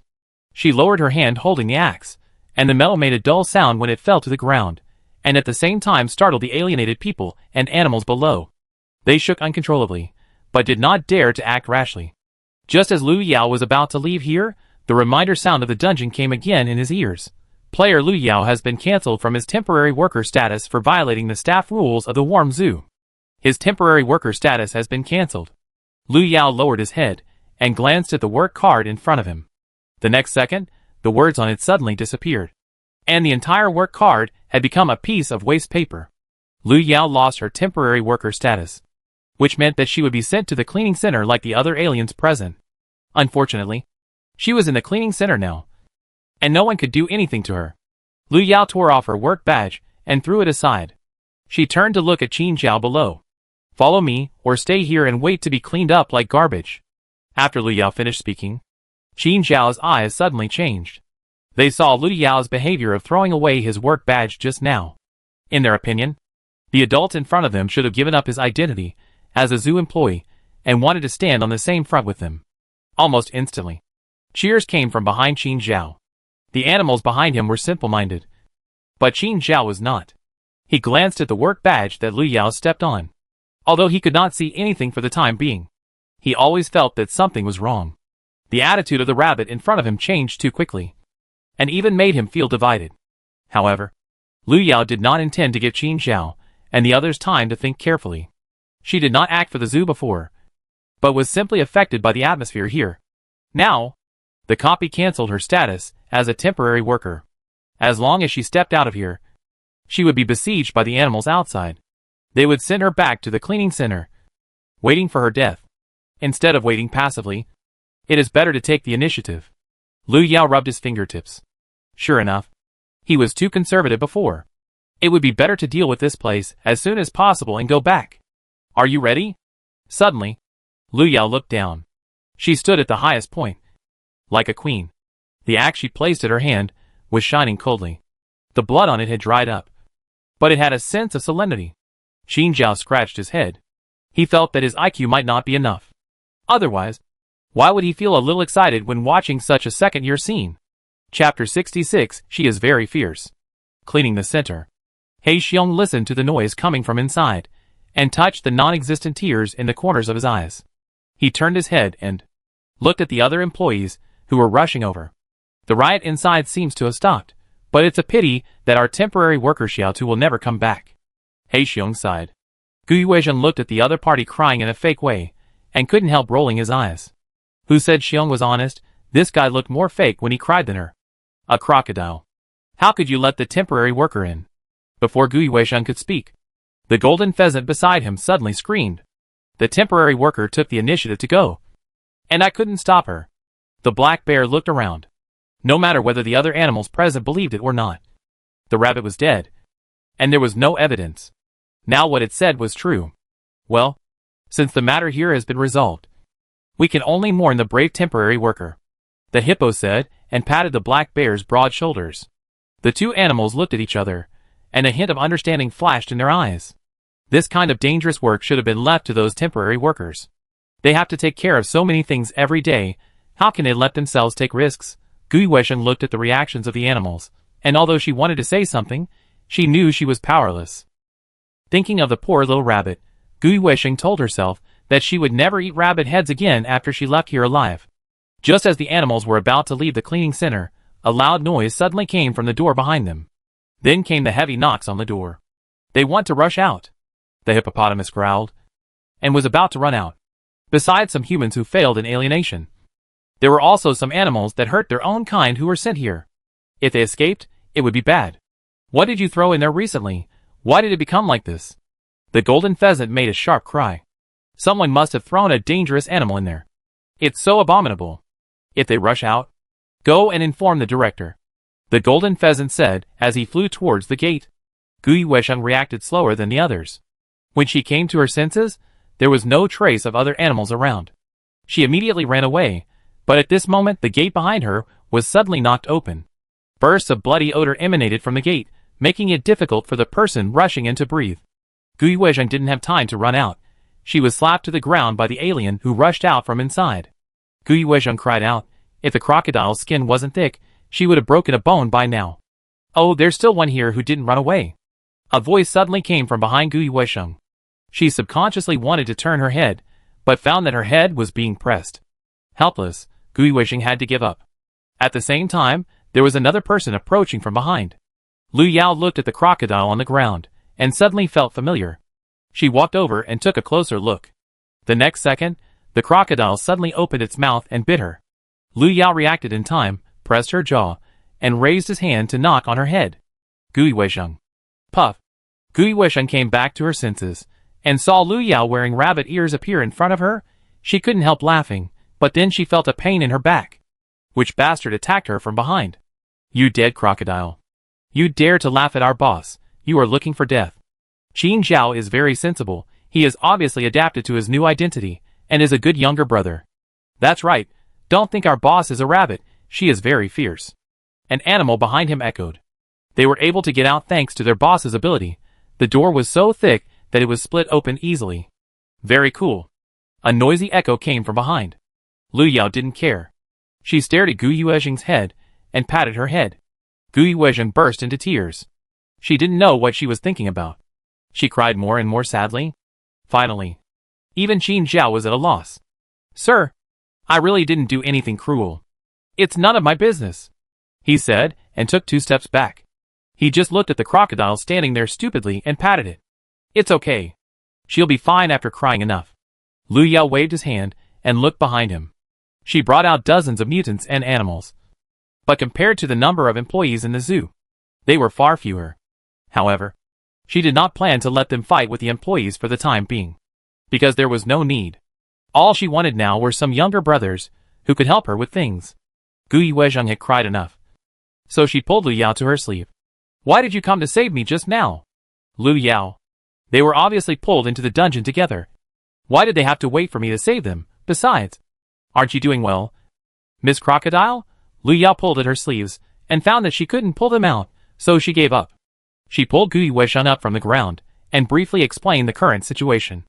Gu Yuezhen's eyes lit up after hearing this, and he looked full of admiration. Lu Yao, you are so amazing.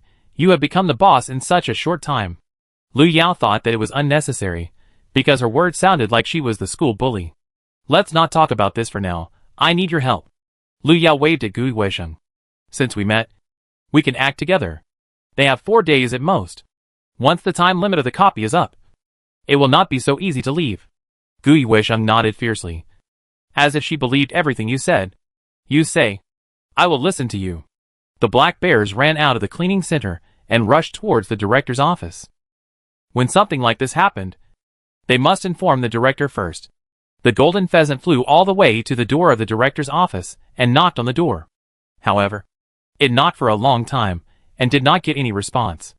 In desperation, the hippo stepped forward and knocked hard with his fist. This time, footsteps slowly sounded in the room. As the footsteps approached, the door of the director's office was pushed open from the inside. A human figure appeared in front of the animals. He stretched, as if he had just woken up. What's wrong? You're in a hurry. Director, something's wrong. Something happened at the cleaning center. Black Bear stepped forward and immediately told the story of the cleaning center. We are worried that the garbage will come out soon, so we want to ask you for help. The director yawned, his eyes full of sleep. He looked at the time, turned around and took out a weapon from the cabinet. Let's go. Let me see what those guys want to do. Black Bear was relieved when he saw that the director was willing to take action. We must not let the garbage destroy the harmonious environment of the warm zoo. The garbage should stay in the dark cleaning center forever, waiting for natural extinction. Chapter 67. The monkey made the first move. The door of the director's office opened and closed. Only the huge fish tank inside was rippling. A ray was dancing its tail in the water, as if anxiously waiting for something. Soon, the door of the director's office was opened again. But this time, it was not the familiar director who came in. The tall man looked around, and finally focused his attention on the fish tank. Such a large fish tank, I'm afraid it can even raise a small shark, the man said as he walked over. He looked down at the fish tank, and when he found the stingray, he suddenly reached out his hand. The stingray was not small in size, but it was easily pulled out of the water. It immediately struggled desperately. What are you afraid of? I won't eat you. The man stared at the stingray in his hand for a while, and then sighed in disappointment. Where could it be? If he couldn't find it again, he was afraid that he would really be too ashamed to see that adult again. Just as he was thinking, there was a slight noise outside the door of the director's office. The sound was very faint, but it still did not escape the extremely sharp hearing of the visitor. Realizing that someone was coming, the visitor immediately threw the stingray back into the fish tank and quickly hid. After a while, the door of the director's office was gently pushed open, and a slender figure walked in from outside. She first looked around, and finally walked straight to the fish tank. The stingray in the fish tank shook its body and swam quickly in the water. And when it saw the approaching figure, it suddenly stopped. At the same time, Lu Yao also noticed the fish in the fish tank. The director's office of the Wenqin Zoo did not keep those colorful tropical fish, but a medium-sized stingray. At this time, the stingray was looking at her through the glass. Lu Yao even had an illusion that if it wasn't for the glass, the other party would rush up to her immediately. No, maybe this is not an illusion. Lu Yao moved closer, and sure enough, she saw the fish approaching. The next second, Lu Yao reached out and directly took it out of the fish tank. Lu Yao, I'm Zhao Shi. The manta ray let out a low cry, and then instinctively struggled because it suddenly left the water. When Lu Yao heard Zhao Shi speak, she hurriedly grabbed her. No wonder she hadn't found Zhao Shi before. So she was kept here by the director. But it was good this way. At least Zhao Shi should be more familiar with this place. Lu Yao recognized Zhao Shi, and didn't waste any time. The brothers she brought back from the cleaning center were still helping her delay time, but they probably wouldn't last long. She needed to find the core of the warm zoo as soon as possible, destroy the pollution source and leave here. How much do you know about the situation here? Lu Yao found a basin, took out some water from the fish tank, and threw Zhao Shi in, which could barely keep Zhao Shi alive. Zhao Shi fluttered in the basin for a few times, and then said, I only know that this is the director's office, but the director rarely appears here. According to Zhao Shi, her understanding of this place was limited to what she saw in the fish tank, but she had seen the director suddenly appear in the director's office several times. So she suspected that there should be some hidden mechanism or secret door here. Lu Yao stared at Zhao Shi. I didn't expect that the girl, who was usually quiet, had a lot of ideas. Secret door mechanism? But according to the virtue of the abyss, it is not impossible. Lu Yao, there is one more thing. Zhao Shi suddenly lowered his voice. She wanted to tell Lu Yao that someone came here before she came in, and he was hiding in. But when she opened her mouth, she saw Lu Yao suddenly turn around, and a sharp blade came out of her hand, and went straight to a corner. After listening for so long, it's time to come out and talk, Lu Yao said and walked over. The blade sunk into the corner of the wall, but a dark red splashed. Lu Yao stepped over, and grabbed the man just as he was about to escape. Lu Yao pulled the man out of the corner, and at the same time put away the silver blade on the ground. She looked at the figure she was holding, but was stunned for a moment. She thought it was a person hiding in the corner, but it turned out to be a monkey. Qi Rui didn't expect that he was so unlucky to meet Lu Yao in the dungeon again. He pressed the wound, and secretly thought that the power of Lu Yao's knife seemed to have increased a lot. Probably upgraded at some point. Long time no see. Qi Rui forced a smile. Logically speaking, his invisibility item should be fine. How did this little girl Lu Yao find him? How did you find me? Meeting Lu Yao, Qi Rui was a little self-destructive. He pointed at his wound again. Can I take care of it first? If the bloody smell is too strong, I'm afraid it will be easily discovered by the animals here. Lu Yao pressed Qi Rui until he spoke, finally came back to his senses, but his expression was still a little weird. Qi Rui thought he had a blemish on his face. Why did Lu Yao look at him like that? He subconsciously raised his hand and touched his face. Why? Furry? Qi Rui's hand on his face suddenly froze. He subconsciously looked at Lu Yao, who kindly pointed to the mirror on the table. Based on the sound and reaction just now, she had already recognized who the monkey-headed man in front of her was. But she didn't expect to meet Qi Rui here. But thinking of Qi Rui and their identities, maybe they wanted to try this copy that no one had cleared yet, and planned to sell it for a good price? Qi Rui quickly rushed to the mirror. He stared at the face covered with hair in the mirror. His eyes widened. Fuck. How did I turn into a monkey? Qi Rui had never been exposed to pollutants, and had not experienced any abnormalities since entering the dungeon. But now? Wait. Monkey? If he really turned into a monkey, then he couldn't appear in front of those animals. Lu Yao stood aside with her arms folded. After confirming that it was Qi Rui in front of her, she didn't plan to do anything. But he had been hiding in the dark just now, and she didn't know what he was thinking. In addition, according to the rules of the zoo, if you see a monkey again, you need to press the alarm device in the park. Lu Yao suddenly became curious. He wondered what would happen if he pressed the button. Where was the device? That? Lu Yao. Qi Rui came back to his senses, and suddenly coughed twice. Are you going to press the alarm? Just now. Qi Rui vaguely felt that the little girl in front of him had a flash of curiosity. Lu Yao glanced at Qi Rui, who was becoming more and more like a monkey, and shook his head. How could that be? But you should treat your wound first. Qi Rui treated the wound in a hurry, and then simply said, I came here to see if there was anything I could find. I didn't expect you to come in just after I picked up the fish. As he said that, Qi Rui glanced at Zhao Shi, who was placed in the basin.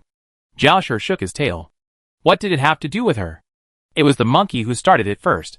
Chapter 68 Zoo Director. So this fish is your friend? Qi Rui stared at Zhao Shi and asked. Lu Yao nodded. She is my classmate. Qi Rui pulled the corner of his mouth, but found that the speed of his alienation seemed to be getting faster and faster. When did he come into contact with the pollutants? Qi Rui couldn't figure it out, and there was no time for him to think carefully at the moment. At the same time, Lu Yao's ears suddenly rang with a reminder from the copy. Congratulations to the player for finding the monkey. The current search progress is 1/3. Lu Yao raised his head, and didn't feel anything about this unexpected gain. She had already given up on completing the dungeon mission. But she found 1/3 of the mission unexpectedly. However, since the monkey was transformed through alienation, then did the whale and the snowy owl also come from alienated people? Lu Yao rubbed his eyebrows. At the same time, there was a crackling sound outside the door. The sound was like a group of creatures approaching. Their steps were messy and irregular, but their goal was the same. That was the director's office. Lu Yao realized that something was wrong and subconsciously wanted to take Zhao Shi away. But he saw Qi Rui suddenly jump up from the ground. As if he had foreseen some danger, he instinctively rushed to the roof. Before Lu Yao could react, he heard a sound of a wooden gun.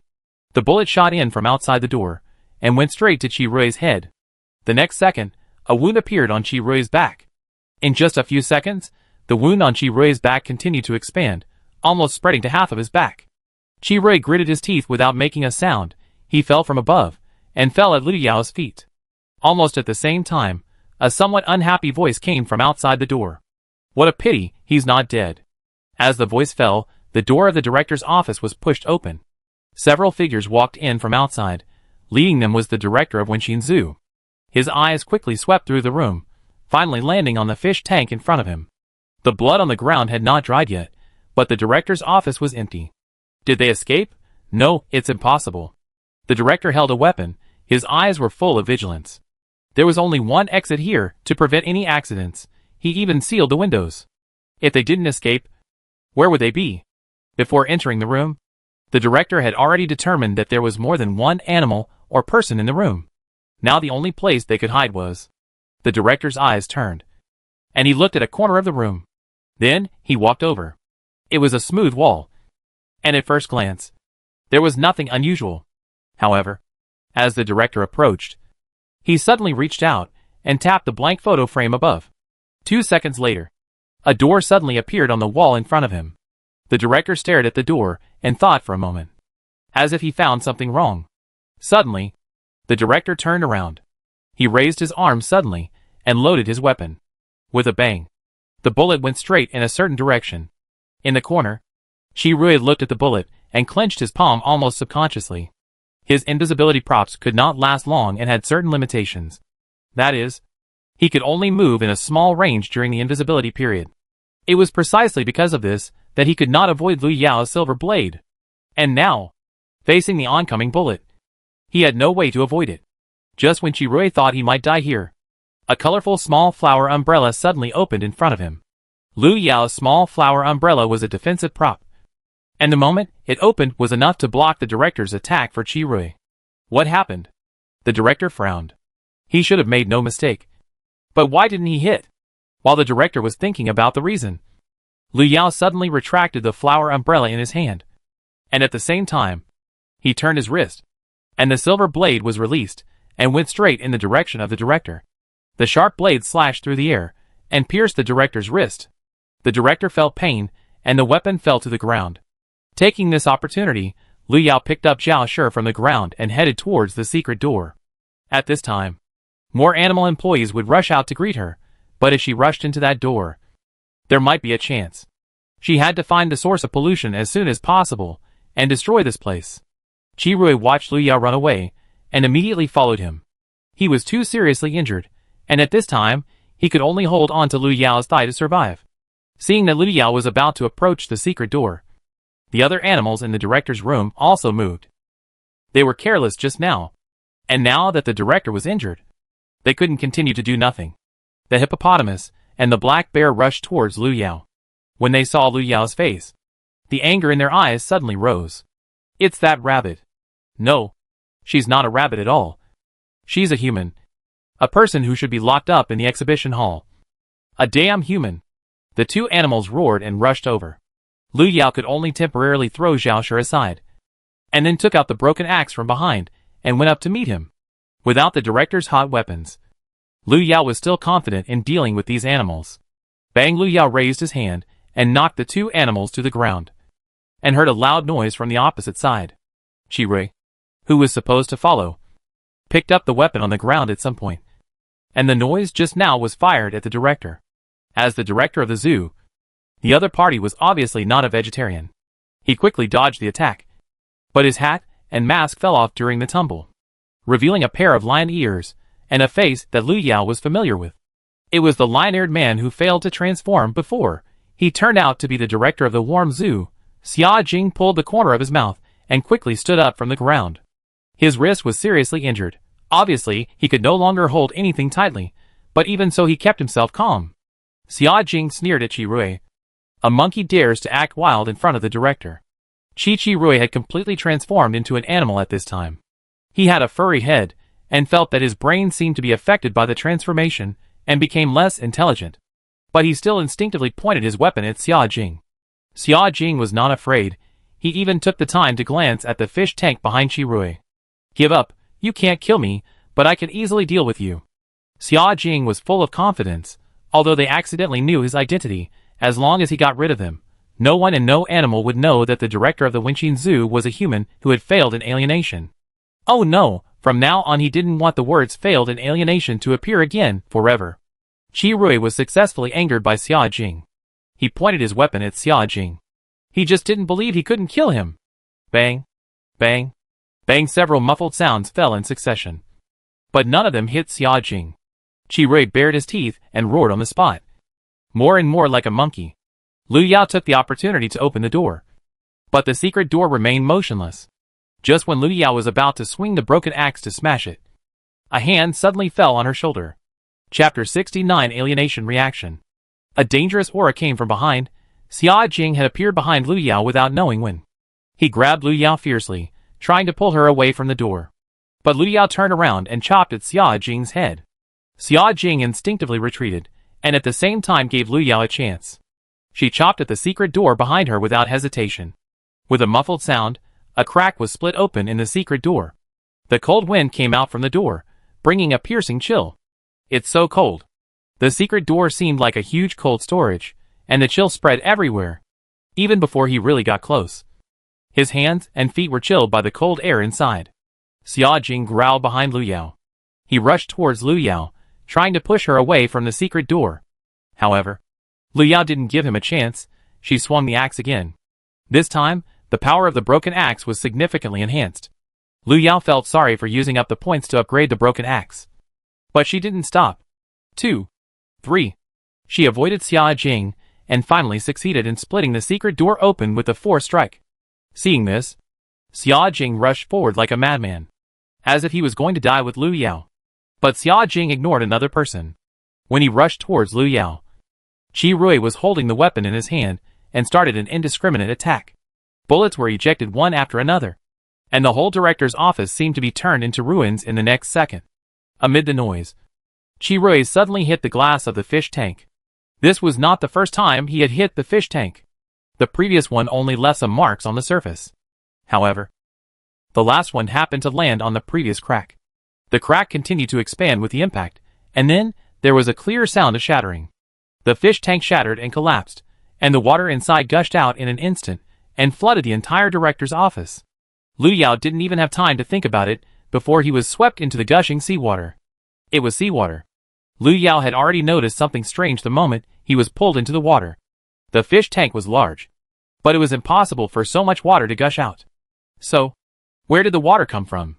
Lu Yao could still hear the zoo director's roar, and tried to get out of the water and swim out the door.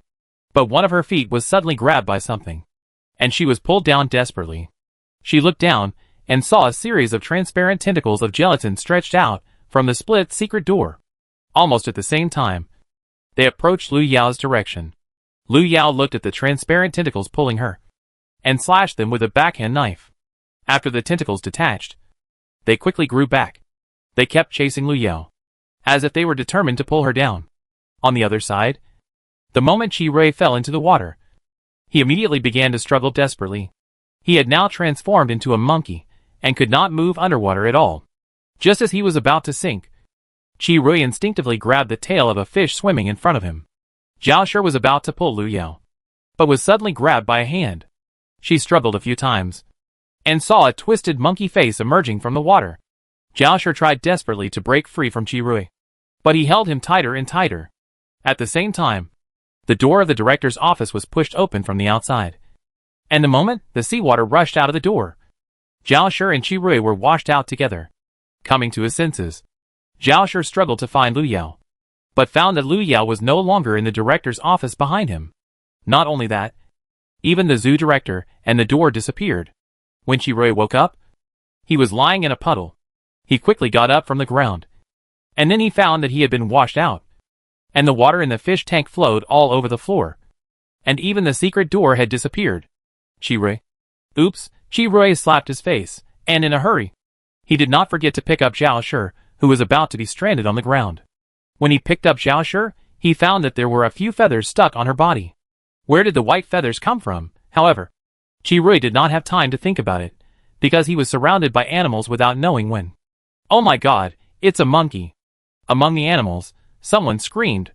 A moment later, the alarm in the zoo sounded.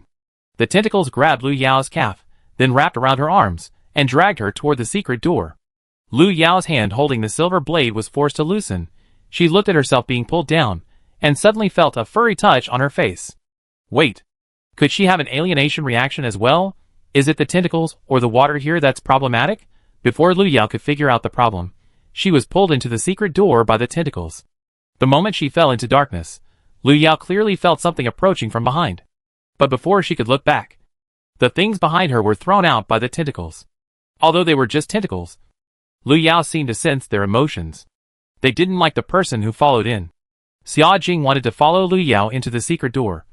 After all, the things inside couldn't be discovered by others.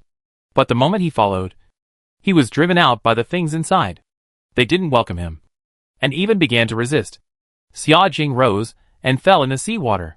He could swim, but because of being immersed in the water, his body seemed to have started to react abnormally. If he turned into a lion now, he would drown here. This is not a real sea area, but it has a sea-like environment, and the core that controls the operation of the warm zoo is here. No, we can't let people destroy this place. Xia Jing held his breath and swam towards the door again. This time, the tentacles did not stop him from entering. To be more precise, they had no time to care about Xia Jing at this time. In the darkness, Xia Jing only saw a few flashes of white light, and with the sound of cutting melons and vegetables, the transparent tentacles scattered all over the ground.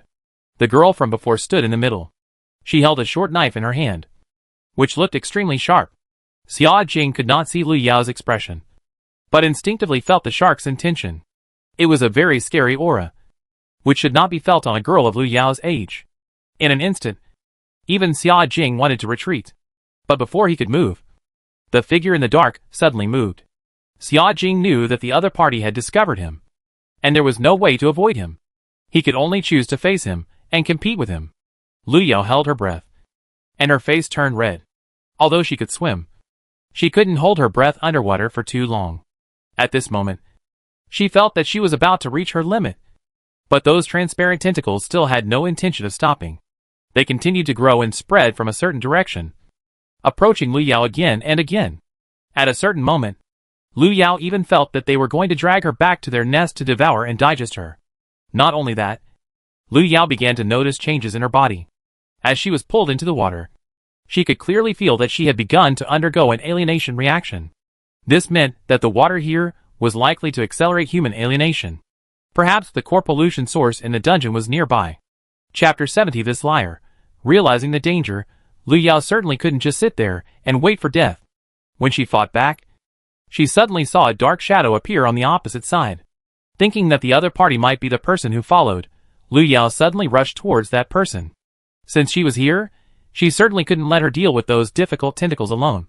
Lu Yao rushed towards Xia Jing, and through the weak light, she saw Xia Jing approaching with a defensive look on his face. But at the moment of approaching, Lu Yao almost failed to recognize Xia Jing. Although the figure in front of him still had a human body, his head had turned into that of a lion. His mane rose and fell in the seawater, and he looked a little embarrassed. Similarly, Xia Jing's eyes changed when he saw Lu Yao. He knew that Lu Yao had also been transformed. But why didn't she turn into a rabbit? Xia Jing frowned, and his first reaction was that he had been deceived. In the process of animalization, his rationality gradually became weak, and he became more impulsive and irritable. Just like this moment, the moment he realized that he was deceived, the first thing he thought of was to tear the other party into pieces. This liar. Xia Jing opened his mouth. Seawater poured into his mouth, almost choking his trachea. He held his breath, and rushed towards Lu Yao with all his strength. At this moment, Lu Yao's reaction speed was obviously higher than Xia Jing's. She dodged the moment Xia Jing approached, and at the same time, she pushed Xia Jing towards the group of tentacles below. Xia Jing's whole body crashed over, but in just a moment, he was submerged by those tentacles. Lu Yao did not look back. She quickly looked around and dived underwater, while the tentacles were busy dealing with Xia Jing. Although Lu Yao was in the secret door at this time, it was more like entering another underwater world. If the core pollution source was under the water, then she had only this one chance to find it and destroy it. Lu Yao would never give up easily until the last moment. She took out the broken axe from her backpack and let herself sink faster. At the same time, She spent a few points to exchange a bottle of oxygen from the system. Oxygen can only last for about 10 minutes. And only one bottle can be exchanged every 24 hours. Lu Yao did not dare to waste time. Soon, Lu Yao saw a palace-like underwater building. Looking at the building that sank into the sea, Lu Yao immediately thought of the legend about the copy evil god that he had heard from the gray rabbit before. The evil god lived in the underwater palace and guarded the entire warm zoo. Lu Yao's eyes darkened, and he swam quickly towards the palace gate. At the same time, in the warm zoo, as the alarm sounded, almost all the animal staff in the park gathered. This was the first time Qi Rui encountered such trouble. Moreover, his brain was not as flexible as usual. Facing a group of animals, he could only escape by instinct. But he did not forget to take Xiaoshi with him when he escaped. Xiaoshi felt that he was about to become a dried fish. However, the monkey that grabbed her just refused to let go. She could actually be the victim, not the monkey's accomplice. Big brother, let her go, she can still survive really. It's a pity that Qi Rui couldn't hear Xiaoshi's voice at this time. With his excellent jumping ability, he successfully avoided the animals that were chasing and blocking him. The monkey is a heretic. Catch it and throw it into the sea. Behind Qi Rui, countless animals shouted. They wanted to catch Qi Rui and throw him into the sea. A few minutes later, the desperate Qi Rui was caught on the spot. He was tied up by a group of animals and thrown directly into the deep water area of the aquarium. Seeing a group of animals appear, Zhao Yi, who was hiding in the shallow water, slowly poked her head out. So, what happened? Xiaoshi was caught by Qi Rui and was almost dehydrated. The moment she was thrown into the water, she immediately rolled over and regained her freedom. Undersea Palace. It took Lu Yao 2 minutes to finally reach the palace gate. She tried to swim in, but found that her wrists suddenly softened. The broken axe fell suddenly, making a thud. Lu Yao stared at her arm and pulled the corner of her mouth. Where is her hand? How could this wing-like thing covered with layers of white feathers be her hand? The moment she realized what she had become, Lu Yao forced herself to calm down. As long as she found the source of the copy pollution, as long as she destroyed it, she could recover. Thinking of this, Lu Yao took a deep breath. She put the broken axe that fell into the system backpack and paddled forward in the water. After another 2 minutes, Lu Yao finally stepped into the gate of the palace. The moment she entered, the seawater was blocked out. Lu Yao took a deep breath and was almost choked by the woody aroma in the air. The smell was not strong, nor was it unpleasant, but just inexplicably familiar. In an instant, some not-so-good memories flashed through Lu Yao's mind. A trace of irritation flashed through Lu Yao's heart, but it quickly dissipated. She knocked her head with her wings. What was she going to do just now? Birds have limited brain capacity. Lu Yao felt that she must have been affected. She had no time to waste, so she simply searched the palace as quickly as possible.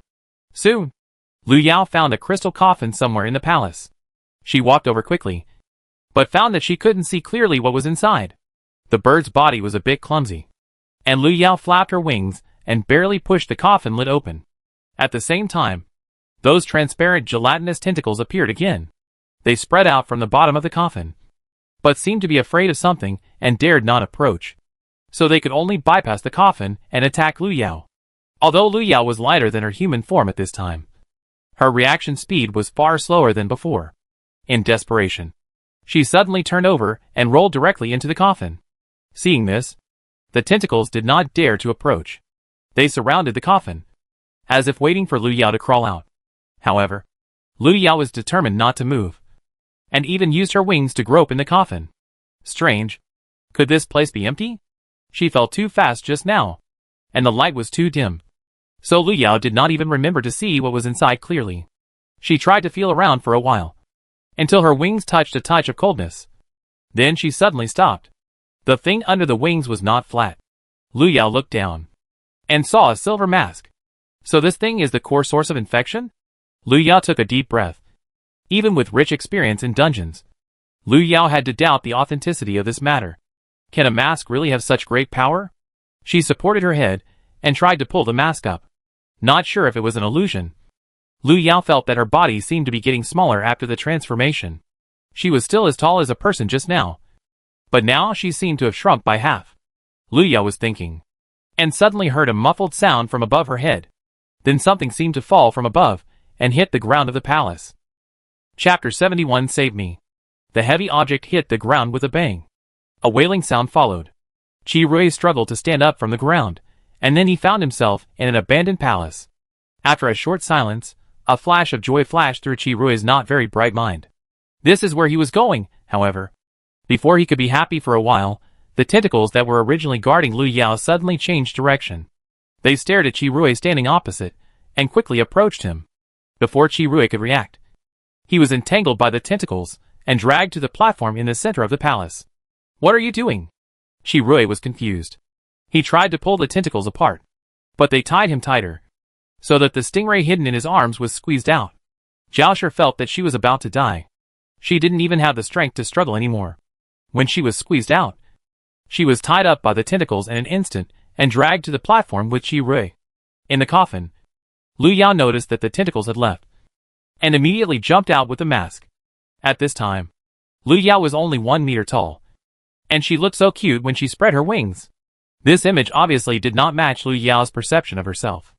A copy master should not show such an image to others. It was urgent, and Lu Yao had no time to think about it.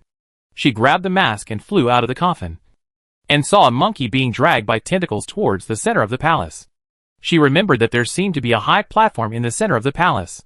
This was not the point, but the layout and style of the high platform were more like a place for sacrifice. Lu Yao flapped his wings and quickly approached. At the same time, the struggling Chi-Rui also saw Lu Yao flying over.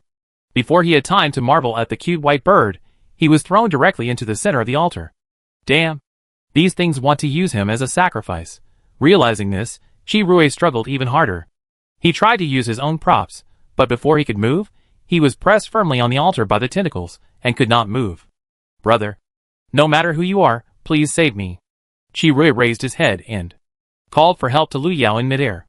Lu Yao also approached and realized that it was Chi-Rui who was caught. But that's true. After all, there was only one monkey in the zoo. Chi-Rui. There was no mirror here.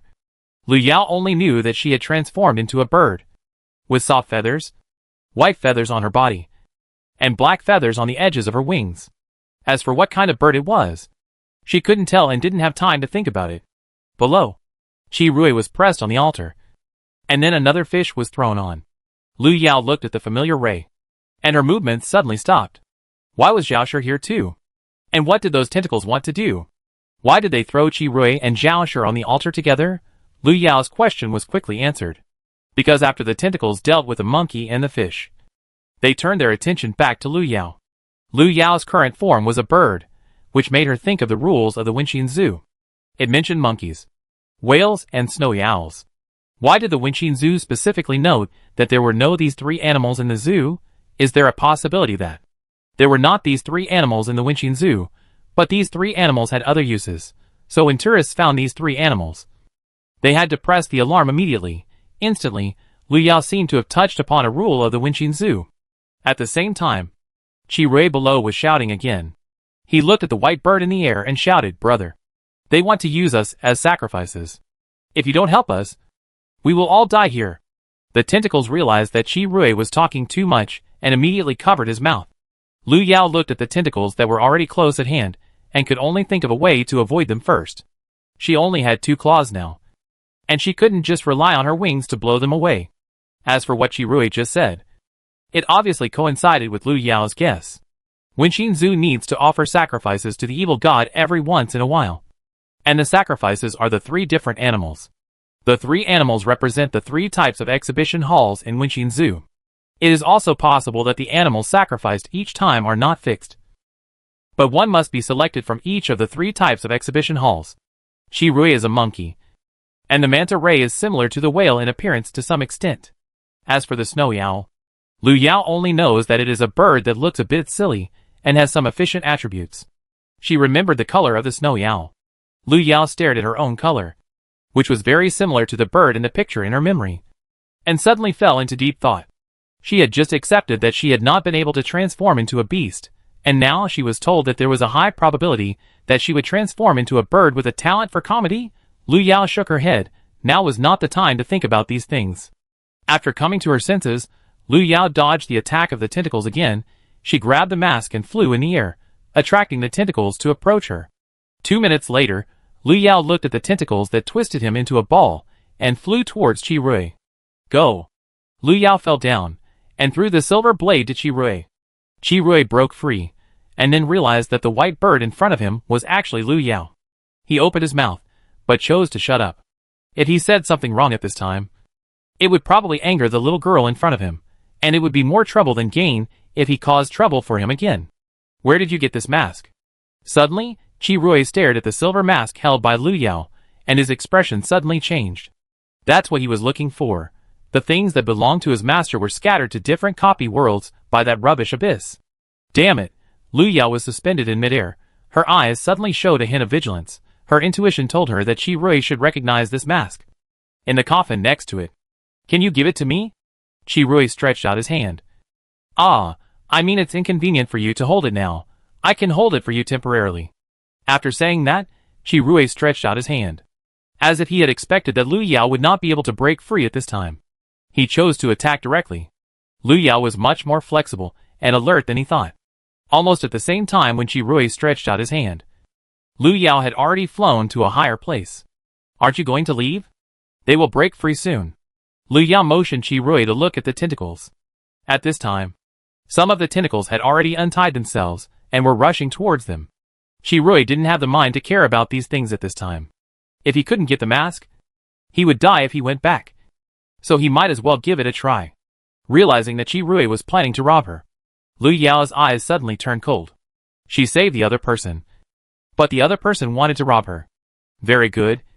Then don't blame her for being rude. Lu Yao looked down at Qi Rui.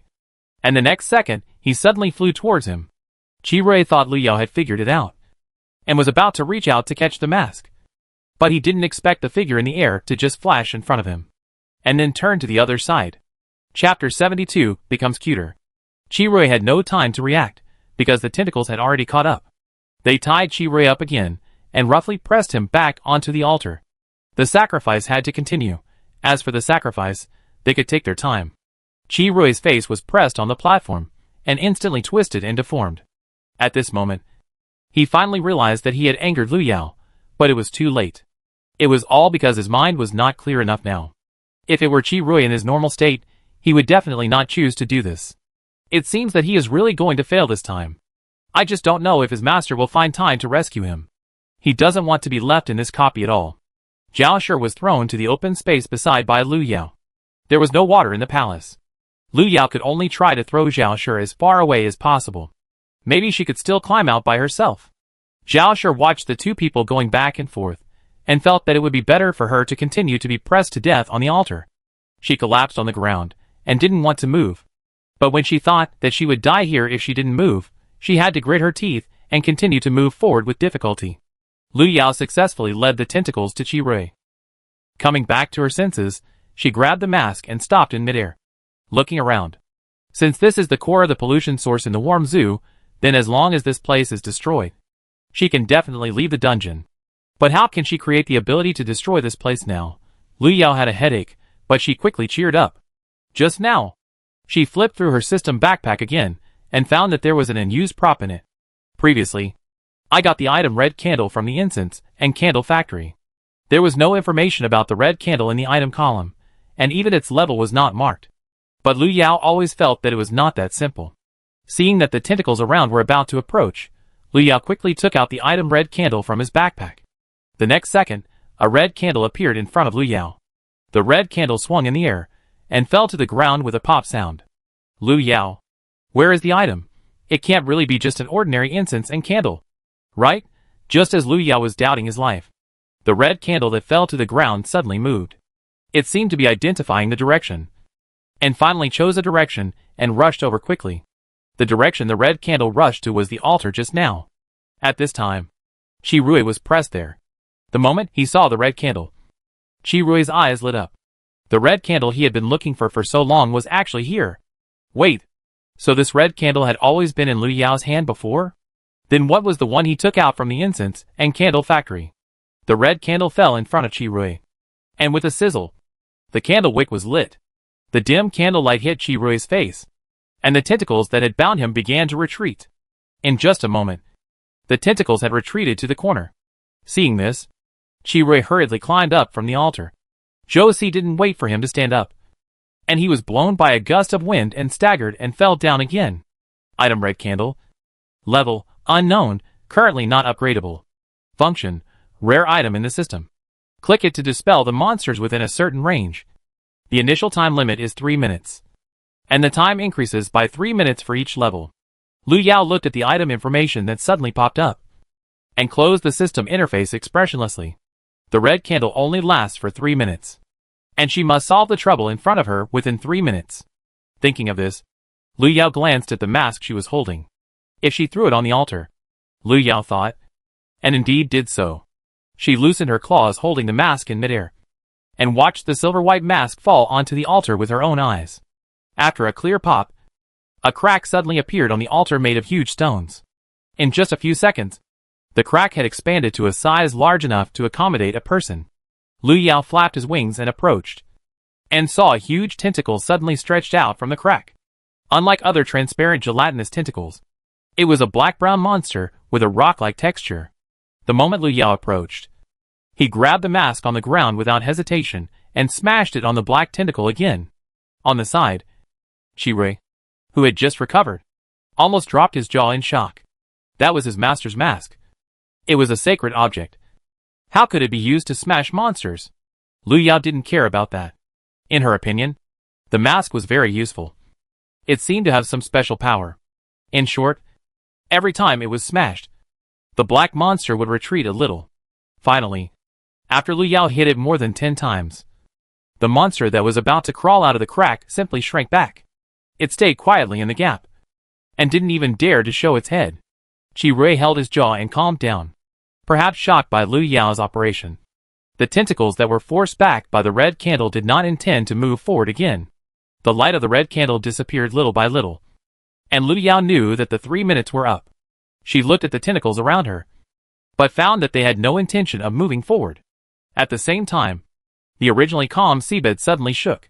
The transparent tentacles quickly spread around, and the monsters hiding in the cracks of the rocks also tried to escape.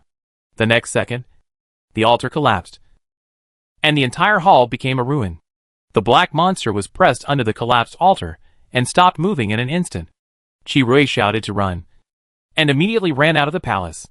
Lu Yao was about to fly out, but suddenly felt a familiar pain in the back of his neck. The moment the stinging sensation came, the scene in front of Lu Yao changed. The dilapidated palace turned into a dark space. Lu Yao stopped in midair and looked around.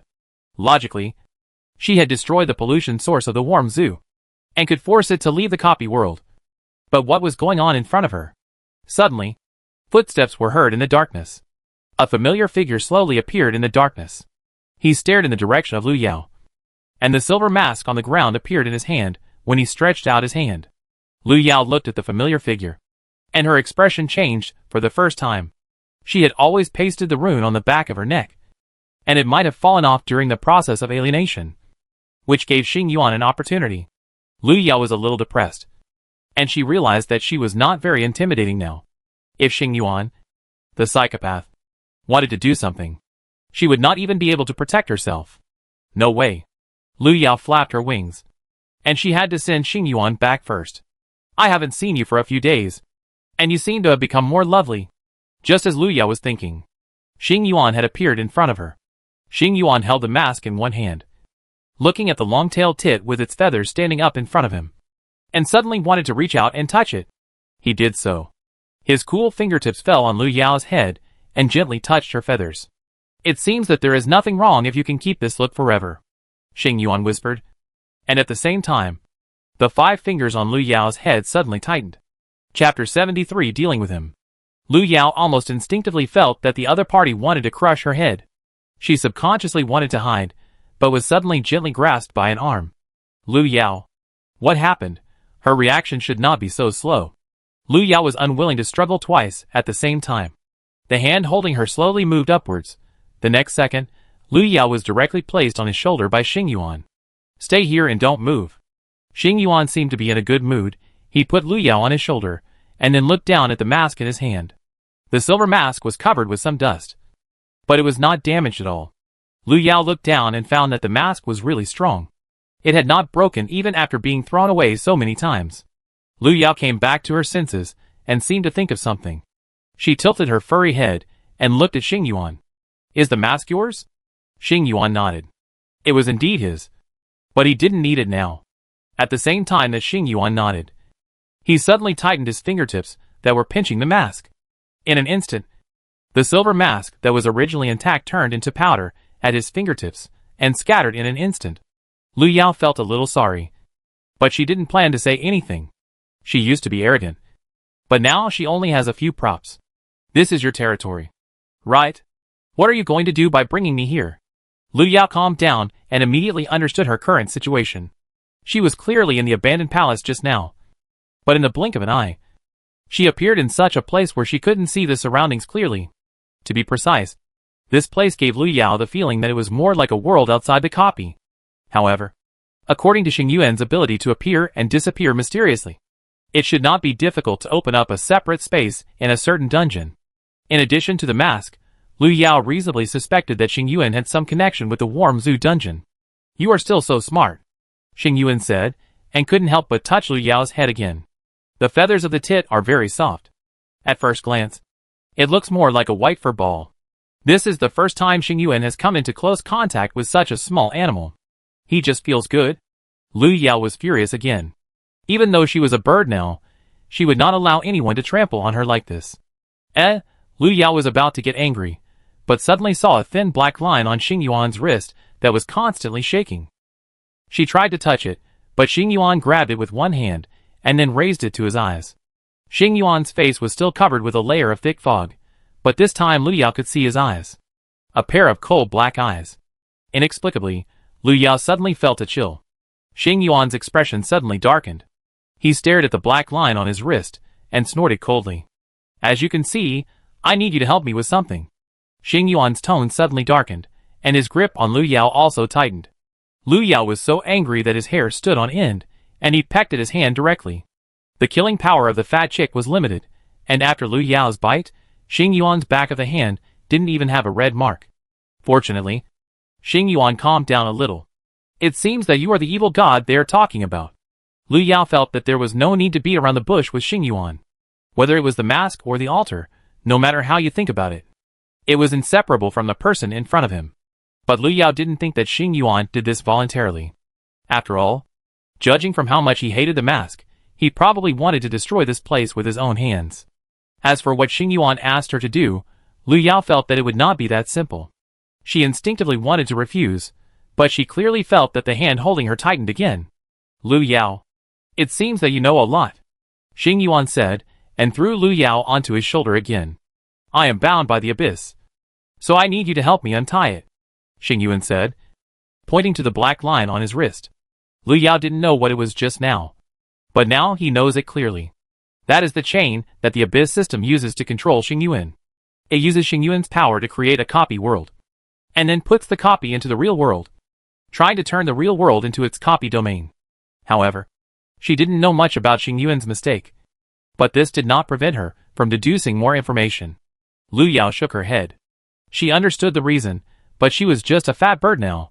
She couldn't save the evil god in front of her. The most important thing was that she didn't want to care about the mess between Xing Yuan and the abyss system. And what trapped Xing Yuan must not be just that black line that seemed to break at the touch. Lu Yao didn't want to get involved in the entanglement. She finally got out of the abyss, and just wanted to be a salted fish. I'm afraid I can't do this, you can find someone else. Lu Yao refused directly. Xing Yuan suddenly chuckled. He seemed to have expected Lu Yao would not agree. So at the moment when Lu Yao slipped, he grabbed Lu Yao's neck with one hand and lifted her into the air. I'll give you another chance to answer. Help me or die here. This time, Xing Yuan's tone was obviously lower. He was rising. But Lu Yao felt as if she had bullied him. Lu Yao shook her head. Sure enough, her brain became less sharp after turning into a bird. Lu Yao was eager to get rid of the predicament in front of her.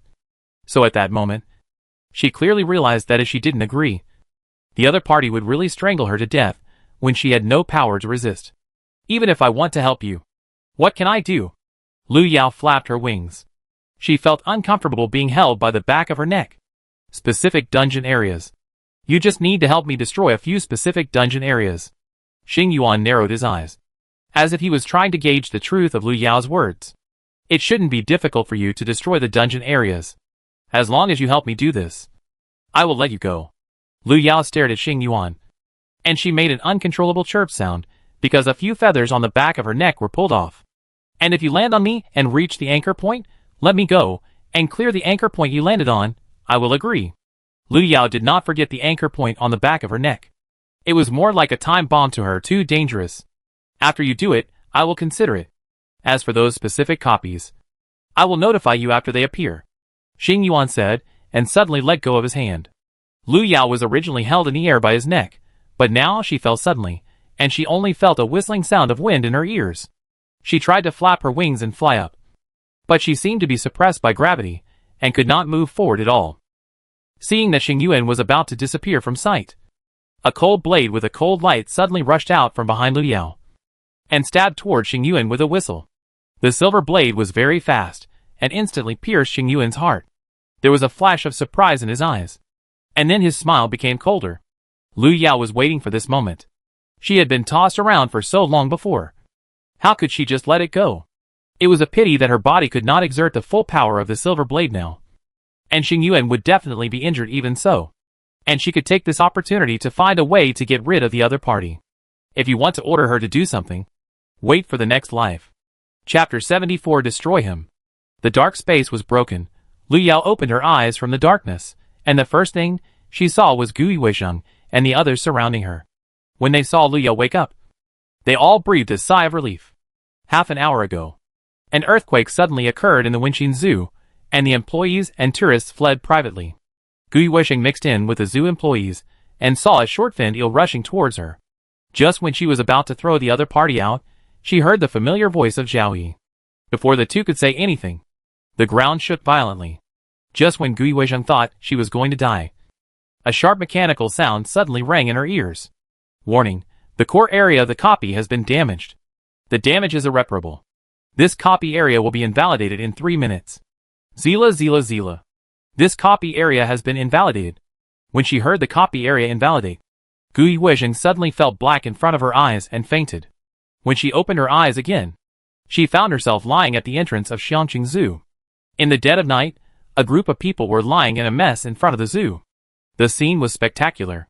Lu Yao stood up from the ground, and then quickly looked around. Gui Weisheng, Zhao Yi and Zhao Shi were all there. Qi Rui was the only one missing from the crowd. It seemed that he had fled in a hurry after waking up. The other humans who were finally sucked into the zoo, although they had been released, their physical condition was not optimistic. Lu Yao touched the back of her neck. She had not felt any stinging since she woke up, although her last move of throwing out the Yin blade was risky. It was also a chance to get rid of Xing Yuan, an evil god trapped in the abyss world. Perhaps she could use the power of the abyss to contain him, get rid of him, or even destroy him. Lu Yao's thoughts were interrupted by a burst of mechanical system sound. The dungeon reward has arrived. The dungeon Warm Zoo has been completed, and the reward is being settled. Name, Lu Yao. Level, Intermediate. Points, 125,000. Usable props, small flower umbrella, silver blade, red candle, broken axe, mysterious tentacle. Get alienated superpowers. Luck value +3. Resentment value from the zoo director +50. After listening to the mechanical prompt sound, Lu Yao subconsciously clicked on the superpower item. Superpower, alienation. Each alienation lasts for 30 minutes, currently. It can be alienated into a single species, and the alienation types can be increased after upgrading. Lu Yao was a little surprised when she looked at the superpower. She remembered that players did not have superpowers when they were in the Abyss world before. She did not expect that after entering the real world, the mode in the Abyss would also change accordingly. As for the resentment value of the zoo director, Lu Yao was not worried about this at most. There would be more buffs in the dungeon. What Lu Yao was concerned about was that although her level had been improved, the current points were still not optimistic. She had used points to upgrade props twice before. If she wanted to upgrade a prop next time, she could only get more points as soon as possible. Lu Yao. Someone seems to be coming. Suddenly, Gui Weisheng heard a voice. Lu Yao came to his senses and saw a familiar bus rushing towards him. 2 minutes later, a familiar figure got off the bus. Liao Yu looked at Lu Yao standing opposite, and his expression changed slightly. But he soon calmed down. He led a team of more than a dozen people to the gate of the zoo. Lu Yao. Who are they? Gu Weisheng pulled Lu's sleeve. She looked at those people, and they seemed to be difficult to deal with. She didn't know what they were doing. Lu Yao waved his hand to signal Gu Weisheng not to worry. Official people. We just need to cooperate. Because the warm zoo dungeon area disappeared. Liao Yu rushed over with his men.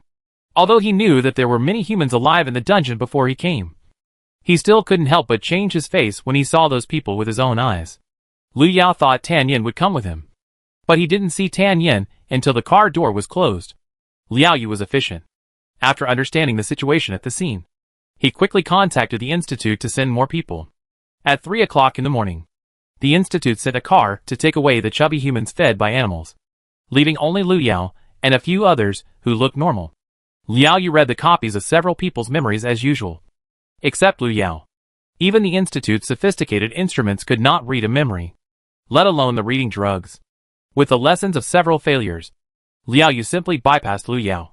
However, the scope of this warm zoo copy is so wide that it is obviously not easy to calm down. It is still unknown whether those humans who are fed as animals can recover to normal. The morning sun shines on Lu Yao's face, and she narrows her eyes slightly and looks at the sky. At the same time, Gu Yuezhing's scream suddenly sounded behind her. Ah! Today is already the 20th. Lu Yao also came back to his senses at the same time as Gu Yuezhing's voice came. The Mid-Autumn Festival holiday is only 3 days, which means that school has already started for 2 days. The 4 people didn't have time to think too much, and hurried back to school. Lu Yao and the others finally explained what happened in the past few days. Fortunately, the situation in the abyss has been known by many people, and the school did not make things difficult for them. On the second day after returning to school, Lu Yao received a call from Tan Yin. Tan Yan's tone on the phone was calm.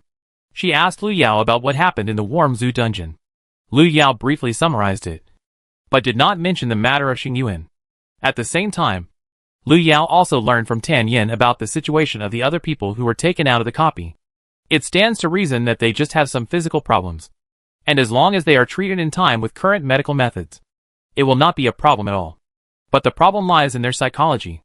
Those people have become accustomed to being fed like animals, and have basically lost their cognition as human beings. If this continues, they will not be able to reintegrate into society, and even cannot survive independently. Habits are really scary. It can change a person or destroy a person. At the end of the call, Tan Yin thanked Lu Yao. Although Lu Yao didn't know why the other party wanted to thank her, she vaguely felt that Tan Yan's understanding of the abyss seemed to be more than what she showed. After hanging up the phone, Lu Yao went directly to the school after school. Medical students are busy with their studies. Even Lu Yao couldn't help scratching his head. A few days ago, the incense and candle shop on the way had a few more orders.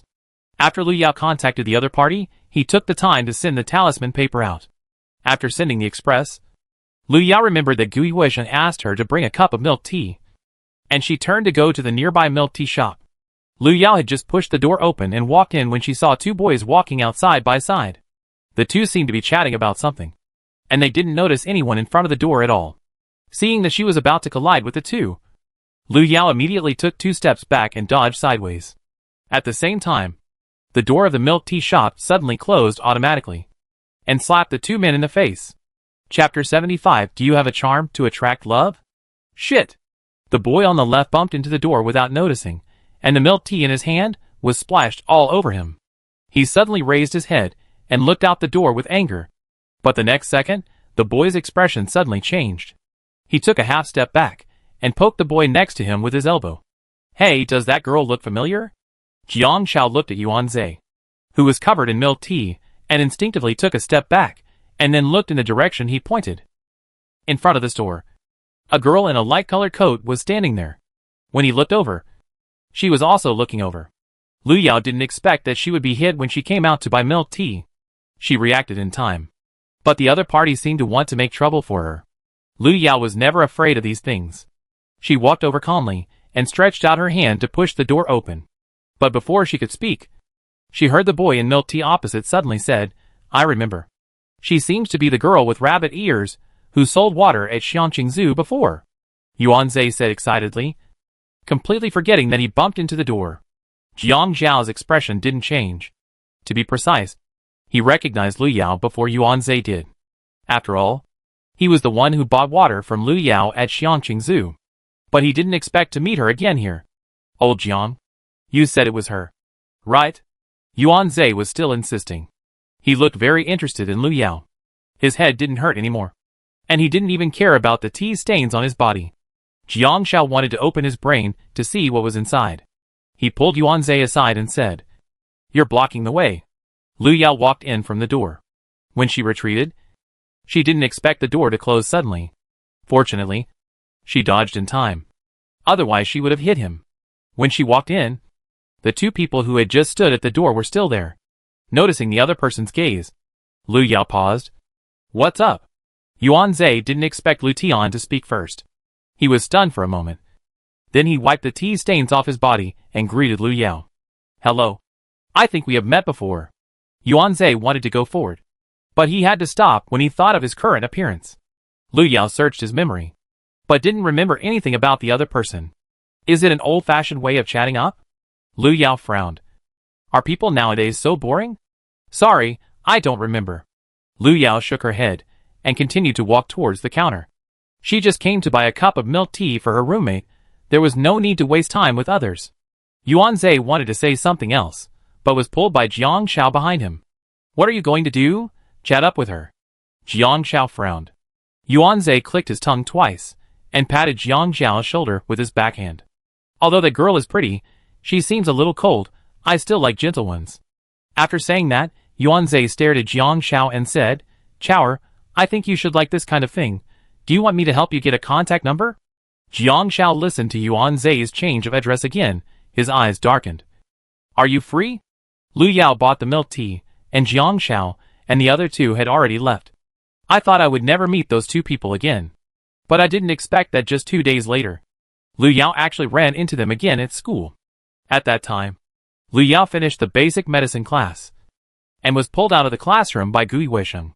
He didn't expect that as soon as he walked out of the classroom, he saw several boys walking towards him.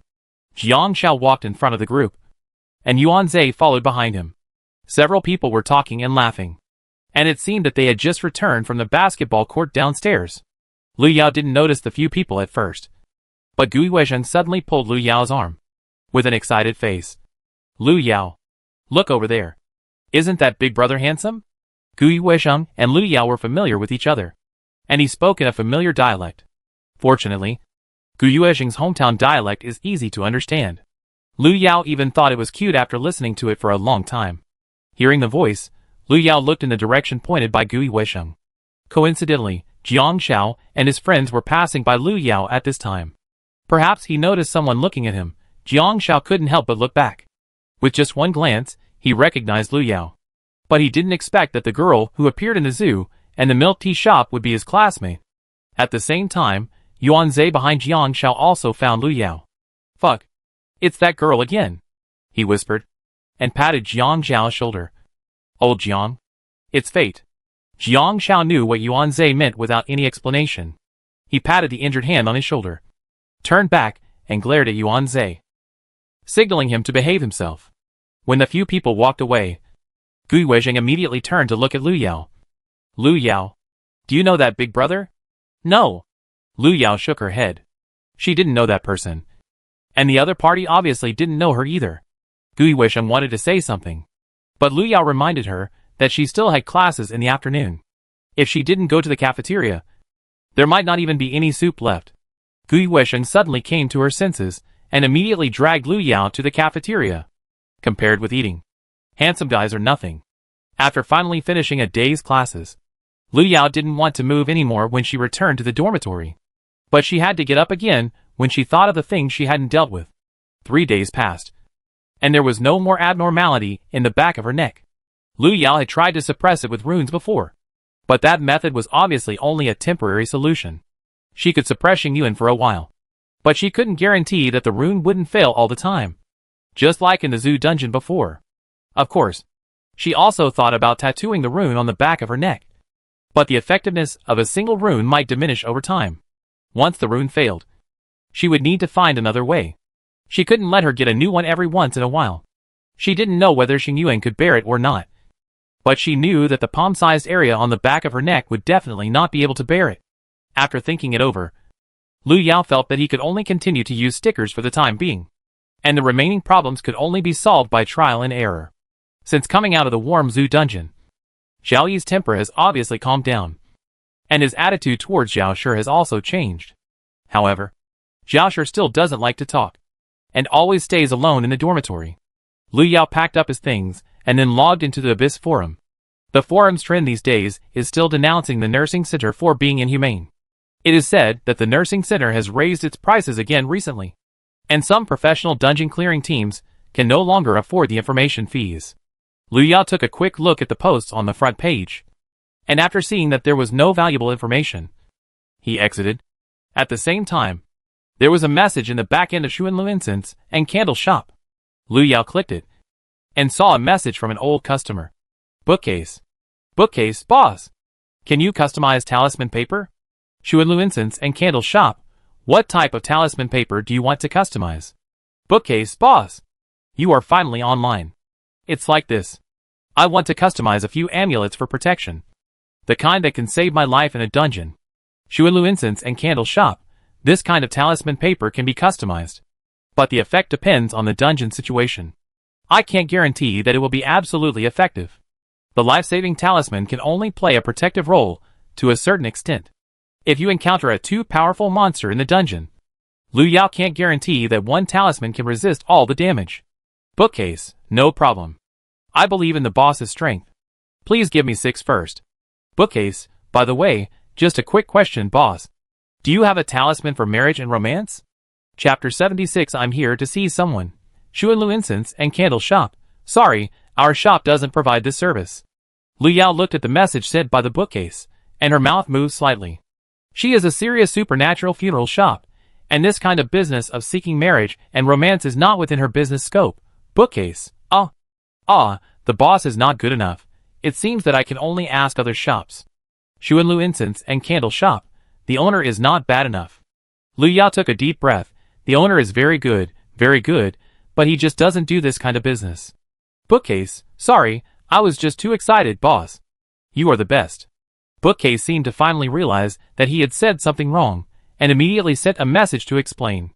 In the end, Lu Yao only agreed to 6 customized amulets, and promised to mail them out within 2 days. Bookcase, by the way, boss. I have changed my address now. I will send you the new address later, and you can just mail it here. 2 minutes later, Bookcase sent a new mailing address. Lu Yao looked at the address that was so familiar, and fell into a brief silence. Hengyu Medical University A Block Dormitory Building. Hengyu Medical University A Block is all female dormitories, and Shukue is not only from the same school as her, but also a girl. Lu Yao held her chin with one hand, and she didn't expect that she was so close to Shukue. But if that's the case, the address she sent the goods to can't be too close to here. Lu Yao didn't want to reveal her identity, so the talisman paper sent to Shukue had to be sent to a different address. Just thinking about it, Zhao Yi suddenly opened the door and walked in. She was always the last one to enter the dormitory, and Lu Yao and the others were used to leaving the door open for her. After Zhao Yi came back, she pulled out a chair and sat down. She held her face with both hands. After a short daze, she suddenly asked, "Do you know Jiang Xiao? The sophomore imaging student? Who is that?" Gui Weishan poked his head out suddenly and asked curiously. "Xiao Yi. He's the handsome guy from the department next door. Haven't you heard of him?" "No. I haven't seen many good-looking guys in school. If I have to say who is good-looking, the one that Lu Yao and I saw at the door of the classroom is more handsome." Gui Weishan held his chin with one hand, as if he was reminiscing. Zhao Yi became excited and jumped up from the chair. "Come on. I have his photo. Let me show you." As he spoke, Zhao Yi had already raised his phone in front of Gui Weishan. Gui Weishan cooperated and pulled up his sleeves. "Let me see how much." "Hey!" Halfway through, Gui Weishan suddenly looked at Lu Yao. "My Yao, isn't this the one we met during the day?" Lu Yao was not interested in discussing these, and nodded, and continued to think about his own things. "You're lying. How do you know if it's true or not if you haven't even seen it?" Gui Weishan waved to indicate that she would not disturb Lu Yao. Turning around, Gui Weishan seemed to have found a common topic with Zhao Yi. The two sat together and started gossiping about each other's appearance. 2 days later on Saturday, Lu Yao chose a relatively far address to send the talisman paper. When Lu Yao returned to school, she did not see Gui Weisheng. Even Zhao Shi, who had been staying in the dormitory, was nowhere to be seen. It was rare that she was the only one left in the dormitory. Lu Yao planned to take the opportunity to make some preparations. Lu Yao was so busy that it was time to check in. Seeing the 3 people who hadn't come back yet, Lu Yao had no choice but to send a message in the dormitory group to ask them when they would come back. 5 minutes after the message was sent, Gui Weisheng was the first to reply. Gu, damn! Is it so late already? But didn't we just watch the basketball game for an hour? Gui Weisheng sent the message. And Zhao Yi also appeared. Not easy. It's only 2:30 now. Lu Yao. Are you confused? Obviously. Gui Weisheng and Zhao Yi are together now. Looking at the messages sent by the 2 people, Lu Yao immediately walked to the balcony and took a photo and sent it to the group. She remembered that the school basketball court was indoors. And if it was a basketball game, it should also be inside the court. Lu Yao, picture, see for yourself. Gu, how is it possible? It's still daytime here. Boo, yes. It's still daytime outside. Gu, if you don't believe me, I'll send you a video. Gui Weisheng obviously didn't realize that there was anything wrong, and said that, and directly called Lu Yao on video. The video was connected, and Lu Yao saw what was happening over there with Gui Weisheng. The scene was indeed in the school gymnasium, and on the court. Gui Weisheng and Zhao Yi were sitting in the first row of the audience, and there were people all around them. Noisy shouts came from the phone, and Lu Yao stared at the screen for a while, and then his face changed. See, it's clearly daytime now, Gui Weisheng said, turning the screen to the outside of the stadium. Outside the stadium, the sun was shining and the sky was clear, just like a midsummer scene. Lu Yao stared at the screen and exhaled slowly. Although she didn't want to scare Gui Weisheng and the others, she still had to tell them a fact. After a moment, Lu Yao pointed her phone at the night outside the window and said, Gui Weisheng, it's 10:58 p.m. now, and it's cloudy today, and there's serious smog. Gui Weisheng looked at the night in the video and seemed to suddenly think of something. She suddenly turned her head, her eyes fell on the blue sky outside the venue, and suddenly alarm bells went off in her mind. Yes, it was cloudy when she went out today, and she reminded Lu Yao to bring an umbrella. And how could such heavy smog suddenly turn into such a clear sunny day? Gui Weisheng suddenly came to her senses. She subconsciously looked at Lu Yao in the video. Lu Yao, are we being pulled into a dungeon again? Almost instantly, Gui Weisheng's first thought was a dungeon. After all, what else could such a weird situation be except the work of a dungeon? It doesn't seem like it. There will be no signal on the phone in a dungeon, and if it was a dungeon, you should hear a prompt. Lu Yao paid attention to the situation on Gui Weisheng's side, trying to analyze their situation. But before Lu Yao could say anything else, the signal from Gui Weisheng was suddenly interrupted. The video screen finally stopped on Gui Weisheng's frightened face, and it went completely dark the next second. Looking at the disconnected video, Lu Yao immediately stood up. Gymnasium. Gui Weisheng looked at the phone that suddenly lost signal, and cold sweat had already seeped out of her forehead.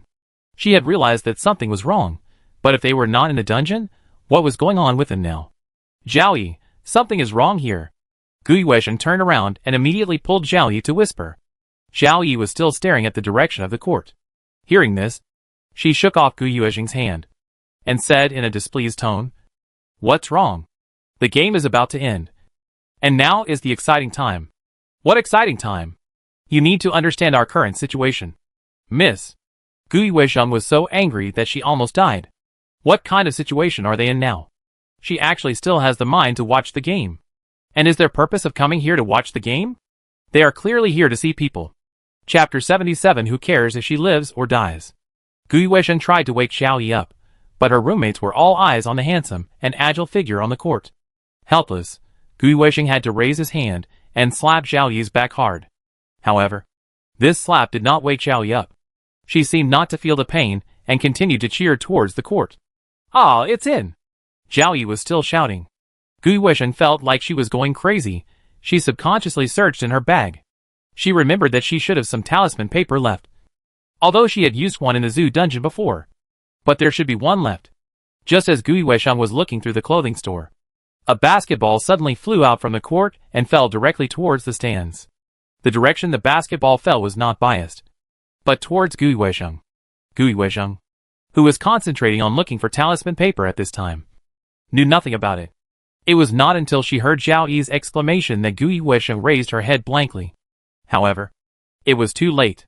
The basketball hit her at a very fast speed. Bang! There was a dull sound, but the pain that Gui Weisheng expected did not come. She opened her eyes, and saw a tall figure suddenly appeared in front of her. The boy grabbed the basketball with one hand, and saved Gui Weisheng's head. Zhao Yi's awe scream came to her ears, and Gui Weisheng felt dizzy. Gui Weisheng should have been excited about the hero saving the beauty in such a scene, but as soon as she thought of the situation in front of her, Gui Weisheng's excitement suddenly disappeared.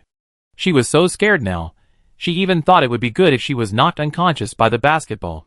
I wonder if Lu Yao will help them to call the police. Is it really useful to call the police in this situation? Gui Weisheng's mind was in a mess. When she came to her senses again, she found that the tall boy standing in front of her had held her hand without knowing when. Zhao Yi was still yelling with a crazy look on her face. Gui Weisheng almost wanted to fly up and punch her. The game is over. Would you two like to go to the dinner with us? Suddenly, the boy in front of Gui Weisheng asked. He said two people, obviously referring to Gui Weisheng and Zhao Yi. Before Gui Weisheng could open his mouth, Zhao Yi nodded and agreed.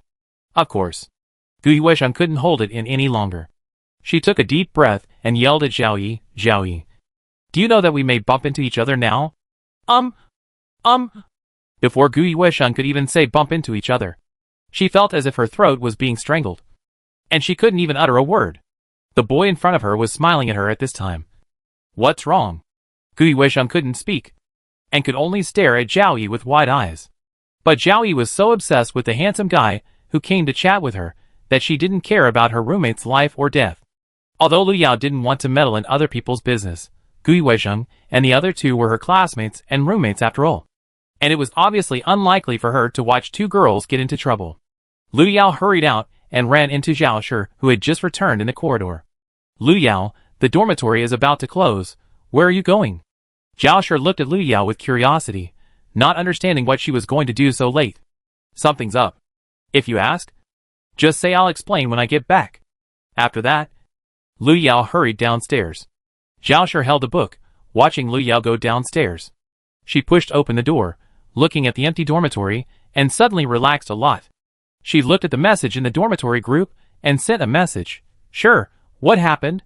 I just came back from the study room, and saw Lu Yao hurried out.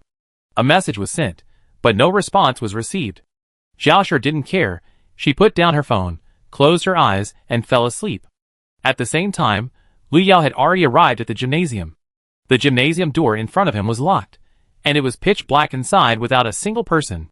Gui Weisheng and the others were watching the game in the gymnasium, but whether they were watching a living person or something else was another matter.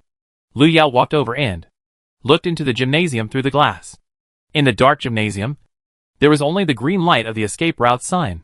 The whole venue was quiet, and most importantly, there was no trace of Yin energy around, let alone the presence of a copy. Even though Lu Yao was so sensitive to the copy, she didn't notice anything unusual. She reasonably suspected that Gui Weisheng and the others should not be here. Is there another gymnasium in the school? Lu Yao thought for a while, and took out her mobile phone. Flipping through the photos that Gui Weisheng had sent before, the photo showed a clear blue sky outside the window, and there was no building at all. Lu Yao enlarged the photo to try to find clues, and suddenly heard footsteps behind her. There were few students in the school at this time, and Lu Yao subconsciously thought that the security guards who came were on night patrol in the school. Just when she was about to hide, a female voice suddenly sounded. Su, are you sure it fell here? After the female voice finished speaking, another female voice sounded immediately. Of course, I only came here to watch the game today, and I couldn't find the dormitory or the classroom, so it must be here. Okay, let's look around. We definitely can't get into the gymnasium this late. Two female voices came over hand in hand. They were holding their cell phones to illuminate, and were carefully searching for something on the ground. It turned out that they were looking for something. Lu Yao paused, and exhaled. As long as it wasn't the night patrol security guard, it would be fine. She stood up and planned to go somewhere else, and suddenly heard a female voice exclaiming, Found it. Su, I found it. Do you think it's this? The female voice called Su looked over, but shook her head after seeing the found object clearly. No. This is not mine. The crystal on my bracelet is purple. And this is pink. Lu Yao, who was about to turn around, suddenly stopped. Pink crystal bracelet? Who's over there? Before Lu Yao could move, she heard the girl called Su Su looking in Lu Yao's direction. The light of the lighting lamp shone on Lu Yao. Lu Yao narrowed his eyes. Good evening, I'm here to look for something, Lu Yao said and walked over. Are you here to look for something too? Su Su was obviously a little unconvinced. She pulled the girl behind her, and both of them showed their guard. Lu Yao didn't get too close to the two people. Nodded and said, I lost a bracelet, silver-white, with 3 petal-shaped pink crystals on it. Lu Yao described the bracelet. Of course, she didn't have any crystal bracelet, but Gu Yuezheng happened to have one. Therefore, what she described was exactly what Gu Yuezheng's bracelet looked like. Su Su. This bracelet is exactly the same as what she said. The girl next to her pulled Su Su's arm. She had just seen it, and the bracelet should belong to the girl opposite. After all, they just picked it up, and it was so dark here that the other party couldn't see what it looked like. Is this the one you are looking for? Su Su took the bracelet and held it up to the light. Lu Yao leaned in to take a closer look. It was indeed Gu Yuezheng's bracelet. If the bracelet was here, then Gu Yuezheng should be nearby. Where would she be taken? Thank you. This is the one I lost. Lu Yao nodded. The two girls didn't say anything else, and returned the things to their original owners. By the way, I have something to ask you. Do you know if there are other gymnasiums besides this one? Other gymnasiums? The girl next to Su Su thought for a while, and suddenly said, I heard that there was a gymnasium in Hengji before, but it was abandoned a few years ago. Lu Yao's eyes lit up. Can you tell me where it is? I remember it was near the artificial lake, but it has been demolished. Thank you, Lu Yao said, and immediately ran towards the artificial lake. Su Su. That girl is so strange. What is she doing in an abandoned gymnasium in the middle of the night? Watching Lu Yao running away, the girl couldn't help but ask curiously. Who knows? Maybe there is something important. Let's find something first. Su Su frowned. At that moment, she actually felt that the girl looked familiar. Chapter 78. No, is she sick? Lu Yao took Gu Yuezheng's bracelet and ran towards the artificial lake. During the period, she was almost discovered by the night patrol security guard. Luckily, she reacted quickly and avoided the night patrolman. The artificial lake of Hengji Medical University is located near the laboratory building. Lu Yao had been there once before. She remembered that there was indeed a large open space there. But Lu Yao had always been curious about why it was empty, and today she understood. A few minutes later, Lu Yao stood by the lake and looked at the empty space in front of her that was full of sand. She took out Gu Yuezheng's bracelet and placed it on the ground, then picked up a branch from the side and drew a few runes on the ground. The bracelet had Gu Yuezheng's aura, which could help Lu Yao find them. After drawing, Lu Yao took out his phone and checked the time. It was 11:39 at night. It had been an hour since Gu Yuezheng and the other two lost contact. Lu Yao did not hesitate, and after drawing the runes, he walked straight in. The gymnasium. Gu Yuezheng was pulled forward by the boy, and Zhao Yi followed behind him. They crossed the stands and walked towards the center of the court. Strange. Didn't they say they were going to dinner? Why are they walking to the court? Zhao Yi seemed to have finally come to her senses. She glanced at Gu Yuezheng in front of her and couldn't help whispering. Gu Yuezheng thought that the young lady had finally woken up. But it was too late. Do you know where we are now? Gu Yuezheng turned her head. She could finally speak now. But she still couldn't say anything like strange. Zhao Yi scratched her hair. We are in the gym. Today is the sophomore basketball game. Didn't we agree to watch the game together? After saying that, Zhao Yi patted Gu Yuezheng on the shoulder. What's wrong with you? Gu Yuezheng, do you remember that we just called Lu Yao? What call? Did we call Lu Yao? I don't remember, Zhao Yi said, suddenly reaching out and pushing Gu Yuezheng forward. Soon, the two were brought to the center of the basketball court. Gu Yuezheng watched the boy in front of him slowly turn his head. The tall figure leaned over and stared at him. Clearly the other person had a smile on his face, but for some reason Gu Yuezheng felt a sense of weirdness. She subconsciously tightened her backpack, but she didn't know where the remaining talisman paper went. And even the bracelet she had prayed for at the temple was gone. Didn't you say you were going to a dinner party? Are you planning to meet at the stadium? Finally, Gu Yuezheng couldn't help asking. The boy smiled at her and raised his eyebrows. Yes. It's a dinner party. What about the location? Where are we going? Gu Yuesheng took a deep breath and continued to ask. The boy's smile became even stronger. The location. Of course it's here. As soon as he finished speaking, the boy's eyes looking at Gu Yuesheng suddenly changed. That was the look of looking at food that was about to be served on the table, joyful and expectant. Gu Yuesheng immediately broke out in a cold sweat. Beauty can mislead people. She shouldn't have been so obsessed with it, and insisted on watching a game with Xiaoyi, if there was a future. She would definitely be a self-disciplined young man, who was pure-hearted and focused on learning.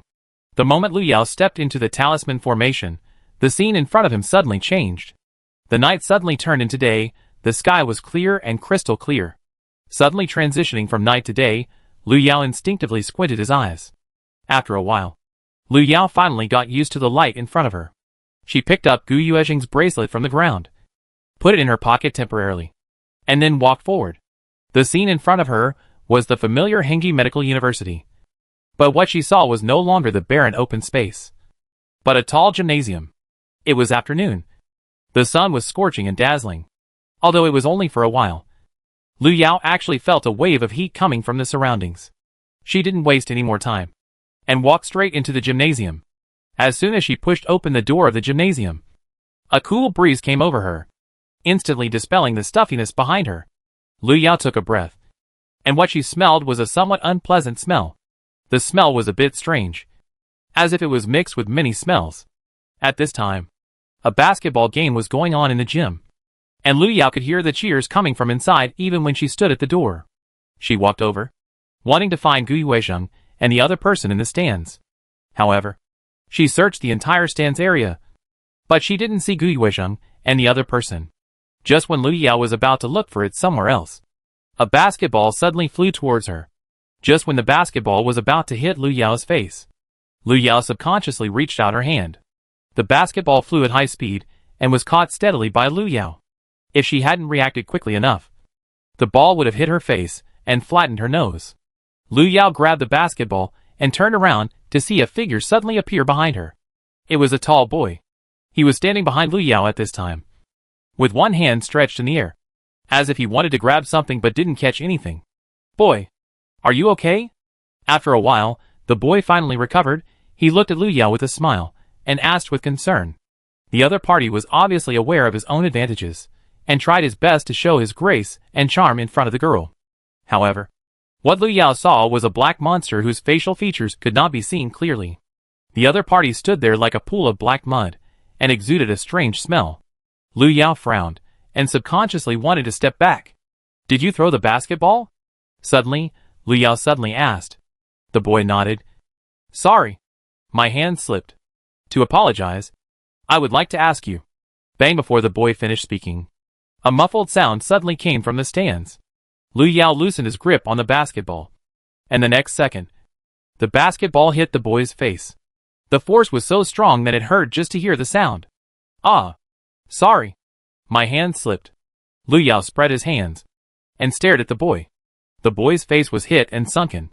Black mud and rotten flesh peeled off the other person's face, and finally fell on the ground around. It looked more and more weird. The boy covered his face. He didn't seem to want Lu Yao to see his sunken face, but he couldn't let himself retreat. After a while, he felt that he had finally repaired the wounds on his face, and then he slowly let go of his hand.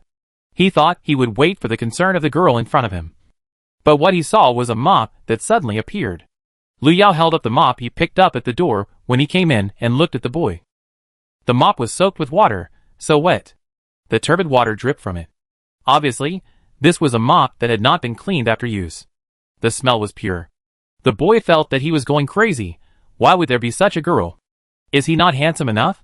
Is he not gentlemanly enough? No, it must be the other person's problem. This girl must have a problem with her brain. After trying hard to convince himself, the boy finally decided to give up. They already had 2 delicious meals, and they didn't need a plate of food that looked unpalatable as a foil. This will only affect the taste of other foods. Thinking about it, the boy finally decided to clean Lu Yao out first, because they were about to start a new round of dinner. Just as he stretched out his hand to clean Lu Yao out, the mop covered with dirty water had already swung towards him. Lu Yao raised his hand and poked the boy's head. The mop hit the boy's face that had just recovered, and immediately sank in. The boy made a grunting sound, and was finally kicked back to the court by Lu Yao. Lu Yao stepped on the seat with one foot, turned the mop in his hand, and pointed it at the center of the court like a long sword. I'm here to find someone. Tell us where the two girls are, otherwise I can only demolish this place first. Male ghost, ah, she is sick. Chapter 79. She owes me. Lu Yao spoke calmly, but his words were enough to shock the monsters in the entire gymnasium. Almost instantly, the audience who were originally sitting in the stands moved, and rushed towards Lu Yao like zombies. Lu Yao jumped directly onto the chair. He swept the area with a wave of the mop in his hand. The audience who were hit instantly turned into a pool of black mud and fell to the ground, and then crawled away at a very fast speed. She had made preparations before coming in, so she was not surprised to encounter such a scene.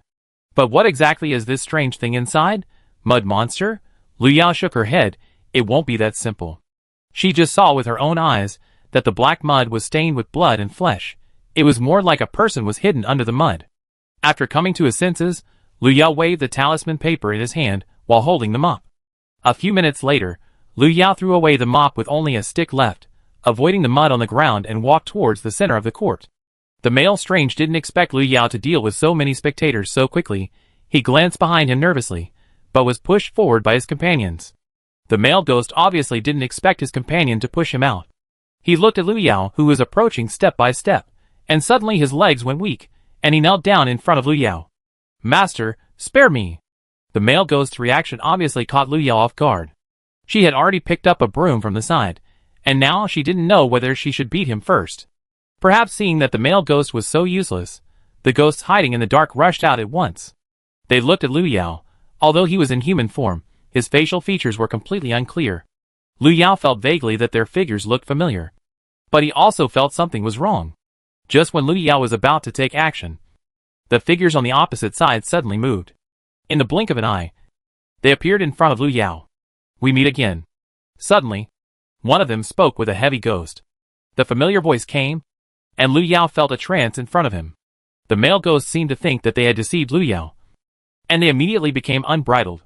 Their ability is to confuse people's hearts, and let the other party see the appearance of the opposite sex they care about most. In their opinion, caring means having a favorable impression, and having a favorable impression means liking someone. Since they like someone, then it must be right for them to become that person's appearance. Before the male ghosts could do anything, the angry broom had already fallen equally on the head of each ghost. Lu Yao's mouth twitched slightly, and the expression on her face suddenly sank. These ghosts couldn't do anything else, but they had to become Xing Yuan's appearance to provoke her. They were simply courting death. Lu Yao didn't want to see a few faces with unclear facial features, and the familiar voice that made her want to kill people appear in front of her. Thinking of this, Lu Yao could not help but use more force. In the darkness, Gui Weisheng listened to the screams coming from all around, and subconsciously hugged herself. Will they really be eaten by those ghosts? Xiaoyi, who was standing by, finally came to her senses, and now just sat on the ground and cried. She regretted it so much. But what's the use of regretting now? Don't cry, we have to find a way to escape. Gui Weisheng suddenly spoke. Xiaoyi sniffed. How to escape? There are so many ghosts here. If you don't try, you can only wait to die. Gui Weisheng clenched her bag. She couldn't just sit there and wait for death. She had just been admitted to university. Her life had just begun. She absolutely couldn't just. Xiaoyi, why are you grabbing me? Gui Weisheng's thoughts were interrupted. She looked at Xiaoyi, who was pulling her calf, and said angrily, I'm just afraid that you'll leave me behind. Xiaoyi held onto Gui Weisheng and refused to let go. They were now in the same boat. Let me go first. How can I walk if you hold me like this? Gui Weisheng frowned. Gui Weisheng, my legs are weak, and I can't stand up. Can you carry me? Xiaoyi's voice was aggrieved. She really couldn't move now. Gui Weisheng sighed. Xiaoyi was usually with Zhao Shi, and Zhao Shi helped her with everything. Now that Zhao Shi was not here, she was afraid that she would be treated as a nanny. I can't carry you. Gui Weisheng tried to calm herself down. She had a hard time moving herself, let alone carrying Xiaoyi. But Zhao Shi can do it. Xiaoyi still didn't plan to give up. Gui Weisheng was so angry that she wanted to laugh. Xiaoyi, I've wanted to say this for a long time. Zhao Shi is not your family's slave. How can you treat her like that? Xiaoyi was stunned for a moment, then lowered her voice and said, You know nothing, you don't understand anything, this is what she should do. Okay, I can't control your family's affairs, but can you let me go first? She still wanted to try to save herself. She didn't want to stay here and wait to die. Zhao Yi refused to let go. She knew that no one except Gui Weizhang could help her here. If Gui Weizhang ran away by herself, what would she do? Thinking of what happened in the warm zoo before, Zhao Yi didn't want to let go even more. Just when Gui Weizhang was about to force Zhao Yi's hand open, the screams in the darkness suddenly stopped. Gui Weizhang raised his head and saw the darkness in the distance receding. At the same time, a figure appeared at the end of the darkness and was walking towards him. For a moment, Gui Weizhang felt that he had seen the savior. But the appearance of the savior was a little weird.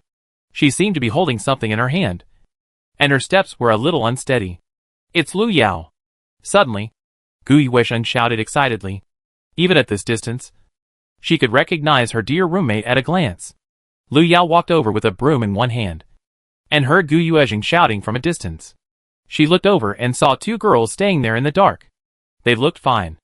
Lu Yao walked over and glanced at Zhao Yi, who was sitting on the ground. Injured? Gui Weizhang wiped the cold sweat from his face.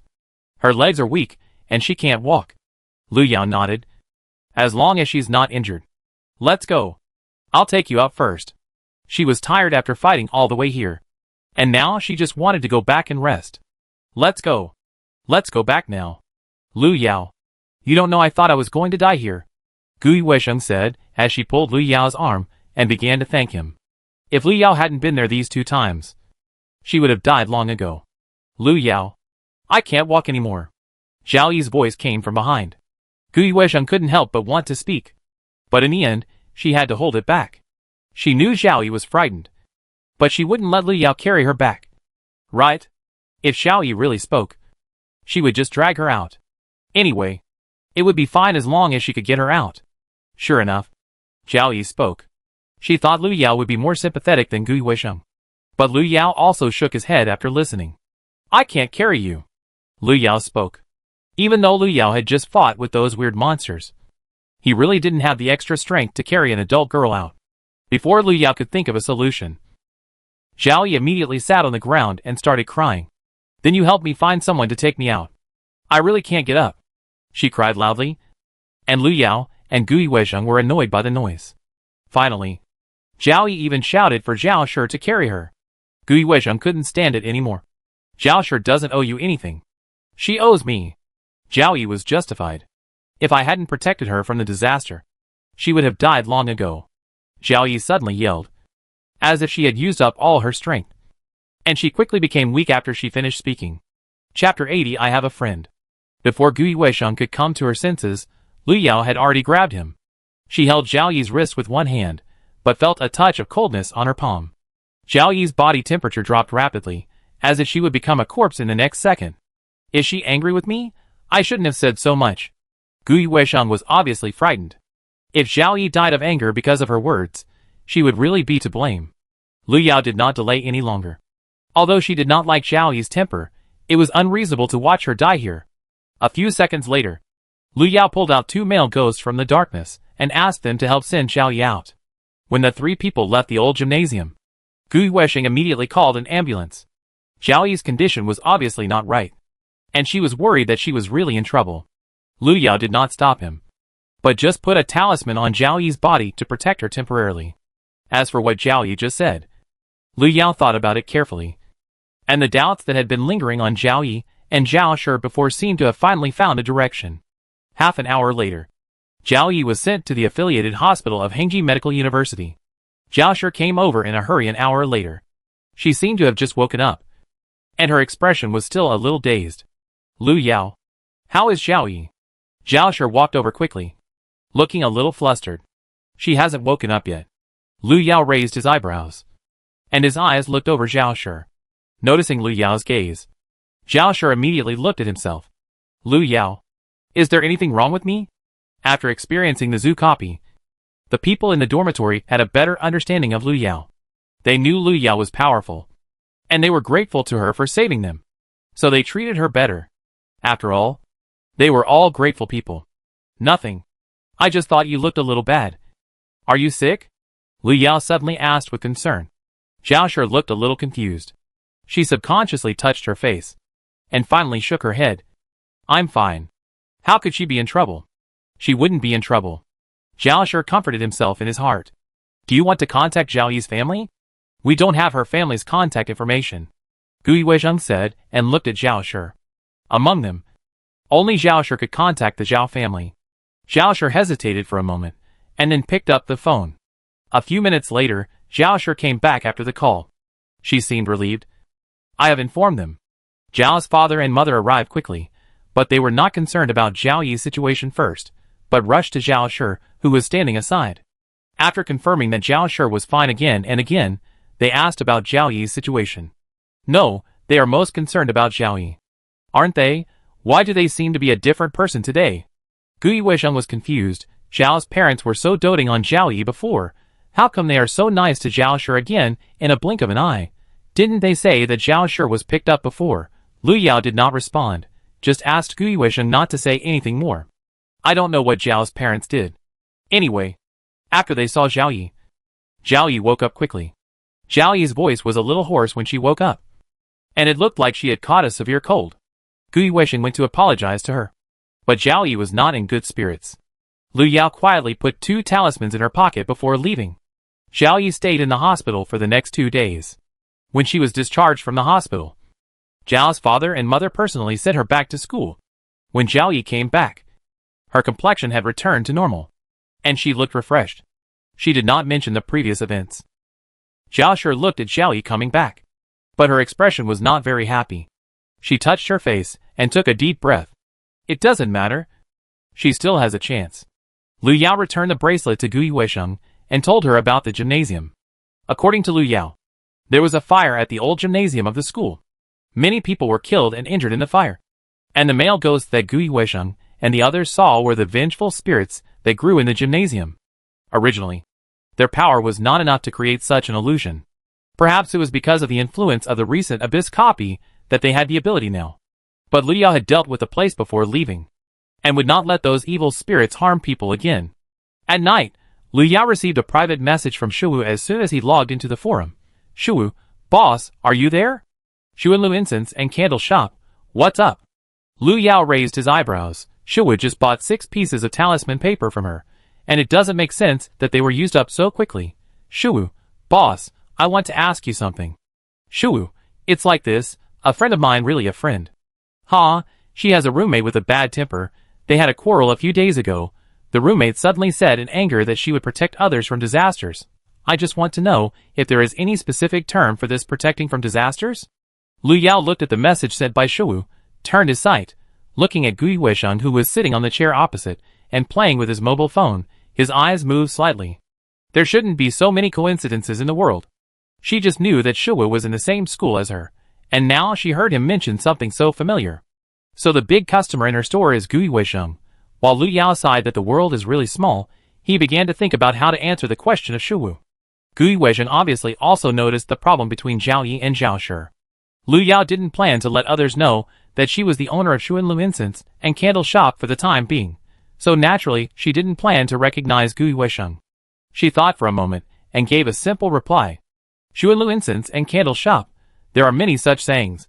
The most common ones are similar to borrowing luck and exchanging fate. Bookcase, boss. Can you elaborate? Xuanlu Incense and Candle Shop. Borrowing luck is nothing more than absorbing other people's luck to yourself through some means. And as for exchanging fate, it is to exchange the fate of 2 people, giving the good to yourself, and letting the disaster that should have happened to you to be exchanged to others.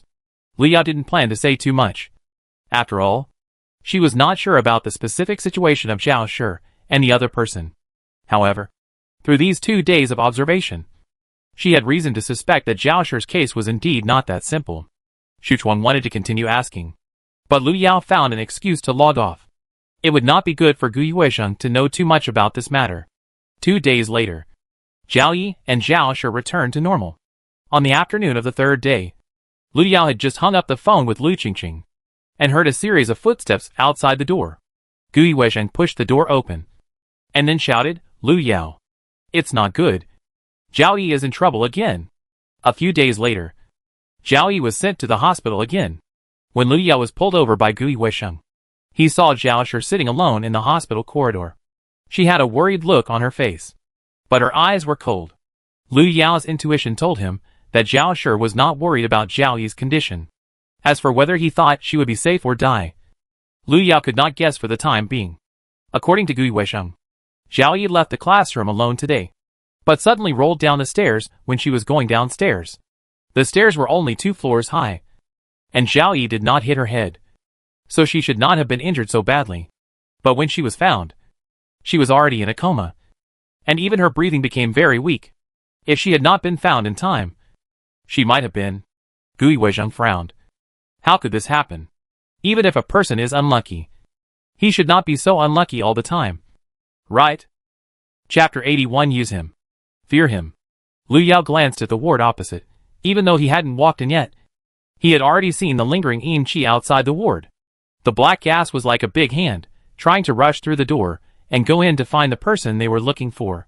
A few minutes later, Lu Yao and the other 2 walked into the ward. Zhao Yi was seriously injured and unconscious, and they could only stay here for a short while. Lu Yao stared at Zhao Yi, and a strong yin sha gathered on the girl's forehead, but it was temporarily suppressed because of the talisman that Lu Yao had left on Zhao Yi before. It can be said that if it weren't for the talisman paper left by Lu Yao before, Zhao Yi would really die this time. Gui Weisheng pulled the corner of Lu Yao's clothes. Lu Yao, there is something I have always wanted to say. Lu Yao turned his head. You say. I think what Zhao Yi said before might be true. Otherwise, how to explain her bad luck? Not only this time, but also the previous encounter with pollutants and being pulled into the dungeon, and the encounter with strange things during the game. These things happened one after another. Unless the luck was extremely bad, how could one person encounter them all in such a short time? What's the matter? Lu Yao raised his eyebrows. It's the disaster prevention thing Zhao Yi mentioned before. Gui Weisheng was a little excited, but she tried to keep her voice down. She had never told Lu Yao about this matter in detail, and she wanted to wait until she found out. But now she couldn't help it. I suspect what Zhao Yi said is true. She may really be helping Zhao Shi to resist some disasters, Gui Weisheng said, and pulled Lu Yao aside. The next second, she saw her take out a talisman paper from her bag. Lu Yao looked at the familiar talisman paper, his expression normal. I asked for this from a master. Maybe it can help Zhao Yi. Perhaps to make Lu Yao believe. Gui Weisheng was embarrassed to say that he bought it at a high price, and only said that he asked the master for it. The master himself had no objection to this. But this talisman could not save Zhao Yi. The wounds on Zhao Yi's body were real. Although the wounds could not be seen, the damage to the body was real. Someone transferred his own injuries to Zhao Yi, and that person looked like he wanted Zhao Yi to die. Gui Weisheng approached with the talisman paper. But before she could get close to Zhao Yi, she was held down by Zhao's father, who suddenly rushed in from outside the door. What do you want to do? Zhao's father stiffened his neck, looking angry in his eyes. Lu Yao and Gui Weisheng at this moment were like evil people who hurt Zhao Yi. He stood in front of Zhao Yi and pushed Gui Weisheng away. Gui Weisheng still had the talisman paper in his hand, and he got angry when he saw this. I just want to help her. Help her? I think you want to hurt her. Don't be so vicious at such a young age. Zhao's father ignored what Gui Weisheng said, and wanted to drive him out as soon as he finished speaking. Lu Yao and Gui Weisheng were driven out of the ward. Gui Weisheng clenched his hand holding the talisman paper. Why is he so unreasonable? Lu Yao patted Gui Weisheng's shoulder. Father Zhao was not unreasonable, but he couldn't let Gui Weisheng's talisman get close to Zhao Yi. Zhao's parents probably knew Zhao Yi's situation better than anyone else. But the person they wanted to save was not Zhao Yi, but the person who exchanged life with Zhao Yi. Lu Yao turned around. There were not many people in the long corridor. In the corner not far away, she clearly saw a familiar figure standing there. Zhao Shi was leaning on a cane, her face pale. She was standing at the end of the corridor, staring at Lu Yao, or more precisely, at the direction of Zhao Yi's ward. Noticing Lu Yao's gaze, Zhao Shi suddenly smiled. She seemed very happy. If she hadn't been inconvenient at this moment, she would probably run over to Lu Yao and the others. Lu Yao, what are you looking at? Gui Weisheng raised her head and saw Lu Yao staring at the opposite side. She looked over subconsciously, but saw nothing. Let's go. It's time to go back to school. Lu Yao came to his senses and walked out straight away. Zhao Yi's parents were both there. They were just roommates living together, She had done what she should do. The rest was up to Zhao Yi herself. Gu Yuesheng also knew that it was not easy for them to intervene in this matter. After thinking about it, she chose to leave with Lu Yao. Although Zhao Yi looks a bit like a jerk, it's still a life after all. Sigh. Gu Yuesheng followed Lu Yao, sighing. Her condition is very complicated. It's not something you and I can help just because we want to. Lu Yao had seen many deaths and lives before, and had long been accustomed to these things. But she couldn't use this to ask others to be the same as herself. The two returned to the dormitory. And as expected, they didn't see Zhao Shi. Gu Yuesheng just thought that Zhao Shi was called by the Zhao family to work like a cow and a horse to take care of the patient, and didn't think much about it. 2 days later, Lu Yao suddenly received a call from Tan Yin. I don't know since when. Tan Yin would intentionally or unintentionally reveal some news about the abyss to Lu Yao. Lu Yao accepted this well. He just listened. But he had no intention of entering the dungeon or doing anything. Lu Yao could vaguely guess what Tan Yin was planning. The purpose of the Abyss Research Institute was to completely eliminate the abyss from this world, as he had caused several dungeon areas to disappear in succession. He naturally attracted their attention. However, Lu Yao had been staying in school for a while, and had no chance to contact the dungeon areas outside. Tan Yin looked at the growing dungeon areas, and was almost worried. Lu Yao, the Abyss Research Institute actually has its own strategy team. I hope you can join. Xin Yin finally chose to get straight to the point. They were impressed by Lu Yao's ability. If Lu Yao could join, it would be a great help to them. Sorry, I'm not interested in these.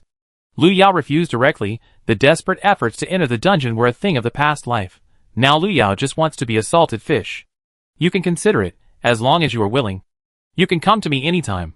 Xin Yin did not give up. She believed that Lu Yao would agree one day. Lu Yao said she would not consider it. Xin Yin was speechless for a moment, and finally had to hang up in a hurry.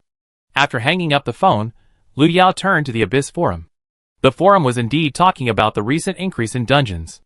It seems that Xin Yin did not lie to her. The dungeon area has indeed increased a lot in the past few days. But Lu Yao's incense and candle shop has also made a lot of money because of this. Some familiar and unfamiliar people came to her to place orders for talisman paper, seemingly intending to save their lives in an emergency. After a lot of trouble, Lu Yao clearly realized one thing. The speed at which the abyss wanted to devour this world increased. It seemed as if it suddenly had a sense of crisis, and wanted to make this world completely fall into a copy world as quickly as possible. As for the reason, Lu Yao slowly touched the back of her neck. The skin there was smooth, and she no longer felt any stinging. But she knew clearly that the reason why the abyss did these things was most likely because of Xingyuan. The abyss trapped Xingyuan, and wanted to use his power, but was afraid that he would break free from the shackles. Lu Yao let go of her hand, and weighed the two. How would she choose? Chapter 82 Campus Gossip. Qi-Rui walked out of the small hotel, and used his hands to block the sunlight above his head. After a few days of recuperation, his injuries were barely recovered, but it would take at least some time to recover to his previous state. Lu Cheng called him several times in the past 2 days, urging him to return to the team. It is said that many dungeon areas have appeared nearby. Their team must take advantage of this opportunity to make a fortune. Qi-Rui held the phone. Of course he knew why Lu Cheng was so anxious. The price of the source of information has increased again. They had nothing in the previous 2 dungeons, and now they urgently need to make a big fortune, otherwise it will be difficult to even maintain the team's expenses. You want me to be a laborer again? Qi-Rui looked around, thought about it, and decided to go to the dungeon with Lu Cheng and the others again. He was in a normal state now. He had to find a way to get himself some handy props first. As for Lu Yao, Qi-Rui didn't want to run into Lu Yao again for the time being. After the Warm Zoo dungeon, he didn't find the adult's mask, but there had been no news from the adult for some time, and he didn't know what happened. Thinking about it, Qi-Rui called Lu Cheng. In the next instance, he couldn't be so unlucky to run into Lu Yao again. A week later, Lu Yao saw Zhao Shi again. The wound on her leg seemed to have healed, but her face was pale, and she looked a little weak. She was accompanied by Zhao's father and mother, who were helping Zhao Shi move things in the dormitory. Lu Yao, I plan to move out. Zhao Shi looked back at Lu Yao, with a smile on his face. This was the first time Lu Yao saw Zhao Shi smile so naturally. This time she didn't pack her luggage alone. Zhao's father and mother helped her pack her things, and even carried them downstairs for her. Yeah. Lu Yao nodded.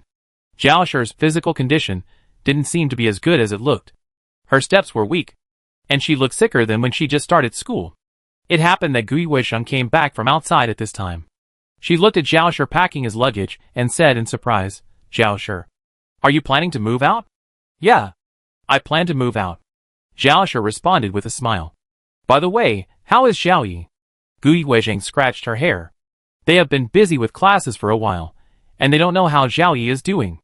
When Xiao Yi was mentioned, Zhao Shi's expression suddenly changed. At the same time, Xiao's mother suddenly appeared at the door. She glared at Gui Wisheng. "Why are you mentioning that unlucky girl? Sure, Xiao, we should leave. The car is waiting downstairs," Zhao's mother said as she walked straight to Zhao Shi, reached out, and gently stroked her hair. Her eyes were full of love. Gui Wisheng was stunned. She had seen this scene before on Zhao's mother. But it was Xiao Yi at that time. Zhao Shi followed Zhao's mother and left. But he looked back at Lu Yao and the others before leaving.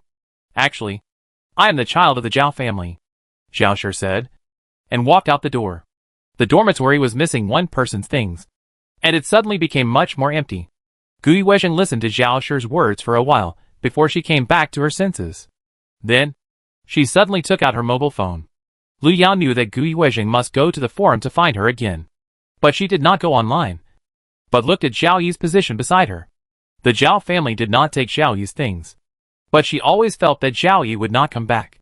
A few days later, Lu Yao heard about Xiao Yi's death and Zhao Shi's suspension of school.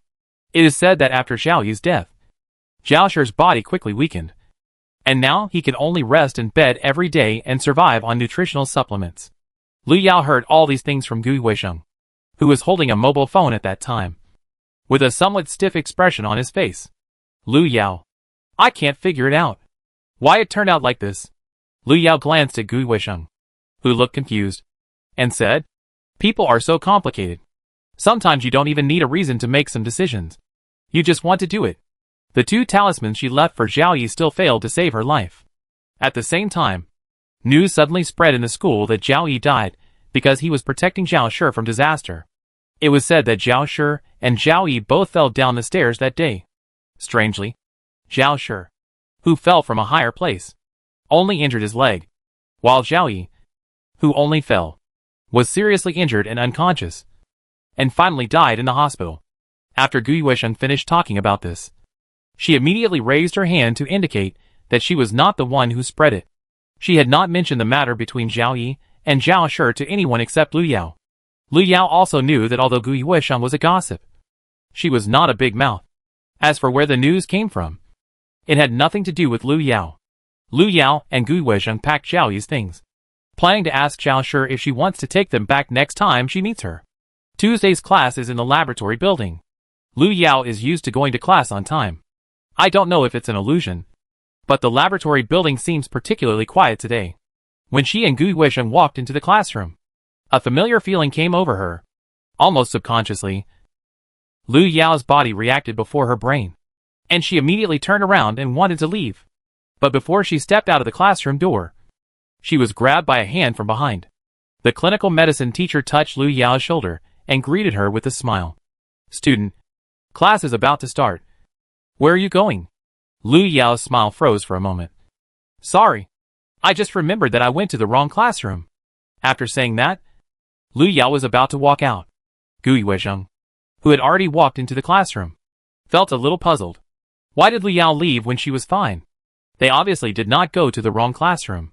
"Student Lu Yao, as a member of the class, I can tell you responsibly that you did not go to the wrong classroom." Before Lu Yao could run away, the professor grabbed her again. This time, he used much more force, pinching Lu Yao's shoulder so hard that it hurt. The moment her name was called, Lu Yao knew she couldn't escape. She took a deep breath, turned her head, and smiled at the other person. "I must have remembered it wrong." After saying that, she walked straight into the classroom. Gui Wisheng was still standing there in a daze, until Lu Yao pulled him and followed her to her seat. "Lu Yao, you just..." Gui Wisheng was about to ask Lu Yao what happened, and then she heard a snap from the podium. The professor threw the roll call list on the podium, and said in a sharp voice, "Welcome all students to participate in this clinical medicine practice course. In 5 minutes, please gather downstairs. We will go to the practice base of this course." After that, the professor immediately began to call the roll. Gui Weizheng opened her eyes wide. Even if she was stupid, she knew that the situation in front of her was not right. Moreover, they were just freshmen. How could they go directly to participate in the practical training? Lu Yao signaled Gui Weizheng not to speak, and lowered his voice and said, "Unfortunately, I'm afraid we have been pulled into the dungeon again." Chapter 83 Friendly Rehabilitation Center. When she heard the word copy, Gui Weizheng's eyes suddenly became dazed. "Are you saying that we were dragged into the damn copy again?" Gui Weizheng asked with gritted teeth. Lu Yao nodded. That was right for now. But she was also a little surprised that the copy area actually appeared in the school. No wonder it was so quiet after entering the laboratory building today. I'm afraid that the moment they walked in, they were already dragged into the copy area. Gui Weizheng looked around, subconsciously wanting to confirm how many companions were participating in the dungeon this time. However, after she looked around, her expression became more and more ugly. Lu Yao, I found that the people in the classroom are very unfamiliar, and they don't seem to be in our class. Gui Weizheng got along well with the classmates in the class. Before Lu Yao recognized all the people, Gui Weizheng had already become one with them. At this time, Gui Weizheng looked at the unfamiliar faces in the classroom, and a layer of cold sweat suddenly seeped out of her back. She subconsciously grabbed her bag, and was glad that she had put 2 amulets in her bag before leaving. With the blessing of the owner of the incense shop, she and Lu Yao must leave the dungeon safely. 5 minutes later, the students in the classroom were taken downstairs. Lu Yao walked out of the laboratory building and saw dozens of students gathered downstairs. It seemed that it was not only their class that was involved in the dungeon. Students, please hurry up and get on the bus. We will leave for the training base soon. 3 buses stopped downstairs, and the teaching assistant standing in front of the bus was waving to the students to get on the bus. Lu Yao and Gui Weizheng were arranged in the 3rd car. The seats of the 2 people were close together, which saved a lot of trouble. After getting on the car, the students around them could not help but whisper. Some people obviously did not realize the situation in front of them. Although they were a little dissatisfied, they did not dare to show it openly. Just as the car was about to start, someone suddenly stood up and hurriedly ran under the car. The boy walked quickly and rushed out of the car regardless of anything. Obviously, the boy had realized something. He ran and shouted, "Let me get off the car. I don't want to go to any training base. You are going to kill me." A roar suddenly came from the quiet car, and the boy shouted and rushed to the door. But before he stepped out of the car door, he was grabbed by the back of the neck by the teaching assistant. "Student, the car is about to leave. Please return to your seat and sit down." The teaching assistant smiled and said, as he carried the man to his seat. The boy was obviously unwilling to be taken back. He suddenly kicked the teaching assistant's leg, and then, when the teaching assistant let go of his hand in pain, he jumped out of the car. Seeing the boy get off the car, the other students in the car also took action immediately. But before they could follow the boy's footsteps and rush out of the car, they suddenly heard the boys wailing outside the car. The students near the car window looked outside the car and saw that the boy who had just jumped out of the car was lying on the ground. His head had been separated from his body and rolled under the wheels. Seeing this scene, screams suddenly rang out in the car. Lu Yao glanced outside the car. He didn't know when thick fog had gathered outside the car. In the thick fog, he could only vaguely see the scene about half a meter away. Lu Yao rubbed his forehead and put on his headphones amid screams. Gui Weizheng trembled and pulled the corner of Lu Yao's clothes. She was not afraid of seeing dead people. But the copy had not officially started yet, and someone had an accident. I don't know what kind of situation they will face next. Lu Yao signaled Gui Weizheng to calm down first. Since he had been involved, he had to find a way to survive. The car soon became quiet, and the teaching assistant smiled and told the screaming students to shut up. Okay, we should set off. The teaching assistant smiled and walked straight to the driver's seat. The driver seemed to be impatient. He glanced at the teaching assistant. If you delay, you won't be the ones to be fined. The driver complained, and then he stepped on the accelerator, and the car rushed out quickly. Half an hour later, the car stopped in front of a building. Lu Yao got out of the car and saw a somewhat dilapidated building. The 6 big characters Friendly Rehabilitation Center were hung above the building. At the same time, students and other cars were also driven off the car. They gathered in groups of 3 or 5. And they were obviously not clear about the situation. After getting off the car, the teaching assistant skillfully picked up the booklet and began to call the roll. The students I called above, follow me in from this side. And the rest of you follow another teacher to the other side. The teaching assistant waved his hand after speaking, indicating that the people whose names he called should follow. Dozens of people were divided into 2 teams and taken to the rehabilitation center. Seeing that she and Lu Yao were in the same group, Gu Yuesheng was obviously relieved. As long as she held Lu Yao's thigh tightly, she would definitely be able to leave here safely. Just as everyone stepped into the door of the rehabilitation center, the mechanical sound of the system came as expected. The conditions for opening the copy-friendly rehabilitation center have been met, and the copy will be officially opened in 10 seconds. Ding! Welcome to Friendly Rehabilitation Center. Friendly Rehabilitation Center. Careful care. Meticulous care. Giving you family-like warmth. The copy-friendly rehabilitation center has been opened. Copy task. Please complete 3 days of work in the rehabilitation center. And the task will be completed after waiting for acceptance. As the mechanical sound fell, the students around panicked. Many of them had never participated in a dungeon game. When they heard the mechanical sound, they almost instinctively felt fear.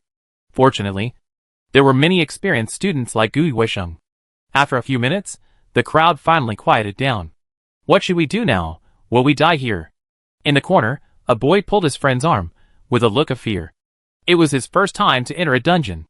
Although he had heard about it before, it was just hearsay. How could it compare with real experience? Although his friend's face looked a little better, he was obviously also frightened. The two stood there, trembling. As long as we complete the task, we can definitely leave alive. On the side, the short-haired girl spoke first. She pulled the corner of her clothes, looked at the assistant teacher who led the team opposite and asked, "What do you plan to do by bringing us here?" The system said to do our job well. You should at least tell us what our job is. The girl was obviously not experiencing the dungeon world for the first time, and she was more decisive in her calmness. What's the point of crying here? It's better to find a way to complete the task and leave this damn place. The smile on the teaching assistant's lips faded, but soon he smiled again. Don't worry, you are all top students in the medical school, and the jobs waiting for you are naturally good jobs. The teaching assistant said as he spread out the book in his hand. Everyone realized that the book in his hand seemed to be more than just a roll call book. Chapter 84. Good luck. A few minutes later, the 30 people were divided into 3 groups.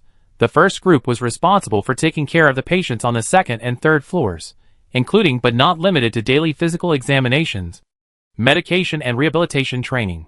The second group's work was similar to the first group, except that they were responsible for the reception work of the rehabilitation center. As for the third group, their work was a little more eerie and terrifying. The students in the third group were responsible for night shifts, taking care of patients at night. The work content of the 3 groups rotates every day. In 3 days, everyone is ensured to experience the work of each group. On the first day, Gu Yuesheng was assigned to the outpatient clinic. She was responsible for the daytime reception work with 7 other people. This job seemed to be the safest.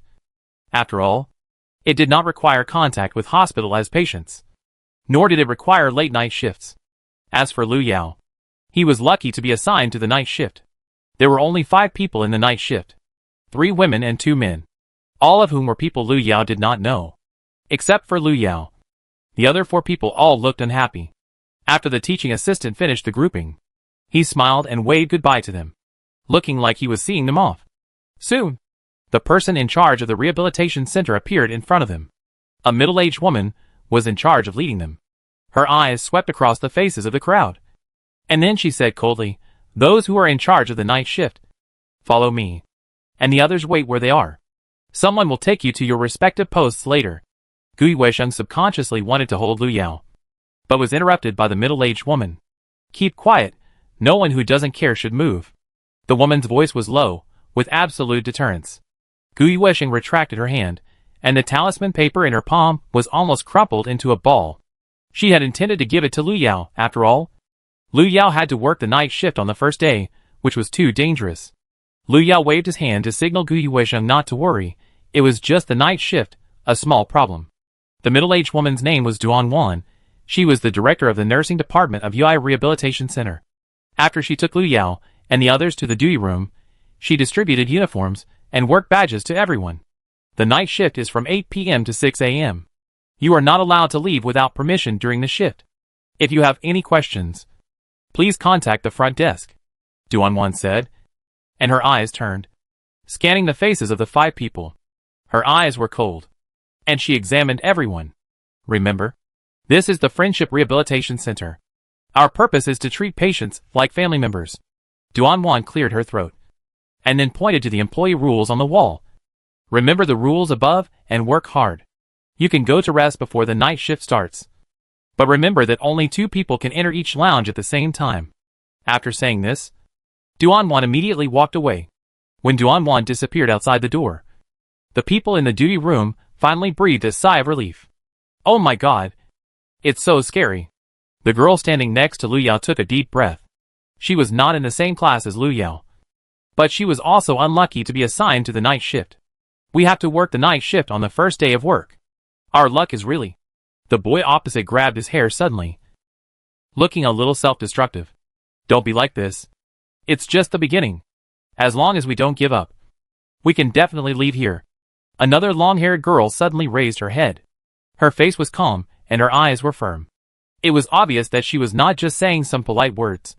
Lu Yao didn't say anything. She just subconsciously looked at the employee rules on the wall.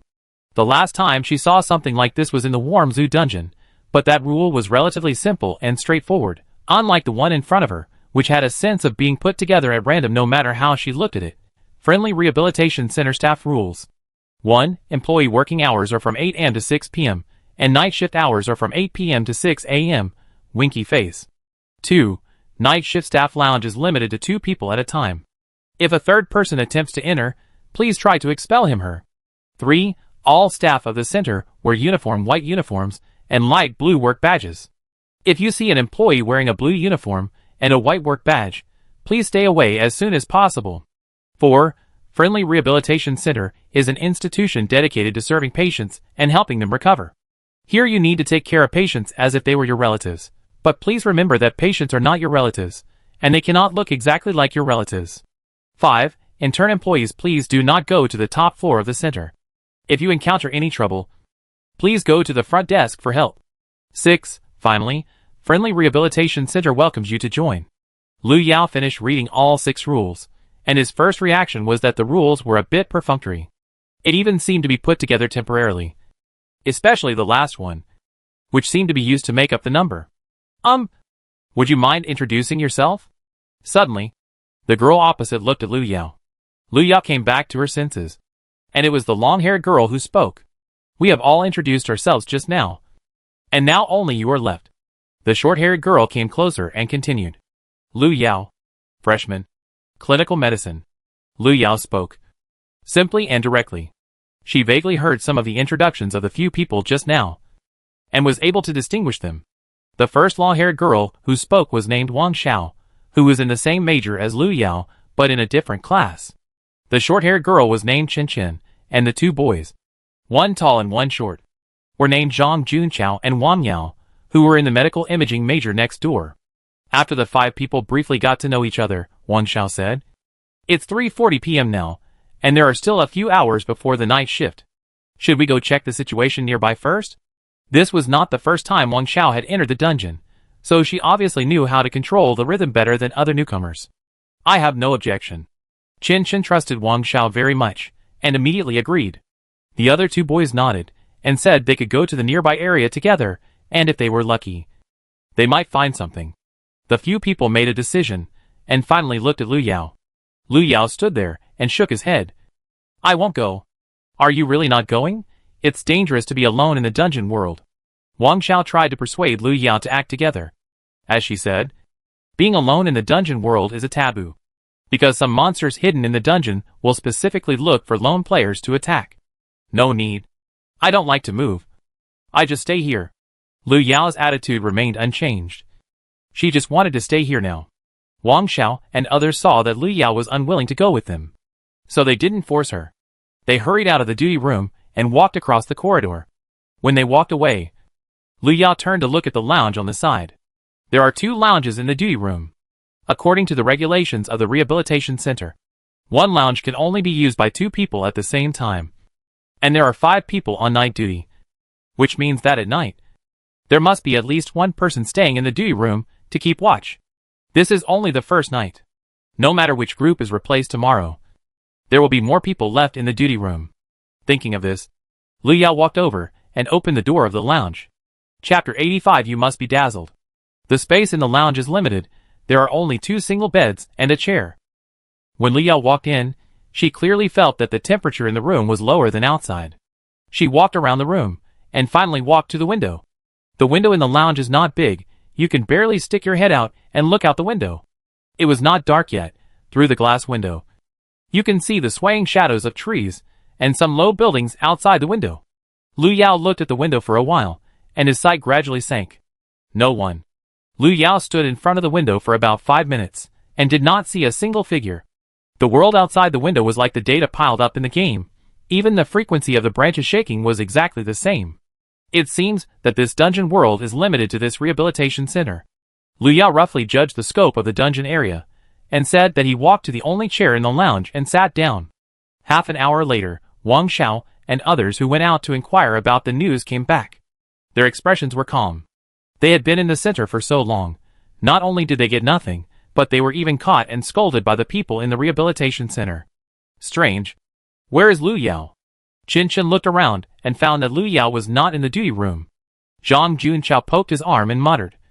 Didn't she say she didn't want to move? Why is she gone now? Could she have been arrested? After saying that, Zhang Junqiao walked to the window. He felt a little stuffy and wanted to open the window to get some fresh air. The next second, Zhang Junqiao suddenly screamed. Then he took 2 steps back and almost fell to the ground. Junqiao, what's wrong with you? Wang Yao supported Zhang Junqiao, looking puzzled. Isn't his brother afraid of heights? But their duty room is on the 4th floor, which isn't that high. It took Zhang Junqiao a while to recover. He pointed out the window and shouted, outside. There's a monster outside. He shouted so loudly that the other people were immediately affected. Wang Yao wanted to say something, but was held tightly by Zhang Junqiao. Believe me, there is a monster outside the window. It's very big, and it has black and red eyes all over its body. Zhang Junqiao said it in detail. And it was a dungeon world.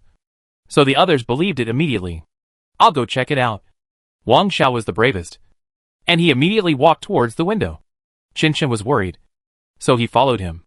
There's nothing outside the window.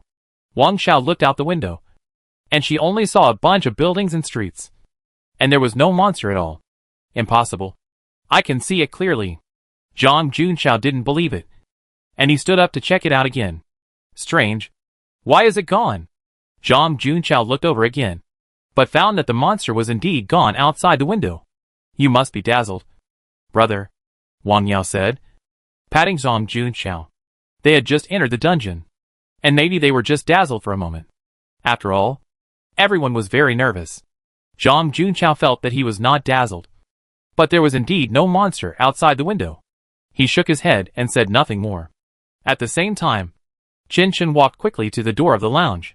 Just now, she seemed to see a figure flashing in the lounge. Lu Yao, are you? Qin Chen didn't finish her words, and saw the door of the lounge was pushed open. Lu Yao walked out and met the eyes of several people outside the door. What's wrong? Lu Yao raised his eyebrows. Why did several people look at him with strange eyes? Nothing. We just came back and didn't see you. We thought you were in trouble. Now we know you are fine. Qin Chen smiled and turned around and pulled Wang Xiao to the side. It was 6:30 p.m. Duan Wan appeared outside the duty room again. She pushed the door open and walked in, still examining Lu Yao and others with her eyes. It's time to rest. You can go to the cafeteria on the 1st floor to eat now, Duan Wan said. And then when Wang Xiao and others were about to get up, she said coldly, you didn't follow the rules of staying at your post today. As a punishment, you will be disqualified from eating. After that, Duan Wan pointed at the few people in the room except Lu Yao. Several people went out to check the situation in the afternoon, and were finally discovered. They thought they would just be scolded, but now they are not even allowed to have dinner. Why? We are just here to work. Are you going to starve us to death by not having dinner? Qin Chen poked his head out from behind Wang Xiao. Then Zhang Junqiao and others followed suit. This is the rule, and it is also a punishment for you. Duan Wan snorted coldly, and then turned her eyes to Lu Yao. Lu Yao. Right. You behaved very well. You can go to eat now. Lu Yao stood up from the chair and walked out the door. Although Wang Xiao and the others were dissatisfied, they knew that this was in a dungeon. They did not act rashly. and only gathered to discuss after Duan Wan and Lu Yao left. That Lu Yao actually left us alone to eat. Zhang Junxiao pouted. At least ask them if they want to bring some food back. There is really no team spirit. Wang Yao patted his shoulder. But he was not so dissatisfied. Brother, do you know we are in a dungeon now? You are still counting on others to bring you things. If you accidentally trigger something, it may be the end of everyone. Zhang Junxiao frowned. What should we do? Are we going to starve like this? We still have to work the night shift tonight. It doesn't matter. Didn't we see a vending machine downstairs before? Let's go there and take a look. We have hands and feet, so we won't really starve to death in the dungeon. Wang Xiao comforted him, saying that we couldn't have a conflict over such a small matter. But the most urgent thing was to find something to eat first. The staff cafeteria of Yui Rehabilitation Center is located on the basement floor. When Lu Yao walked down the escalator, she saw Gui Weisheng standing at her seat and waiting at her from a distance. Lu Yao, this way. Gui Weisheng had left work first and knew that Lu Yao would come, so he simply prepared food for her first. Lu Yao sat over, and the two of them squeezed in front of a small table and sat down. There were a lot of people in the cafeteria, which was enough to show that the number of employees of Yui Rehabilitation Center was far more than the students who were brought in for training today. Lu Yao glanced at the plate and found nothing unusual about the food. Don't worry. I've tried it. And it's normal food. Gui Weisheng said as she picked up a piece of pork ribs with chopsticks and bit into it. Lu Yao nodded. And the food was indeed fine. By the way, is it too dangerous for you to work the night shift? Gui Weisheng knew that she might be more worrying than Lu Yao. But she couldn't help but speak. Don't worry. I'll be fine. But you should be careful. Lu Yao was not worried. It was just a shift. And she could handle it. As soon as she finished speaking, she saw Gui Weisheng take out a piece of paper from his pocket and hand it to her. I got this from a master. I'll give you one. Lu Yao looked at the familiar talisman paper and waved her hand. No need, you can keep it. I can handle it. She hasn't drawn many talismans recently, but she has yellow paper with her, so she can draw whenever she needs it. Seeing that Lu Yao refused to take it, Gui Weisheng had to take the talisman paper back. Halfway through the meal, Gui Weisheng suddenly seemed to remember something and asked, by the way, where are the people in your group? Why didn't I see them coming down? Chapter 86 We'll meet in the evening. Lu Yao told Wang Xiao and the others about their situation, and told Gui Weisheng to be careful. Gui Weisheng reached out and touched his chest after hearing this. It was close. I almost broke the rules today. When I thought about the punishment of not being able to eat, I almost withered. Gui Weisheng is a typical foodie. Other things don't matter, but she can't be left hungry. The meal took 20 minutes, during which time Lu Yao tried to observe the situation in the entire staff cafeteria.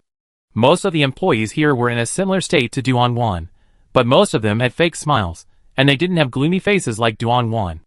After 8 o'clock, Lu Yao will start the night shift, while Gui Weisheng and others were arranged to rest in the staff dormitory. Before leaving the cafeteria, Gui Weisheng suddenly handed Lu Yao a bag mysteriously. What is this? Lu Yao looked at the things Gui Weisheng handed over with some curiosity. Gui Weisheng stuffed the bag into Lu Yao's hand. It's food. Take it back to the people in the same group. We are all in the same group. Only you have food to eat. I'm worried that they will exclude you. Gui Weisheng frowned after saying this. I don't know if this is enough. But I didn't dare to buy too much. After all, that would be too ostentatious. Lu Yao wanted to refuse, but Gui Weisheng forced the bag of food into her hand. You are so bad-tempered that you will be easily hurt. What if they exclude you and cause you trouble? Gui Weisheng looked worried about her daughter who had left home, which suddenly reminded Lu Yao of Lu Qingqing. If they met, they would definitely have something in common. Okay. Thank you. Lu Yao finally left with her things. It was getting dark, and there were few people in the lobby on the first floor. Only staff members could be seen occasionally. Lu Yao stood at the elevator entrance, paying attention to her surroundings. It seemed that she had not seen a single patient since she came to the rehabilitation center. Lu Yao had asked Gui Weisheng when they were having dinner just now. Even Gui Weisheng, who was assigned to the outpatient department, had not seen a single patient in the whole afternoon. This is very strange. The area of Yui Rehabilitation Center is not small. It is impossible that there is no patient unless... With a ding, the elevator door opened. Lu Yao came back to his senses, looked at the empty elevator, and walked in. Unless, the patients here usually don't move around during the day. Thinking of this, Lu Yao suddenly felt that he should tell Gu Yueshan not to leave the dormitory at night. Who knows what will happen here at night? The elevator door slowly closed after Lu Yao pressed the 4th floor. Not sure if it was an illusion. Lu Yao always felt that the elevator under her feet shook slightly when the elevator door closed. Fortunately, there was no other problem, and the elevator opened smoothly on the 4th floor. Lu Yao walked out with her things, but suddenly turned her head after taking 2 steps. The next second, she clearly saw a figure standing in the elevator. It was an old woman with a hunched figure. At this time, she was standing where Lu Yao had just stood, and slowly pressed the elevator button with one hand. Perhaps she noticed Lu Yao's gaze. The old woman suddenly raised her head and looked in Lu Yao's direction. The moment their eyes met, Lu Yao clearly saw the other person's pair of dark red eyes. Deep and strange. Suddenly, the old woman's mouth moved slightly, and she said in a voice that only Lu Yao could hear, "Little girl, see you tonight?" Lu Yao frowned, and then glanced at the bag in his hand. The next second, a sausage suddenly passed through the elevator door that was about to close. With a thump, the old woman's scream came from the elevator. Lu Yao waved her hand. She was very busy and had no time to play games with the old man. At 7:25, Lu Yao stepped into the duty room. Wang Xiao and others had already been sitting in the duty room. Seeing Lu Yao coming back, they just glanced at him. "Lu Yao, what's in your bag?" Perhaps because the atmosphere was a little awkward, Qinshan asked. Lu Yao put the bag on the table. "Food. That? Is it for us?" Qinshan looked up. "Come and get some if you want to eat." Lu Yao nodded, and then she went to the side and sat down. The bag of food was placed on the table. Qinshan glanced at Lu Yao and walked over first. They hadn't eaten yet, and originally wanted to go to a nearby convenience store or vending machine to buy some food, but their cell phones couldn't be used, and they didn't have any cash, so they had to go hungry. In the dungeon world, their cell phones couldn't be used, but if they had cash on them, they could. Perhaps because of the experience gained from the forum.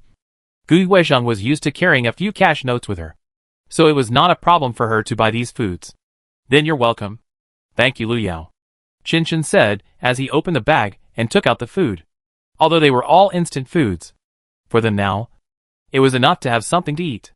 Wang Xiao also thanked Lu Yao, and then took the food out of the bag. Although Zhang Junqiao and Wang Yao were a little embarrassed, they couldn't stand being hungry, so they had to bite the bullet and get up to get the food. The 4 people divided up the contents of the bag. It was almost 8 o'clock in the evening. At 8 o'clock, the door of the duty room was pushed open again, and Duanwan walked in with a booklet. After she glanced at a few people, her eyes lingered on the bag of food, but she quickly looked away. "Now I'll tell you about the night shift," Duanwan said as she flipped through the booklet. "From 8 to 11. You are responsible for the night patrol of the wards on the 2nd and 3rd floors. If you encounter a patient who needs help, you must immediately contact the front desk to send someone to deal with it. From 11 a.m. to 3 a.m.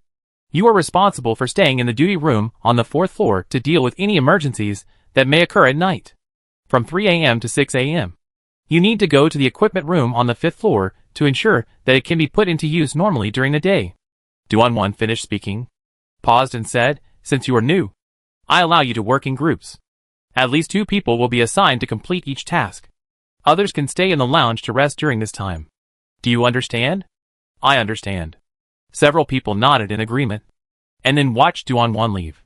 Lu Yao looked at Duanwan's back, his eyes slightly moving. Just when Duanwan left, he seemed to glance in her direction. What was she going to do? Lu Yao supported his chin, and suddenly felt the need to find out more about Duanwan. When he came to his senses, Wang Xiao and the others had already started to assign work. From 8 to 11 o'clock, they needed to go to the wards on the 2nd and 3rd floors to make rounds and patrol the night. Because it was the first task, Wang Xiao suggested that the 5 of them act together. Lu Yao had no objection to this. The 5 of them put on their clothes and work badges, and immediately walked out the door. Before leaving, Lu Yao took the bag of garbage out with her. She planned to find a trash can to throw away the things first. Otherwise it would be inappropriate to put them in the duty room. Several people acted together. Starting from the wards on the 2nd floor, Lu Yao was responsible for the rooms on the left, and the others lined up in turn, each responsible for a few wards, so that the speed of night patrol would be greatly accelerated. Lu Yao pushed open the door of Ward 201 and saw a person lying there. The room was a single ward. Noticing someone coming in, the patient lying opposite slowly opened his eyes. The next second, a familiar face appeared in front of Lu Yao. Chapter 87. I will come to see you every day. Lu Yao stood at the door, looking at the figure in the ward.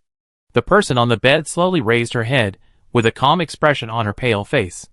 She looked at Lu Yao, rolled her eyes, and then showed a hint of joy. Lu Yao, did you come to see me?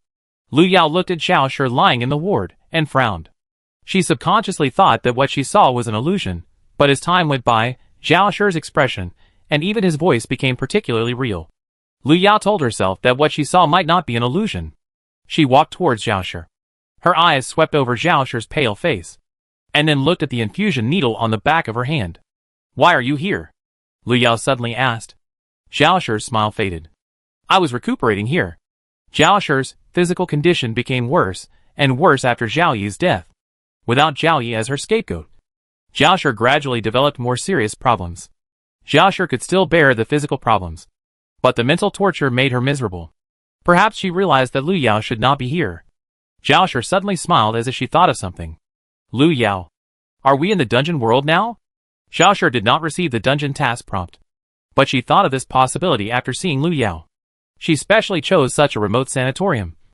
Lu Yao and his men would never appear. Lu Yao nodded. Zhao Shi's aura was real. She should be Zhao Shi himself. But why was she involved in the dungeon? And she didn't seem to receive any dungeon prompts. It turns out that I can't escape. My luck seems to have always been so bad. Zhao Shi suddenly closed his eyes. She seemed to have suddenly accepted the reality. Or she had already made plans when she chose not to exchange fate with Zhao Yi. You rest first. Since you haven't received any dungeon prompts, you may be able to leave after the dungeon is over, Lu Yao said, and planned to go to the next ward. But before Lu Yao left, Zhao Shi suddenly said, Lu Yao, aren't you curious about what happened between me and Zhao Yi? Lu Yao did not stop, shaking her head. That's between you two. But I want to say, are you willing to listen to me? Zhao Shi seemed to have suddenly grabbed a life-saving straw, and she struggled to get up, perhaps affected by the despair in Zhao Shi's eyes. Lu Yao turned around and walked back. You tell me. Zhao Shi was a little surprised at first, and then laughed out loud. I have been in poor health since I was a child. The master said that my fate is not good. If I can't find someone to exchange my life and ward off disaster for me, not only will I die, but my family will also be implicated. Zhao Shi's story is not long. It's nothing more than that the Zhao family believed the master's words, worried that Zhao Shi would get into trouble, and worried that he would really implicate themselves. So they found an orphan to adopt according to the master's words. The orphan was naturally Zhao Yi. After that, the Zhao family only said to the outside world that Zhao Yi was their biological child, and Zhao Shi was adopted by them. And they gave all the love that should have been given to Zhao Shi to Zhao Yi. After Zhao Yi was adopted, the Zhao family's business became prosperous, which made the Zhao couple more convinced of the master's words that Zhao Yi could bring them good luck. Zhao Yi grew up in such an environment, and naturally thought that Zhao Shi owed her something. And the Zhao family did not hide this matter. After all, Zhao Yi was nearly 10 years old when she was taken to the Zhao family, and she already understood many things. Zhao Shi originally thought that it was not impossible to live like this. She even enrolled in the same university as Zhao Yi, and studied the same major. The problem occurred before the start of school. Zhao Shi looked at her parents, who were busy helping Zhao Yi. It was like the last straw that broke the camel's back. Her spirit completely collapsed. She was fed up with this kind of life. Even if she had a healthy body, what could she do? She lived like a tool, without a self, and just lived every day. That was the moment. I felt that I didn't want to go on like this. I wanted to change everything. But Zhao Yi and I were already tied together. I couldn't separate from her. So you thought it would be better to let her die. If she died, you could get rid of her completely. Lu Yao suddenly spoke. As she spoke, she handed a glass of water to Zhao Shi. Zhao Shi's breathing became rapid. She took the water with shaking hands and gulped it down. I really thought so. Since the harm I suffered would be transferred to her, then I could choose to kill myself. As long as I died, she would definitely not survive. So I chose to jump from the building that day. Zhao Shi laughed as she spoke. She had never told these words to anyone else, not even to Zhao's father and mother. Lu Yao was her first listener, and would be the only one. Lu Yao looked at Zhao Shi. She didn't plan to ask Zhao Shi if he regretted it. As a listener, Lu Yao didn't plan to express her opinion. Zhao Shi seemed to want to say something else, but her breathing had gradually become difficult. She felt that she might not be able to hold on for much longer. Lu Yao, actually.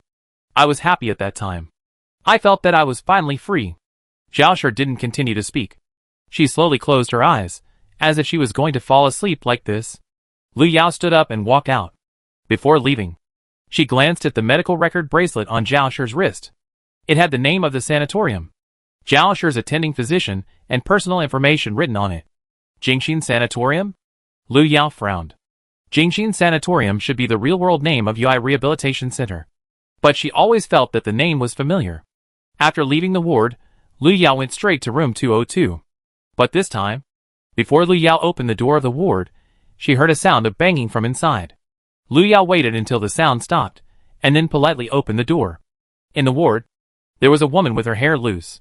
When Lu Yao walked in, she suddenly raised her head and stared at Lu Yao with a pair of resentful eyes. "Why did you come just now? Is this how you take care of me?"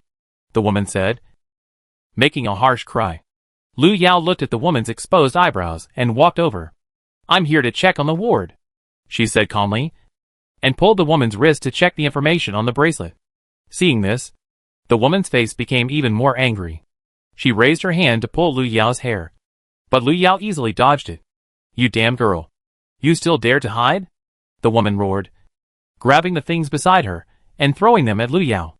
Lu Yao dodged them one by one, and finally walked up to the woman and stretched out his hand to press her back to the bed. "Linfen, Ji-Ran's biological mother?" Lu Yao looked normal. Although he guessed that he would encounter some troubles in the copy, he didn't expect that he would meet familiar people one after another. However, the Linfen in front of him was different from Zhao Shi. In the real world, she was already dead. The woman who replaced her original body and sent her daughter to the Ji family. Lu Yao was not her original self, and she could not feel any mother-daughter affection for Linfen. She pressed her there, and took out a talisman with her other hand and pressed it on her face. The moment the talisman fell, Linfen immediately wailed. At this time, she had already lost her momentum, and even began to beg for mercy from Lu Yao. It was just an NPC in the dungeon. After making sure that Linfen had finally calmed down and was no longer crazy, Lu Yao let go of her hand. At the same time, a trace of fear flashed in Linfen's eyes. "What Ji-Ran?" Linfen twisted her neck. Looking cautious, she couldn't continue her plot, not to mention being scared by her. The other party didn't even change his expression. "You don't want to know who she is. Just take good care of yourself here." Lu Yao let go of his hand, turned around, and kicked away the broken items on the ground. "By the way, remember to clean up the things you smashed. Otherwise," Lu Yao turned around and smiled at Linfen. "I will come to see you every day." Chapter 88 Lord Evil God, we meet again. When Lu Yao left Ward 202, Linfen was hurriedly cleaning up the ward that she had just messed up. Lu Yao still had 3 wards on hand. She walked into them one by one, and saw familiar people without any surprise. But for Lu Yao, those people were no different from strangers after all. They were all people who lived with the original body. It was a pity that Ji-Ran was not in any of the 3 wards. Lu Yao walked out of Ward 206, and then looked at the time. Nearly an hour had passed, and the other people should have almost finished their work. The night patrol time was from 8 to 11, and it was now 9:45, and they still had 1 floor of wards to check. Lu Yao stood in the corridor, and his eyes swept across the walls on both sides. Suddenly, Lu Yao saw a figure walking out of one of the wards. It was a young man, wearing a hospital gown and leaning on a cane. Perhaps he noticed Lu Yao's presence, and the man turned his head to look at her with a shy smile on his face. "Excuse me, can you help me?" Lu Yao went over the rules in her mind, and when she looked at the man, she didn't agree or refuse directly. "What do you need me to do for you?" Suddenly Lu Yao asked. When the man saw Lu Yao answer, he pointed to his leg and said, "My leg is broken. Can you help me get a new one?" Lu Yao: "I need a new leg, preferably a long and straight one," the man said, and suddenly walked towards Lu Yao. He looked at Lu Yao's leg, with envy on his face. "I think your leg is very good, why not?" Before the man finished speaking, Lu Yao kicked over the trash can next to him. After the trash can reached the bottom, It immediately rolled towards the man, and then hit the man's crutch. The man's body shook, and he fell backwards. Lu Yao walked over, looked down at the man lying on the ground. "Want my legs?" The man clenched his hand holding the crutch, and shook his head quickly. "No. No." 20 minutes later, Lu Yao saw Wang Xiao and others coming out of other wards. The 4 people had different expressions, and it seemed that they had encountered similar situations as Lu Yao. Chen Chen even ran out of the ward crying. "Lu Yao, you came out so soon?" Wang Xiao touched her forehead. She looked a little tired. I wondered if she met someone in the ward. Lu Yao nodded. "Can we go upstairs?" It was less than an hour until 11 o'clock. They needed to finish the inspection of the ward within this hour. Wang Xiao hesitated for a moment and nodded. Chen Chen wiped her tears. Although she looked a little weak, she still chose to continue. As for the 2 boys, Zhang Junqiao and Wang Yao, except for being covered in cold sweat, there was nothing unusual. The 5 people continued to go to the 3rd floor. As the elevator door opened, the corridor on the 3rd floor appeared in front of them again. The layout here was similar to that of the 2nd floor, except that there were relatively fewer patients living on this floor. After the 5 people were assigned to the wards they were going to, they dispersed on the spot. Lu Yao was in charge of the last few wards this time. She looked calm, and she didn't look like she was working, but more like she was strolling leisurely. As for Wang Xiao and the others, although they barely held on, their spirits had been greatly stimulated. Before opening the next door, Wang Xiao suddenly grabbed Chen Chen's hand. "Are you okay?" Chen Chen's face turned pale, and she shook her head. She was not in good condition. She had just seen her mother, grandparents, and even her aunt, who had passed away long ago in the ward. Seeing her relatives appear in the ward with her own eyes, the feeling was really an indescribable depression. "I'll go with you. It's safer this way," Wang Xiao said, and pulled Chen Chen in. Lu Yao pushed open the door of Ward 320. The room was unusually quiet. If there hadn't been a lamp on the table, Lu Yao would have thought she had walked into the wrong room. The light in the ward was very dim, relying on the lamp. When Lu Yao walked in, she subconsciously wanted to touch the switch on the wall. But before she turned on the light, she heard a rustling sound from the direction of the bed. Soon, a head with a ponytail poked out from the quilt. She looked in Lu Yao's direction, and then stretched out her hand. "Did you bring me food?" Lu Yao paused. The illusion on the 3rd floor was obviously more real than the 2nd floor. She saw Lu Qingqing. To be exact, Lu Qingqing was a few years younger. The little girl had a ponytail, and was looking at her curiously. "Food?" Lu Yao touched his pocket and walked over, and then put a candy in her palm. "Here, it's for you," Lu Yao said, and took his hand back. Lu Qingqing stared at the candy for a while, and suddenly grinned. "You know I'm going to die." Lu Yao stood still, thinking that you were already dead. Lu Qingqing wanted to pull Lu Yao to say something, but Lu Yao had no patience. Even if Lu Yao stayed for a long time, she would begin to be affected by the increasingly real illusions here. So she did not plan to stay for long. Sensing that Lu Yao was about to leave, Lu Qingqing put a hand on her shoulder. "Can't you stay and chat with me? I'm bored alone." As she spoke, Lu Qingqing put her hand on Lu Yao's shoulder and slowly tightened it. The palm passed over Lu Yao's shoulder and slowly moved down. In a place that Lu Yao could not see, sharp blood-red nails suddenly grew on the 5 fingers. Just when the sharp nails were about to pierce Lu Yao's back, Lu Yao suddenly moved. She pressed Lu Qingqing's wrist with her backhand, and held her there the next second. "Okay. I don't have time to play games with you. Stay here obediently. I have to go." After Lu Yao finished speaking, a talisman was pressed directly on Lu Qingqing's forehead. Lu Qingqing struggled for a few times, and finally let out a scream and collapsed completely. Lu Yao solved the problem on Lu Qingqing's side, then turned around and walked out of the ward, and continued to walk towards 321. The moment he pushed open the door of Ward 321, a familiar woody fragrance came to his face. The moment she smelled the fragrance, Lu Yao closed the door expressionlessly. It seemed that there was no need to check this ward. Lu Yao turned around and left. But the moment she took a step, she saw that the door she had just closed was opened again. The next second, a big hand with distinct joints came out from inside. The hand quickly grabbed Lu Yao's neck and lifted her in. Lu Yao's feet were suddenly suspended in the air, and she was pulled into the ward before she even had time to move. The lights in the ward were on, but the light was a little dim. The tall figure was sitting on a chair at this time. He lowered his eyes to look at something, and his dark eyes were cold. We meet again, Xing Yuan said. His tone was colder than Lu Yao had expected. Lu Yao subconsciously rubbed the back of his neck. She had clearly pasted the rune before she came. Why did this evil god still appear here? Long time no see. Lu Yao raised his hand. As a greeting. No need to touch it. Your rune is very effective. But it's useless to me, Xing Yuan said, and suddenly waved to Lu Yao. Lu Yao saw that he was calling her like a small animal, and rubbed her wrist. Fight hard? As for the current situation, she was only 30% to 40% sure, and Lu Yao never liked to do things that she was not sure of, especially when facing a strong enemy. She calmed herself down. For an evil god bound by a copy, there was no need to rush. Come here. Seeing that Lu Yao did not move, Xing Yuan was obviously a little impatient. Lu Yao still did not move. If you have anything to say, just say it directly. Seeing that Lu Yao was unwilling to go over, the evil god suddenly smiled. He stood up and appeared in front of Lu Yao in an instant. One of his hands even fell on Lu Yao's head and rubbed it. Perhaps he was not satisfied with the touch of Lu Yao's head. Xing Yuan withdrew his hand. You should do what I said last time, Xing Yuan said, and his eyes turned to his abdomen.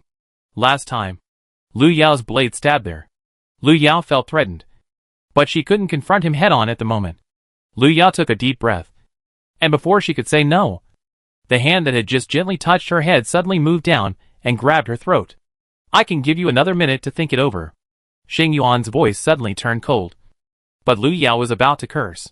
Chapter 89. If you die, I will be very troubled. Lu Yao could feel the hand pinching her throat tightening little by little. The moment the danger came, the instinct of survival overcame reason. Just when Lu Yao found the right time to fight back, Xing Yuan suddenly let her go. His eyes changed, as if he suddenly thought of something, and his tone even had a hint of helplessness. I almost forgot, you are a human. If you die, I will be very troubled. He let go of her hand, and even helped Lu Yao straighten her wrinkled collar. After coming back to his senses, Xing Yuan's tone returned to normal. What I want is on the top floor. Go and help me find it. Lu Yao took a deep breath and temporarily put away the blade that was about to swing. Interns are not allowed to go to the top floor. You can find someone to help you. As long as Xing Yuan is willing, there should be no problem finding someone else to help him. If it's you, they can't stop you. Xing Yuan sat back in the chair, propped up his arms, and looked at Lu Yao. He didn't really kill her just now, but if she really continued to refuse to cooperate, that would be another matter. His patience and time are limited. The Abyss has already started to act.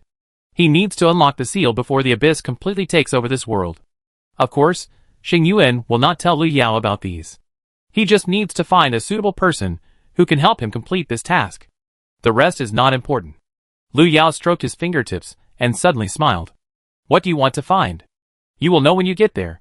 Help me find it, and then destroy it. Xing Yuan's tone suddenly sank. Even if his things were destroyed, they would be left for the Abyss to use. Lu Yao seemed to understand something. The evil god didn't want the lost things, but wanted to destroy that thing, just like the mask before. Lu Yao, who was eager to get away, chose to agree first. She nodded in agreement, and then saw Xing Yuan's figure disappear in the ward.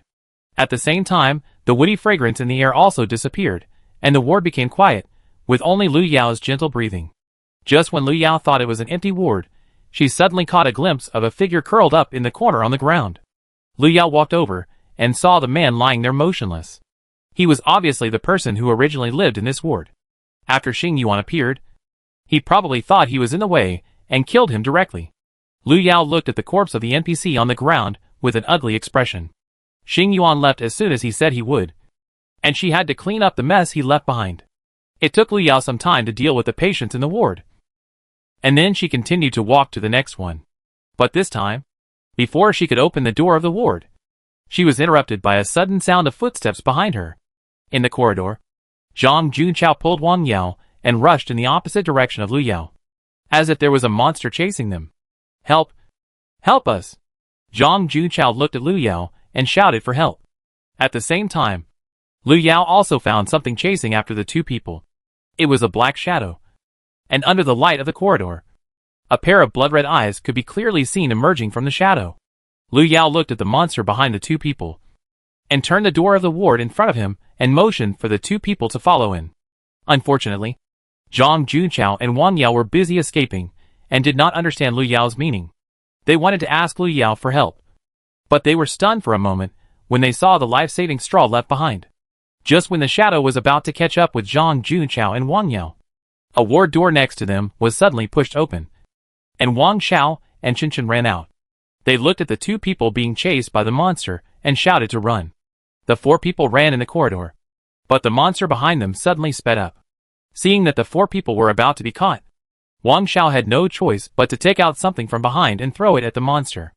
With a bang, the black monster with eyes all over its body was forced to stop where it was. Taking advantage of this opportunity, Wang Xiao immediately led the others to run to the fire escape. The black monster chased the four people away, and Lu Yao gently pushed open the door of the ward. She just stood at the door, keeping an eye on the four people. Wang Xiao had props on him, and they were offensive, but it is still a bit troublesome to get rid of the monster completely. 11 o'clock. Lu Yao returned to the duty room on time. The moment he opened the door, he saw Wang Xiao and the other four sitting in the duty room in a mess.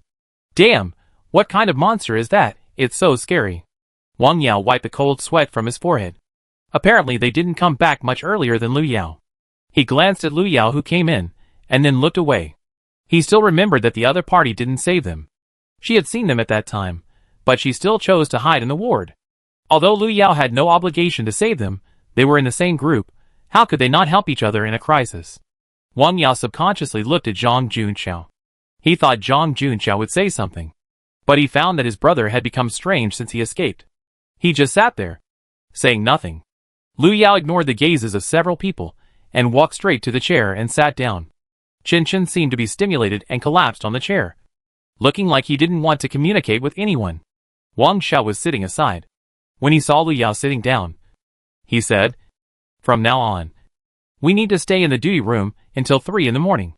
However, since everyone was very tired in the previous few hours, I think we can go to the lounge to rest in batches, so that we can recover some physical strength." After saying that, Wang Xiao subconsciously looked at Lu Yao, as if asking Lu Yao's opinion. Lu Yao nodded. She had no opinion. As for why Wang Xiao chose to ask her first, Lu Yao didn't think it was strange. After all, the four of them had always been working together. Seeing Lu Yao agreed, Wang Xiao said, "Then let's assign the order of duty first." Because Chen and Zhang Junqiao were in the worst condition, they were arranged to rest first.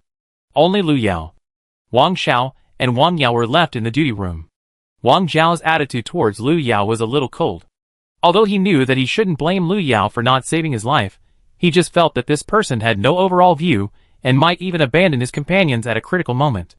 At this time, Wang Yao had completely forgotten the words he had said to persuade Zhang Junqiao before. He glanced at Wang Xiao, who was sitting opposite him, and suddenly stood up. "I'm worried about Junqiao's condition, and I want to go and see him." After escaping from the monster, Zhang Junqiao's condition was not right, and Wang Yao couldn't help but feel a little worried. Soon after, Wang Yao went to the lounge to see Zhang Junqiao. The door of another rest room was slowly pushed open. Chen poked her head out from inside. Her face looked a little ugly. She looked really shocked. "Wang Xiao, I'm a little scared. Can you come in and keep me company for a while?" Chen was timid, and everyone knew this. Wang Xiao frowned when she heard this. She glanced at Lu Yao, who was sitting opposite her. "This is not good. If I go to keep you company, there will only be Lu Yao in the duty room." Then, Wang Xiao waved her hand, signaling Chen to hold on. "But I'm really scared." Chen sniffed, and then looked at Lu Yao. "Lu Yao, can I ask Wang Xiao to come in and keep me company for a while? I'll take over from you when I'm done resting." The girl's voice was very soft and nasal, which made it hard to refuse. Lu Yao raised her eyebrows and looked over. There was no reason to let everyone else rest and leave her alone to keep watch. Chapter 90. "Excuse me, is there anyone there?" Lu Yao supported his arm and asked. "How long?" Chen didn't expect Lu Yao to disagree, and was stunned for a moment. Just a little while," Chen said, and looked at Wang Xiao again. Wang Xiao was obviously reluctant. 5 minutes, I'll go in and accompany her for a while, and come out, and Wang Yao should be out soon."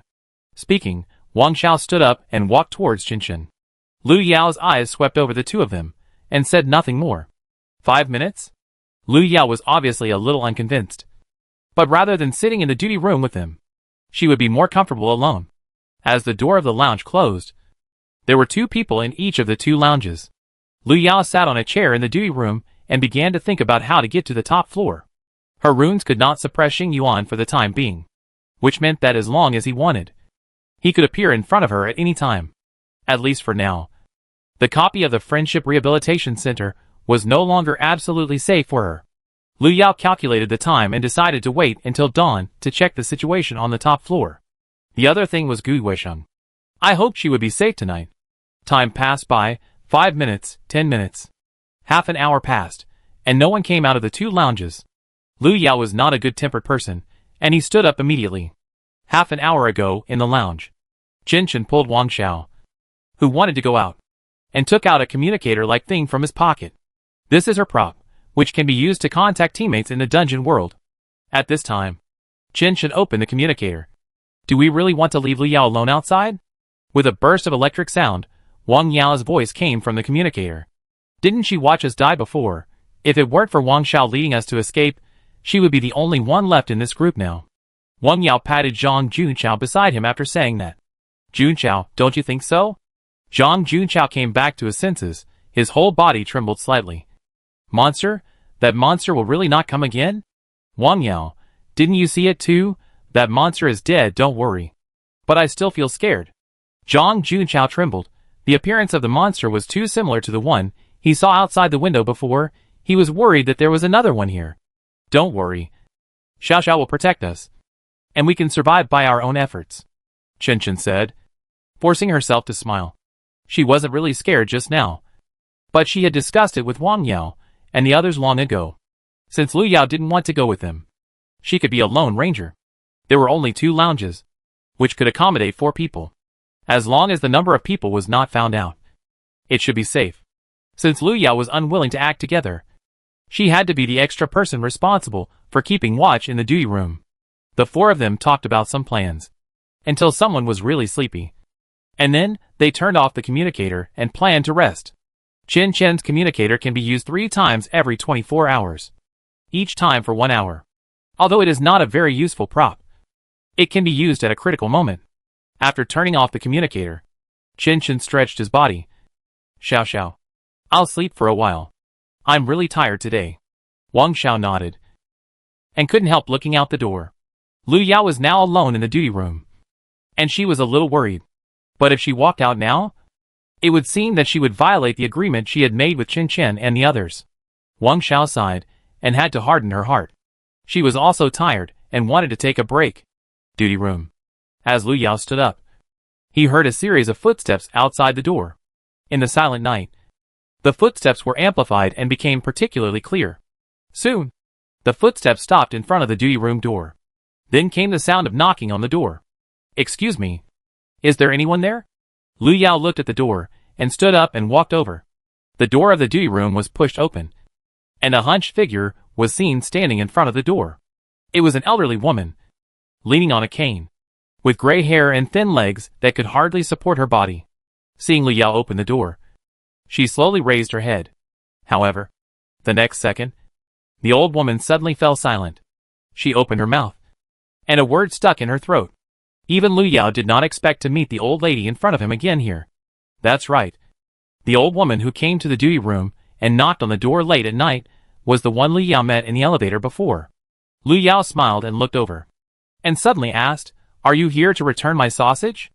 Obviously, Lu Yao had not forgotten the food he had thrown away. The old woman was so angry that she wanted to turn around and leave.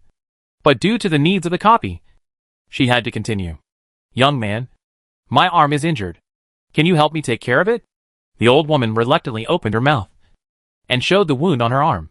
The wound was not deep. It was a scratch across the arm, and it obviously needed to be treated in time. Lu Yao paused as he looked at the wound on her arm. Was it scratched by the packaging?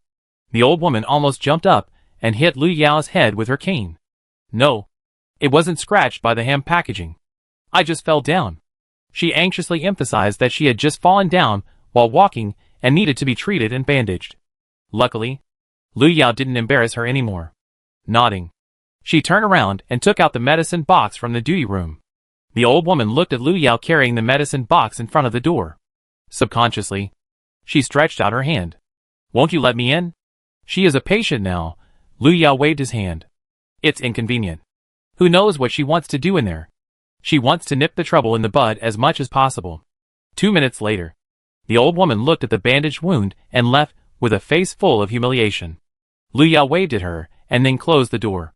Just as Lu Yao closed the door, something seemed to rush in from outside. Lu Yao paused and quickly looked at the duty officer. However, the duty room was still unusually quiet, and it didn't look like anything had broken in. Lu Yao rubbed her eyebrows and yawned. It was already past 12 o'clock, and she couldn't help feeling a little sleepy. Lu Yao pulled a chair over, and simply used the material to make a temporary bed for himself, and half lying down to close his eyes and rest. As for the few people in the lounge, Lu Yao turned his eyes and thought, I'm afraid they are not as comfortable as I imagined. 5 minutes ago, just as the door of the duty room was knocked, there were also 2 knocks outside the lounge door. Wang Xiao, who was not asleep, suddenly opened his eyes. The next second, a deep voice suddenly came from outside the door. Excuse me, is there anyone inside? The moment he heard the voice, Wang Xiao had already stood up. She recognized that the voice was not Lu Yao's. And she also remembered the rule that 3 people could not enter the lounge at the same time. So she subconsciously became more cautious. Excuse me, is anyone there? Dong dong. The shout came again along with the knock on the door. This time, even Chen Chen was woken up. She rubbed her eyes and said unhappily, Is it Lu Yao? What time is it now? Wang Xiao looked outside the door nervously and lowered his voice. It's not Lu Yao outside.